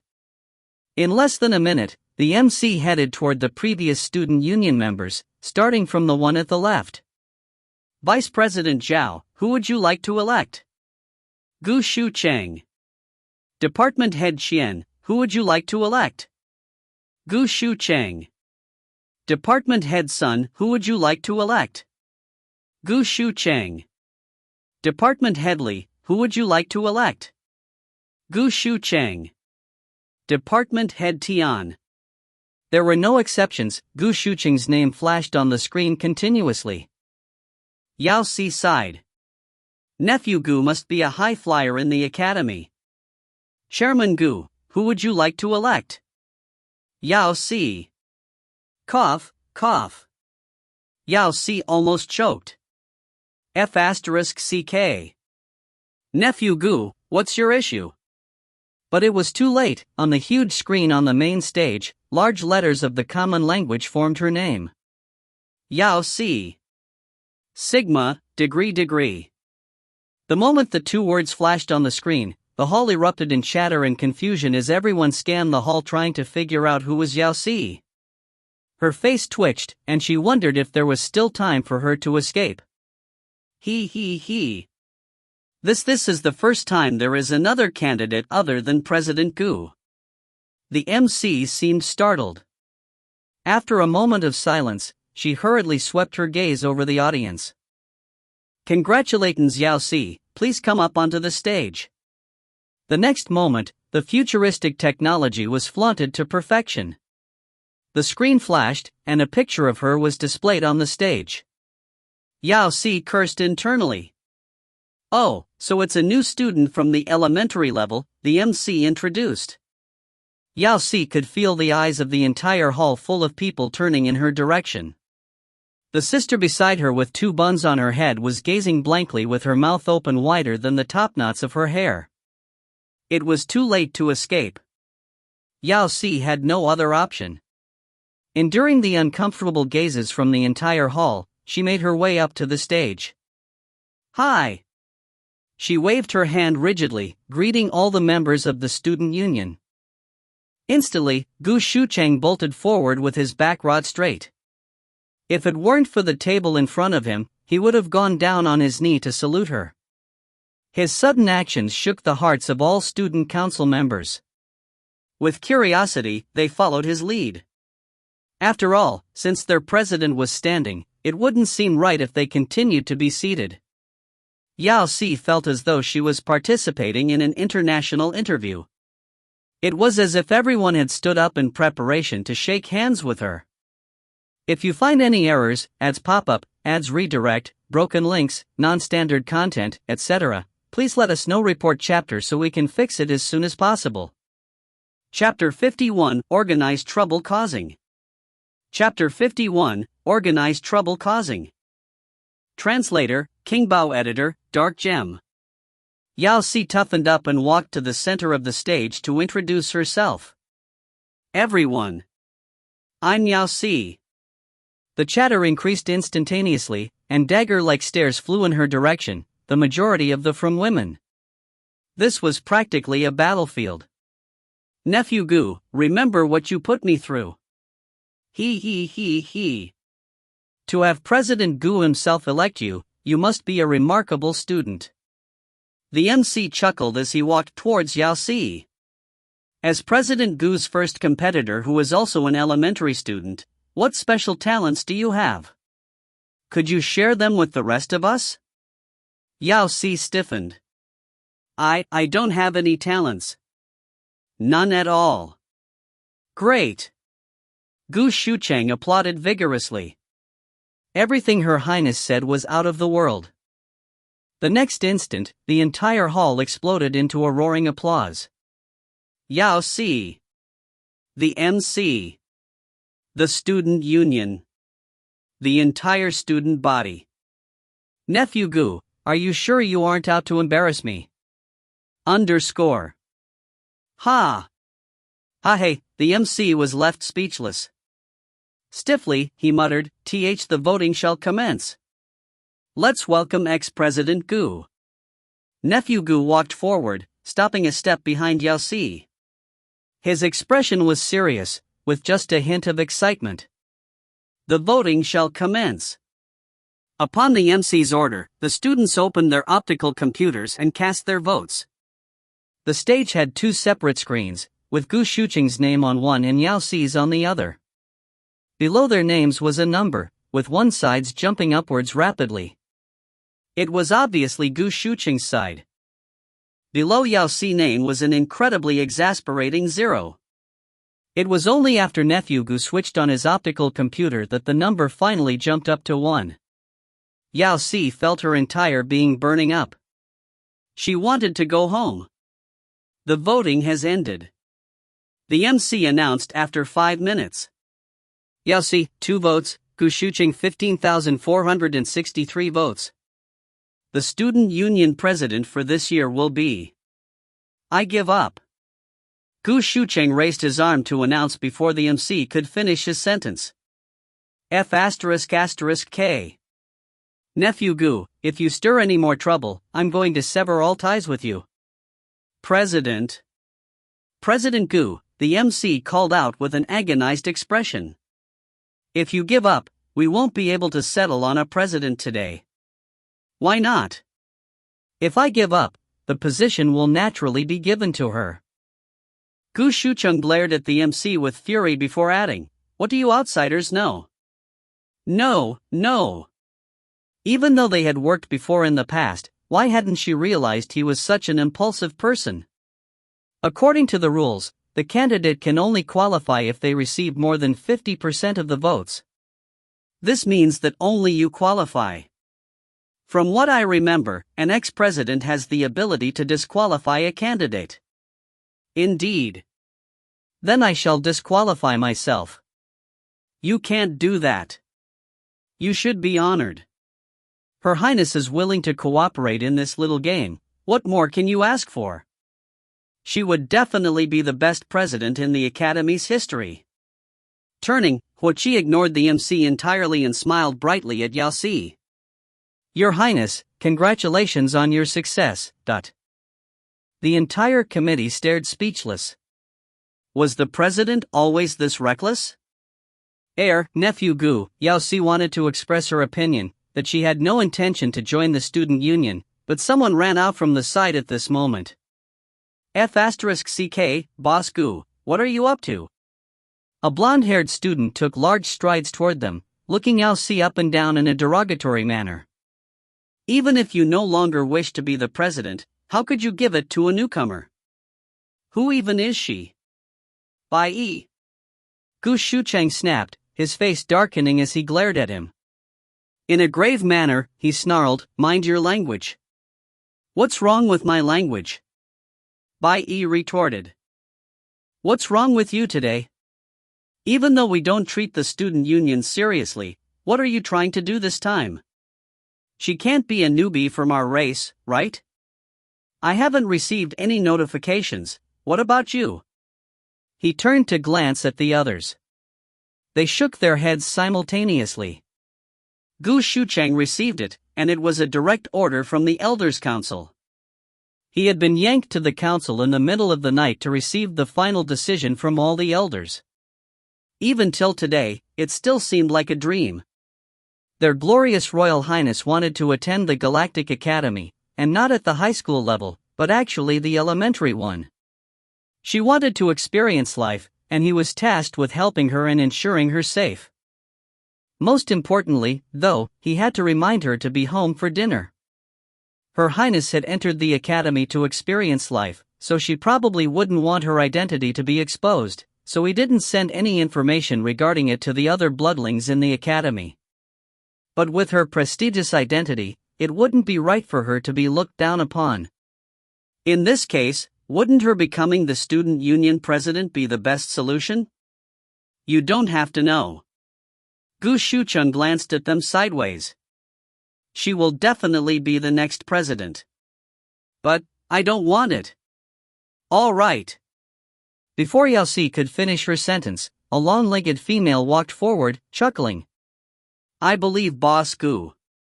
If you're so insistent, let's go with her. The next moment, Yao Si's vote count jumped from 2 to 3. Lu Oing. Bai Yi took a glance in her direction, then grabbed his hair in frustration and sighed deeply. Soon though, his face collapsed into submission. Forget it, you guys can do whatever you want, I'll just follow suit. Bloodlings always deal with things in groups. The next moment, the other members followed suit. The number below Yao Si's name jumped from 3 to 10. Didn't the voting end already? How did the votes change? Pre-president. The MC was in disbelief. This was the presidential election, not an internal bloodling election. The voting has ended, changing your votes is not permitted. Besides, even if it was allowed, it's still below 50%. I think the votes are enough, Mu Xuan announced. Since you've gained the support of half the committee, you're definitely suited to be part of them. But you are suited, indeed. A lofty voice stated, and just then, a familiar figure walked out from the backstage. Yao Si's face twitched. Didn't we agree for you to wait at home?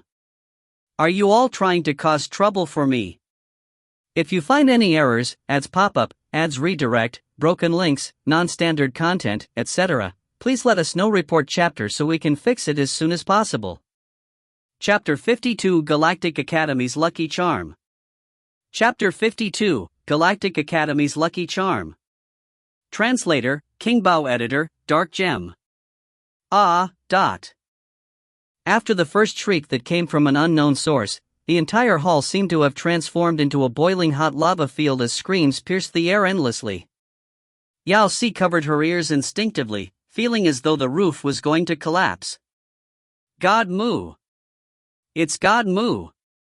I've always heard that God Mu is the principal of Galactic Academy, but I never took it seriously. In the 7 years I've been here, it's the first time I've seen him in real life. I must be dreaming. Someone, punch me. Someone with an ability. Yao Si stood speechless. She finally caught a glimpse of the world without his mental adjustments. Your Majesty.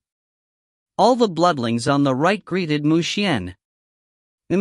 He nodded in response. After a closer look, Yao Si realized that there was someone behind him, a bearded old man and another middle-aged one dressed in the standard teacher uniform. He was probably one of the academy's teachers. Principal. Mu, this is where the opening ceremony is held. The middle-aged man moved his hand away as he introduced the hall with a smile. There was a glazed look, one with a hint of dreaminess, on his face.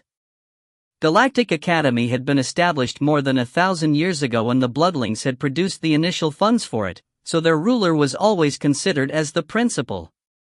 It was mostly for symbolic purposes, so the middle-aged man had never expected the royal personage to actually come one day to inspect the school. Right, I must be dreaming. Mu Xuan disregarded him, heading straight towards Yao Si. Glancing at the endless chatter in the audience, he frowned and growled, "Silence." His voice wasn't loud, to the point that it was negligible to those who weren't paying attention, but it possessed an undercurrent of mental strength that made it echo in every corner of the hall, reach everyone's ears. The whole hall sunk into silence. Mu Xuan turned away in satisfaction. He came to Yao Si and caressed her head out of habit. In a much warmer voice, he told her, "I think you're suitable." Sway table. The audience repeated after him. The next instant, the votes under her name rose, and Gu Shuqing's votes dropped to 0. F***K. A bunch of dumb fans. Unexpectedly, Yao Si had become the president of the student union. At the thought of it, she could feel her insides collapsing. Moments after entering, she had successfully garnered the hatred of the entire student body. It didn't take a lot of imagination to foresee how dreadful her future school life was going to be. When she was about to leave home the next morning, she had an impulse to skip school entirely. After deliberating at the door for a long while, she still couldn't head out. What should she do? The election was indeed exciting, but what about her future? Should she transfer elsewhere? "Do you want me to accompany you?" the main culprit asked. Yao Si immediately took a large step forward. "It's okay. That'll make everything even worse." She dragged her heavy heart toward the academy, preparing to face unending judgment, but instead, the situation was a little off? No. It was totally different from what she expected. "Hi, President." "Hi." "Hi, President." "Hi." "Hi, President." "Hi." Almost every student she passed greeted her politely. The disgust and judgment from before had somehow morphed into excitement. That's right, excitement. It was as though they could barely resist pouncing on her. It sent chills down her spine. What's with the situation? Were the students in Galactic Academy of such high moral values? How could they be so civil to this president that popped up out of nowhere? She was met with herds of enthusiastic and friendly students. Some of them even followed behind her, the group growing larger and larger as everyone within it stared at her with excitement-filled eyes. In just a short few minutes, there was already a large following behind her. Filled with confusion, Yao Si entered her classroom. "She's here, she's here," someone announced the moment she entered. Instantly, she was surrounded by yet another huge crowd. "President Yao, you're finally here." A familiar-looking female dressed in a long pale dress walked over. Yao Si lifted her eyes toward her hair. Wasn't she the girl with 2 buns the day before? "Hello," she greeted her. It seemed like they were classmates. "Hello, hello." The girl was visibly agitated, but the forcefulness from the day before had disappeared. With a frighteningly bright glow in her eyes, she said, I am Chu Jing, we're both in class 3D. "Chu Jing, I'm Yao." I know. Chu Jing interrupted enthusiastically. "You're Yao Si, our president. Everyone knows you." He. "Student Yao, could I trouble you with something?" she asked carefully. "What's up?" "Caca, can I touch your hair?" "Huh?" Yao Si's face stiffened. "Are you kidding? What kind of a request is that?" "You can. But thank you." Chu Jing suddenly bowed deeply, her eyes lighting up even more. Was touching her hair worth such excitement? The girl took a deep breath before slowly lifting her hand towards the tip of Yao Si's head. At that moment, the originally calm girl seemed to have contacted the Parkinson's disease, for her hands were trembling uncontrollably. After a long while, she finally came into contact with Yao Si's head. She then instantly brought her hand back. "Aha!" A sharp shriek pierced the air. Chu Jing screamed at the top of her lungs as she clenched onto her chest. After her banshee moment, she muttered while panting, I touched it. I touched the hair that Mu Xuan touched." "Ah! Ha! Straight face. The girl was panting rapidly. When she could no longer handle the excitement, her head tilted to the side, and she passed out. Xu Jing! Yao Si exclaimed, but just as she was about to help the girl up, the surrounding crowd squeezed in. After someone had taken the lead, the others anxiously requested the same. President, can I touch it? Me too, it seems like an indirect handshake with God Mu. Ahaha, I'm excited. It isn't just a handshake. President was beside him for such a long time, we might be breathing the same air as Mu Xuan right now. Our president is the only one in a few centuries that has had intimate contact with God Mu. I'm so excited. Yes, God Mu actually touched our president's head. Ahaha. I need to announce this to the entire galaxy. We're so lucky to be classmates with President. It feels like I picked up 1 billion galactic coins. Yao Si stared at them, speechless. Excuse me. So, that was the reason behind their friendliness, . Could you guys just get over it, someone just fainted. Besides, how could the main takeaway from yesterday's election be her dad touching her head? She seemed to have turned into a lucky charm, what a burden.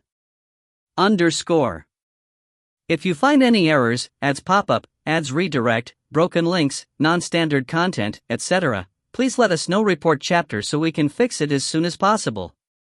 Chapter 53, Student Union's First Meeting. Chapter 53, Student Union's First Meeting. Translator, King Bao. Editor, Dark Gem. Knock, knock, knock. Just as Yao Si was worrying about whether someone else would come to touch her head, someone knocked on the door, interrupting the room full of crazy fans. President Yao. A blonde-haired boy stood at the door, scanning the room impatiently. He had both hands in his pockets as he glanced at her in a relaxed manner. He seemed familiar. Wasn't he the person on stage yesterday, the bloodling with the name E? Didn't it go along the lines of E? By E. He glared at her disapprovingly. How could you be late for the first weekly meeting?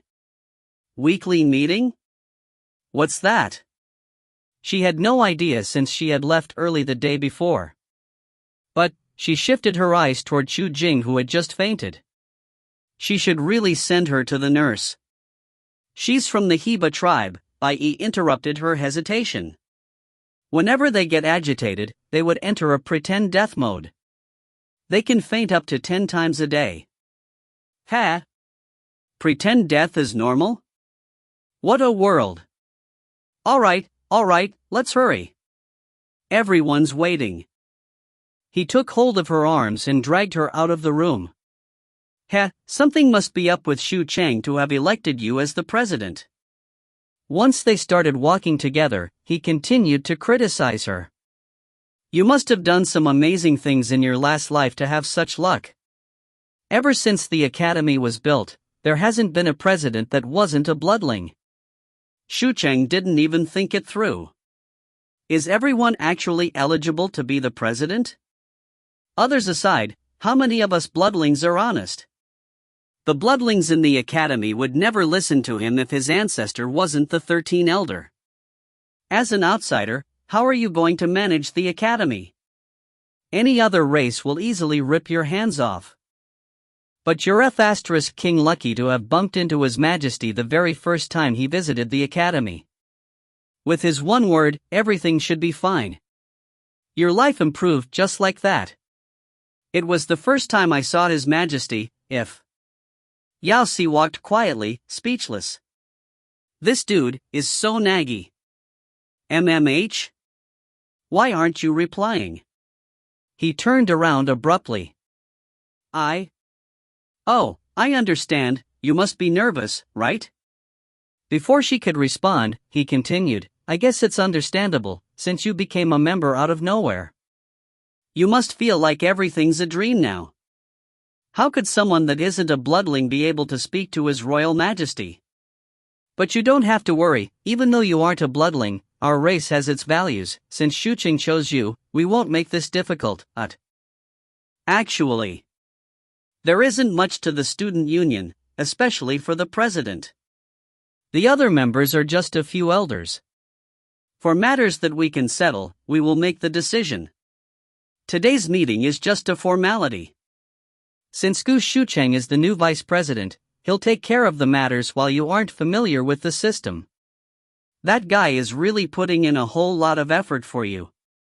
Yesterday, he mentioned that he was going to get you for the meeting, but since I was curious, I decided to get you myself instead. Alright, what's the relationship between you guys? That's because, ... Forget it, what could it be? That guy is such a bore. After half a day, I still wasn't able to get anything out of him, he's so rigid. Besides, he wouldn't be interested in a new biological series student. Let me tell you. Blah blah blah. Yao Si was denied any opportunity to speak. Forget it, you can talk by yourself if it makes you happy. Nagi Bai was right, there wasn't much to do in the student union. Or rather, it was she who didn't have much to do. The student union had at least 100 committee members. The day before, due to Mu Xuan's sudden arrival, the election for the various departments couldn't be held, so the previous committee members were re-elected, with only a few changes in their positions. Even so, they seemed familiar with their tasks. Yao Si sat in the office for a few hours, signing, stamping, and writing the words completed on a few documents. Other than the minor uproar she caused when she arrived, the members seemed to have accepted this unknown president, without an ounce of judgment. Occasionally, Yao Si could feel their glances, as if they were trying to work up the courage to speak to her, but all of them were stopped by Gu Xucheng. Yao Si witnessed the workings of the student union, and learned about the differences between the academies in the Blue Planet and the galaxy. The Galactic Academy was actually operated by the student union. They took care of every detail from the employment of the teachers and setting of class schedules to administering school rules. Without any leading figure, the student union held all the authority. Thus, the student union had a lot on its plate. After working the entire afternoon, Yao Si could only finish half of her workload. Fortunately, she had no lessons in the afternoon or she would have been exhausted. We'll stop here. Gu Xucheng ended the meeting after glancing at the time. Yao Si sighed, but just as she was about to leave, a department head stood up. President. There's an urgent matter. Zhuofeng Academy requested a friendly battle, I think. We can discuss this tomorrow, Gu Xucheng interrupted after taking a couple more glances at the time. It's lunchtime, everyone is dismissed. He turned to look at Yao Si seriously, reminding her, Your High President, it's time for lunch, I'll send you back. I don't think it's necessary, right? She could go back by herself. Gu Xucheng paled and shook his head vigorously, No. It's my duty. If you're even a minute late, the Elder Council will kill me, so I need to keep a close eye on you. Yao Si stared in disbelief, then stood up as he wished. Just then, Bai interrupted, Why bother, we can just order delivery. He tapped his optical computer, and a menu popped up. I heard that there's a new chef and homemade duck blood curd. President, I'm sure you haven't tried it, why not? No. Before he could finish his sentence, Gu Xucheng had already denied him flatly. It was the Elder Council's highest order. He had to ensure its success at any cost. The President has to be at home for her meals.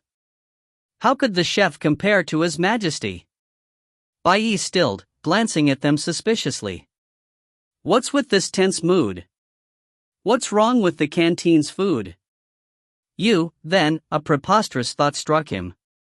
His eyes went wide, and his eyes jumped from one of them to the other in shock. F***CK, Xucheng. You can't possibly have fallen for her. Are you bringing her out on a date? The crowd turned over in a single motion, one long-legged sister from the opposite side of the room sweeping Yao Si up and down several times in particular. What are you saying? Gu Shuqing's face darkened. How would he dare? I've reminded you so many times to mind your language. Enough, let's all have our meals. Without caring for others, he led Yao Si out, while continuously checking the time. When they were finally alone, he gravely said, "Your Highness, I hope you won't take it to heart. Bai Yi is still young and has always been playful." "It's okay. Wasn't it just a casual remark?" "Don't worry, Your Highness, I will definitely keep your identity under wraps. No one will know about it." Yao Si stilled. "Who told you I wanted to keep it a secret?" "I understand, even though it can be difficult since His Majesty is so remarkable." "What, huh? What did you just say?" He turned abruptly toward her, almost hitting a wall. You had no intentions to hide your identity?" "Yeah." She was totally fine with everyone knowing she was a bloodling. Then why didn't you enter high school directly but instead joined the elementary school?" he asked with wide eyes. "Wasn't it to experience life?" She coughed awkwardly. "Let's leave my identity a secret." She was never going to admit applying for the exam. "Yes, Your Highness. If you find any errors, ads pop up, ads redirect, broken links, non-standard content, etc., please let us know. Report chapter so we can fix it as soon as possible." Chapter 54, Nephew Gu Missing. Chapter 54, Nephew Gu Missing. Translator, King Bao. Editor, Dark Gem. Being an academy's lucky charm is an experience. Even when Yao Si was in the toilet, she could hear people flaunting. "Do you know the student union's president?" God Mu actually touched her head. Yao Si felt her heart clench. Ever since she became the president, she hadn't once felt the pressure or difficulties that she had imagined herself about to face. The entire academy remained civil and respectful toward how things turned out, and even members of the student union were blindly obliging toward her demands. The president's words were basically an ultimatum. Even if someone disapproved occasionally, it didn't matter. They would have to change their views. What? What if something went wrong? Rubbish! How could the person chosen by God Mu be wrong? There was one basic value every God Mu fan had to have, and that was blind trust in him. Questioning the president was akin to questioning God Mu. President is a newcomer. What's wrong with being a newcomer? Aren't newcomers allowed to be popular? She had been chosen with votes from the entire school. Besides, which academy in the galaxy had a student union president that had been personally chosen by God Mu? Mu Xuan's diehard fans were spread far and wide, and their ability to brainwash themselves to suit his wishes was undeniably remarkable. Yao Si had originally planned on quitting the committee using her lack of capability as an excuse, but that was no longer an option now. The very thought of it was so frustrating. President, the department head at the side tapped onto her arm. Yao Si had been in a trance while working. She now stopped her hands and lifted her head from the pile of documents, then glanced at the crowd in front of her that was having a meeting.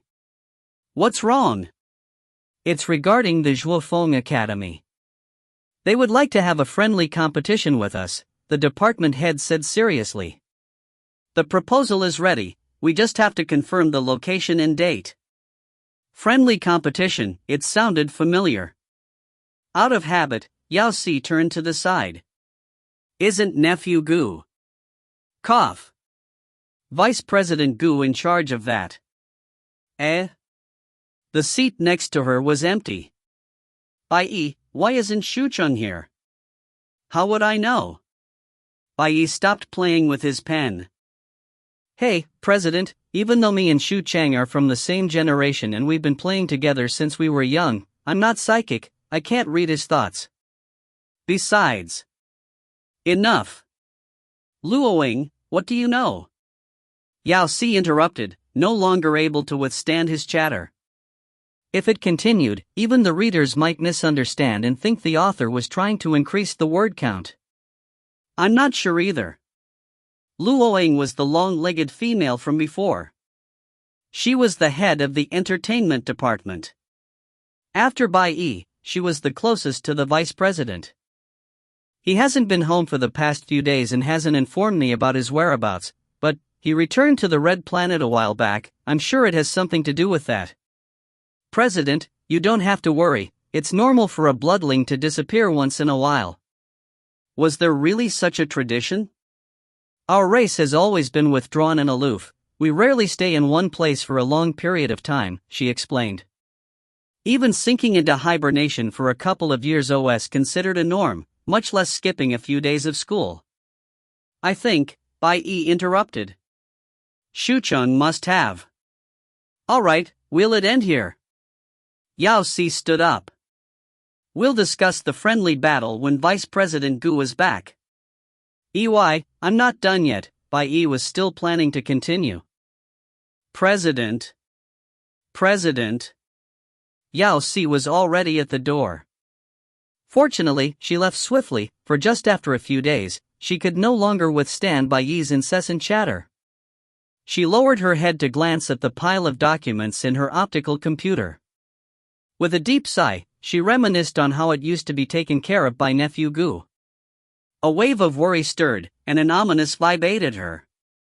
According to Luoying, the bloodlings were always a carefree bunch, sinking into 100-year hibernation at random, because of which disappearing for a few days was considered a norm.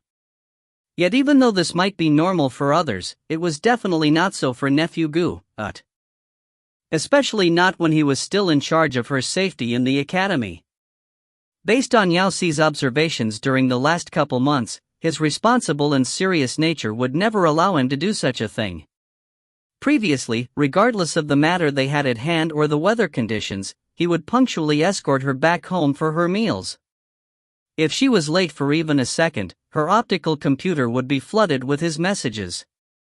It was as though he was monitoring the time all throughout the day. Thus, would someone who held the elder's words with such importance skip out on the weekly meeting? Was there an emergency? Yao Si frowned and sent Gu Xucheng several messages before diving into her large pile of documents. At the next weekly meeting, he was still missing. Her message to him had been sent half a month ago, but it seemed to have drowned in the sea, getting lost before anyone could reply to it. There were so many unread documents in her optical computer that she was about to collapse. Yao Si made a decision. Regardless of whether nephew Gu was in trouble or not, she was going to get him back. Now, this very instant. Why did you pull me out? Bai Yi asked as he was being dragged outside against his will. That's 'cause I have no idea where he stays. Why else would I bring such a chatterbox along? Luoying hasn't been around as well, so you're the only one I can use. You were going to get Luoying? Bai Yi's eyes went wide, and his eyes roamed up and down her, an unknown emotion clouding them.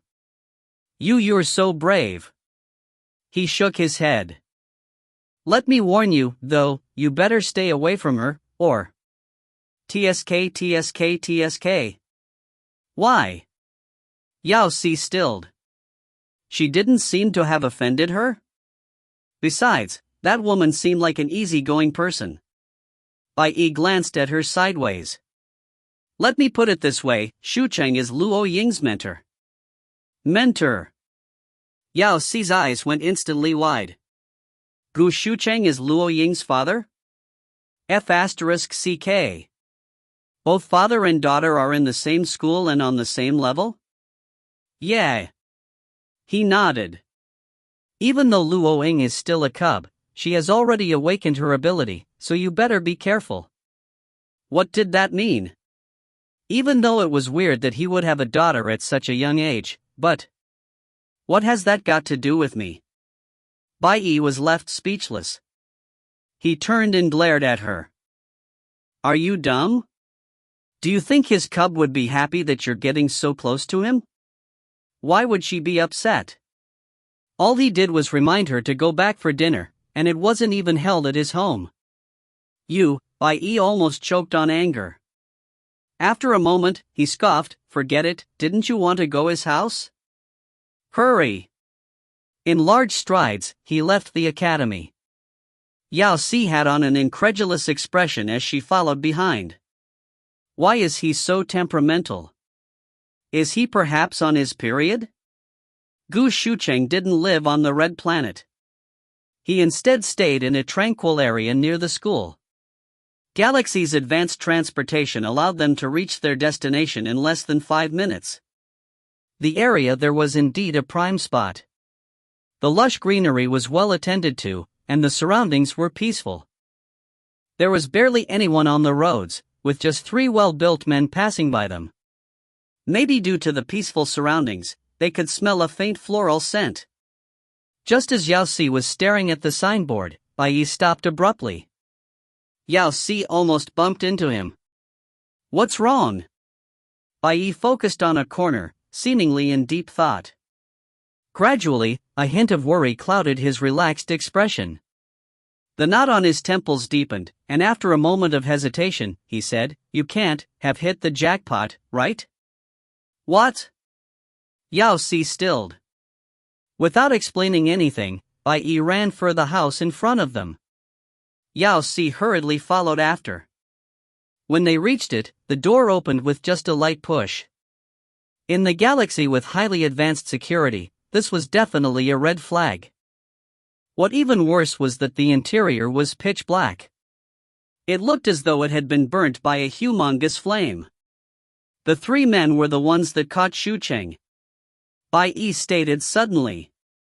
"My ability is mind reading. I heard their thoughts when they passed by us. Let's go. If you find any errors, ads pop up, ads redirect, broken links, non-standard content, etc., please let us know. Report chapter so we can fix it as soon as possible." Chapter 55 On the Enemy's Heels. Chapter 55 On the Enemy's Heels. Translator, King Bao. Editor, Dark Gem. They sprinted over anxiously, but by the time they caught up, the 3 guys had already boarded the ship. Just as Yao Si was thinking what to do now, Bai pried open a small opening and signaled her over. Here, dot. Yao Si followed behind instantly. The opening was tiny and could only fit 1 person at a time. It was most likely an air vent. They crawled into the ship and moved through it until they reached a store-like room. Bai seemed familiar with the structure of the ship, for he tapped a button on the wall and closed the air vent. The moment they got more comfortable, the ship shook, probably taking flight to an unknown destination. "Don't worry." Bai seemed to have sensed her worry. "I learned about the structure of such small ships 3 years ago. They aren't suited for long journeys and can't enter space portals. I'm sure our destination isn't far." The ship shook once more, and a sea of white was the only thing one could see through the windows. The next moment, an electronic reminder popped out on the screen. Ding! The ship is about to enter a space portal. Didn't you say it can't go through portals? Bai froze. He could vaguely hear a mocking laugh by his ears. F***CK, this ship must have been illegally modified, Chatterbox Bai said, attempting to retain his pride. The mistake was definitely not because of his limited knowledge. Yao Si dismissed him and thought to update Yao Qian about the situation, but she then realized that there wasn't any reception. They should have a device that reflects signals, Bai said, not the least bit worried as he found a box to sit on. Let's wait, we'll know what they're up to once the ship lands. Reaching into his pocket, he brought out a popsicle-like object. Want some instant duck blood curd? My treat. Is this the time for that? You don't like it? He reached into his pocket and started to fiddle around it once more. It's okay, I also have other flavors. There's a floral one, seafood, fruit, and savory as well. Want any of them? I also have the latest 5T drama downloaded, so it'll keep us occupied for the next 4-5 days. Interested? Floating in space is the best time to watch dramas. My favorite ones is this a rescue mission or a vacation? Where's your sense of urgency? Isn't the person held captive your good friend? Did you hear anything from your mind reading? Nothing, Bai answered calmly. I hadn't fully activated my ability, so I could only hear some random thoughts. The last bloodling we caught was half a month. We don't have to monitor, he's dangerous. Stuff along those lines, and Gu Shuchang and Luoying are the only ones living near that area.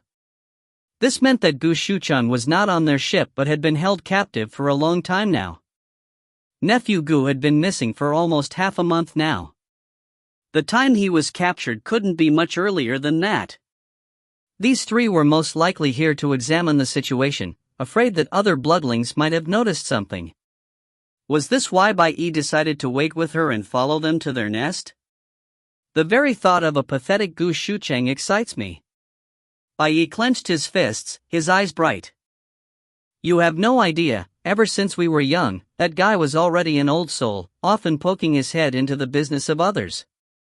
Even though we're of the same generation, he would often chastise me as though I was his son.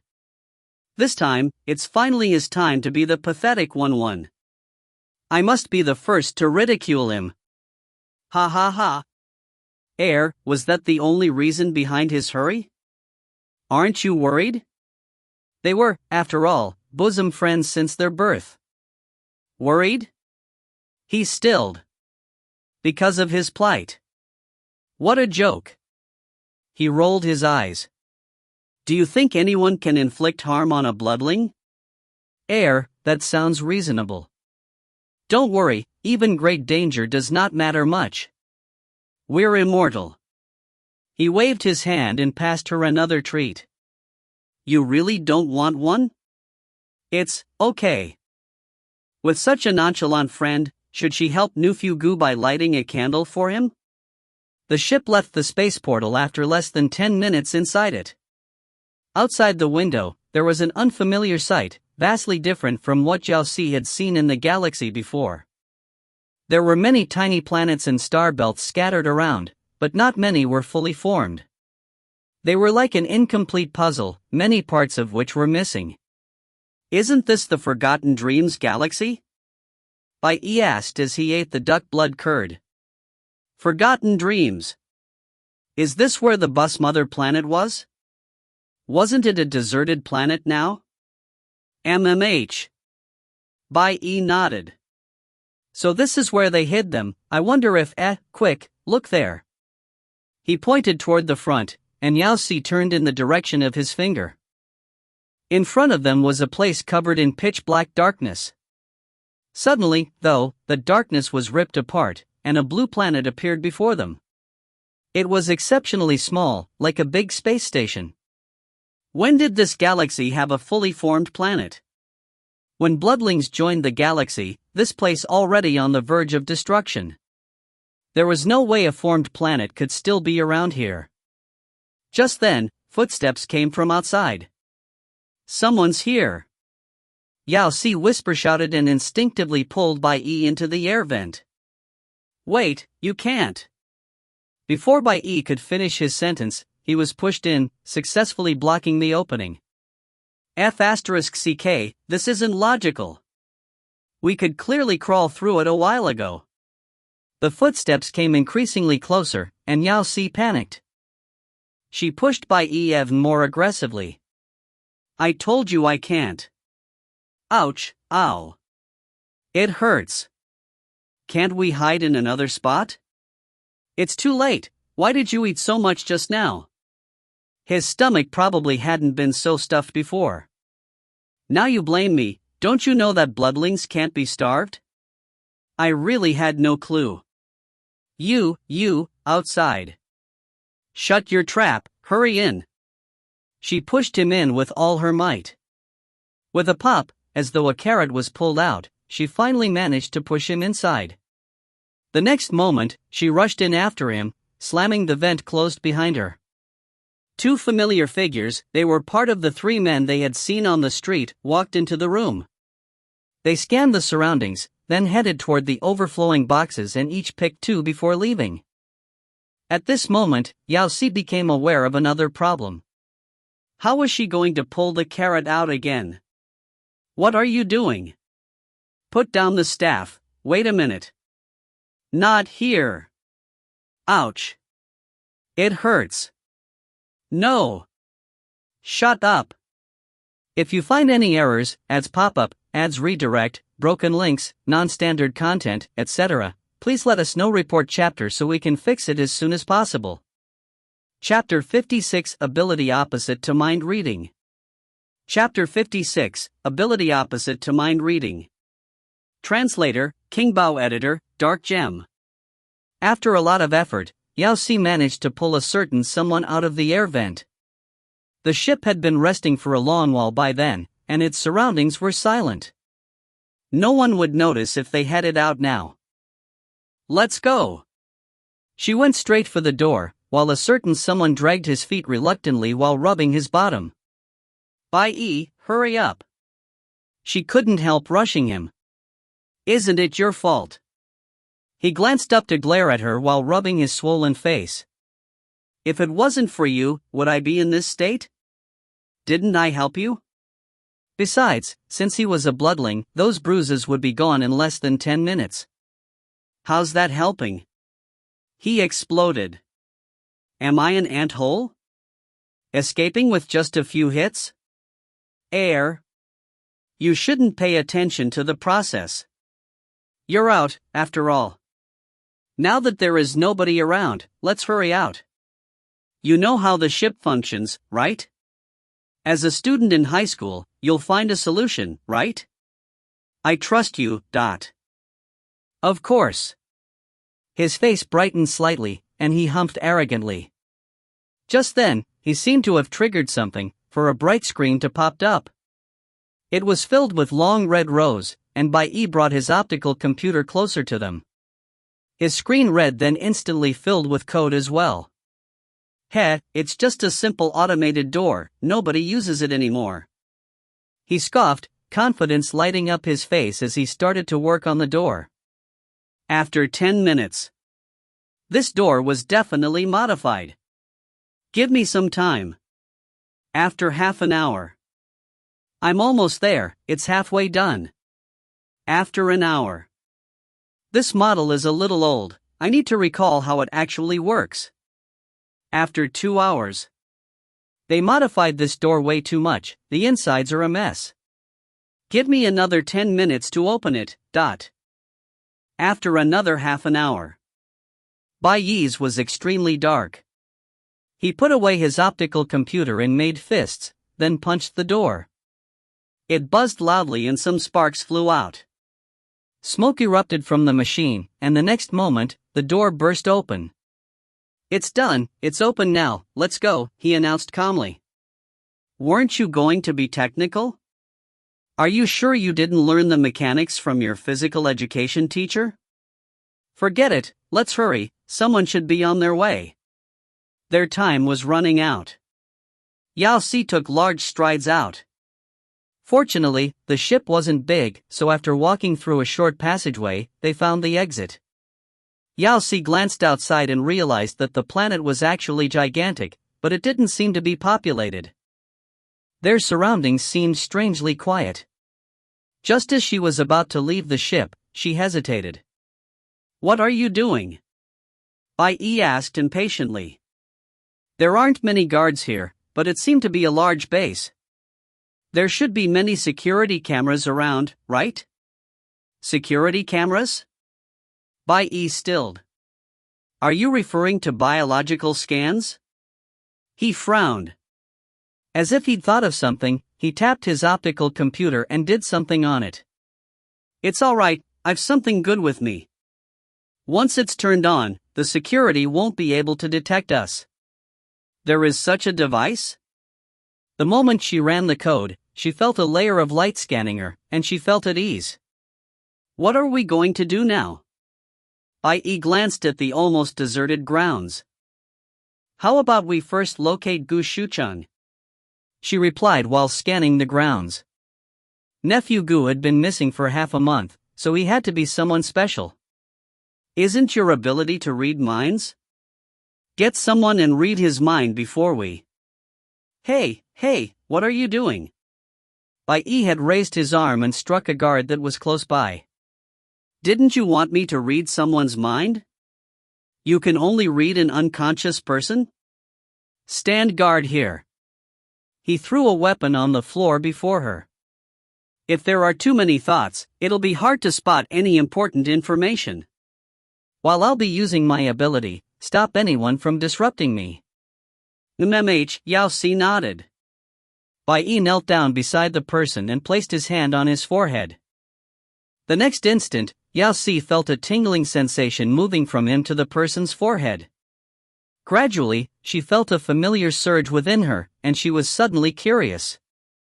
Since mind reading allowed one to read others' thoughts, what would the inverse ability be? What's that? A bright glow flashed in front of her eyes, forming two neat rows of words. Words? The words were positioned directly above Bai Yi and the guards' heads. The were. Guard 1 fainted in glory from an intruder's attack. But the attacker did not know that the guard had been through a special training. Even if he died, he would never tell the intruder that the two bloodlings they captured were kept in individual cells in basement 5.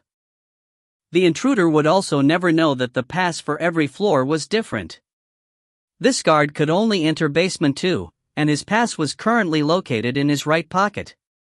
No one knew that Bai Yi had no intention to use his mind-reading ability since it wasn't at a stable state. He wasn't able to control it at will, and due to its instability, he didn't have many friends. However, in order to mock Mu Xuan, he was willing to endure an attempt at using his ability. But he had never expected that this guard's thoughts would be filled with pretty girls from a porn movie, making it almost impossible to find any useful information. What were the words in brackets? Were they subtitles? Why was her ability providing her with subtitles? And why were they from a third person's perspective? On second look, she realized that the words weren't in the galactic language but rather pure traditional Chinese, Arial, font size 5, and in bold. It's quite scary to find words written over people's heads. I found it. Xucheng is in basement 5. You? How do you know? Bai Yi stilled. Yao Si's face twitched. It's hard to explain. She refused to answer the question, and instead reached for the guard's pocket. There was indeed a translucent card there. Let's go down. Bai Yi followed her in confusion, the two rows of words above his head morphing into another line. Bai Yi is filled with doubt. He feels that the president that came out of nowhere is getting more and more mysterious. Was she just Xucheng's lover? What did they do together? He was suddenly reminded of the movie scene in the guard's mind. Enough. If you find any errors, ads pop-up, ads redirect, broken links, non-standard content, etc., please let us know. Report chapter so we can fix it as soon as possible. Chapter 57 Plugin stopped working. Chapter 57 Plugin stopped working. Translator, King Bao Editor, Dark Gem. Bai Yi, I need to clarify something. Yao Si couldn't just let him continue misunderstanding, she had to set things straight. What is it? Can't we talk about it later? No. I know all about your inner wretched thoughts. Listen. First, I don't harbor any improper thoughts toward Gu Xucheng and see him solely as a younger nephew. Second, I'm a bloodling just like you. Got it? You are a bloodling? Bai Yi sized her up. If you're a bloodling, why did you enter the Academy's elementary branch? Yao Si froze. Why did you have to mention that? That is complicated, you can see it as me wanting to experience life. Why didn't we receive any notification about a bloodling entering the academy? Since it's a life experience, I deliberately concealed my identity. Yao Si instantly tossed away the exam results slip which had floated into mind before continuing to explain seriously. Gu Xucheng's preferential treatment is solely due to my higher rank. He is doing it out of respect. Stop joking around. Bai Yi wasn't the least bit convinced. There are other bloodlings with higher rank than him in the academy, but he doesn't revolve around them every day. He is practically a nanny for you. That's because my rank is a little higher. Which generation are you from? Yao Si raised a palm with her fingers splayed out. 5th generation. Bai Yi was taken aback at first, then his mouth started to twitch. He probed, is your guider perhaps? Mu Xuan. Yao Si replied decisively. That's why he came on the first day. Bai Yi sank into silence, sizing her up once more before saying in a daze, Oh. I see. He didn't think the response was enough, so he nodded firmly, a sharp glint flashing through his gaze as he added, I understand, I won't misunderstand anymore. But let's get Xucheng out first. Yao Si heaved a sigh of relief, but the moment she glanced up, she froze, anger choking her throat. What do you mean by understand? The words above him were. Bai Yi is very confused. He hadn't known that love could blind someone to the point that they could abandon their race.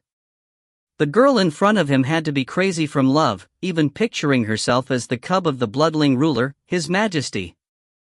Ah, what an insane choice. Ah, what a devastating love. Ah, what deep love. Ah. Stop with your AHS. You're the crazy one, your entire family is crazy. I'm really a bloodling, but. I understand. What do you understand? Listen to me. Someone's here. Bai Yi's face tightened, and he pulled her into the corner. A row of people came soon after, but they weren't like the scattered guards. The group consisted of about 7 people, all dressed in the standard white coats with black cases in their hands. Their gaze were focused ahead as they entered the ship which seemed about to leave. We need to find Xucheng soon. Bai Yi's expression grew serious. Yao Si inhaled deeply, suppressing the curses within her. She pointed in the direction from which the group had come. The door is there. She held onto the card tightly, swiping it accurately against the security lock. After a bend, they were in a completely different place. The entire area was a sea of white, with white walls and walkways while weak lighting set a grim and bleak atmosphere. There also was a sour stench in the air. What's that smell? Bloodlings had sharp senses, and Yao Si was forced to pinch her nose tight. It's medicine. Bai Yi frowned. Is the ventilation here that bad? He glanced around, pushing up his sleeves. This building is rather complex. They may have specifically designed it to mimic a maze. Any wrong move and we will end up in a dead end, triggering an alarm. There's some people over there, so I'll use my ability just in case. Turn right. Bai Yi stilled. To the right, there was another corridor branch. Why do you say that? Hee, Yao Si's mouth curled slightly. I glanced above the guy's head. Guard A has been standing at his post for a day. He wishes to sit and rest for a while, but what he doesn't know is that the guards stationed in the 3 walkways to the right on the 2nd level are all seated while working. With such clear directions, it would be hard for her not to know, right? I told you I'm a bloodling. It's normal for me to have special abilities. Bai Yi frowned, going forth without probing her more. 5 minutes later. It's another crossroad, let me read. Turn left. The guard thought of his parents at home, but he wasn't aware that on the 2nd floor, after taking a left turn and passing 2 doors, there were guards who could visit their parents during their time off. On the left turn, the coast was clear. After 10 minutes. The passcode here. 08175. Employee B is an avid fan of lottery. He buys a ticket every day, but he doesn't know that the passcode for the door, 08715, is also the winning number for today's galactic lottery. Ding! Access granted. After 15 minutes. The electrical trap here. There's a switch on the left wall at about 1.9 m height. Dashing and tall employee D prides himself for being 1.88 m tall, but he doesn't know that the company's corridor closure button is at 1.9 m. He'd need heels to reach that height. Ding! The trap is disarmed, access granted. President Yao. MMH? I'm partially convinced you are a bloodling. Oh. I'm anyways. Can I ask you something? What is it? Is your ability called plug-in? At that time, Yao Si's passive ability was more reliable than ever before. It was akin to having an all-round navigator. In the beginning, they had to be careful around the guards, but soon, she was met with the words, invaders would never know that the exclusive license card from the equipment room would ensure that they would not be caught. After that, they abandoned all secrecy, going forth without obstruction. It was as though they had entered an undercover mode which allowed them to reach the fourth floor with ease. The entire process was so smooth that they lost the fundamental anxiety of being in the enemy's lair. Until, they encountered a door which was tightly shut. President, how do we open this door? Bai glanced at her with bright eyes, expecting her to provide him with a solution. Ever since his comrade had activated her plug-in, he had completely given up on using his own brain. Yao Si glanced at their empty surroundings.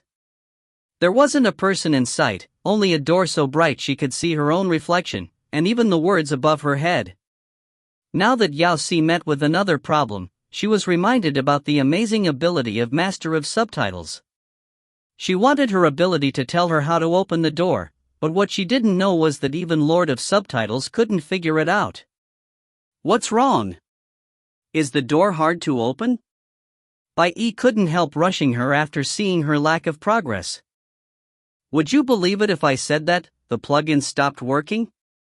If you find any errors, ads pop up, ads redirect, broken links, non-standard content, etc., please let us know. Report chapter so we can fix it as soon as possible. Chapter 58 Research Base. Chapter 58 Research Base. Translator, King Bao. Editor, Dark Gem. It never occurred to Yao Si that Basement 5 might be unguarded. Didn't it make it too easy? Now that she couldn't use her ability, she had no clue what to do next. Why don't you smash something?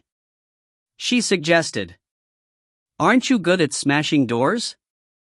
Bai rolled his eyes. Not all doors are. He stopped abruptly and pulled her into a corner. Someone's here. The next moment, the door ahead burst open, revealing how abnormal it was. It retracted from the middle in all four directions, and had at least 4 layers of laser nets, while behind the nets was an even thicker door. Yao Si suddenly realized why there wasn't a need for guards. With this kind of defense system, not even a fly could enter. What was in Basement 5 to warrant such security? They hid in the corner for 2 whole minutes before spotting a woman in a white coat bringing something out. Yao Si studied the person's head, and as expected, there was a pile of words atop it. The researcher was prepared to endure a scolding from Boss Chu once she submitted the latest results. She was no longer willing to participate in this pointless experiment that brought no results. When she walked out the door, she was unaware that intruders had broken into the base. Or that she would soon be passing through the DNA-secured door back into the Basement 5 instead of delivering her results for she was about to faint from an attack by the intruders. Eyes closed, face. Yao Si's mouth twitched. She took a deep breath and ordered, Bai, stop her. Bai had utmost confidence in her ability, and without hesitation, he bolted forward, decisively striking the person's neck and knocking her out. What's next? How do we open the door? The doors here are DNA secured, only the researchers can open it, Yao Si explained. Bai frowned and brought up the woman lying on the floor. Just as he was about to pull her fingers toward the sensor, he hit the tray in her hands and scattered some of the test tubes. They were all crystal clear, and each of them had a different colored substances within them, though red substances formed the majority. Yao Si wasn't sure if she was hallucinating, but she could almost smell a floral scent from the test tubes. What's this? Bai picked one up and gave it a press. The cap at the top of the test tube popped open, sending a sickly sweet scent into the air. It smells good. Smells good. His gaze suddenly turned hazy. What are you doing? Yao Si grabbed his hands when he was about to pour the liquid into his mouth. Trying it. Bai Yi tugged his hands free, then told her hurriedly, Isn't this blood? It's the most fragrant one I've smelled. How can you drink an unknown substance like that? Why not? He tossed her hands aside. I'm a bloodling, this won't kill me. Still, you can't drink it. Yao Si pressed his hands down once more. The subtitles had mentioned that these tubes were with research outcomes, so who knew what they really contained? I'm hungry. Don't you know that bloodlings can't go hungry? Let go. Forcefully, he pushed her away. Yao Si stilled, her blood boiling up. You won't listen? Bai Yi. She punched the back of his head, a burst of energy surging out instinctively when she hit him. Shut your greedy mouth. Bai Yi froze, then unwitting shattered the test tube by exerting some strength. Only then did he regain his senses. His gaze cleared up, and a thin layer of sweat coated his forehead. He turned toward her, looking as if he had just woken up from a dream. Just now. The substance in the test tube must have contained hallucinogens. It must be the reason he had been tempted into trying out the unknown substance. Hallucinogens? His face darkened. He flicked his arm violently, trying to get rid of the remainder of the substance. What's that? Why does it work against bloodlings? I'm afraid it works not just on bloodlings. Yao Si had a bad feeling about this. Let's take a look inside. Bai Yi nodded and switched his relaxed demeanor for a more serious and alert attitude. He placed all the test tubes back on the shelf before pulling the researcher's hand to the door. The next moment, the door burst open, the laser defense disappearing. Let's go. Bai Yi stuffed the fainted researcher into the corner they were hiding before and rushed into the next room. Yao Si instantly followed behind him. They had an inkling about what research was being done in Basement 5, and all their doubts were assuaged once they entered it. The floor this basement was on was a few times bigger than the other floors. Even the first room they entered was the size of 5 soccer fields. At a glance, the room was filled with transparent containers filled with light yellow substance, inside which were familiar and unfamiliar-looking organs. Some of them were even pulsing rhythmically. When they ventured forward, they saw containers filled with not just organ but entire body samples. They were bloated and had a white cast to them, having clearly been placed here a long time ago. There were more than 1,000 such containers in this room. Yao Si's heart sank lower and lower, the ominous aura flooding her entire being. This base was doing research on the bodies of different races. President. Bai Yi's face fell when he turned to glance at her. Yao Si nodded in understanding as they rushed forward, passing through this place that seemed like exhibition grounds for the organs of various races. In front of them were several wide walkways leading to different places. Wait. Let's head to the right. After reading the words above each walkway, Yao Si turned to the right. We should be able to find Shu Cheng's location in the main control room. All right. The main control room wasn't far, they could see it after just a short run. Bai Yi took a step forth, and several screens appeared before him, each of them showing a different location. Yao Si scanned the screens, trying to spot Nephew Gu. Just then a man's voice came from behind her. Who are you? Why are you in the main control room? Yao Si's heart sank. What should she do? Apologies. Forget it. She imitated Bai Yi and lifted her hand to hit the newcomer's neck. Once he fainted, they'd have another man down. Just then, her hand bounced off. It was as though his neck was made of cotton candy, receding inwards with her hand. She could even hear a squishing sound. The moment her hand left, his neck bounced outwards to its original form. There was barely any bruise, much less any signs of him fainting. Yao Si. The man. F***K. Why is your neck so bouncy? Are you some sort of gummy bear? If you find any errors, ads pop up, ads redirect, broken links, non-standard content, etc., please let us know. Report chapter so we can fix it as soon as possible. Chapter 59, Intruders Detected. Chapter 59, Intruders Detected. Translator, King Bao. Editor, Dark Gem. What are you doing? He turned to her in suspicion. Yao Si froze. If I said there's a bug on your collar, would you believe me? Really? He jumped, swiping his collar violently. I hate bugs, hurry, help me see if it's off. Damn. He actually fell for that. It's gone. That's good. He heaved a sigh, worry still etched on his face. He swiped his collar a few more times. Right, judging from your clothes, you must be a guard from above? Are you here to deliver more resources? It only now dawned on Yao Si that she had changed into the guard's uniform. Yes. She nodded frantically. They just might be able to escape this successfully. Then why are you guys in the main control room? Don't you know that only researchers are allowed in basement 5? He frowned, then added, are you lost? Is that why you're here? Yao Si glanced at Bai Yi, nodding. I knew it. He nodded as well, now that his doubt was cleared. The defense system of all 5 floors renews every 10 minutes, even if you come to the main control room, you won't be able to find your way. Brother, could you direct us? She asked smoothly.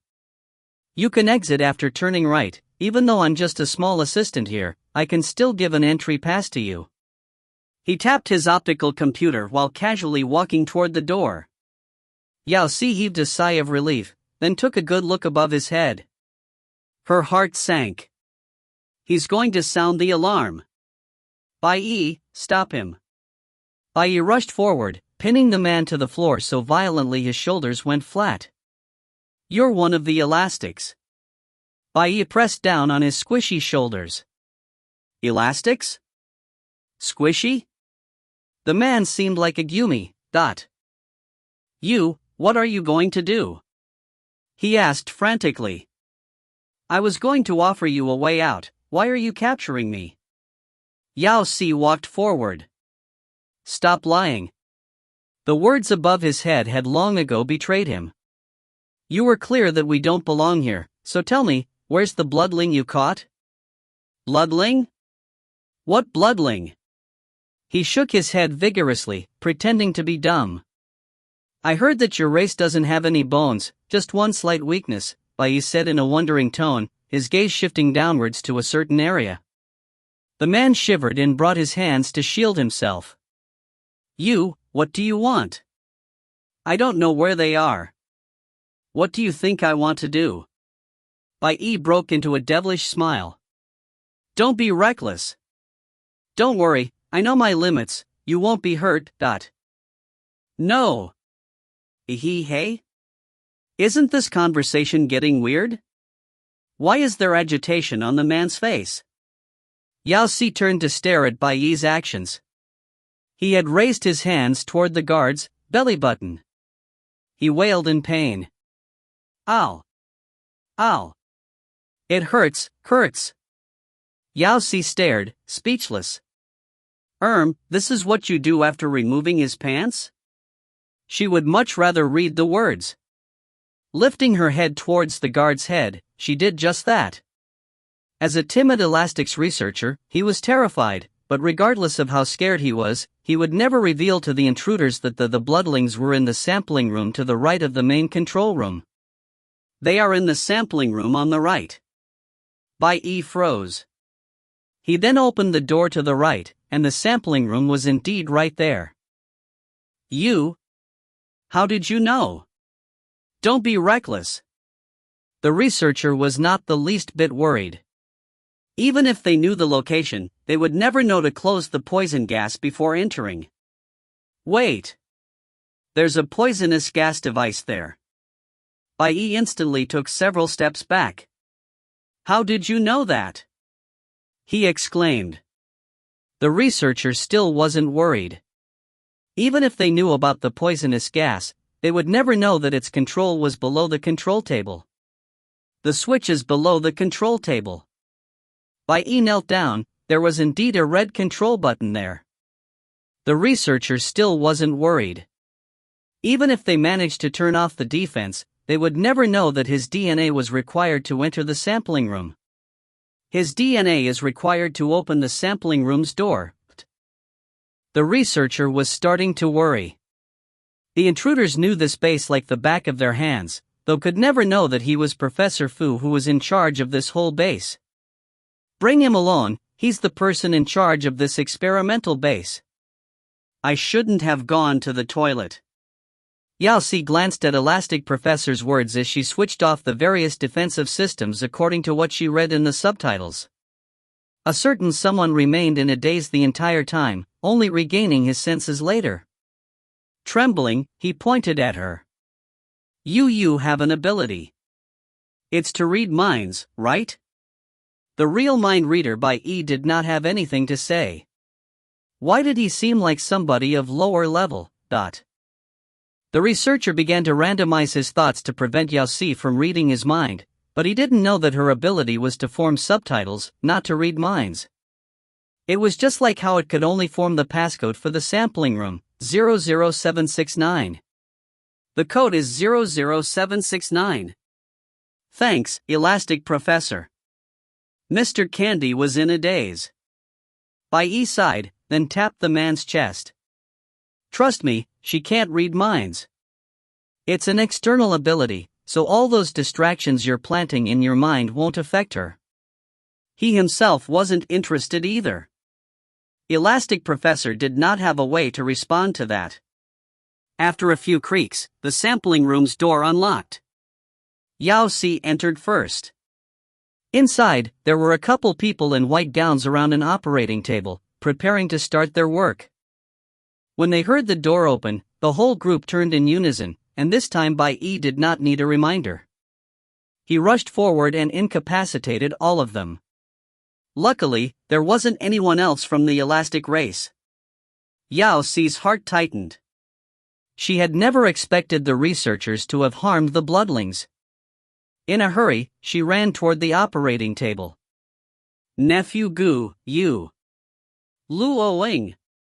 There was a person lying on the lit-up transparent operating table, but it wasn't Nephew Gu. It was his cub, Luoing, instead, and she was clearly held in captivity. Why was she here? Luoing. Luoing. Bai came over and tapped her face, but she remained unresponsive, as though fast asleep. What should we do? Yao Si turned to look toward the professor. The subtitles were as reliable as Weaver. She's been injected with an inhibitor. The blue needle contains the antidote. Bai grabbed the blue needle on the right and jabbed it into Luo Ying's arm. Once the liquid entered her system, she finally reacted, by taking a deep breath and waking up. Bai? She hesitated, confusion flashing past her eyes. She then turned and saw Yao Si. President? What are you? Right. Shucheng. She bolted up abruptly. Did you see Shucheng? I thought I saw him fainted near. Dieth 3ing. Before she could finish her sentence, a siren sounded through the base. If you find any errors, ads pop-up, ads redirect, broken links, non-standard content, etc., please let us know. Report chapter so we can fix it as soon as possible. Chapter 60, The Reason for Research Base's Existence. Chapter 60, The Reason for Research Base's Existence. Translator, Kingbao Editor, Dark Gem. They must have been detected, for the alarm grew increasingly louder, and hurried footsteps filled the hallways. In less than a minute, the sampling room's door flew open and 10 men rushed in. Without a moment's hesitation, they directed red lasers at the trio who was hiding beneath neat rows of various weapons. "President, what should we do?" Bai Yi looked towards Yao Si instinctively. Yao Si's lip twitched. Could they just surrender? Without giving them time to consider it, the leader of the guards waved his hand forward. "Get rid of those intruders." The next moment, a white light flashed in front of Yao Si, flooding her vision. The guards had activated their weapons. "Hey! How could you be so impatient? We have a hostage with us." While they were shooting, Yao Si bit down on her lip, convincing herself that a fight was inevitable. Besides, she was immortal, so what did it really matter? Moments later, something exploded beside her. It sent a bright glow hurling toward the guards. The light burst into numerous sparks and landed as a web. Instantly, a scent of charred meat flooded Yao Si's senses, and the row of guards collapsed to the ground. Luoying. Bai Yi held onto the exhausted Luoying. The attack had been clearly summoned by her. "Are you all right?" Luoying shook her head, and her face paled a touch more. In a worried voice, she said, "Xu Cheng. He's here, I can feel him, he's in danger, but do you know where he is?" She shook her head, and Bai Yi turned to Yao Si. "Let's leave this place first," she said in a hurry. If reinforcement arrived, they'd be goners. Luoying was the only one among them who could fight, but she had just awakened and hadn't yet regained her full strength. She wouldn't be able to withstand it if she summoned her ability once more. Yao Si supported the visibly exhausted Luoying, but just as they were about to leave, she remembered something. "Wait a minute, bring him along." She pointed towards Professor Fu, who was clearly frightened by the lightning ability. "Well, what do you want with me?" Professor Fu asked with a stammer. I don't know anything." "Besides, you saw it, they don't care about me at all, even if you bring me along, I won't be of any use." "That's not for you to decide." Bai Yi grabbed him and dragged him out as well. They made a frantic escape. While they were doing so, Yao Si took a quick glance at the rows of words above everyone's head. Basement 5 was ridiculously big, so even after trying several routes, they still weren't able to find a way out or any useful information regarding Nephew Gu. The alarm overhead, though, increased in urgency and intensity with each passing second. Professor Gu lamented, "Basement 5 has been closed down completely. Even I won't be able to leave now." He sighed heavily, a defeated expression on his face. "Even if you manage to find the other bloodling, they'll still destroy the entire base without a second thought." "What do you mean?" Bai Yi asked, violently tugging at his collar. Professor Fu let out a bitter smile. "This research base is a secret of the highest level. Researchers who were brought in came with the knowledge that they'll have to stay here till the day they died. The alarm we're hearing now is the most critical one. Once it begins ringing, all the ships will begin evacuations. If the alarm isn't turned off in an hour, the whole research base will self-destruct, destroying everything within it. Nobody will be able to leave. Do you think to frighten me?" Bai Yi scoffed. At this, Professor Fu added anxiously, "I know that bloodlings are immortal, but the research base naturally has ways to kill those of your kind." Bai Yi froze, his grip tightening on Professor Fu's collar. "What do you mean? What kind of research are you guys doing here?" The man remained silent, his face paling even more. "Clearly it's a research on bloodlings," Yao Si said. If one added all they've encountered so far, Gu Shuqing's disappearance, the substance that could affect Bai Yi, the research laboratory in Basement 5, Luoying who had been tied to a surgical table, there could only be one explanation. This research base was made to specifically target bloodlings. That's why he said that the research base will stop anyone from leaving at all cost.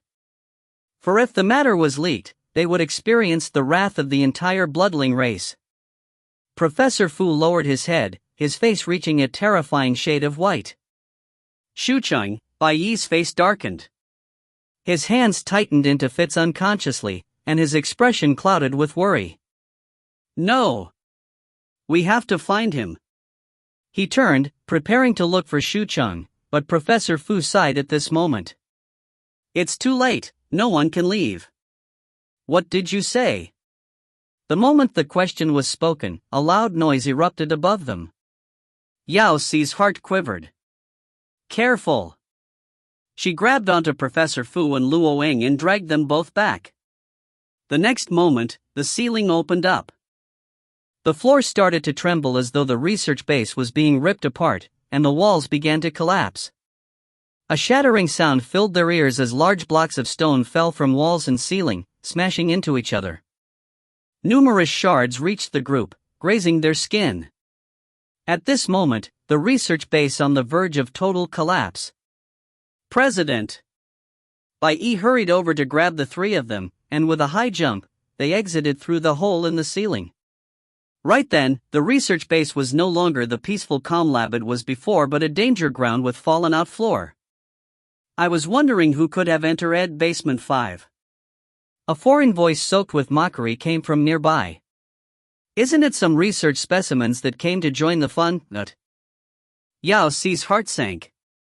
Turning, she saw a huge crowd ahead, at the front of which was the speaker. He was a man dressed entirely in black. Behind him stood 4 guards and a crowd of at least 10 people dressed in oversized coats. Strangely, all of them were gazing weirdly over here. Professor Fu, you're still alive. The man disregarded Yao Si and her companions, turning instead to Professor Fu who was coughing continuously. Weren't you always complaining about the lack of specimens? Now there's more. Professor Fu froze, forgetting to cough as his eyes widened in fright. He stammered out, Mr. Lu, I didn't want to escape, it's them. Professor Fu, of course I believe you. He smiled, and his eyes turned into crescents, yet the way he gazed was full of murderous intent. He waved his hand then, barely giving Yao Si and her fellow students a glance. Keep those specimens. If you find any errors, ads pop up, ads redirect, broken links, non-standard content, etc., please let us know. Report chapter so we can fix it as soon as possible. Chapter 61, The Controlled Bloodlings. Chapter 61, The Controlled Bloodlings. Translator, King Bao. Editor, Dark Gem. The minute Mr. Lu finished his sentence, the 4 guards surrounded them, aiming their attacks in their direction without regard for Professor Fu's safety. The entire room lit up, and the light turned into a wide glowing blanket which crashed down on them. Just as it was about to engulf them, the exhausted Luoying staggered forward. A spark ignited between her palms, and a bolt of light pierced through the skies, splitting the glowing blanket into 100 pieces, some of which flew at her. Be careful! Yao Si pulled onto Luoying, dragging her back, but it was too late, several rays had already landed on her. Ah! She shrieked as her skin broke apart and blood covered her entire arm. Luoying! Yao Si held onto her. What's wrong? Bai Yi glanced at her arm anxiously. Can't you heal it automatically? Luoying was growing pale. Blood kept pouring out of her arm like from an open tap which they had no means of shutting. Yet based on a bloodling's healing ability, it wasn't possible to bleed for so long. So you have the lighting ability. Mr. Lu smirked, glancing over at Luoying. A good specimen indeed. I haven't met any lighting ability users thus far. But, he squinted his eyes, and a mocking glint clouded his gaze. You haven't experienced the full wrath of my research yet. What you've seen so far is merely the appetizer. That glow had been to reduce the healing speed. Yao Si froze. Even though she had already guessed the subject of the experiments, she had never expected them to have come so far. They could actually suppress the bloodling's natural healing ability. It meant that the research must have gone on for quite some time. Wouldn't that be a warning sign that they'll have more tricks up their sleeves? Who exactly are you? What are you planning to do? Bai Yi snarled with rage and a hint of worry, his eyes a bloody shade of red. What I'm planning? Mr. Lu scoffed. You're about to find out. He glanced down at his optical computer and nodded several times before adding nonchalantly, the lightning ability is indeed a tough one, but I wonder how she will fare against the other abilities? What do you mean? Yao Si's heart clenched. With a wave of his hand, the crowd at the back moved, encapsulating them. Those people didn't seem to have souls, for their gazes were unfocused and they moved like zombies when coming closer. Senior Hao? Bai Yi's eyes went wide from shock and disbelief. He then scanned the crowd more carefully. Why is he here? Didn't he graduate 5 years ago? He paused abruptly, a cold shiver running down his spine. They're all bloodlings, you're controlling them, . Wow, you could tell? It's a pity the revelation came too late. Mr. Lu smirked and adjusted his collar. With a sharp glare, he shouted out, leave only the bloodling with lightning ability. The bloodlings in the crowd seemed to have been triggered to act, for the skies lit up with a myriad of abilities directing towards the trio and their captive. Bai Yi pushed Yao Si and Luoying behind himself, shouting at them, hurry, leave this place. I'll shield you. Before he could finish his sentence, Yao Si took a large step in front of him. Stop putting on a strong front. Back off, weakling. A familiar surge of energy gushed through her, flowing towards her chest, and with a swing of her palms, the energy poured out. A firewall of a few meters high formed in front of her, defending them against the sky full of abilities. Gradually, their after effects fell to the ground, sending the entire research base into a fiery field. The product of her ability appeased Yao Si enormously. Her 1-year intensive training on the Red Planet hadn't been a child's play. As long as somebody showed their ability, she was invincible. You're from the Fire series, a different emotion entered the man's face in place of disgust. It can't be, you're just a student, how can you possess such a strong fire ability? Before his sentence could end, Yao Si rotated her palms toward the ground. Thousands of thorns came from beneath the firewall, rushing towards the zombified bloodlings. Even though these bloodlings' abilities weren't as strong as those of her training partners, they were a large crowd, a couple times the size of her practice groups. To fend off so many people was exhausting even for her, yet she continuously switched around the various abilities, controlling her attacks so as to not harm anyone. Water ability, fire ability, even lightning ability.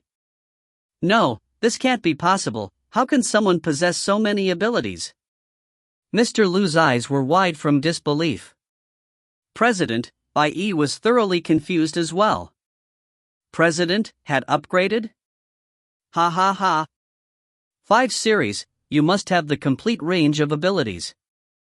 Mr. Lu had on a maniacal smile on his face, and his eyes were unusually bright at this moment. He looked like a madman. Great, great. You'll be such a valuable specimen.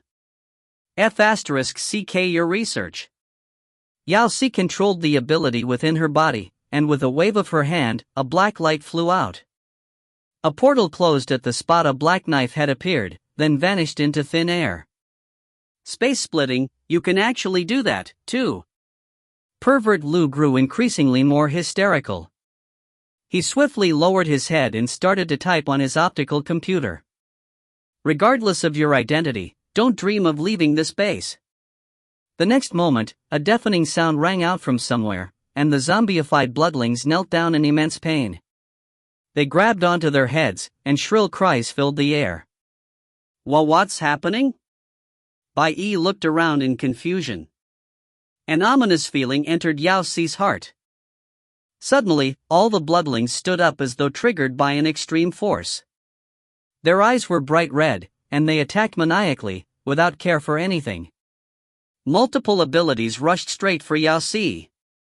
Since they were just puppets without a soul, they were attacking her with all their being. She could hold them off at first, but gradually, she started to feel exhaustion creeping up on her.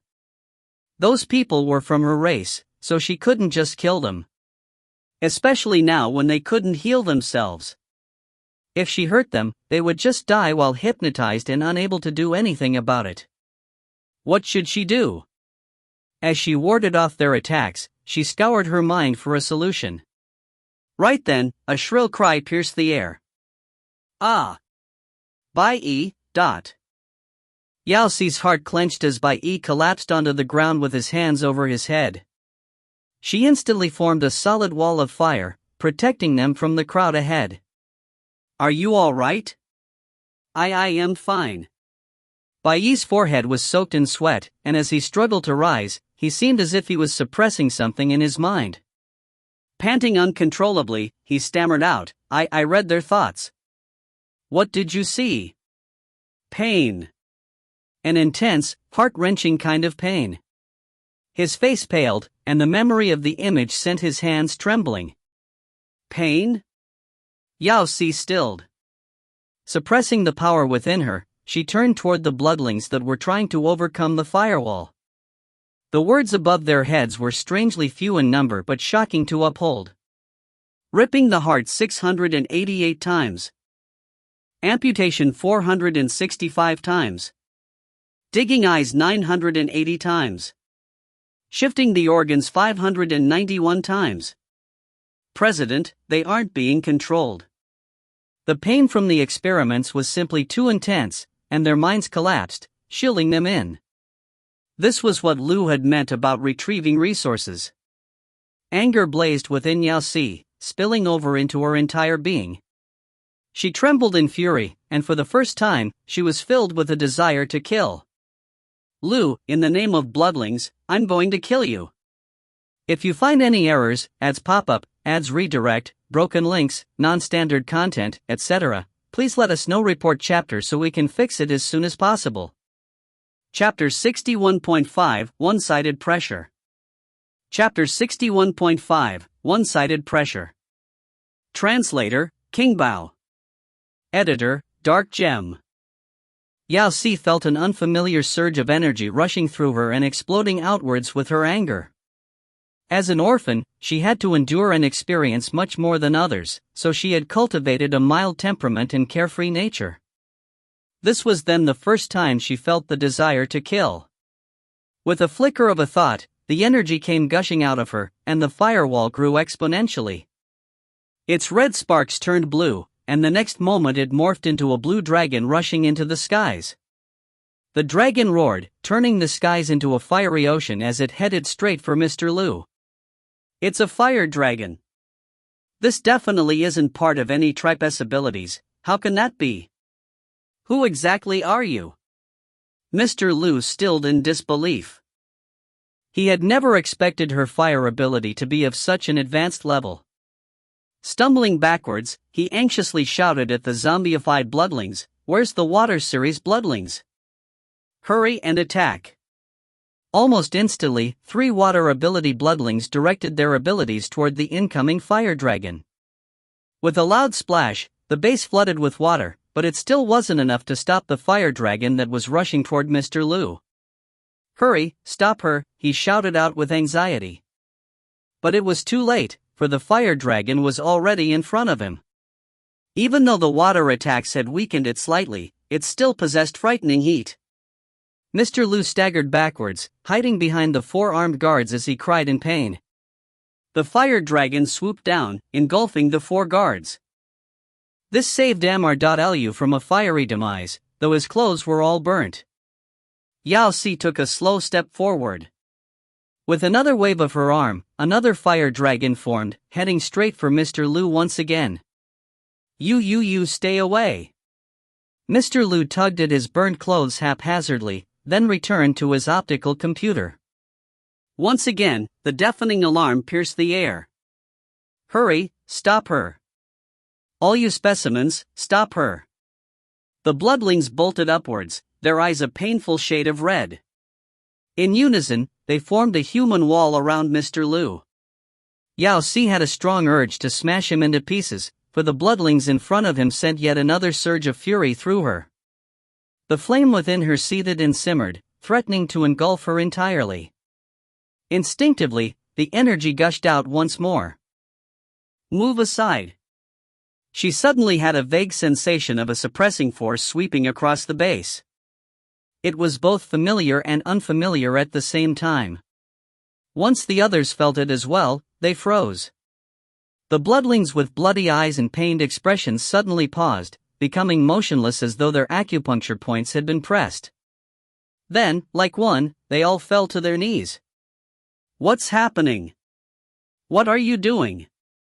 Mr. Lu glanced at the collapsed bloodlings, then reached forward to grab the nearest one. Hurry and stop her, hurry. The bloodlings continued to kneel without emotion, disregarding his words. Mr. Lu grew increasingly more frantic, and once again, the weird alarm rang out. This time, unlike before, the bloodlings remained motionless. Yao Si substituted the fire dragon with a lightning ability, and with a thundering clap, it struck Mr. Lu's right arm. A shrill cry pierced the air, and his originally white sleeve was stained with blood and flesh. That strike was for Luoing. Yao Si walked forward slowly, her ability still activated. She chose another ability, and thousands of icicles came crashing down at the madman. This one is for Nephew Gu. This time, she picked an Earth ability. This strike is for all the Earth series bloodlings.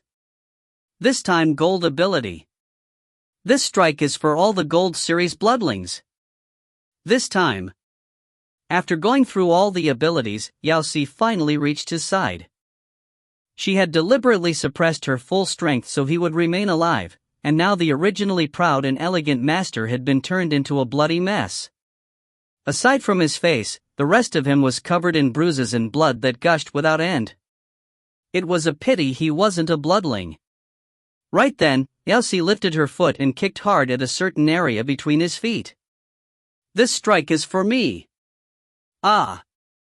The man curled into a ball, whimpering out in pain, his face convoluted. You can tell me now. Where's the bloodling you caught before Luoing? You will never find out. Bye. Yao Si turned over to glance behind her. Here. Without conscious thought, Bai Yi had also went down on his knees at some point in time. At the moment she called, though, he shot to his feet, even if his face was still tainted with a hint of confusion from before. Read his mind. She pointed at Mr. Lu. Ah. But my ability isn't. Read. Yes. Bai Yi activated his ability instinctively. The next moment, as expected, words appeared above Mr. Lu's head. Never had Lu Hangyi he expected that his hard work of so many years would be destroyed by two intruders. These narrow-minded bloodlings had no idea how sacrificial and noble his research was. It was horrible what had happened to him, but at least he could still keep secret the special bloodling he'd just gotten his hands on. After all, Lu Hangyi had already went through a mental training, so they won't be able to learn anything from his thoughts. However, he had no clue about Yao Si's intentions, that with the help of Lord of Subtitles, she'll be able to find Gu Shucheng, who's on the verge of a breakdown and who's kept in a seemingly transparent door on the right side of the first floor. P.S. Lord of Subtitles supports sending Mr. Lu to his grave. Stop wasting your energy, you won't. He's inside the transparent room. Before Lu Hangyi could finish his sentence, Yao Si pointed to the transparent storage room. What? How did you? Yao Si activated the wind ability, and with a loud smashing sound, the glass doors shattered, exposing a laboratory similar to the one in basement 5. Gu Shucheng, whom they had been searching for the entire time, was hanging in the middle of the room, his entire body covered in blood. Shucheng! Luoing bolted toward him without any regard for her own injuries. The girl that had struggled to put on a brave front despite her condition now broke down completely and tears came streaming down her face. With trembling hands, she reached out to hug the man in front of her, but then hesitated, afraid to harm him. As she hurriedly released him from the restraints, she continuously whimpered, Shucheng. Shucheng. Gu Shucheng was soaked in blood, some of it dried up while some was still fresh and flowing. At the front of his chest was a glaring piece of meat that was an entirely different shade from the rest of his skin. It took Shucheng a long while to regain his senses, even if Luoing whimpering non-stop by his side. Ing? He froze, worry flashing past his face. What are you doing here? You. Don't worry, everything's under control, Bai explained. He swept Yao Si a complicated glance. It's President. She saved us. Precinct Gu Shucheng followed his gaze over to Yao Si, and his eyes went wide. Wait a moment. What time is it? He straightened as though struck. Have you gone home for your meal? Luo Ying. Bai Yi. Yao Si. Trust you to remember that. Responsible indeed. If you find any errors, ads pop up, ads redirect, broken links, non-standard content, etc., please let us know. Report chapter so we can fix it as soon as possible. Chapter 62 Euphoria. Chapter 62 Euphoria. Translator, King Bao. Editor, Dark Gem. Wait, Lu Hongyi struggled to sit up. You can't take him, he's the only one with precognition as an ability. You have no idea what a valuable specimen he is. F***ck your research. Bai Yi exploded. Who would be willing to let you experiment on them? What do you know? With a murderous glint in his eyes, the man shouted out, there have to be sacrifices before success can be obtained. You bloodlings have ruled over the galaxy for long enough. Who gave your race the right to be immortal while the other races die from old age and sickness? My research will benefit all the races. Once we unlock the secrets behind your immortality, all the races will be able to live forever. This was the reason behind your kidnappings? Bai Yi asked, his eyes wide. What's wrong with that? If all the races become immortal, there won't be any more sacrifices in the galaxy. He grew increasingly more agitated and seemed to be even forgetting his injuries. Without sacrifices, there won't be any quarrels, and the galaxy would enter a state of euphoria. It's our vision and ultimate aim. You're using my people as specimens to reach euphoria. You must be joking, Bai Yi spat out. Aren't you worried about the consequences once the Red Planet finds out? What can they do? He humphed, his gaze steady and unrepentant. For the sake of the entire galaxy, for the sake of all the race's future, I'm prepared to sacrifice everything I have, including my life. You bloodlings have always been a selfish race. Despite having immortality, you refuse to share its secret with the other races. Even if you have the ability to prevent conflicts in the galaxy, you choose to stay on the sidelines without offering any help. After so many years of war between the various races, after the alliance being rebuilt so many times, how many have perished? Haven't you thought about interfering? All you did was stand by nonchalantly. Why can't I use you as specimens? This is what your race owes us, owes to the entire galaxy. F***CKU. Yao Si swung her leg at him. Stop trying to sugarcoat your disgusting motives. At the end of the day, you're just jealous and afraid of death. She smirked. What has the death of other races got to do with us bloodlings? The races fight due to their own greed, why push the blame on us? Are bloodlings your parents? Why must we worry and look out for you? What has your race done for the bloodlings? Lu Hongyi, keep your reasons to yourself and don't drag the other races down with you. You're right, the bloodlings are immortal. It's a strength of our kind, but that doesn't mean it's for everyone. Who are you to blame us for not sharing it? You're speaking as though you're a selfless sacrificial monk. If you're really as loving as you make yourself out to be, why did you build such a big research base? Why didn't you just donate your money to save the other races who are worse off? According to your logic, there are many races that have yet to enter the galaxy, so is it their fault? Look at how selfish you are, not sharing your abilities and resources. Shut up, shut up. Lu Hongyi shouted out, his face a mask of fury once his real reasons had been laid out for all to see. It isn't like this, it isn't like this. Enough, you're just jealous and unhappy at other people's success, Yao Si continued ruthlessly. You're just like a child that was denied a candy. Lu Hongyi, you aren't a hero. What hero could sacrifice the researchers he personally employs? In the end, you're just seeking immortality at the cost of others for your own selfish and disgusting desires. Rubbish!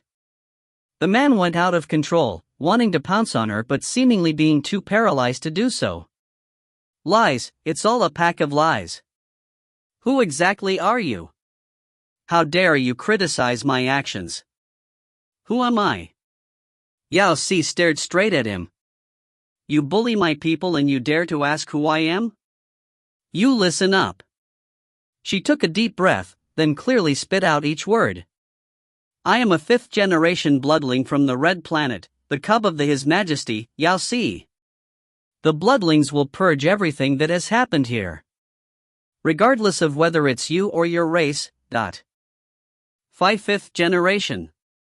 It's impossible. How can there still be a 5th-generation blooding around? His eyes went wide, and his actions became frantic, to the point he resembled a maniac. No.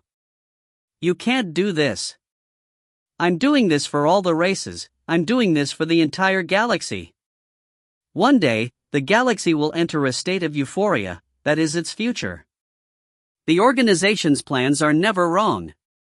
Organization? Yao Si stilled, then grabbed his collar. What do you mean? What organization? His expression grew increasingly hysterical. He soon looked deranged, and then, he burst into laughter. Ha ha ha ha ha ha. Do you think the research base is everything? I'm not the only one eyeing the bloodlings. Who are they? What is this organization you speak of? Euphoria has finally settled, the galaxy shall be reborn. Ha ha ha. Bai ability. If he wasn't willing to say anything, she would see it for herself. Bai replied in a daze. Just as he was about to summon his ability, his pupils shrank, and he pulled Yao Si backwards. Be careful.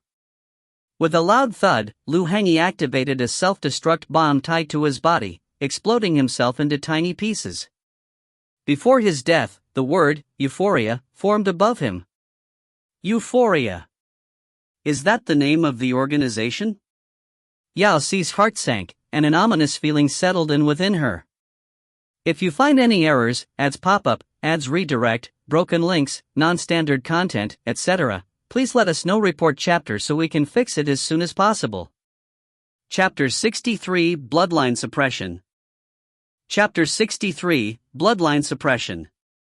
Translator, King Bao. Editor, Dark Gem. President, are you okay?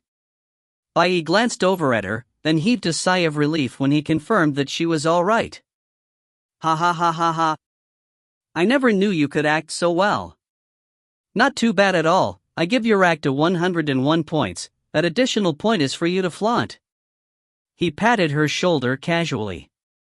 You could actually scare that perverted Lu to such an extent, not bad indeed. I'm thoroughly convinced by your abilities, President. Bai. Gu Shucheng struggled to sit up as he glanced over in warning. Mind your words. What did I do? Nephew Gu ignored him and turned to face Yao Si. Thank you, Your Highness. It's nothing. Yao Si took a long look at him. Thankfully, he had started to heal after Luoying had brought him down. His inability to heal previously must have been caused by some medication. Hey! Hey! Hey! Stop acting already. Bai looked at them incredulously. Wasn't she just lying to that perverted Lu? Shucheng, why are you calling her Your Highness? Gu Shucheng ignored him, turning to glance afar. Your Highness, why are they? He pointed towards the zombified bloodlings that were on their knees. I'm not sure. Yao Si shook her head, her face full of confusion. It happened after I got angry. She recalled the unfamiliar strength that had erupted from within her. It's the suppression of your bloodline, Luoying explained softly, her gaze lightening up. Her eyes now had that same expression as the elders had upon meeting her, with a hint of worship and envy. Your Highness's suppression. I could sense it. Bloodline suppression is an irresistible power coming from their bloodline that bloodlings are defenseless against. Wait. The very next instant, Bai Yi trembled as a thought struck him. His legs weakened in disbelief, and he stumbled away from Yao Si as thought she was a ghost. That horrifying oppression was the suppression of your bloodline? Why you released it? Why you really are? It's fake. Yao Si rolled her eyes at his delayed reaction, then turned to Luoying. Sister Luoying, since the suppression of the bloodline can eliminate perverted Lu's influence on them, can it also awaken them? Why yeah. Luoying nodded vigorously, a hint of red finally warming her pale face. She then added, "You can do it, Your Highness." They chose to close up their minds because due to the immense pain. Now, you just have to instruct them out for them to awaken. Alright, I'll try. Yao Si took a moment to sense the power, and indeed, the familiar strength came flowing outwards. It wasn't the same as when her ability activated whenever she met another source, but possessed a strange familiarity. Just then, she recalled that before her hibernation, when she had witnessed the war between the yellow and black, she seemed to have felt the same surge of energy. It had actually been a suppression of her bloodline. She released the strength within her, and the next second, the power engulfed the entire research base. All the bloodlings present went down on their knees, and even Gu Shuchang and Luoying had involuntarily knelt down. Only Bai Yi, who was still in a daze, remained standing. His eyes widened, and with his mouth hanging open, he stared at her with disbelief. Why you're. Before he could finish his sentence, his eyeballs rolled backwards and he fainted. Gu Shuchang. Luoying. Yao Si. She didn't have time to bother with him at the moment. With a quick glance at the bloodlings present, she shut her eyes to calm herself down. Deep within her, she could distinctly sense each one, and so she deliberately connected the energy to them. It was a miraculous sensation, as though everyone's thoughts were transparent and open, without any obstruction. She was about to do as Luoying had mentioned, wake them up, but just then, their thoughts gushed out, drowning her mid. Images flashed past her, one by one, and she felt herself alive in each one. The sensation was so clear, she could have sworn she was the actual victim whose mind she was now seeing. Before her was the stone-cold laboratory, the sensation of her suppressed abilities, the gleaming surgical knife, the overflowing blood that didn't seem to ever stop, and what was worst, she had to witness the organs being ripped from her body. Once, then again, and again. Just as the wound healed, it was ripped open once again. It seemed like there was no end. Even the pain started to numb. They wanted to die, but they couldn't. Sorrow, despair, fear, pain, and the desire to die. Her thoughts were swallowed by these negative emotions. It was so painful she started having trouble breathing. She finally understood why the alarm could bring the bloodlings so much pain. It was the sound that played whenever they removed a part of the victim's body. The images kept gushing in. But at this moment, Yao Si clenched her teeth and restrained them from flowing in. Only then could she keep her sanity. With the strength of her bloodline, she placed an order in their minds. It was to forget all that happened here. They would only remember being captured, but not what happened after. It was just like anesthesia before a surgery. Those memories would definitely drive them crazy if they were to remain. Erase the memories. Now, wake up. Once that was done, she opened her eyes. She felt as though she had just been fished out of water. She was both soaked and exhausted. Your Highness. Gu Shuchang and Luoying hurried over with worry. I'm fine. Yao Si said, panting heavily, then recovered slightly. You probably haven't yet gotten used to using the power of your bloodline. Oh, what's wrong? Where am I? The bloodlings began to awake, and they were all filled with confusion. Did I get caught? Oh right, experiment. This is that research base. Who are you? This force is. Are we saved? It's fine, everything is fine, but... They finally reacted, and the dead gazes in their eyes flooded with joy and excitement, though they still remained in a kneeling position. All of them were looking at Yao Si curiously, waiting for her next instructions. Hi! Yao Si retrieved the bloodline suppression and waved towards them. I'm glad you're all awake. But, does anyone know about Euphoria? What kind of organization is it? The crowd glanced at each other, while a few sunk into deep thought before speaking up with hesitation. If you find any errors, ads pop up, ads redirect, broken links, non-standard content, etc., please let us know. Report chapter so we can fix it as soon as possible. Chapter 64, Formal Declaration of War. Chapter 64, Formal Declaration of War. Translator, King Bao. Editor, Dark Gem. I seem to have heard of it, but I'm not very sure, one young bloodling said. I heard of it as well, another added. But the research base had tight security, so not only did they suppress our abilities and movements, they also never mentioned anything else. As for the experiments, we weren't awake. A hint of confusion tainted the man's expression. But I once realized that they were contacting a certain location every once in a while to report their progress.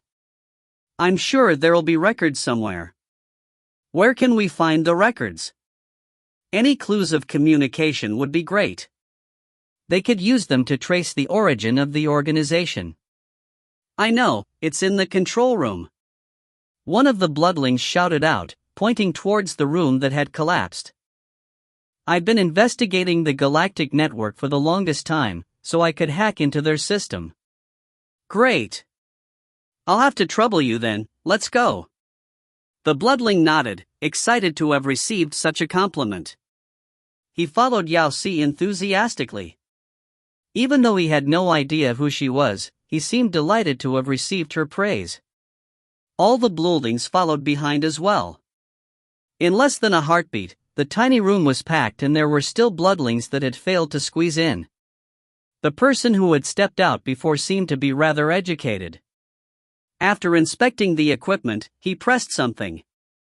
Suddenly, the entire room lit up, and screens popped up everywhere. The bloodling pulled over a chair, but just as he was about to start decoding, he seemed to have thought of something and pushed the chair towards Yao Si. In a slightly nervous voice, he said, Please take a seat. You take a seat, we'll have to depend on you to decode this. Yao Si pressed him down onto the chair. The bloodling didn't waste another second and started to type furiously. Being totally clueless about the futuristic technology, Yao Si had no clue as to what he was doing. She just stared at the screen with a myriad of unknown letters in confusion. However, the confident expression soon started to slip from the coder's face. It was gradually replaced by one of guilt. What's wrong? This communication device is one-sided, they can only send out information. Besides, they used an entirely different network, not the galactic network. Every time they contact the other side, the information will be deleted and impossible to trace. Even though the other party's account is present, it changes regularly. There should be a specific pattern they use to determine the new account, but it won't be known to others. I can crack into the defense system to switch off the self-destruct mechanism, but what concerns the other party, I can't help with it, he said with a scrunched-up face. Which means we won't be able to find them? Yes, I apologize. It's not your fault, thank you for your hard work. Yao Si never expected to find the mastermind so easily, especially after witnessing the scale of the research base. Just as perverted Lu had said, this was only a small portion of Euphoria. Such a large organization would definitely make no mistakes in their communications. But, the trip couldn't be called a success if they didn't do anything. She started to tremble uncontrollably once the images from before resurfaced in her mind. If we were to send a message to all the accounts present, would they be able to receive it? Yao Si asked. The bloodling nodded instantly. Yes, but we still wouldn't be able to trace them. That's fine. Open all the channels they have. I have a few words for this Euphoria organization. All of them? Alright. He turned and started to work on the device, then after some time turned back. It's done. Light flashed in front of her, and her body was reflected onto the screen. Yao Si then took a step forward and after a deep breath began speaking. Everyone in Euphoria, listen up. I'm Yao Si, a 5th-generation bloodling of the Red Planet. Your actions have violated my race's pride, and I don't care what you intend to do or who you are, but I formally declare war against you with my 5th-generation bloodline. We will find you. All actions against the bloodlings will be repaid in surplus. Regardless of how noble your excuses may be, we will never succumb.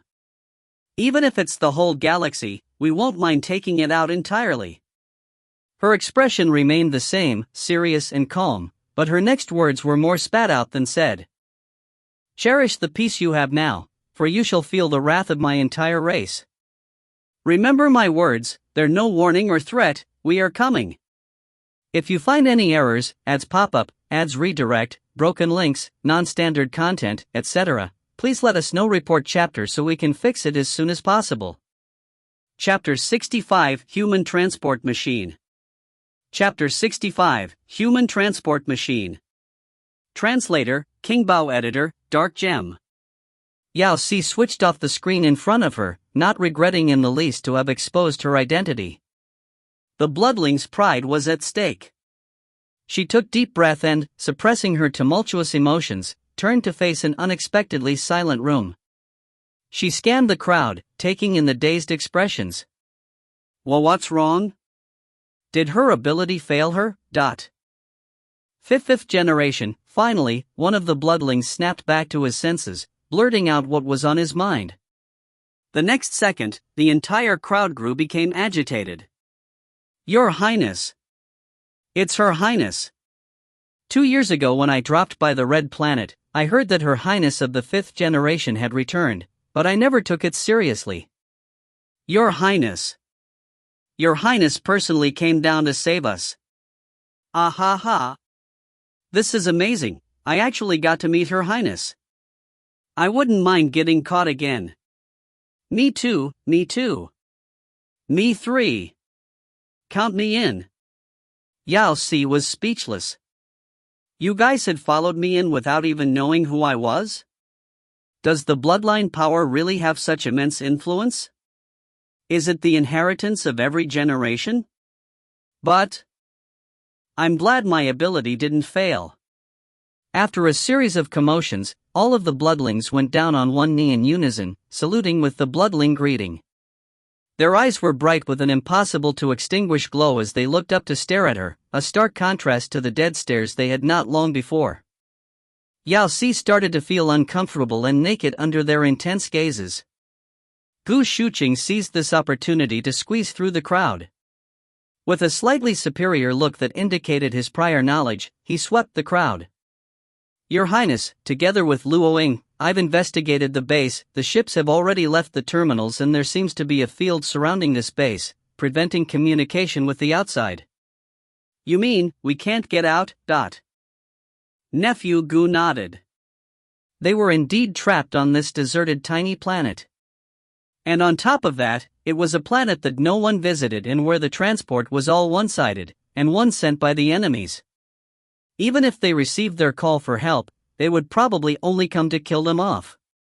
Don't worry, everything will be fine, we'll find a way. Yao Si wasn't the least bit worried, and to prove it she patted his shoulder in reassurance. She glanced down to look at the time, but then realized that her optical computer had been destroyed by the force of her ability. Instinctively, she turned to Nephew Gu. Oh right, what time is it? Nephew Gu's optical computer was removed, so he lifted his head towards the screen at the back. 6:47 p.m. Oh, then it'll be fast. Fast? Nephew Gu stilled slightly, then quickly understood her words. You mean? He's here. Yao Si sighed and lifted her head. From out of nowhere, there was a tear in the sky. It seemingly ripped itself open, and a familiar figure walked out of the portal. He headed straight towards Yao Si, with his face cold and taut, his brows deeply knotted. He said only one sentence to her, "You're late by 17 minutes and 32 seconds. He was wearing an extremely displeased expression. Yao Si punched nephew Gu lightly with a slightly shaky hand. "Didn't I tell you I've a plan?" She then pounced on Mu Xuan. "Dad! Hurry, transform into a human transport machine and send me back. If you find any errors, ads pop up, ads redirect, broken links, non-standard content, etc. Please let us know. Report chapter so we can fix it as soon as possible." Chapter 66, Cold War Within the Household. Chapter 66, Cold War Within the Household. Translator, King Bao. Editor, Dark Gem. Mu Xuan stilled, reaching out instinctively to caress Yao Si's head. Behind her, the crowd erupted into shrieks, startling her. "Ah ha ha ha ha ha! It's His Highness! He's real, the real, live, breathing kind! Oh my goodness! It's really His Highness, my lord, it's blinding, blinding! Both His Majesty and Her Highness is here, tell me if I'm dreaming. I'm going to take a photo, where's my optical computer? Can someone borrow me an optical computer? Ah ha ha ha ha! Ah ha ha! Aha! Yao Si was speechless. Aren't we all bloodlings? Is there really a need for such a fuss? Besides, weren't you guys my fans just a minute ago? Such fickle fans. Oh. Mu Xuan was indeed her father.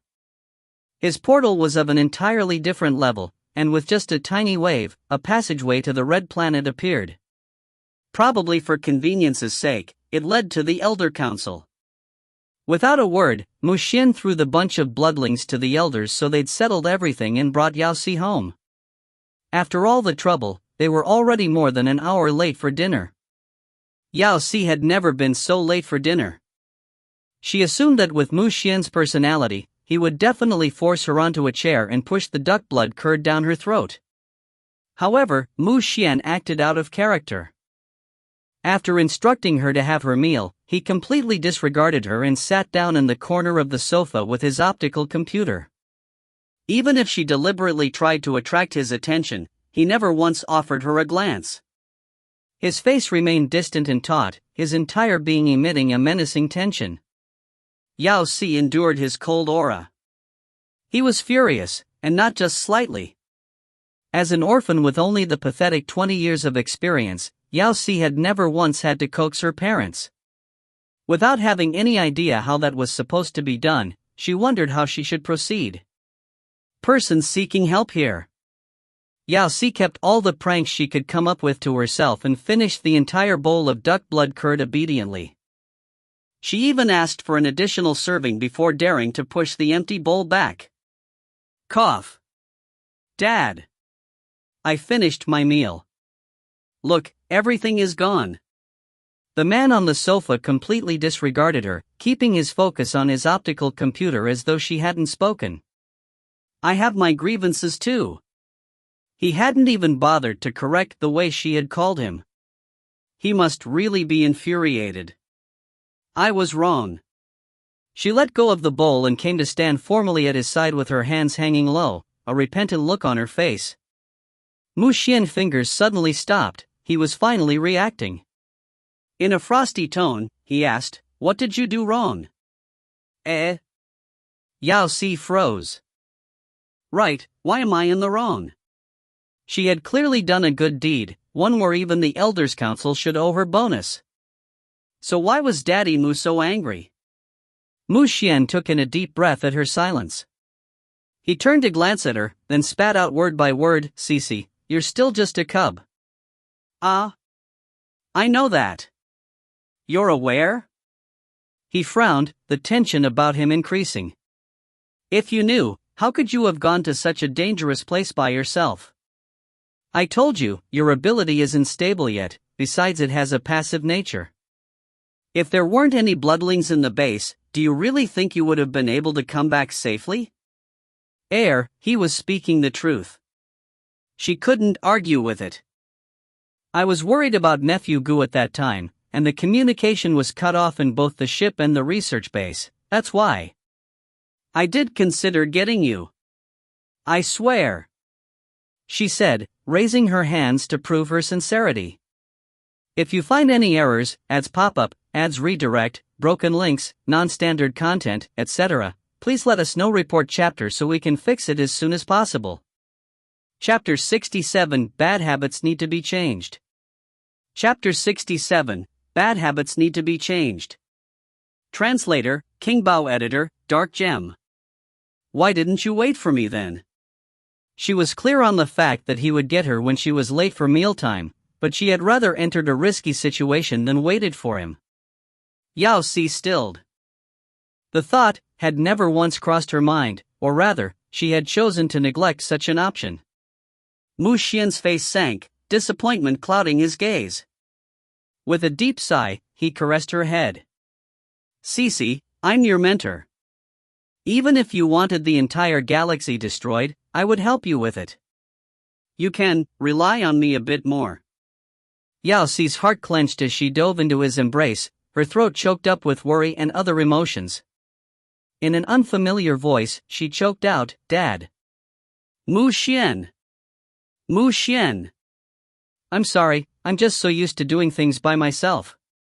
She was used to living by herself, used to making her own decisions, used to shouldering all her burdens, used to not having anyone to lean on. But, out of nowhere, she now had a father. There was now someone waiting for her to be back for meals, expecting her to rely on them. But, she just hadn't gotten used to it yet. I'll change. I definitely will. MH. The experiment against the bloodlings thoroughly infuriated the entire race. All of the bloodlings that had been rescued were placed in a centralized area assigned by the Elders' Council for further inspection to ensure that there weren't any problems that might have been overlooked. Yao Si was afraid that her suppression ability wasn't reliable and the captured bloodlings would remember the painful memories, so she made the more dependable Mu Xuan use his mental ability on all of them. This way, their memories would be thoroughly erased. As for the other three, Nephew Gu recovered only after 2 days of rest, Bai Yi wasn't harmed, and Luo Ying had recovered on the way back. Yao Si had been unscathed. Other than a few rips on her clothes, she was totally fine. But the rips on her clothes were enough. Mu Xuan glared at her with displeasure for a long while before tugging her home to recuperate. She was confined to their house, where lived the life of a pig, eating and sleeping. In order to piece back a certain someone's shattered glass heart, Yao Si didn't dare to leave the house. Her only form of entertainment was to harass Yao Qian regularly regarding the follow-up on the matter of the experiments. The Elders' Council was going to be busy. First, the research base planet was thoroughly investigated by the bloodlings. They found that the organization's targets weren't just bloodlings. Almost every race had suffered being a specimen under them, but the only ones who survived that were the bloodlings. The Red Planet informed all the various races, concealing only the organization's aim to find immortality. The news sent the entire galaxy into a major uproar. Euphoria became a notorious name that was known even on the tiniest planet. There was an extensive restructuring of the internal regulations within the Red Planet. The slack regulations were strengthened. Bloodlings that were going into hibernation had to first inform the officials of the Red Planet, and everyone that lived outside the Red Planet had to return once every 10 years. The Red Planet followed all the possible clues they could find in the research base while putting in place a large-scale investigation regarding the whereabouts of all bloodlings.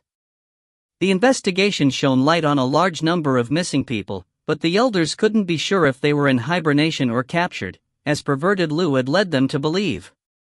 If you find any errors, ads pop up, ads redirect, broken links, non-standard content, etc., please let us know. Report chapter so we can fix it as soon as possible. Chapter 68 Revealed Identity. Chapter 68 Revealed Identity. Translator, King Bao. Editor, Dark Gem. A month later, they successfully discovered several more research bases of smaller scale. All this happened while Yao Si rotted at home. Mu Xuan had been occupied the entire time, barely returning to the house.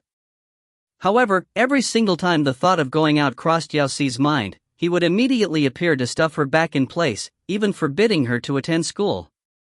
With a parent that helped his child play truant, Yao Si was thoroughly defeated. What's remarkable was that after the destruction of Euphoria's research base, the organization seemed to have vanished into thin air. Despite all the efforts of the Alliance and the Red Planet, they weren't able to trace anything. Even the bases they infiltrated weren't able to provide them with any clue. Yao Si grew increasingly worried. Had the video she sent out from the research base pushed the organization into a defense mode? Definitely not. Mu Xuan refuted. The video you sent out was broadcast through a separate channel. Due to the fields around the planet, it would take at least 10 days for them to receive it. The Bloodlines had only headed to the planet after the danger had been eliminated. This meant that they would first receive information that their base had been exposed to the Bloodlines before receiving her video. You did the right thing. Mu Xuan reached out to caress her head. Even if her identity as a fifth generation was exposed, it was for the best. Besides, with her volatile ability, she would be useless in certain circumstances, but no one knew that. With the identity of a fifth-generation bloodling and his cub, she would be of important status, which would form protective barrier around her. After all, even if she was ambitious, the knowledge that she was his cub and so they shared a unique connection would deter enemies from preying on her.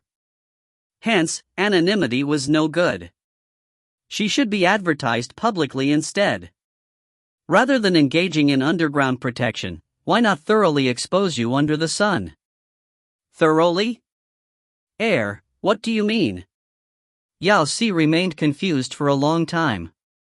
Only after 3 months did she finally gain enlightenment. While she was out kite flying, she chanced upon the main screen in the heart of the Bloodline capital, where a video of her was playing on repeat. Remember my words, they're no warning or threat, we are coming. What kind of experience is spotting yourself on such a screen? Yao Si had no idea, but at this moment, she had an urge to blind her eyes. How shameful. How embarrassing. What was the video doing here? Was this what Mu Xuan had meant by putting everything under the sun? But, isn't this too much? Most importantly, why just that portion? She had definitely never sprouted such a cringeworthy sentence before. However, the entire street of bloodlings seemed to have been touched. Such charisma. It's Her Highness indeed. Yes, so charismatic. Ah ha ha. Marry me. Yes, yes. I never knew Her Highness had such vigor. Who cares about the organization? With Her Highness around, they're just paper tigers. That's how the bloodlings do it. Her Highness is right. All against them. Yao Si froze, speechless. Her heart shattered. Somehow, she had transformed from a weakling into a superwoman. My image is in tatters now. I'm a girl. How am I supposed to get married now? The video was all over the streets, and even the first thing that popped up once one opened their optical computer. Yao Si could already imagine everyone in the entire galaxy watching her video. What a nightmare. She pushed her cap farther down, to the point that it covered all her face. You can't see me, I'm invisible. If you find any errors, ads pop up, ads redirect, broken links, non-standard content, etc., please let us know. Report chapter so we can fix it as soon as possible. Chapter 69, A Low-Profile Life. Chapter 69, A Low-Profile Life. Translator, King Bao. Editor, Dark Gem. Just as Yao Si was about to escape, she bumped straight into a familiar figure. He raised his hand and opened his mouth to greet her. You're high. Yao Si covered his mouth at lightning speed, dragging him into a deserted corner. Shoo, low profile. She swept a glance at him. Nephew Gu, why are you here? Have your injuries healed? Gu Shucheng stilled, then replied dismissively, I predicted that your highness would be here, so I came over. My injuries fully healed a while back. That's good. Yao Si nodded, remembering how disgusting Lu had mentioned that he was the only who could predict the future. Is your ability really to predict the future? I can only see some of it, he explained. After interacting with a specific person, I will be able to see some images, but it won't be complete and some of it might not even happen. What does it mean? Didn't prediction mean that you'll know things beforehand? Or could you perhaps predict fake information as well? The future isn't fixed, he answered patiently. I can only predict the current outcome, but once the person learns of it, he will obviously make a different choice, resulting in the prediction being different from reality. Oh. I understand, isn't it similar to the butterfly effect with you being the wings, but if you can predict the future, why would you have been caught? This wasn't logical. He scratched his head in embarrassment. I was complacent. I had noticed them a month before I was caught. At that time, I foresaw the situation at the research base and realized the seriousness of it, but since I wasn't entirely sure, I deliberately fell into their trap to investigate further. In the end you couldn't come back? Curiosity killed the cat, indeed. What if you died there? I wouldn't have. He shook his head with assertion. If I foresaw myself in danger, I naturally also saw myself escaping. This is due to your highness, you're indeed the queen of our race. Stop praising me, I'm not really that happy with this. Ha ha ha ha. Wait a minute. She was suddenly reminded of something. Did Yao Qian instruct you to monitor me in the academy because of your ability? He would be able to foresee the possibility of her not making it in time for her meals and make sure that doesn't come to pass. Gu Shucheng froze, a shadow passing his face. He straightened his back and switched on his optical computer, then spoke up in forced seriousness, Your Highness, I came today mainly to report about the workload for this semester. Even though the semester is packed with events, you don't need to worry, I'll make sure to finish my report before your mealtime. Ahem. Isn't your change of topic a bit too forced? Yao Qian definitely had that intention. Since Yao Si's previous optical computer had broken, she bought a new one but hadn't yet had the chance to add Nephew Gu into her contacts, mainly because she wasn't sure how it worked. Hence, Nephew Gu had to personally add himself. Gu Shucheng sent her a large pile of documents, numerous finalized reports of the semester. Yao Si's heart sank. After struggling to enter the academy, the semester had flown past without even a full month of learning. The rest of the semester had been spent lazying about at home. This wasn't what she'd had in mind when she decided to learn more about this galaxy and expand her social circle. Oh, for your safety, from next semester, Your Highness will advance to the high school level, Nephew Gu said hesitantly. If you find any errors, ads pop up, ads redirect, broken links, non-standard content, etc., please let us know. Report chapter so we can fix it as soon as possible. Chapter 70, The Cub is Going Solo. Chapter 70, The Cub is Going Solo. Translator, King Bao. Editor, Dark Gem. Mage, I understand. Yao Si nodded. Even though she had been on a ban from leaving home for the past few months, she hadn't spent that time in vain. She still did her schoolwork and had learned a lot through the galactic web. In general, all the common knowledge that she lacked she managed to learn during the last couple months. Oh, what's this? She pointed toward the most striking document in the middle. It didn't seem the same as the others. There were 3 photos at the top of it, each of them containing a profile of a person with a flashing medal. Oh, it's a friendly competition between the First Academy and Zhuofeng Academy. It's held in the 31st district of Demon Planet. These are the top 3 participants who were able to protect the safety of all the members while at the same time improving their mental strength. Mental strength? Yao Si grasped the main point swiftly. Isn't that an ability? Why is the third student from the elementary level biological series? Strictly speaking, mental strength isn't an ability, since every race can possess mental strength, Nephew Gu explained. It differs only in its intensity. Mental strength is linked to one's awareness, so a stronger sense of awareness would lead to a stronger mental strength. You mean, mental strength has nothing to do with our abilities? You could say it that way. Yao Si stilled, a thought forming. She was reminded of Euphoria. Recently, they seemed to have vanished into thin air. This could normally mean only two things. The first possibility was that they wasn't as big of an organization as she had predicted, so they had already all died out. This would be the good possibility. The other was quite terrible in comparison. It would mean that Euphoria's management is massive and highly secretive, to be able to operate without alerting both the Alliance and the Bloodlines. This would then lead to the fact that they could fight on equal ground against the entire Alliance and the Red Planet. There would be no need to speak of having grasped their limits, let alone come close to their heart. If this was the actual situation, their disappearance could potentially mean a great danger brewing in the dark, waiting for the right time to spring out. If Euphoria was really this good, then Yao Si might be in danger after having revealed her fifth-generation bloodline. This might have been the main reason why Mu Xuan had refused to let her out during the last couple months. Even though they had won the battle at the base, luck had played a large role in the outcome. If she hadn't been able to summon her ability, if she hadn't been facing bloodlings, if the power of her bloodline hadn't erupted, she would have never won with such ease. Basically, her ability was too volatile, she was too weak. She made up her mind then. She was going to do summer training, No!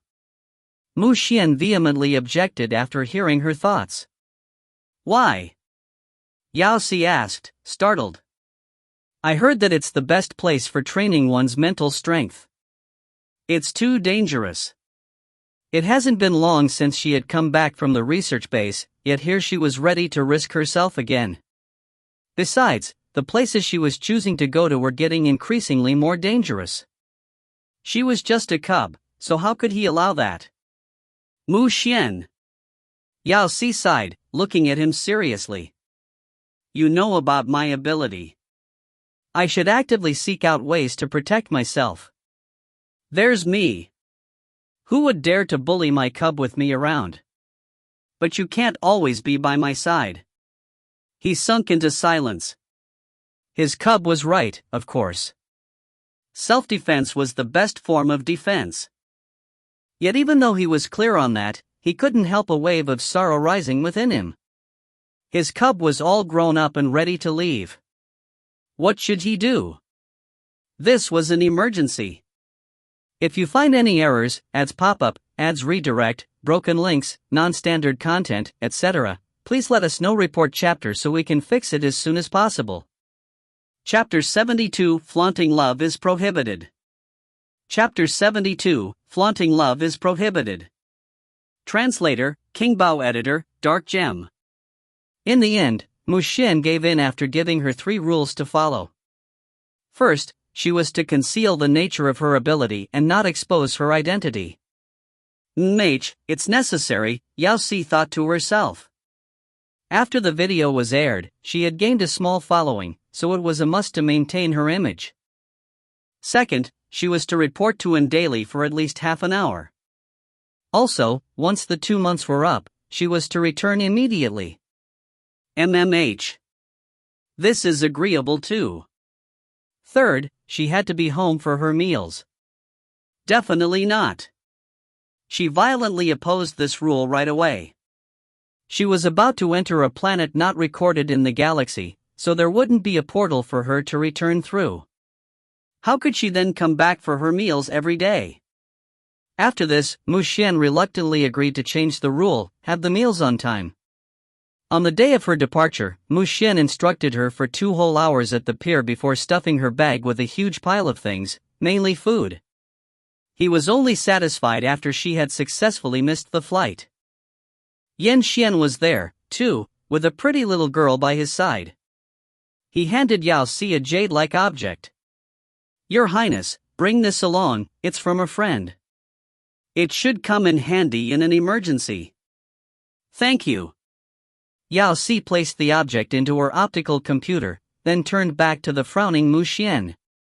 "Dad. Mu Xuan. I'm leaving. MMH. Don't worry, I'll keep your rules in mind. MMH. I'll be back once the holiday ends. MMH. It's just 2 months, everything will be fine. MMH. Air. Can you let go of my hands? You've been holding on to them for the past few hours. How can I enter the ship like that?" A certain someone unwillingly released her hands. Yao Si took large strides to the ship. After she entered it, she turned back to wave goodbye. She had already missed the flight, so if she didn't board now, she would be left behind. After a short while, the ship's engine started, gradually rising in volume. Mu Xuan stood rooted at the same position as he stared at the ship until it disappeared. The next moment, he said, "Are the preparations done?" "Yes. Yes." Yan Xian replied instantly. "They'll leave in 10 minutes and will reach right after Her Highness lands." MMH, Mu Xuan nodded, with no intention of leaving as he continued to stare in the direction the ship had disappeared. "Dad, was that Her Highness?" The pretty female beside Yan Xian asked excitedly. "Yeah." Yan Xian nodded. "Even though she doesn't look the same as in the video, but," she added enthusiastically, she's so handsome." Was handsome used to describe a woman? It's Her Highness, no doubt, to be able to venture into such a treacherous place by herself. She looked genuinely touched. If it was me, I would never be able to leave my mentor." She then flew into Yan Xian's embrace. Yan Xian's gaze turned gentle instantly. "Me too, I couldn't bear to leave you as well, not even for a second." Before he could finish his sentence, a chilling glare landed on his person. At some point in time, Mu Xuan had turned around and was staring straight at them. The atmosphere around them froze, beginning to emit a frosty chill. It was scary. Your Majesty? What's wrong?" Mu Xuan's gaze sunk. He glared at Yan Xian with a frosty expression before saying coldly, "She'll be back soon, but..." Who? Her Highness? What is he mentioning her for?" Mu Xuan turned, waved his hand in the air, and disappeared into a space portal. Both Yan Xian and his cub looked at each other, confusion filling their eyes. They did something wrong? If you find any errors, ads pop up, ads redirect, broken links, non-standard content, etc., please let us know. Report chapter so we can fix it as soon as possible. Chapter 73, Tourism in the Lands of Celestials. Chapter 73, Tourism in the Lands of Celestials. Translator, King Bao. Editor, Dark Gem. Yao Si was going to venture into Celestials' lands. Gu Shucheng had mentioned that they were the most knowledgeable about the control of mental strength, and the shadow planet she was heading to specialized in the training of mental strength. In the past, Yan Xian had once told her that Celestials used their abilities to their fullest potential. They weren't like the other races that focused on advancing their technology, their strengths lay on a different path. Celestials used their own abilities in place of technology when they traveled with their swords. Even the ship that Yao Si was coming on was different, it was really a ship. Indeed, it was exactly like the ancient wooden ships, which was propelled by a blurry figure the Celestials called a formation. Despite the ship's appearance, its speed rivaled the technology-based ones in the galaxy. In less than an hour, Yao was reached her destination. She caressed the necklace Mu Xuan had given her. Inside it was a charm with a hint of his mental strength which could be used to influence the perception of others. Yao Si prepared herself before leaving the ship. She was certain the things outside would be like from some fantasy novel she'd read in the past, totally unlike what she'd seen so far. However, the moment she left the ship, she realized how inadequate her preparations had been. A woman dressed in an ancient outfit flew over and asked with a bright smile on her face, "Good day, our valuable customer. I'm the attendant that will be at your service during your stay. My identification number is 233. May I know if you're here to tour or to gain experience?" Yao Si froze, caught off guard by such a retro image, which was a stark contrast to the modern era they lived in. It felt as though she had entered a historical fantasy film. Gain experience." Yao Si replied unnaturally. "I see." Attendant 233's welcoming smile did not waver. "All right, please give me a moment, your personal VIP seat will be brought over right away. It'll punctually deliver you to your destination." With a wave, the aide plucked a cloud from the side. This is too much to handle. This region was completely different from the rest. It was entirely white, and the surroundings were filled with celestial energy. At times, you could catch a hint of ancient-looking architecture among the flowing marshmallow-like clouds. The majority of the clouds were white, but some possessed other colors. The cloud attendant 233 plucked was a rainbow one. "Take a seat." All right. Yao Si reached out for a touch and found that it was rather soft, quite similar to the transparent children's seat she had sat on in the past. Once she was seated, attendant 233 started to move about, bringing a bunch of documents over and explaining the culture and background of the celestial race. "Mrs., this must be the first time you entered the lands of the Celestials, am I right? Let me tell you, our lands are extremely beautiful. There is a total of 811 planets, each with such heavenly views I swear you'll never want to leave. Others aside, take a look at the immortal planet. It's the third planet and is filled with various unique sites that have not been tainted by mankind. Moreover, they're having a promotion at the moment, with the group price of just 998 galactic currency.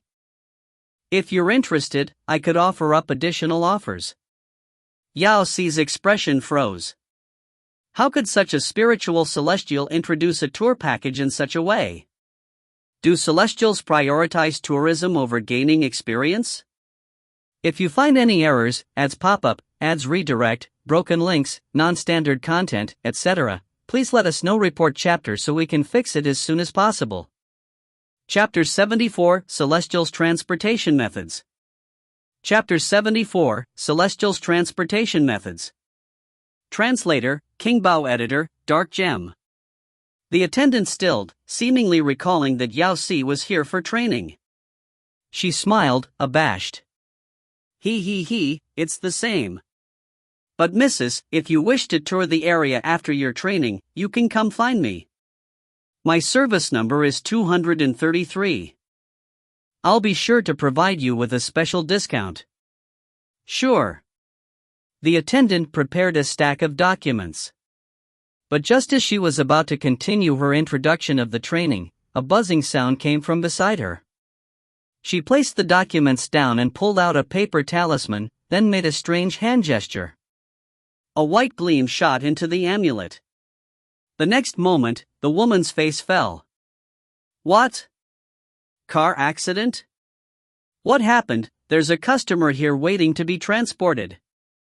The attendant said in frustration, frowning. Fine, you can head over to a pharmacist first. I'll try to find a solution. The attendant put away the amulet, then, with an apologetic face, she walked back over. Mrs., I'm extremely sorry, I just received a notification that the VIP transport just met with an accident. Will it be alright if I arrange for a public transportation for you instead? No worries, it's be fine. Car accident was not something one could predict. Yao Si could understand that. Great, thank you for your understanding. The attendant heaved a sigh of relief, thanking her repeatedly. I will arrange for a transport right away. She pulled yet another purple talisman. After chanting a line, a stream of light flew out. In less than 10 seconds, a celestial swan came flying from the thick layer of clouds ahead. Excuse me. This is their transportation equipment? He, the celestial race sure is interesting. Welcome. The swan greeted monotonously, once it came to a stop. Is it a swan or a parrot? The swan stationed itself in front of her before lowering its wings intelligently. Is it inviting me to sit on its back? Missus, please. It really wants me to sit on it. Yao Si got awkwardly up onto the swan before settling in. Wishing you a pleasant journey. Attendant 233 waved towards Yao Si, and with a flap of the swan's wings, they rose up. What surprised Yao Si was the stability. Despite the repeated vigorous flapping, Yao Si could barely feel the wind. It was akin to sitting on an advanced flying machine. She couldn't help glancing around at the surroundings. The majority of people at the port were also getting up on celestial swans. It seemed like this was the normal transportation among the celestials. It was indeed refreshing, except for the influx of advertisements. Celestial's leading port welcomes you. We offer 2 different experiences, tourism and training. There is a total of 811 tourism locations, including, then specific descriptions followed. Initially, Yao Si thought that the swan was possessed and could now communicate, but soon, she realized that it was simply repeating the same things over and over again. It's much better than a parrot, it can actually recite texts. Yao Si was subjected to its advertisements throughout the entire journey, until they arrived at a massive palace. It had the same vintage vibe. With its red walls and golden roofs, it appeared imposing and majestic. At the entrance was a gold tablet which read, Celestial's Training Office. Yao Si jumped off the swan's back. Just as she was about to enter the office, the swan turned abruptly, stopping her with its beak. With a screech, it opened its beak wide. What? Does it want to be adopted? If you find any errors, ads pop up, ads redirect, broken links, non-standard content, etc., please let us know. Report chapter so we can fix it as soon as possible. Chapter 75, The Advertising of Celestials. Chapter 75, The Advertising of Celestials. Translator, King Bao. Editor, Dark Gem. Yao Si rummaged through her optical space. When she finally found a red berry, she placed it into the celestial swan's mouth. The celestial swan flapped its wings, then raised its head towards the berries for a big bite before turning to glance at her with its beak still wide open. A familiar voice came through. I'm sorry, we do not support food as a form of payment, please pay with the galactic currency. F***K, it was just trying to get me to pay. Paying for transport, that's quite normal. But, if you don't support other forms of payment, then return me my berries. ... Do you accept bank transfers? The swan did not say anything more, just raised its slender claw. Attached to it was a red payment device. Yao Si frowned, then swiped her optical computer past it once. With a short buzz, the words successful payment came through. The celestial swan flew up in satisfaction, circling her head once with an enthusiastic chirp. It's everyone's duty to care for the celestial race's transports. Please do not overfeed the celestial swans, thank you. Come back here. Yao Si reached the Celestials' training office. Tourism within the Celestials' lands seemed much more advanced than their training facilities, and there weren't many people at the training registration booth. Despite the large size of the office, there were only 5 people, mostly burly warriors. The number of staff was even lower, with a total of 2 booths, one of which had a close sign hanging at its front. Just as Yao Si was about to queue, an elderly with snowy white beard came over. Dear customer, are you here for training? I am. Yao Si nodded. Have you done your preparations before the training? He asked. Preparation? She stilled. What did she need to prepare? This must be the first time you're here to the celestial region. The elderly man added enthusiastically as he started his introduction. Training means that you'll be transported to the most primitive planet. The locals there will be clueless about the galactic rules, so you can't go there without any preparations. What do I need to prepare? Yao Si couldn't help asking since there was still time before her registration. Come, look over there. He pointed towards an overflowing shop straight ahead. These are the most famous supplementary pills in the celestial region. We also stock talismans and everything else you need to ensure your safety during your training. These are pills to boost your immunity system, these are talismans for fire hazards, these are summoning talismans, and these are the best Baigu celestial pills. With all these, you won't have to worry about the dangers you'll face. There's also a luxury set available. He must be a promoter, his words can't be trusted. I don't need it, thanks. She was going there to train, not for a tour.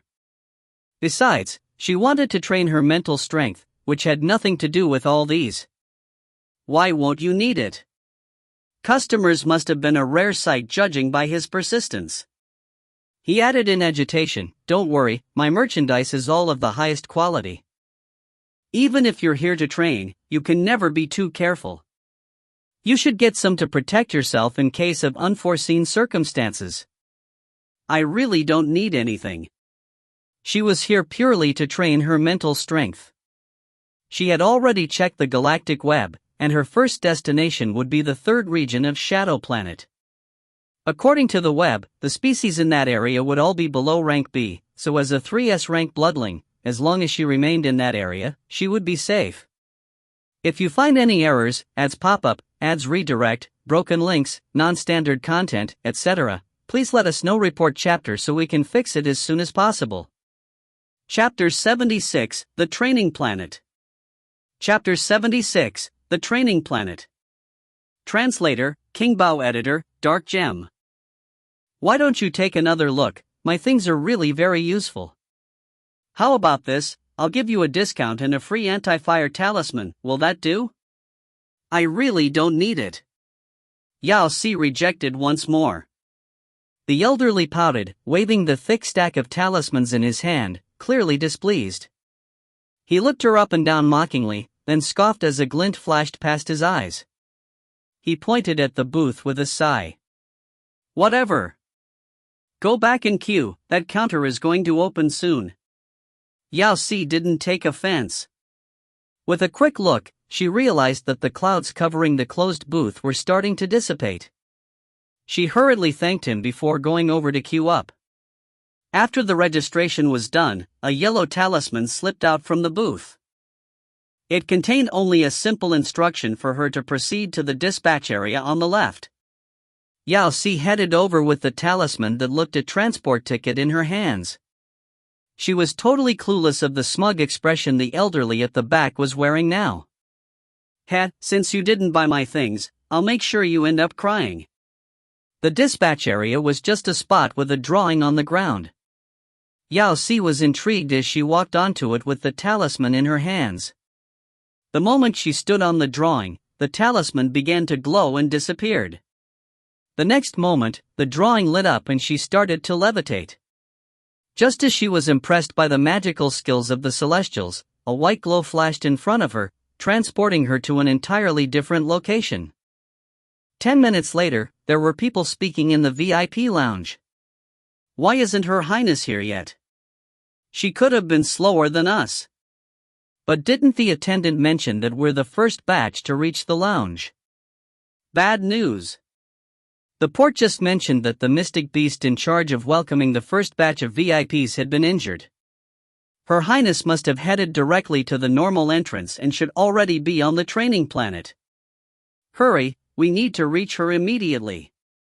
After 2 minutes, the crowd that reached the training planet. Didn't they mention that others had arrived? Where are they?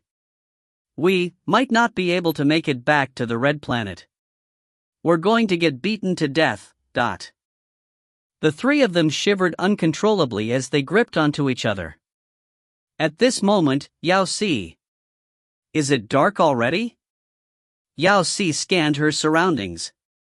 Everything was pitch black, without a single glow of light anywhere. She could vaguely sense how deserted the place was as the wind howled all around. Even though the wind wasn't fast, it seemed to smash against her continuously, forcing her forward. There was barely anything around, only the ground covered with sand. If she opened her mouth, she would definitely taste little bits of it picked by the wind. The entire place was unusually calm, almost suspiciously so. There didn't seem to be any presence in this place. Advertisements indeed couldn't be trusted. Weren't they boasting moments ago about how every corner of the celestial region was as scenic as a painting? Besides, there wasn't a single attendant around here to welcome her. Or has the training already began? Yao Si searched for a flat ground before settling down. It was supposed to be training, but all she was doing was moving about without a clue about what she was doing. The information on the galactic web was limited. There hadn't been any mention of the training details, hence she could only figure it out on her own. Before she came over, she had consulted Mu Xuan regarding the various aspects of mental strength. Based on his words, it was basically a person's awareness, while attacking with mental strength was just emitting that awareness externally. Mu Xuan mentioned that awareness could only be nurtured with time. After being in hibernation for such a long time, her awareness was naturally much stronger than that of others. However, due to her lack of experience, she could only perform the most elementary skill, entering the galactic web with her awareness. The celestial region could help with one's mental strength, since it was entirely different from the galactic. She shut her eyes to sense any differences. Suddenly, an infuriated shout broke her thoughts. As long as I, Zanzichen, am still alive, I'll never succumb to you demonic races. If you find any errors, ads pop up, ads redirect, broken links, non-standard content, etc., please let us know. Report chapter so we can fix it as soon as possible. Chapter 77 Mini Galactic Beast.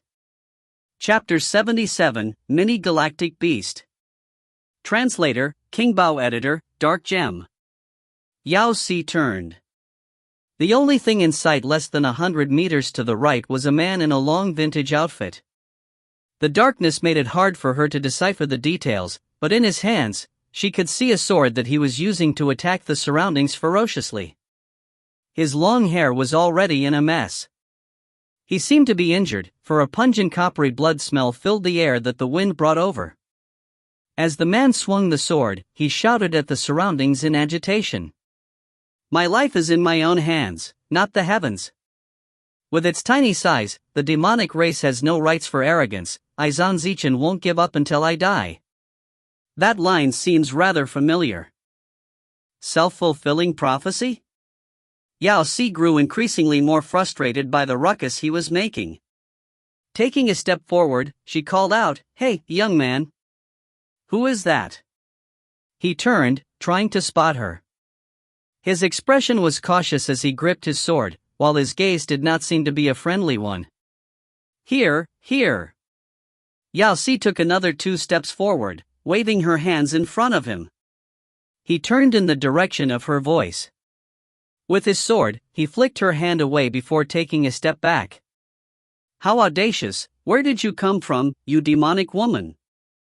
Demonic woman? You're the demonic woman, your entire family are demonic women. Hey, Mr. Zanzichen, could you please keep it down a little? His face sunk and he glared at her intently. How do you know my name? You shouted it out just now. With such a loud voice, how could she not know? He stilled, seemingly recalling the incident. After taking a thorough look at her, his eyes went wide from shock. You're a human. Yao Si's face muscles twitched. I don't look like one? What are you doing in the demonic realm? He asked in disbelief. What demonic realm? Was it the name of this area? Then, was he a local? Yao Si was a little confused. Do Celestials have any rules regarding this? Are people on training allowed to interact with the locals? She hadn't looked at the manual. What was she going to do? Just as Zanzichen was about to continue asking, his face paled and he shouted out, Mrs., be careful. He stabbed his sword inches from her arm. Yao Si could only feel a strong gust of wind by the side of her arm, startling her. What happened? With that attack, them hurriedly took hold of her hand. You were almost ambushed by the demonic energy, so you should force it up this instant. Ah? He paused in confusion, seemingly having met with an incomprehensible matter. He flipped her arm over, inspecting it. How can it? It's going to break if you continue to flip it around. She shook her hand. His hand trembled, and he released her instantly. Zhan Zichen's face flushed a deep red. Mrs., I apologize for my disrespect. He took a step back formally. The situation was an urgent one, but Mrs., to be able to defend yourself against the demonic energy. I'm deeply surprised. Demonic energy? What's that? That's right, this is the demonic realm, so it's filled with demonic energy. If an ordinary person isn't careful, allowing it to enter them, he paused, seemingly thinking of something grave, for his brows furrowed, forming a deep knot. If it's just little, the body will start to rot, but if it becomes more serious, the person might die. It's that serious? Then was the oppressive feeling I felt the entire time actually demonic energy? Mrs., your body seems stronger than normal, the demonic energy doesn't seem to be able to penetrate, he said. But beasts are everywhere within the demonic realm, there's also the demonic race that treats humans as prey. You should leave as soon as possible. Oh, thank you, Yao Si was about to probe further, but Lala sound erupted from afar, and Zhan Zichen's face darkened. Bad news, something is coming. Hurry, we have to leave this place. With a weird gesture, a long sword floated up in midair. He jumped up and reached his hand toward her. Don't worry, everything will be fine. Yao Si didn't mind it. Regardless of how dangerous it was, this was just the 3rd district. Ahoo! Just then, a beast emerged from the sand. It looked like a snake, but it was several feet tall like a bug. It looked like the beasts from movies, with a mouth that was a few meters wide and dagger-like teeth forming several neat rows all around it. Oh! Run! Yao Si grabbed onto Zhan Zichen's arm and jumped onto the sword. Together, they left in a hurry. She had been so calm just a few seconds ago, but now something like this showed up. How is this the 3rd district? How can there be such a massive beast here? It looks exactly like a miniature galactic beast. Shouldn't the strongest beast here only be rank B? Bad advertisement, gonna complain. If you find any errors, ads pop up, ads redirect, broken links, non-standard content, etc., please let us know. Report chapter so we can fix it as soon as possible. Chapter 78, The Map of the Virtuous Planet. Chapter 78, The Map of the Virtuous Planet. Translator, King Bao. Editor, Dark Gem. They sped the entire journey, the wind drumming within their ears, the gusts slapping against their faces. But how could Yao Si complain when it had been so difficult just to escape the gigantic sandbeast's attack range? When she couldn't resist switching on her optical computer to check the rank of the beast that was almost out of their sight. A few red words appeared, level S+. F***CK. Something must have gone wrong. What is an S+ rank beast doing here? It is illogical. Zhan Zichen flew for half an hour, only landing when he made sure that the beast was no longer in sight. Once on the ground again, he leaned against a rock, panting heavily. Thanks, bro. Yao Si swiped the sweat off her forehead. Under such a critical situation, he still had went out of his way to bring her along, so he had to be a nice guy.